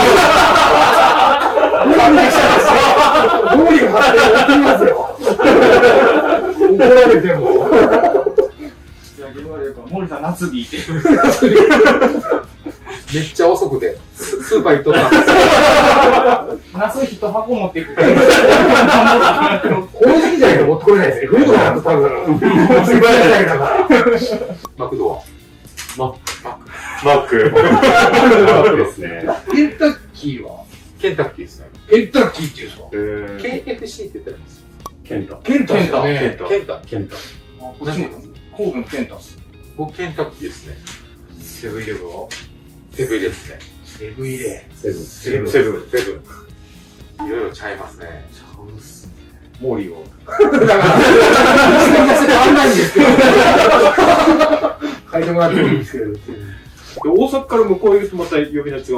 大阪からさらに西ってことですか？西行くと。広島とか。若干の違いはあると思うんですけどね。でもあそこまで地域行くと、物の名前わからないんですけど、入選作業の時の掛け声とか変わるっすよ。引っ張りの掛け合いですね。そう。なんて言います？あと、せーの。そうね。僕はせーの、よいですね。よいか。それを東京でやった時めっちゃ笑われました。逆に僕らが聞いたら笑ってますよね。そうランチって何言ってんねやろ。今はもう慣れがあるっすけど、初めに聞いた時は、あの人ら何言ってんねやろ。昔多分その人得意だったと思うんですけど、せーのって言ったら、わっしょいっていうおっさんやったんですよ。たまに多いですね。お祭り男ね。現れます。何がありますか？最近のエコーテープとか。エコテープっていうのはどういうものですか？防水で巻くテープ。自己癒着の多いです。僕らは癒着が N の N、朝日の N テープの名前を勝手に N って言いますね。総称して N。なんて言いますか？ F コー。でもどのメーカーの自己癒着を使ってもそうですね。F コー。藤倉が多分作んなくなっちゃって、こっちに置いてあるメーカーがもうなんだっけ、古川の F コーしか置いてなくて。そういうことですか。F コー。関西も朝日もですね。そうですね。朝日が多いですね、僕ら。白パンのパッケージ。ダクターレールの配管を止めるクリップは何て言いますか？ダックリ。僕らダククリ。ちょっとね、微妙にちょっと違うんです。ちっちゃい2が入るからね。そうですね。一文字多いですか？いや、文字数は一緒ですよ。ダククリ。ダククリの方が言いづらくないですか？今思ったら言いづらいですね。ダククリの方が絶対言いやすいです。そのうち噛むでしょ。ね。でもダククリって言うっすね。ダククリですね。パイクリですね。ペンギン広めよう。ペンギンでも俺も初めて聞いたな。ペンギンやな。金利ですね。カタログ見出してる。だから中出てきたら嬉しいですよね。異様な光景ですよね。カタログを見出す人たち。でも、電気屋やった頃、カタログずっと見てますか？見てました。見てたんですね。セパレーターはセパレーターですよね。セパレーターセパーとか。セパ。セパですね。T のやつは T。T は T ですね。ボンドアースはボンドアースです。ボンドアース。ボンドアースのギザギザのやつなんて言います？キックザがね。僕らもキックザ。あれ、あれ、えぐり込んでる。ザガネはわかる。キックザはわかる。でもザガネ、あれとワッシャーとここっちゃないのね。ワッシャーがザガネですよね。日本語呼びでザガネ。ギザギザがキックザ。その辺は一緒だと。黒いボックスあれなんて言うんですか？フルボックス？フルボックスじゃなくて、アウトレットとか。44の44ボックスの透明の白色のブッシングみたいなのがなっています。豚のケツ。関東の人は卑猥やなって思って多分関西はケツ穴って言うんですよ。そっちの方が悪いな。でも、ね、別に豚である必要ないですから。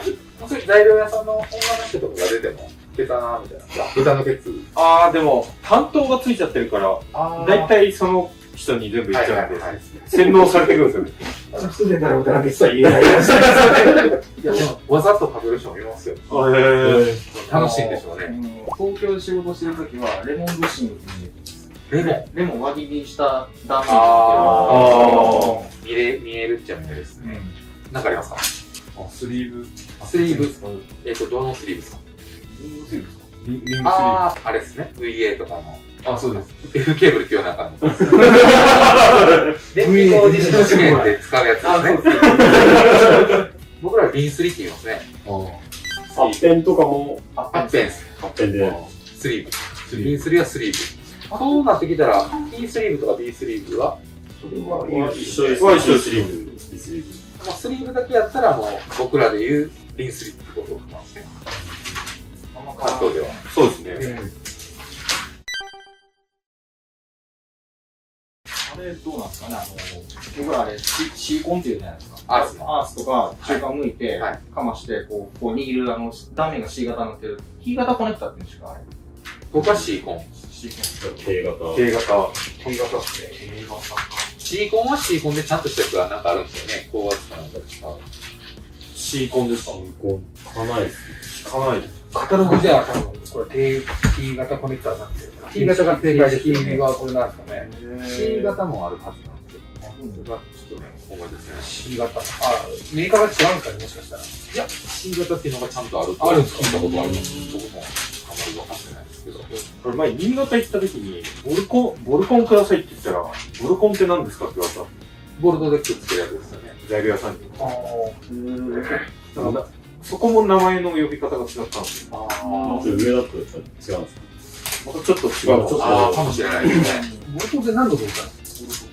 ボルトコネクタ。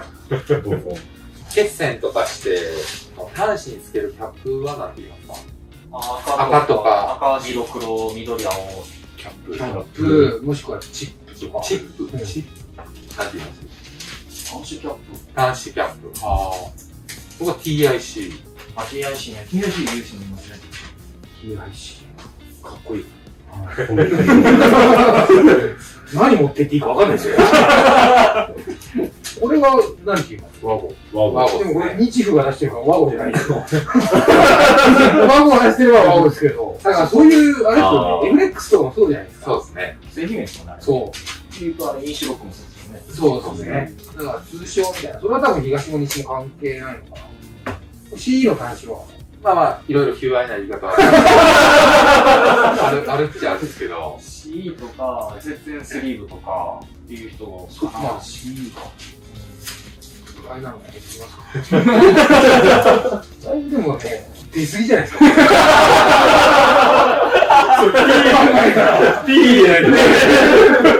だいぶこう、前面にいってるなと思うんですけど。ちょっと好みじゃないですか。なんかね、今のモーリーさんの文言が、発言が聞いてもらった人はそういう呼び方。ここのバナナでしょ。バナナバナナですね。黄色じゃなかったらバナナじゃない。違うんですよね、多分ね。だって色他にもなかった、緑とか。ありましたっけ？黄色しか見たことないですよ。黄色のイメージですね。そのナスビ。はい、僕ら。FHQ はナス。でも、もうこれだよね。玉ねぎですね。これは、1.4形でってことなんですかね。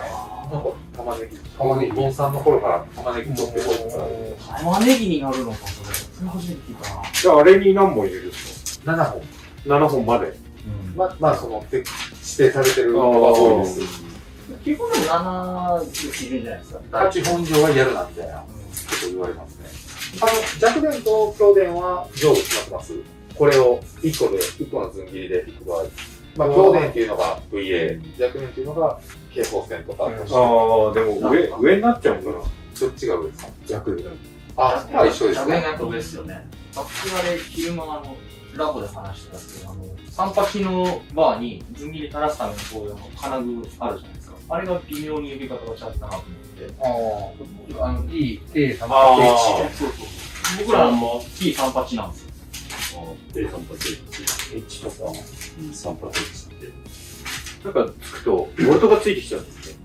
セットで。あ、これぐらいの短いのついてきたんでね。本当だ。本当だ。バナナじゃない。青だと分かるかな。売れてないじゃないですか。サドベースとかサドベースですね。サドベースですね。肩サドルとか。そうですね。あれはペッタンなんですかね。ミシュロックをこうつけるために、両面テープでこう貼り付けるベース。バンナイとか。そう。僕はペッタンですね。マウントベースですよね。あとダウンライトとかつけるときに穴開けるじゃないですか。廃校って。はい。その時の、あれは何て言います？フリーホールト。ダウンライト買った。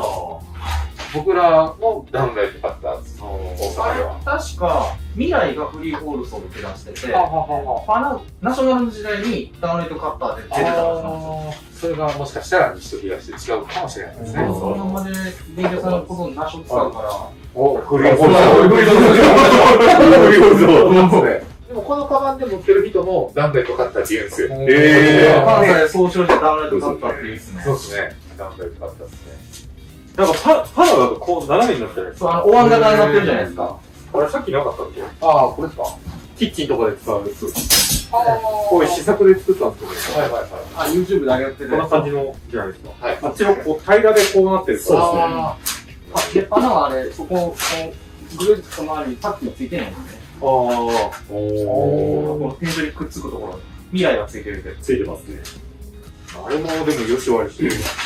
あれの汚れがついちゃう。汚れがついちゃうんで。そうなんです。ここに養生テープ全部貼っちゃう。ああ、ですよね。塗装仕上げの天井一番気使います。黄色くなったり。なります開けたところが。塩ビパイプをカップとかでつなぐときの塗るやつは何て言うんですか？塩ビのり。僕らは多分材料名でエスロン。エスロンですね。そう、塩ビのりはエスロンです。メーカー。あれでも、メーカーによって違う。商品名だからね。あ、会社の名前ですか？そうなんです。エスロン。調べときます、僕じゃあ。確か社名やし。社名、ああ、ほんなら、名前じゃないんですね。高圧の縦の塩ビやるときも、塗んなくていいっていう人と、塗ってくれっていう人がいて。なんか曲がりで絶対取れへんから塗らんでいいとか、塗らなあかんとかね。プールボックスって言います？プールボックス？プールボックスみんなプールボックスって言いますよね。なんでこの棒がみんな中にあるんですか？本当にそう思ったんですけど、なんでですか？プールボックス。プールボックス。もう変えたらいいですよね。プールじゃなくて。それなんか商標の問題なんじゃない？そうなんですかね。多分、全国の電気屋さんで、プールボックス的な。今度言った方がいいよ。書いてあるじゃないじゃあ、明日からプールボックスにしよう。こっちが正解だと。主張するわけ。いや、面白いね。今まで絡んでやったことはなかったもんね。そうですね。関西の人と。ああ、いっぱい違いありますよね。なんか、些細なことからね、違いいっぱいあって、もう身の回り品からこの、部材までね。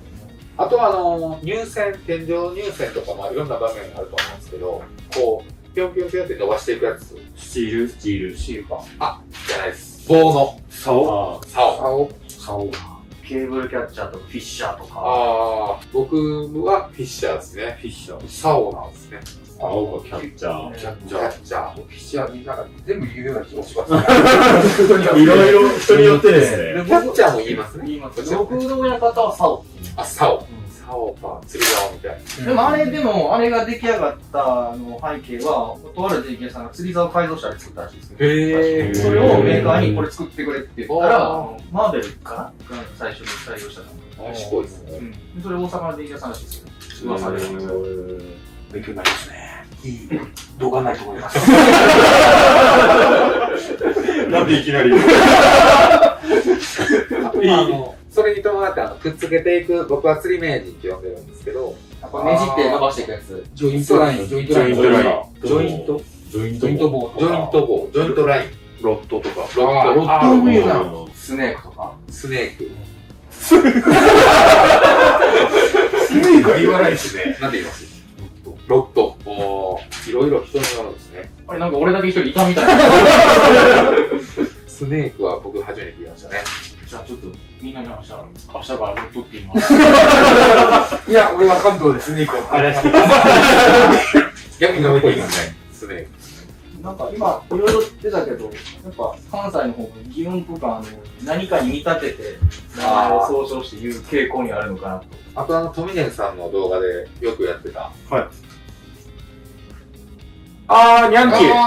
ニャンキーですね。YouTube ライブでもよく出てくるニャンキー。これでも多分なんですけど、トミネンだけだと思うんですよね。俺ずっと思ってたんですけど、多分、関東とか関西と関係ないような気がする。聞いたことある。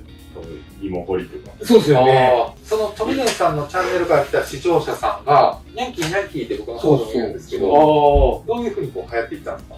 なんかライブ配信してて、そう、なんかでポッと行った時にヤンキーってなんだみたいな話になって、で、まあみんな物は知ってるじゃないですか。はいはいはい。知ってるけど、そんなこと呼ぶ、なんか、よくわかんないですから、バナナとかなんとかわかりますよ。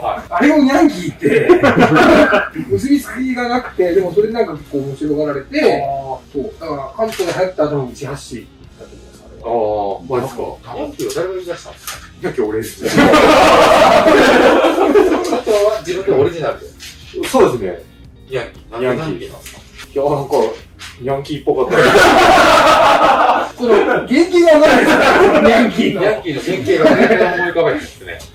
ちなみに関西はあれダブスコとか。ダブルスコップって言うんですか？そうですね。穴掘りとか。あれちょっと巻き巻きですけど。まあもうヤンキーって言わされてる。は多分もうヤンキー。ヤンキー信者です。よそで言ったら何それって言われますかね。商標取るからヤンキーで。来年あたりキャラクターでですね。なんか一緒に仕事したいですね。現場で。そうですね。警官になってるかもしれないですね。呼び名で。ヤンキーって何やねん。それはそれでこう仕事しながらそういうとこ撮ってたら面白いかもしれない。そんな違いがあるんで、ちょっとリアルな世界で。そんなもんすかね。ってことで今日は群馬県で撮影させてもらって皆さんありがとうございました。ありがとうございました。面白かったですね。面白いですね。全然読み方が違うっていうことで。一応冒頭でも言いましたけど、この動画はトミデンさんの方の皮むき対決と同時配信となってますので、そちらのリンクなども貼ってますので、ぜひ見てください。じゃあ、最後、モーリーさんから締めてもらいます。まあ、ちょっとね、難しいですね。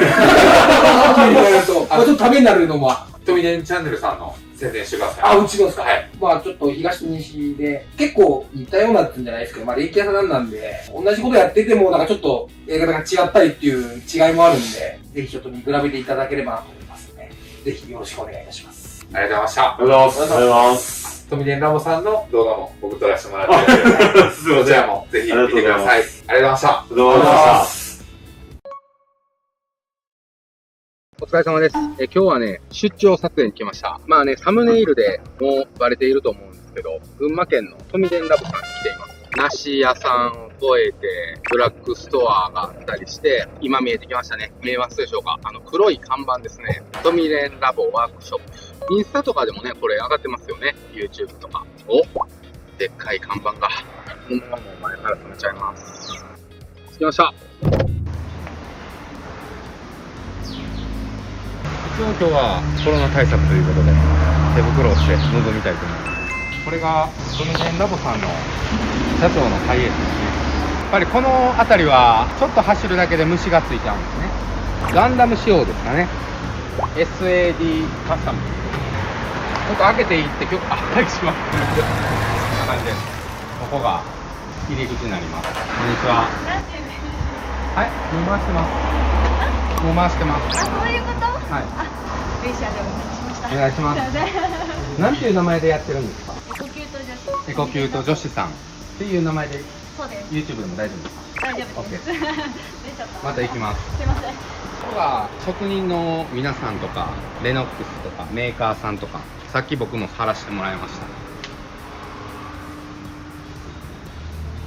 僕のメー仲良しの国際さん、シエルさん、これもシエルさんかなね。それもそうですね。あとはね、ここに来ても僕のとあややん森さんですね。森さんでマーシーニーやん。マーシーさん。みんな遠慮しがちですね。ちょっとこう、あ、そうか、これ回るんか。回るんか。マーシーさん、バリオさん、加藤さん。お、ヨッチもいますね、ちゃっかり。ここにもいろいろ職人さんが、川端さんとかね。エース防災さん、ね。エース防災さん、あさって会う方ですね。あれ、なんか見たことあるのかな。僕ですね。目立つところに貼ってきました。あの上も。そう、あんなとこにも。こちら側の富田さんのキャラクター。ロゴっていうんですかね。キャラクターですかね。オリジナルの。これですね。お邪魔します。アルコール消毒しておきます。ちゃんと店前にはアルコール消毒があって、ここがダルトンコーナーですね。解説お願いしていいですか？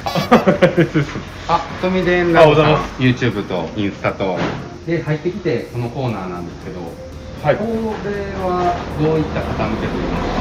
これはもう一般のお客さん20歳からもう上の層まで。だから職人さんばっかりじゃなくて、職人さんも買ってかれる方多いので、IKEAみたいな感じで来られる方もおるってことですね。ちょっとさらっと見てみましょう。ちょっと僕にはあまりわからないんですけど、シャンプーとかですね。シャンプーの入れ物とか、ゴミ箱とか、インテリアですね。インテリアです。これは小学生とかに人気。何に使うんですか？これフェイクになってて、香水入れたりとか、こうカポって取れるんですけど。すげえ。香水みたいな。小学生も買いに来るんですね。来ます。これ人気です。ちょっと街の遊びスポットみたいな感じで愛されてる感じですね。ゴミ箱。かわいい。かわいいですね。ダルトンっておしゃれですね。灰皿。灰皿じゃないですね。小物入れですね。この脚立は職人さんとかが使うやつですか？これはキッチンの踏み台とかですか？ああ、ちょっと女性で身長が低い人とか。そうですね。ちょっと主婦の方はね、僕のチャンネルあまり見てないと思うんですけど、ちょっと近くの人は遊びに来てみてください。空調服。これも一般向けの空調服ですか？初めて見たメーカーなんですけど。それはソアなんですけど。あ、ソア。で、こっちがイーブンリバーから出てるやつですかね。価格が安いんです。1万6000。あ、安いですね。これバッテリーもついてるんですか、もしかして。あ、これはバッテリーついてないんです。こっちが安いんですね。コンプリートセットでキャンプとか。1万1000円で、服も入ってるんですか？服も入ってる。それ安いですね。ここもダルトン。これよく職人さんがインスタとかで上げてはりますよね。そうですね。工具入れたりとか。工具入れたり、あともインテリアですよね。ダルトンの良さっていうのは？ダルトンの良さですか？はい。いや、もうかっこいいですよね。無機質。どこの国の？これ日本だと思うんですけど。日本なんですか？はい。海外っぽいですけど、外国っぽいですね。ここもダルトンさんですか？ダルトンです。さまざまな用品が売ってますね。マグネットクリップ。これバン決線とかにも使えそうですね。ああ、いいですね。爪挟んだり。おしゃれですね。100均のやつですね。テーブル。脚立ですね。ここにいろいろさせるんで、ちょっと DIY とか、普通に住宅現場とかにも使えそうですね。これぐらいだったら十分ですね。4尺ぐらい。ルームエアコンつけるときとか便利そうですけどね。ああ、確かにね、ここにいろいろペンドラさせたりね。そんな感じで食器とかもあります。これは YouTube で見ましたね。もう乗ってはらないんですか？もう乗っ乗れないですね。インテリアになっちゃって。ああ、めっちゃ綺麗ですね。買って多分全然走ってなくて、ここ入れちゃったんで。これ趣味ですか？そうですね。あやん、これ車解説してくれます？これはスズキのジムニーですね。ポイントみたいな。ポイントは、世界でも有数のオフロードが走れる 4WD。これなんですか？それは牽引フックって言って引っ張るやつなんですけど。バックで引っ張っていけるんですか？そうですね。この辺はノーマルですかね？ノーマルですね。これ触ってないですね。これはホイール高そうですね。ホイール変えてインチアップって言ってこう車高曲げてますね。ノーマルよりはね。天井の方がかっこいいな。ここにこうメーカーさんのステッカーとか貼ってあるんですね。マキータさん、ハイコー。あ、ここにもダルトンがあるわけですね。ループの上にいっぱい広くてどこを取ろうが迷いますね。本当広いですね、ここのお店。ね、めちゃくちゃ広い。ここで次ね、工具の紹介といいますか、工具コーナーを見ていこうと思います。ここの黒金が目立ちますね。これパートナーシップっていうやつなんですかね。まあ僕のチャンネルでももういろいろ紹介してるんであれなんですけど、大体全部置いてあるんですかね。ある程度買いそうなやつは置いてますね。ちょっと群馬周辺で黒金を見たい方はこちらのショップに来たら大体は確かに揃ってますね。ほぼほぼ全種類と言っても過言ではないみたいな。こっちから行きますか。この辺りは、まあ、シノとかハンマーとか電気工事屋さんじゃなくても飛びさんとかですかね。飛びさんとか片枠大工さんとかこの辺じゃないですかね。大工さんとか、どの業種の方が来ても楽しめるという感じで、この辺りがソケットなど、この辺りで一押し商品とかってありますか？一押しはそこですかね。この辺ですか。これがめちゃくちゃ出ます。よく売れるということで。これ限定なんで。色がですか？はい。へえ。紫と緑はあんま売ってないんですかね。見たことないです、ね。水色と赤は定番なんですか？と金は定番です。はあはあ。で最近黒が出てる。これも普通に買えるってことですか？はい。この2つはなかなか売ってないってことですかね。これは多分限定で。へえ。紫好きな人とかね結構多いんでね。これもトミデンラボさんで買える。1個したんですけど。そうです。もうラストなんで欲しい人は多分これ配信されてることには頃にはもうなくなってるかもしれないですね。1ヶ月後とかやと思うんで。おもろいですね。これどんな高耐久ロブスターですね。ロブスター。これ掃除針。溶接の先っちょのゴミ。ゴミ取りですね。ちっちゃいゴミ箱ってことですね。で中にね細い針金みたいなのが入ってるんですよ。溶接の先の口が詰まってくるんで、火花とかでドリル。ちょ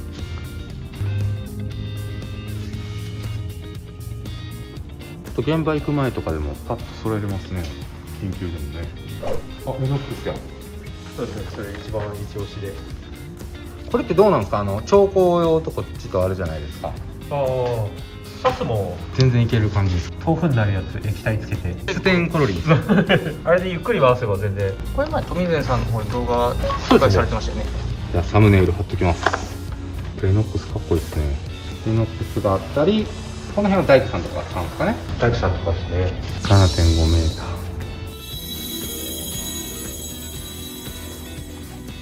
こっち行きますか。ここは鉛筆関係ですね。鉛筆、チョーク、手書き系。我らが小石堂さんが。小石堂。我らが小石堂さんが並んでますね。限定のがまだあります。紫とピンク。あ、ほんまや。これ前限定あげてましたね。多分もう在庫確認のはずです。結構限定品もいろいろ置いてあるお店ですね。カッターナイフ、墨壺、あと水糸ですね。水糸、はい、こんな感じです。すごいな、商品の在庫というか。そうですね。品揃えが、ヘッドライト、方法で現場で必要になるようなものが揃ってますね。トゴメガネまで置いてくれてますね。消防士の人も書いてます。あ、消防士さんも来るんですか。レスキュー隊とか。はいはいはい。この辺りってそういうなんていうんですか、工具屋さんって少ないんですか。点々としてて都内みたいにガッて集まってるわけじゃなくて、貴重な存在なんですね。僕ら大阪なんでちょっと走ったらその辺にあるんであれなんですけど、しかも来たら大体のものが揃えれるっていうのは大きいですよね。この辺はもうザ・飛び感って感じなんですかね。そうですね。シノとか、これも番線機のやつですよね。これは電気屋さんでもたまに使うやつですね。ハッパーとか。何これ、オリジャン。鉄筋のはい、こう炭出すのにこれが便利なんですか。はい。これもハッパーの一部ですか。これは置いてるんですけど、なんだかわかんない。セパレーターフック。セパレーターって肩枠はいの開き止めにセパレーターっていうのがあるんですけど、はははそれの止める時のやつですね。大工さん系。肩枠大工さん向けですね。これよくつけてる人いますね。3万ですね。牛のやつですね。あ、ここやっと電気屋さんコーナー来ましたね。ここぐらいか。電さんと、あ、これ前ライブでやってた新しいやつじゃないですか。そうです。いろんな色が出るんですよね。青とか、はい。ビクターさんの色をいろいろ出したやつです。これも限定やったはずですね。あ、限定なんですか。あ、そうか、こっちにあるわ。青。本来はもう一色白があるはずですけど、かっこいいですね。ここで切れが激しいらしくて、すぐ入ってくるんですね、新商品も。商品また遅れて入ってくるんですね、結構。あ、そうなんですか。情報がやっぱり。あ、ほな、これまだそんなにめっちゃ新しいってわけじゃない。最近ですよね。圧着工具とかストリッパーとかボードカッターとか。電気工具はこれぐらいですか。そうですね、これぐらいです。意外とあれなんですかね。富田さんが電気屋さんなんで電気屋寄りの道具が多いのかなと思ったら、いや、あんまり偏っちゃうと、ただ後ろにその電気屋さんのがあるんですね。まあここも半分電気屋みたいなもんですね。デバイスってどっかのメーカーでしたよね。SK11 ですね。あ、SK11 の。そうですね。藤原産業、兵庫県の三木市のメーカーさんですね。リングスリーブから CE かな、これ。普通の圧着か。リングスリーと普通の肌が普通の圧着と皮むきとか、そんなもんあるんですね。あ、圧着ですね。車向けな感じですね。そうですね。帽子用かなんか。圧着油圧じゃないですもんね。うん。青で。こ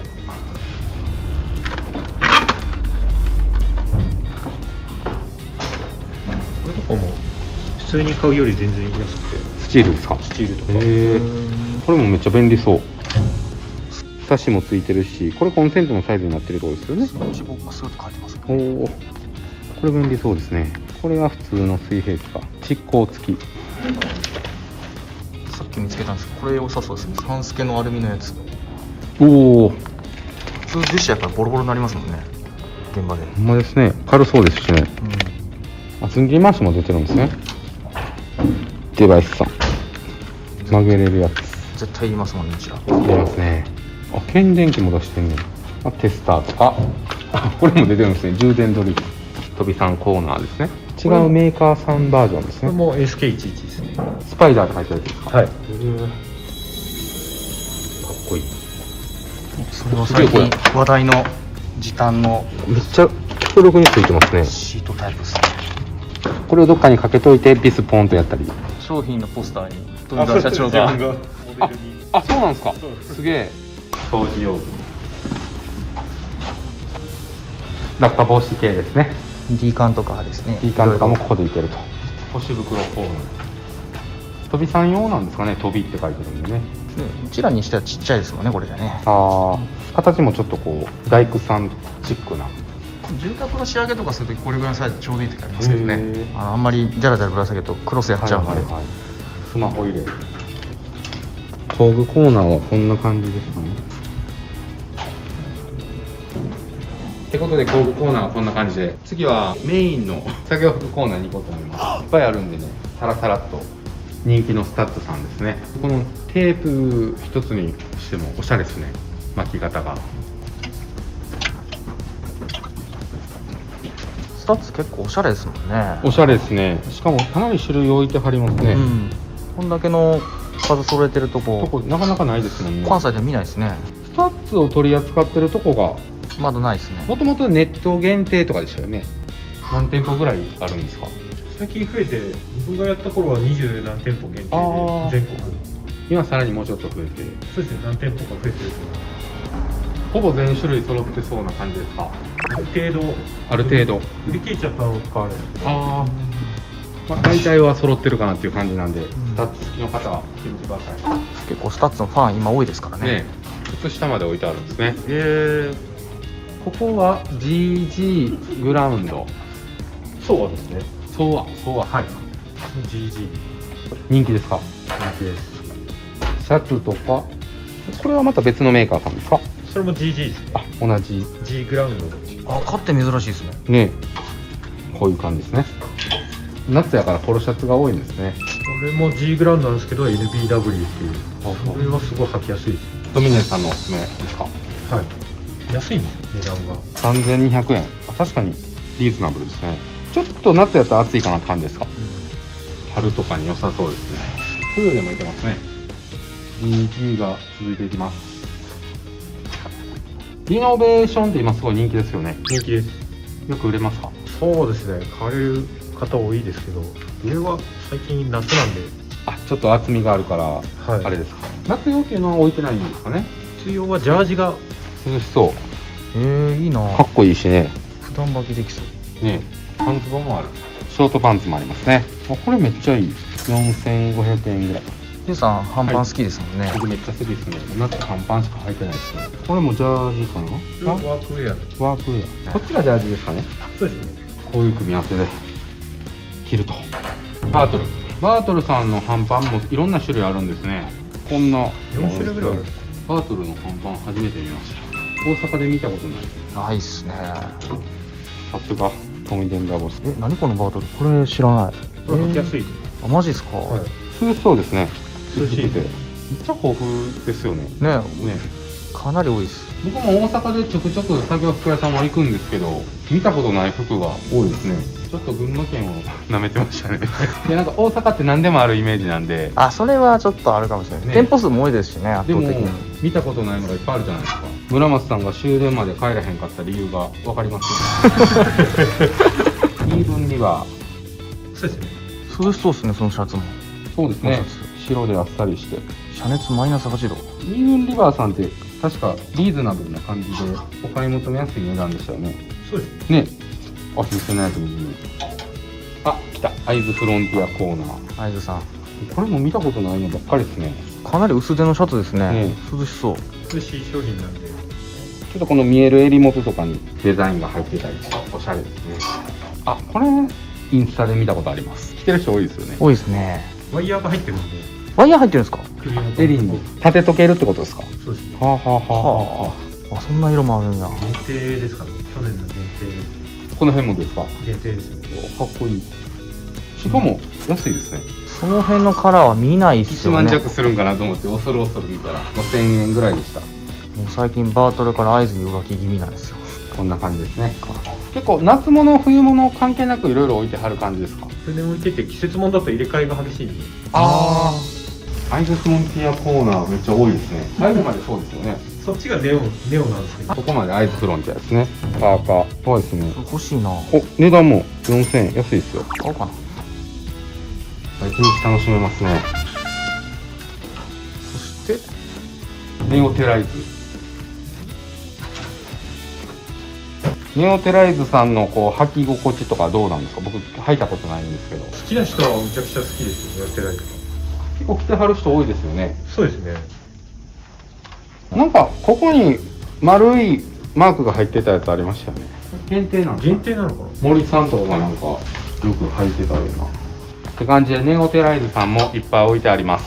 このスーツみたいなやつの作業服らしくて TS デザインさんから出てるんですけど、どんなような職人さんが着られるんですか？仕事終わりに打ち合わせがある人とか、ちょっと着替えて買ってかれる方が多い。現場作業もするんですか？現場してる人もいますね。関西ではちょっと見たことがないんですけど、こちらの関東ではちょいちょい現れるんですか？設計士さんとかちょっとこう現場管理の人とか。そうですね。気使わんと洗えそうな感じ。多分洗えると思います。はい。スーツやったらクリーニング出さなダメなんでね。お金かかりますもんね。それを何回も毎日着替える人やったらいいですね。シャツもちゃんと出てんねや。カッターシャツ。普通のカッターシャツとどう違うんですかね？ボタンがこうパチってはまるタイプなんですよ。ワンタッチが脱ぎやすいっていう。はいはいはいはい。あとペン差しが多分全部入ってるんですけど。ほんまや。これで作業できますね。TS デザインさんが置いてあります。ショートパンツ。冬用ですか？冬ですね。それはちょっと厚みのある、あったかそうですね。いろんな季節のやつ置いてあるのもいいですね。忙しい人やったらもうまとめて買いたいですもんね。冬用も置いてあるんで、今からでも冬用買えます。あややの好きなバートですね。バートルの空調服ですね。チェンジ。そ僕もオレンジを買おうか悩んだんですけど、長袖がなかったんでやめちゃったんですよ。現場で長袖じゃないと入れないところあって。ノースリーブが主流なんですかね、バートルさんは。このシリーズはノースリーブが多いですね。もう一つエアクラフトシリーズって青とグレーの迷彩と赤色のやつがノースリーブ、半袖、長袖があったはずなんですよ。僕はそれの赤と青の長袖持ってますね。下がこれがインナーかな。バートルのインナーって袋に入ってるイメージが強かったから、ハンガーにかかってるのが全部出しちゃってるんですよね。あ、そうなんですか。袋から見やすいように。見やすいように。これはいいわ。そう、いつもあれパッキングされてるからサイズ感わかんない時あるんですよ。表面しか見えないですよね。そうなんですよ。で買ってみてきてちょっとピッチピチやったりとか、袖が余ったりとかするんで、これいいですね。これが袋に入ってるんですね。そうですね。でもこうやって見れるんですね。これはいいですね。サイズ感って分かりにくいんですよね。分かりにくいですね。ここは EPX。これはイーブンリバー空調服ですね。かっこいいですね。ノースリーブね。ハンガーが G2 種に。嘘。厚高配管を使ってます。すげえ。ほんまや、パイプの抜けカップや。カップ、ちょっとこれは電気屋さんはテンション上がりますね。ここもや。パナソニック厚高配管。さすが。ちょっと僕らが気づいてないだけでもっとあったんかもしれないですね。全部配管でやってはるんですね。そうです。あえてですか？あえてです。ちょっと電気屋っぽさというか。はい。面白い。こういう使い方してるのなかなか見ないですよね。これですね。GG ですか？一緒ですね。GG さんコーナーでした。アイスフロンティア。ここが空調服コーナーって感じなんですかね。そうですね。この辺りが今結構着てる人多いですね。富田さんが着てるのがこれですよね。モーリーさんの噂のモーリーさんですか？噂のモーリーさんのお面ですね。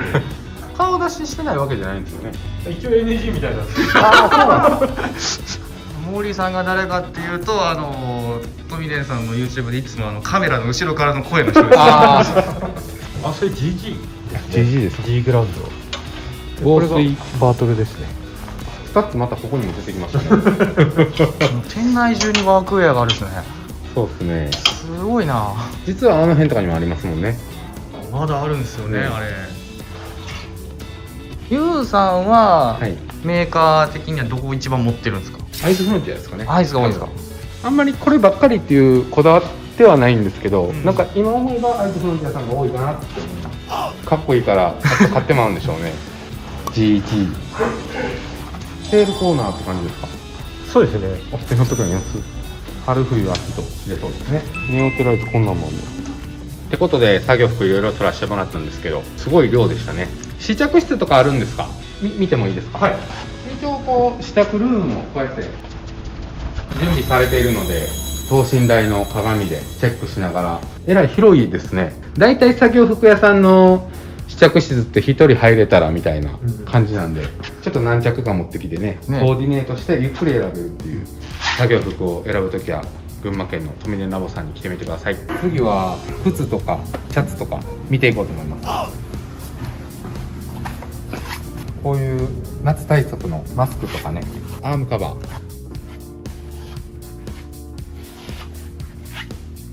あとは作業用手袋とか、現場行く前とかね、手袋だけ買いに来れますね。ここも同じくアームサポーターとか、接触冷感とかのシャツとかが置いてあります。夏のシャツですね。メーカー別に分かれてる感じですね。そうですね。イーブンリバー、バートル、GG グラウンドとか多彩なメーカーがあるそうですね。冬用ですかね。ヒートテック的なリノベーションもここにあったり、夏でも冬でも対応できるように置いてはる感じですね。防塵マスク結構いりますもんね。現場によっちゃいりますね。なかなか売ってないんでね、こういう風に置いてこれてたら、こういうね、タイベックスとか汚い現場とかね、クリーンルームとか着用言われるんで。あとカッパっすね。レニーウェア。カッパもあるし、長靴もあるし、長靴もあるっていうのはいいですね。結構いろんな種類の長靴置いてますね。じゃあ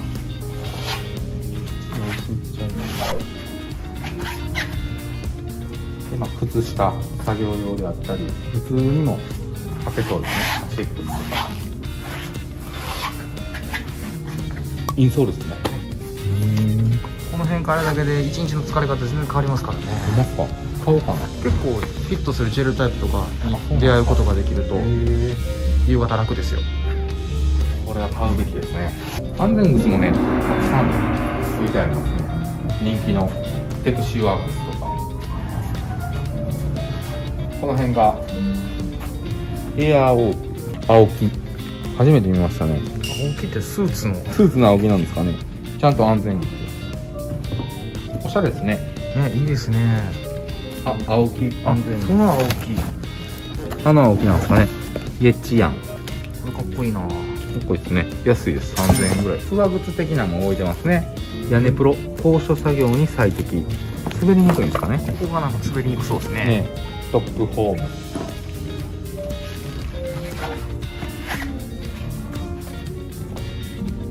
日清ラバー。数がすごいですね。あ、G ドラゴンちゃいますこれ。G ドラゴン。あ、かっこいい。かっこいいですね。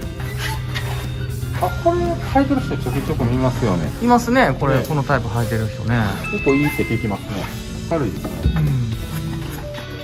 バスケットボール選手とかが履いてるんですかね。なるほどね。なんかそことかも良さそうですね。ギアトラ、G ドラゴン、プーマ。あ、プーマも出してるんだ。アシックス。エドウィン。エドウィンも安全靴なんですね。僕が履いてるやつですね。黒金ですね。黒金。上靴。上靴買っていこうかな。それも新入りですか？新入りです。しかも2000円で買えるんで。いいですね。これいいですね。上靴いる現場いいですね。それ。あ、これも1500円で。あ、新入ってるんですね。はい。初めて見た。この辺は超過ですね。ガセン屋さんとかこの辺ですよね。溶接する人とかね。セールコーナーですかね。はあ、お値引きセール。すげえ、1万円。3000円。こういうセールコーナーとかあったら嬉しいですよね。しかもちょうど僕が履いてるやつがあるんですけど。あ、これね。これ。1万円です。セールやし買っちゃおうかな。もう一足。もう一足。いっちゃいましょうかね。おすすめの安全靴ってありますか？おすすめですか？この青木ってスーツの青木ですか？じゃなくて普通のトビさんとかに有名な。初めて見たんですけど、結構その価格もするんでいいやつなんかなと思って。関東だとすごい人気で、関西の方だと全く人気ないみたいな。見たことが正直ないです。関東だったらもう青木って言ったら伝わるんですか？あ、伝わります。他にありますそういうやつ？青木はもうトビさんがもう好んで履くぐらい。電気屋さんには向かないんですか？やっぱり電気屋さんってそこが熱くないと。鏡作業とか多いですもんね。そうですね。でもトビさんにはむちゃくちゃ人気みたいな。エアオフとかは全然大阪でも見るんですよ。ハイパー V ソウルとかは何ですかそれ？ハイパー V。いや、これ初めて見ました。これ太陽光やってた時とか、隠しとかむちゃくちゃ多いです。屋根屋さんとか。動きやすいんですか？滑らない。あ、屋根の上で。これのおかげですか？こっちはハイパー V っていう日清さん、妹がローションの上で滑るか滑らないか鍛えてて、全然滑ってなかった。そのアンテナやる人とか屋根登る人にはすごいいいってことですね。いいですね。エアコン屋さんも屋根置きの人とか良さそうですね。関東と関西の違いもちょっとあるってことですね。ちょっと西と東の違いが出てきましたね。青木っていうのがここにもある。初めて僕は正直見ました。これも初めて見ました。これは多分商社さんのオリジナルだと思うんですけど。あ、そうなんですか。はい。これは自重堂です。G ドラゴンのさんとかですね。ちなみに富澤社長のおすすめは？俺はやっぱテクシーですよね。テクシーですか？テクシー。どういいですか？身長が高くなる。シークレットブーツ的な。これはテクシーですか？これテクシー。これなんですけど、2足ぐらい持ってるんですけど、ちょっと高くなるんですよ、身長が。これとこれとこれはインスタでずっと紹介してます。はいはいはい。人気ですもんね今。人気ですね。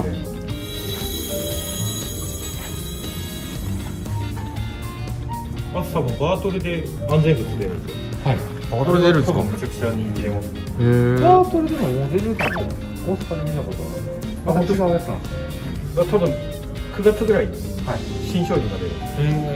楽しみです。めっちゃ気になる。かっこいいですよ。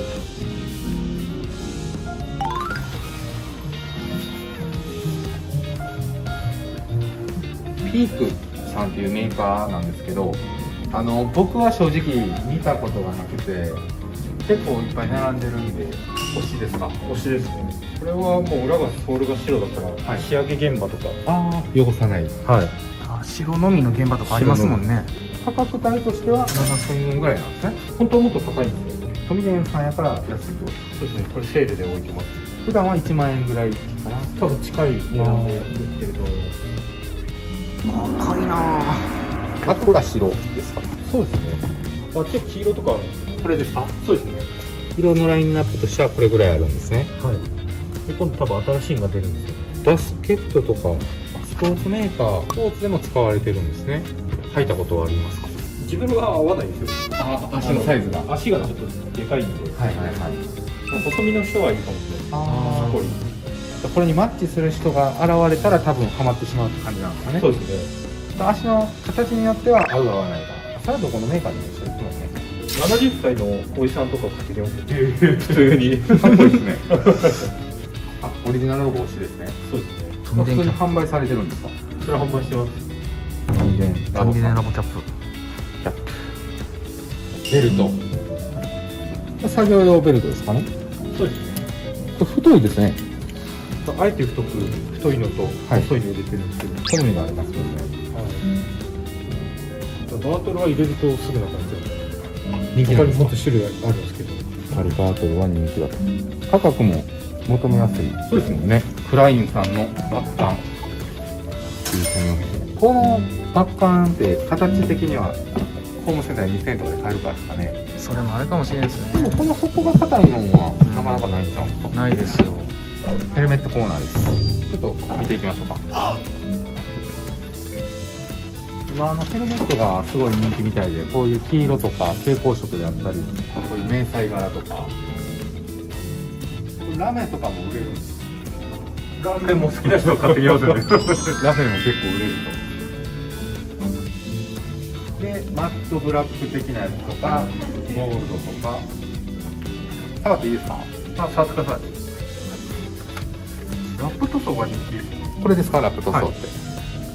かっこいい。ユウさん好きそう。僕好きですね。これは金買う人なかなかいないんじゃん。まだ現場で僕会ったことないです。これぐらいやったら。おしゃれ。ねえ。ラメですもんね。白に見えてラメ。ちょっと勇気出したらかぶれますよね。この辺すごいもんね。赤のラメ、メタリック。でもこれも別にかぶれますよね。かっこいいですね。めっちゃかっこいい。これはたまに見ます。で、富田さんでお願いしたら会社名とかも入れれるんですか？そうですね。全部カスタム。大体もう店頭でですか？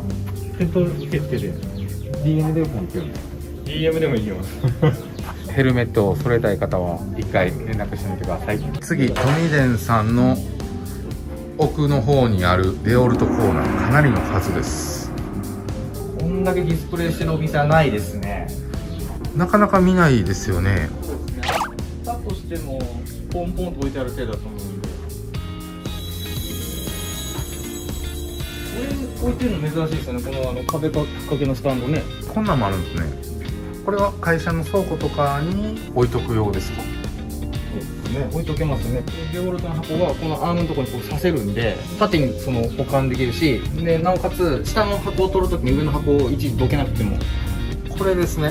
こういう状態ってことですか？そうですそうです。でこれは上にカチャッとはまるんですか？これもこっちに合体させれるようになってて、この横の黄色いやつレバーがロックになってるんで。あ、これでカチャンと。これが小物入れですね。下にここ置いてますけど。これを爆買いしてる人たまにいますよね。いますね。爆買いして車に積んでて、現場までこの台車に積んでいくっていうスタイルですよね。写真見てもらった方がいいですけど、こいつもさっきの壁掛けのやつみたいなアームがついてるんで、上に箱積んで下に重い部材を普通にここに台車のように積んで。すごいですね、デオルトって。富田社長が好きやからあります。そうですね。多分なかなか売ってなくて。関東でも値段もね結構いい値段しますもんね。それでも売れていくことですね。見た目やっぱ黄色と黒もかっこいいし、明らかにこう強い見た目してますよね。実際このバックル金具がやったり金属やったりとかするんで。これ何のやつですか？これ2段になってて、上が小物で下が普通に工具入れるやつなんですけど。開けてみてもらっていいですか？中敷きがあって、下にこう入れて、この上がこことここロックになってるんですけど、パーツボックス的な端子入れたり。そうですね。で持ち手がついてるんで、箱を両手で持ったりとか片手でこう持ったりこうできるやつ。ここに転がってるこれ縦になってるんですけど、これが台車なんですけど、こいつはさっきのこれと違って箱を上に積み重ねていって転がしていくための平台車ですね。カチャンとはめれるんですか？カチャンとはめるんです。この横のロックで。これは落ちないというか、落ちないですね。ガタガタしてもこうやって接続していけるのがいいですね。そうですね。これはメモできるんですね。これ答えになるんですね。中に入れれる。おこれなんですかこれ？接続の。これ初めて見た。みんなこれ出しちゃってるから。僕もこの2つはなんか持ってるんですよ。おなんかそうなんです。もらったんですけど、現場で結構使ってます。前トミデンさんの動画でこれ積み上げて持ってるチャレンジやってましたよね。そうですね。2メーターぐらい高さぐらい積み上げてどんだけ詰めるか的な。何個持てますかみたいなやってましたよ。膝が思った。いきますよ。じゃあいきますよ。何持ってどこ行くんですか。置いてるとこあってもこんだけ置いてるとこないんで、実際触ってみるってやったらもうここぐらいしかないんじゃないですかね。デオルトを見たい方はトミデンラボさんに来てください。こっちがパレットみたいな爪があるのかなと思うんですけど、重ねれるんですよ。これ材料入れたりとかですか？そうですね。用途としては一回このボックスの中に入れられるんですけど、ちょっとボックス開けてもらってちょっと下ろさせてもらいますね。デオルトかっこいいな。欲しくなるでしょ。欲しくなるですね。あ、入ってるわ。おお。これここが持ち手になってるっすよ。こうやって。ほう。こうやると上に止まる。あ、すげえ。なるほどね。場面でいろんな使い方ができるんですね。現場でパパッと使うときはこういう状態にしたりとかってことですね。壊したんですか？まさか私お買い上げです。お買い上げですね。これ最近でしたっけ、この引き出し。最近です。ですよね。これも今までのシリーズにこう積み重ねれるんですよ。樹脂が結構硬いですよ。ほんまですね。僕も結構カチッと締まるんで、中重たいの入れてても車積んでても勝手に開きそうないですね。これは今3つ重なってるってことですね。これ3つですね。1、2、3台ですね。これが何個でもいけるんですね。これがあれですね。デオルトからの腰道ですね。合わせてるんですね、デオルトに。黄色と黒とそういうことやったコーんですね。ディネートした。ニックスの社長がこうやってつけてるんですね。これですか？これです。あ、これがこの社長がつけてはるやつなんですね。あ、でこれがあれですね。クーラーボックスですね。あ、そんなんもあるんですか？マキタも出してますけどね。アウトドアとかでも使えそうですね。そうですね。皆さん大好きなニックスコーナーに行こうと思うんですけど、このニックスさんのねシャツ結構皆さん着てるんですけど、ちょっと見たことない人がおるかもしれないんですけど、こういうのを見つけまして、これコラボですか？コラボ。トミーデンさんとニックスさんのコラボで、ちょっと実は僕も今日着てるんですけど、これはここでしか買えないんですか？ここでしか買えないです。ネット販売というかはしてます。DM いただければ。色はこのネイビーのみですか？こっちがまあニックスさんのやつでトミデンさんがコラボしてるやつで、店頭に来てもらうかトミデンラボさんのアカウントにピロンで載せときますけど、そこに DM したら在庫があれば購入できるみたいなので、結構僕のとこにもね問い合わせ来たんですよ。どこで売ってるんですかみたいな。わかんないです今日判明したんでよかったです。ちなみにサイズは SM、L まであると4サイズいうことなんで、 S から LL までの人はいけます。じゃあニックスコーナー行きましょう。行きましょう。ここが噂のタペストリーでしたっけ？ですね。すごいですね。バリオさん社長、マスヤスタジオさん。あ、ここにエアコン女子さんもいますね。エアコン女子さんいますと。エアコン女子さん。エアコン女子。で、前まではね、大阪のマーシーさんとか、田畑さんのもあったんですけど、今日はちょっとないと。で、こちらがニックスさんの色もいっぱいありますね。カラーラインナップのほとんどが今ありますね。これが新しく出たやつですね。ガラス側のやつですね。ガラス側の空調屋さんが使うんですかね。そうですね。設備向けの。設備向けのコモンポーチ。使ってますね。壁にもたくさんニックスさんの商品が並んでおりますね。あんなも売ってるんですか？これは非売品です。非売品のプレート。はい。かっこいいですね。ここは赤タグのコーナーですね。これもいろんな種類ありますね。ペンドラ入れとか。プレート補強入りがあれ最近出たやつですね。あ、これプレート補強されてるんですか？そうですね。ほうほうほう。曲がりにくくなったやつですね。あ、全部そうですね。そうですね。すげえ。上がちょっと大工さんですかね。そうですね。大工さん用の腰袋。大工さん用。これは小物入れで。小物入れ。金白く入れ。そうですね。で、色が違うやつもあるんですね。金色と黒と。これは？これ腰袋で、それも最近出たチェーンがいけるようになったやつですね。そういうことですね。前までなかったんで。はいはいはい。電光三段のチェーンがいけるタイプ。こちらがプレートですね。アルミベルトループとかの拡張部分ですね。上によくビットとか皆さんぶら下げるために。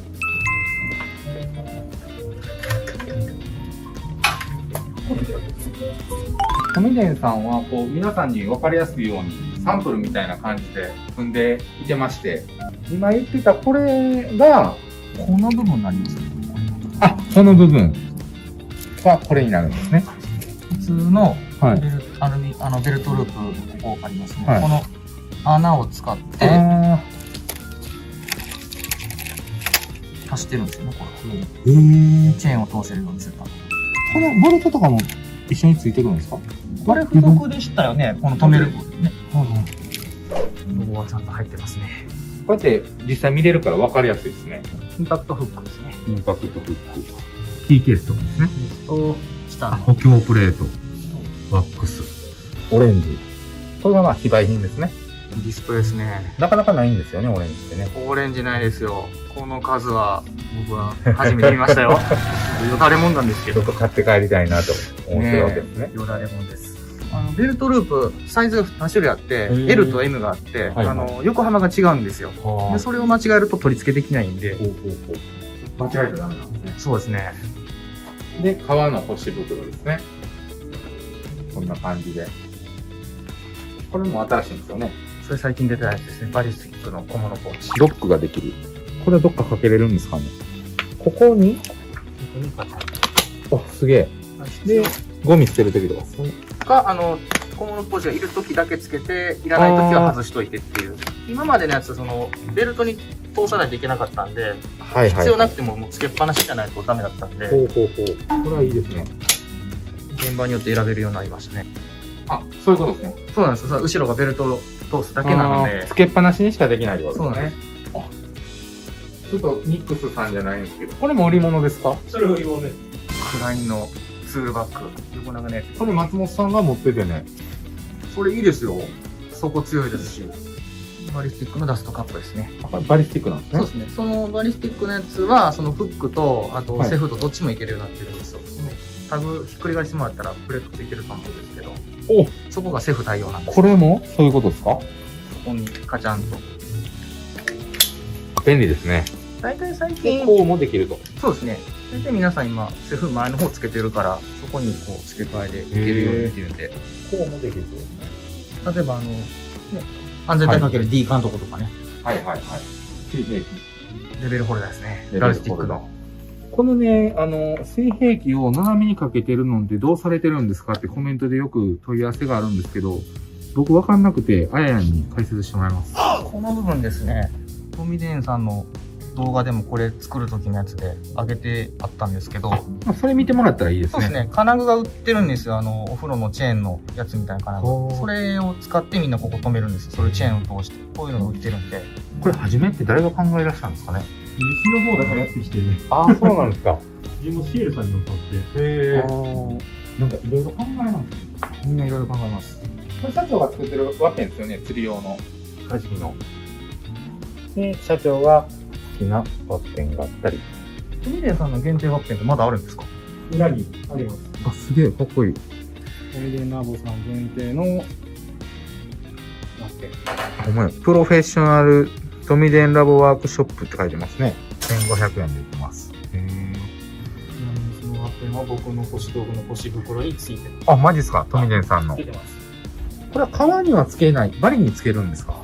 革でもつけてる人います。こうやってつけたり、布相手だったら裏がこれアイロンで接着でつくんですけど、革とかバリにつける人、4発か6発穴開けて、こういうカシメの秒、これでこう挟み込んで止めるんですよ。丈夫にね。いろんなカスタムですね。こういう感じですね。ああ、これを富田さんのに変更してみたり。そうですね。自分でやったりとか。僕の知識がなさすぎるんで、あややに変わります。これは本社で見ましたね。見ました。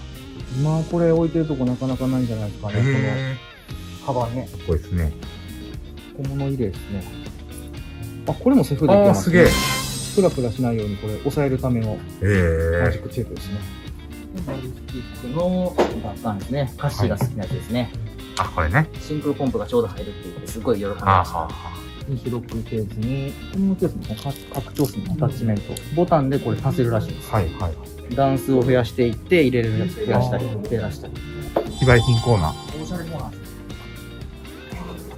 これボールオフですよね。飲むやつ。あ、飲むやつなんですか？はい。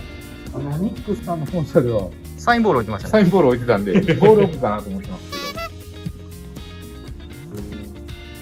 ど。あ、富澤隆弘殿。これは何なんですか？あれはカードのマンタイングと。へえ。あ、もらえるんですか？最終もらえるやつ。めっちゃかっこいいですね。あ、社長のステッカー。それも山根さんの限定ワッペン。へえ。結構限定ワッペン出されてるとこありますよね。多いですね。これはマックツールの限定。あ、もう売ってない。はあ、はあはあ、このピンク確か襟の巻きモデルとかですか？そうですね。エリちゃんのやつですか？ニッシー。これはクリスマス限定。あ、そうですか。僕これ当たったんですよ。マリオさんのプレゼント企画で。はじへいさんとかがあるんですね。僕が多分設備マークさんで。はいはい。黄色が。あの奥ですね。はい。足立店のやつですね。ほんまや。設備マート。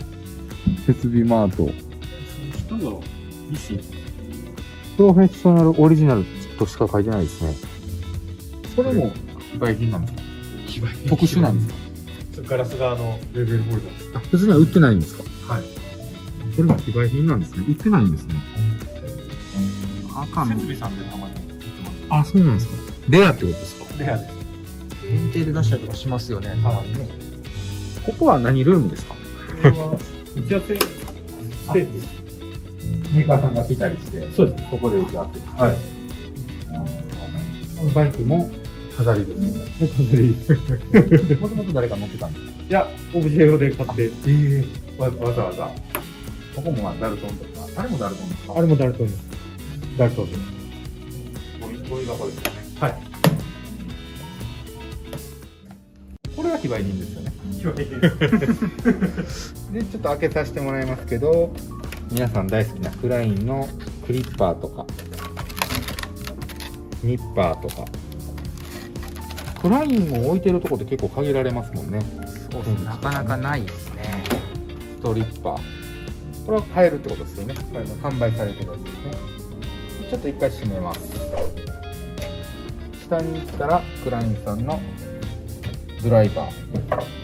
このクラインのドライバーって何がいいんですか？クラインドライバー先っちょが強いですよ。先端のね強度があるんで。そうですね。よくねマイナスドライバーとかもそうなんですけど、硬いのをこれで緩めにいくとひねるんですよね。標準的なやつ。はい、とか先端のここがビスで、まあ、どんどん痩せていって滑るようになっていったりとかするんですけど、はい、それがほとんどないですね。やっぱこう値段するだけあるんですね。あります。あ、これね。これは僕持ってますわ。六角してると。これの六角。意外と求めやすい値段なんですね。1450円ですね。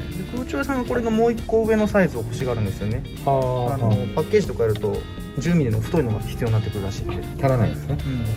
マスター氏大好きな電光ナイフ。愛用のくらいの電光。もちろんしますね。しますけど、かなり刃は強いですよ。デオルトちゃんフライングコーナー。あ、これもあります。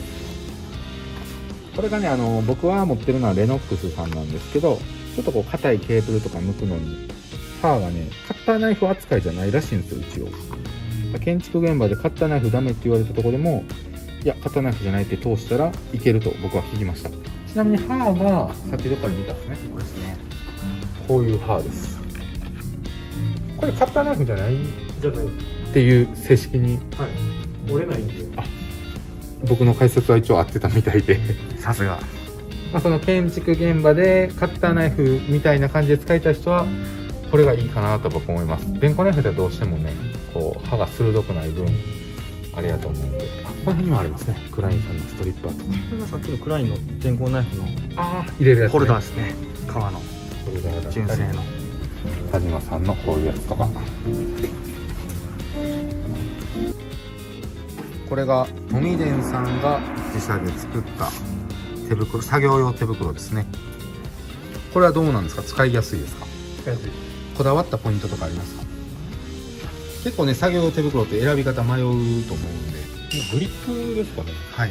あと価格帯いくらぐらいなんですか？これが単発だとちょっと150円ぐらいなんですけど。あ、でもそれでも安いですね。10層だと1300円。おお、税込みで。10個買ったら200円ぐらい安くなるんですね。そうですね。色はこの黒のみ。そうです。黒のみの色で、トミデンラボさんのショップで買うか、トミデンラボさんに DM してもらったら購入できますので。ここがレジになります。レジもかなりおしゃれで、ダルトンの箱があって、いろんなステッカーがあります。これはエコキュート女子さんの腰道具です。これディスプレイ用でしたっけ？使ってますちゃんと現場で使われている腰道具です。で、この下のブロックにいろんなインスタグラマーさんっていうんですかね、ミックスの社長マーシーさん、彼女募集中、これ奥さんに怒られるやつですねシエルさんとか龍馬さん、赤和田さん、サンクロバーさん、これが誰やろ？キティちゃん、ジジ大好き、ママ大好き。お子さんですか？あ、エコキュート女子さんのお子さん。上手ですね。これはアンパンマン。あ、めいっ子さん。1K ワークさん。あ、ODS さん、小野寺さんですよね。カッシーは邪魔なんでいいですあやや。この人めっちゃ絵うまいですね。すげえ。何歳ですか？11歳でこんな絵描けんねや。今日は撮影ありがとうございました。ありがとうございます。トミデンラボさんのオーナーの富澤さんと一緒にエンディング撮ろうと思います。富澤さんもYouTube されてまして、こちらのワークショップ、そちらの YouTube で僕知ったんですけど、普段はどのような発信されてるんですか？普段は結構多分重なる部分がいろいろあると思うんですけど、電気工事士が使うようなものを紹介したりとか、あとは腰道具ですね。こういうのを紹介したりとか。腰道具とか工具とか、結構ハウツーもされてますよね。そうですね。皮の剥き方とかね、高圧ケーブルのやり方とか。はい。結構僕からしたらすごいこうレベルの高い高圧ケーブルとかなかなかこう発信できる人って限られてくると思うんで、そういうのとかを発信されててすごい勉強になるチャンネルだと思うんで、ぜひ見に行ってください。このお店はその休業日とかは？休業日は木曜日ですね。定休日が。木曜日定休日で何時から何時までですか？10時から8時まで、夜の10時から8時まで、結構遅くまでされてるんですね。仕事終わりでも来れると思います。ってことで、ちょっとまだ企画考えれてないんですけど、僕もトミデンさんの方のチャンネルで、多分何かさせてもらうと思うので、そちらも見てもらえたら嬉しいです。で、トミデンさんのチャンネルなども貼っておきますので、ぜひ遊びに行ってください。じゃあ、ありがとうございます。何か最後に一言、よければ、僕のチャンネルにもトミデンさんの担当者がいるんで、ちょっとメッセージもらえたら嬉しいんですけど。ちょっとやってる人が少ないので、電気工事士。こうやって一緒に絡めるのもすごいいいなと思って、今後一緒になんか協力してできたら面白いですね。そうですね。東西でぜひ、はい、仕事とかもね、そうですね、一緒にできたら嬉しいなと思ってます。これから僕らもそうなんですけど、ちょっと視聴者さんにもいろんな電気系 YouTuber の人とかつながって面白くなっていったらいいですよね。はい、トミデンラボさんショップ編終わります。ありがとうございました。ありがとうございます。とりあえず面白くしたいです、電気屋を。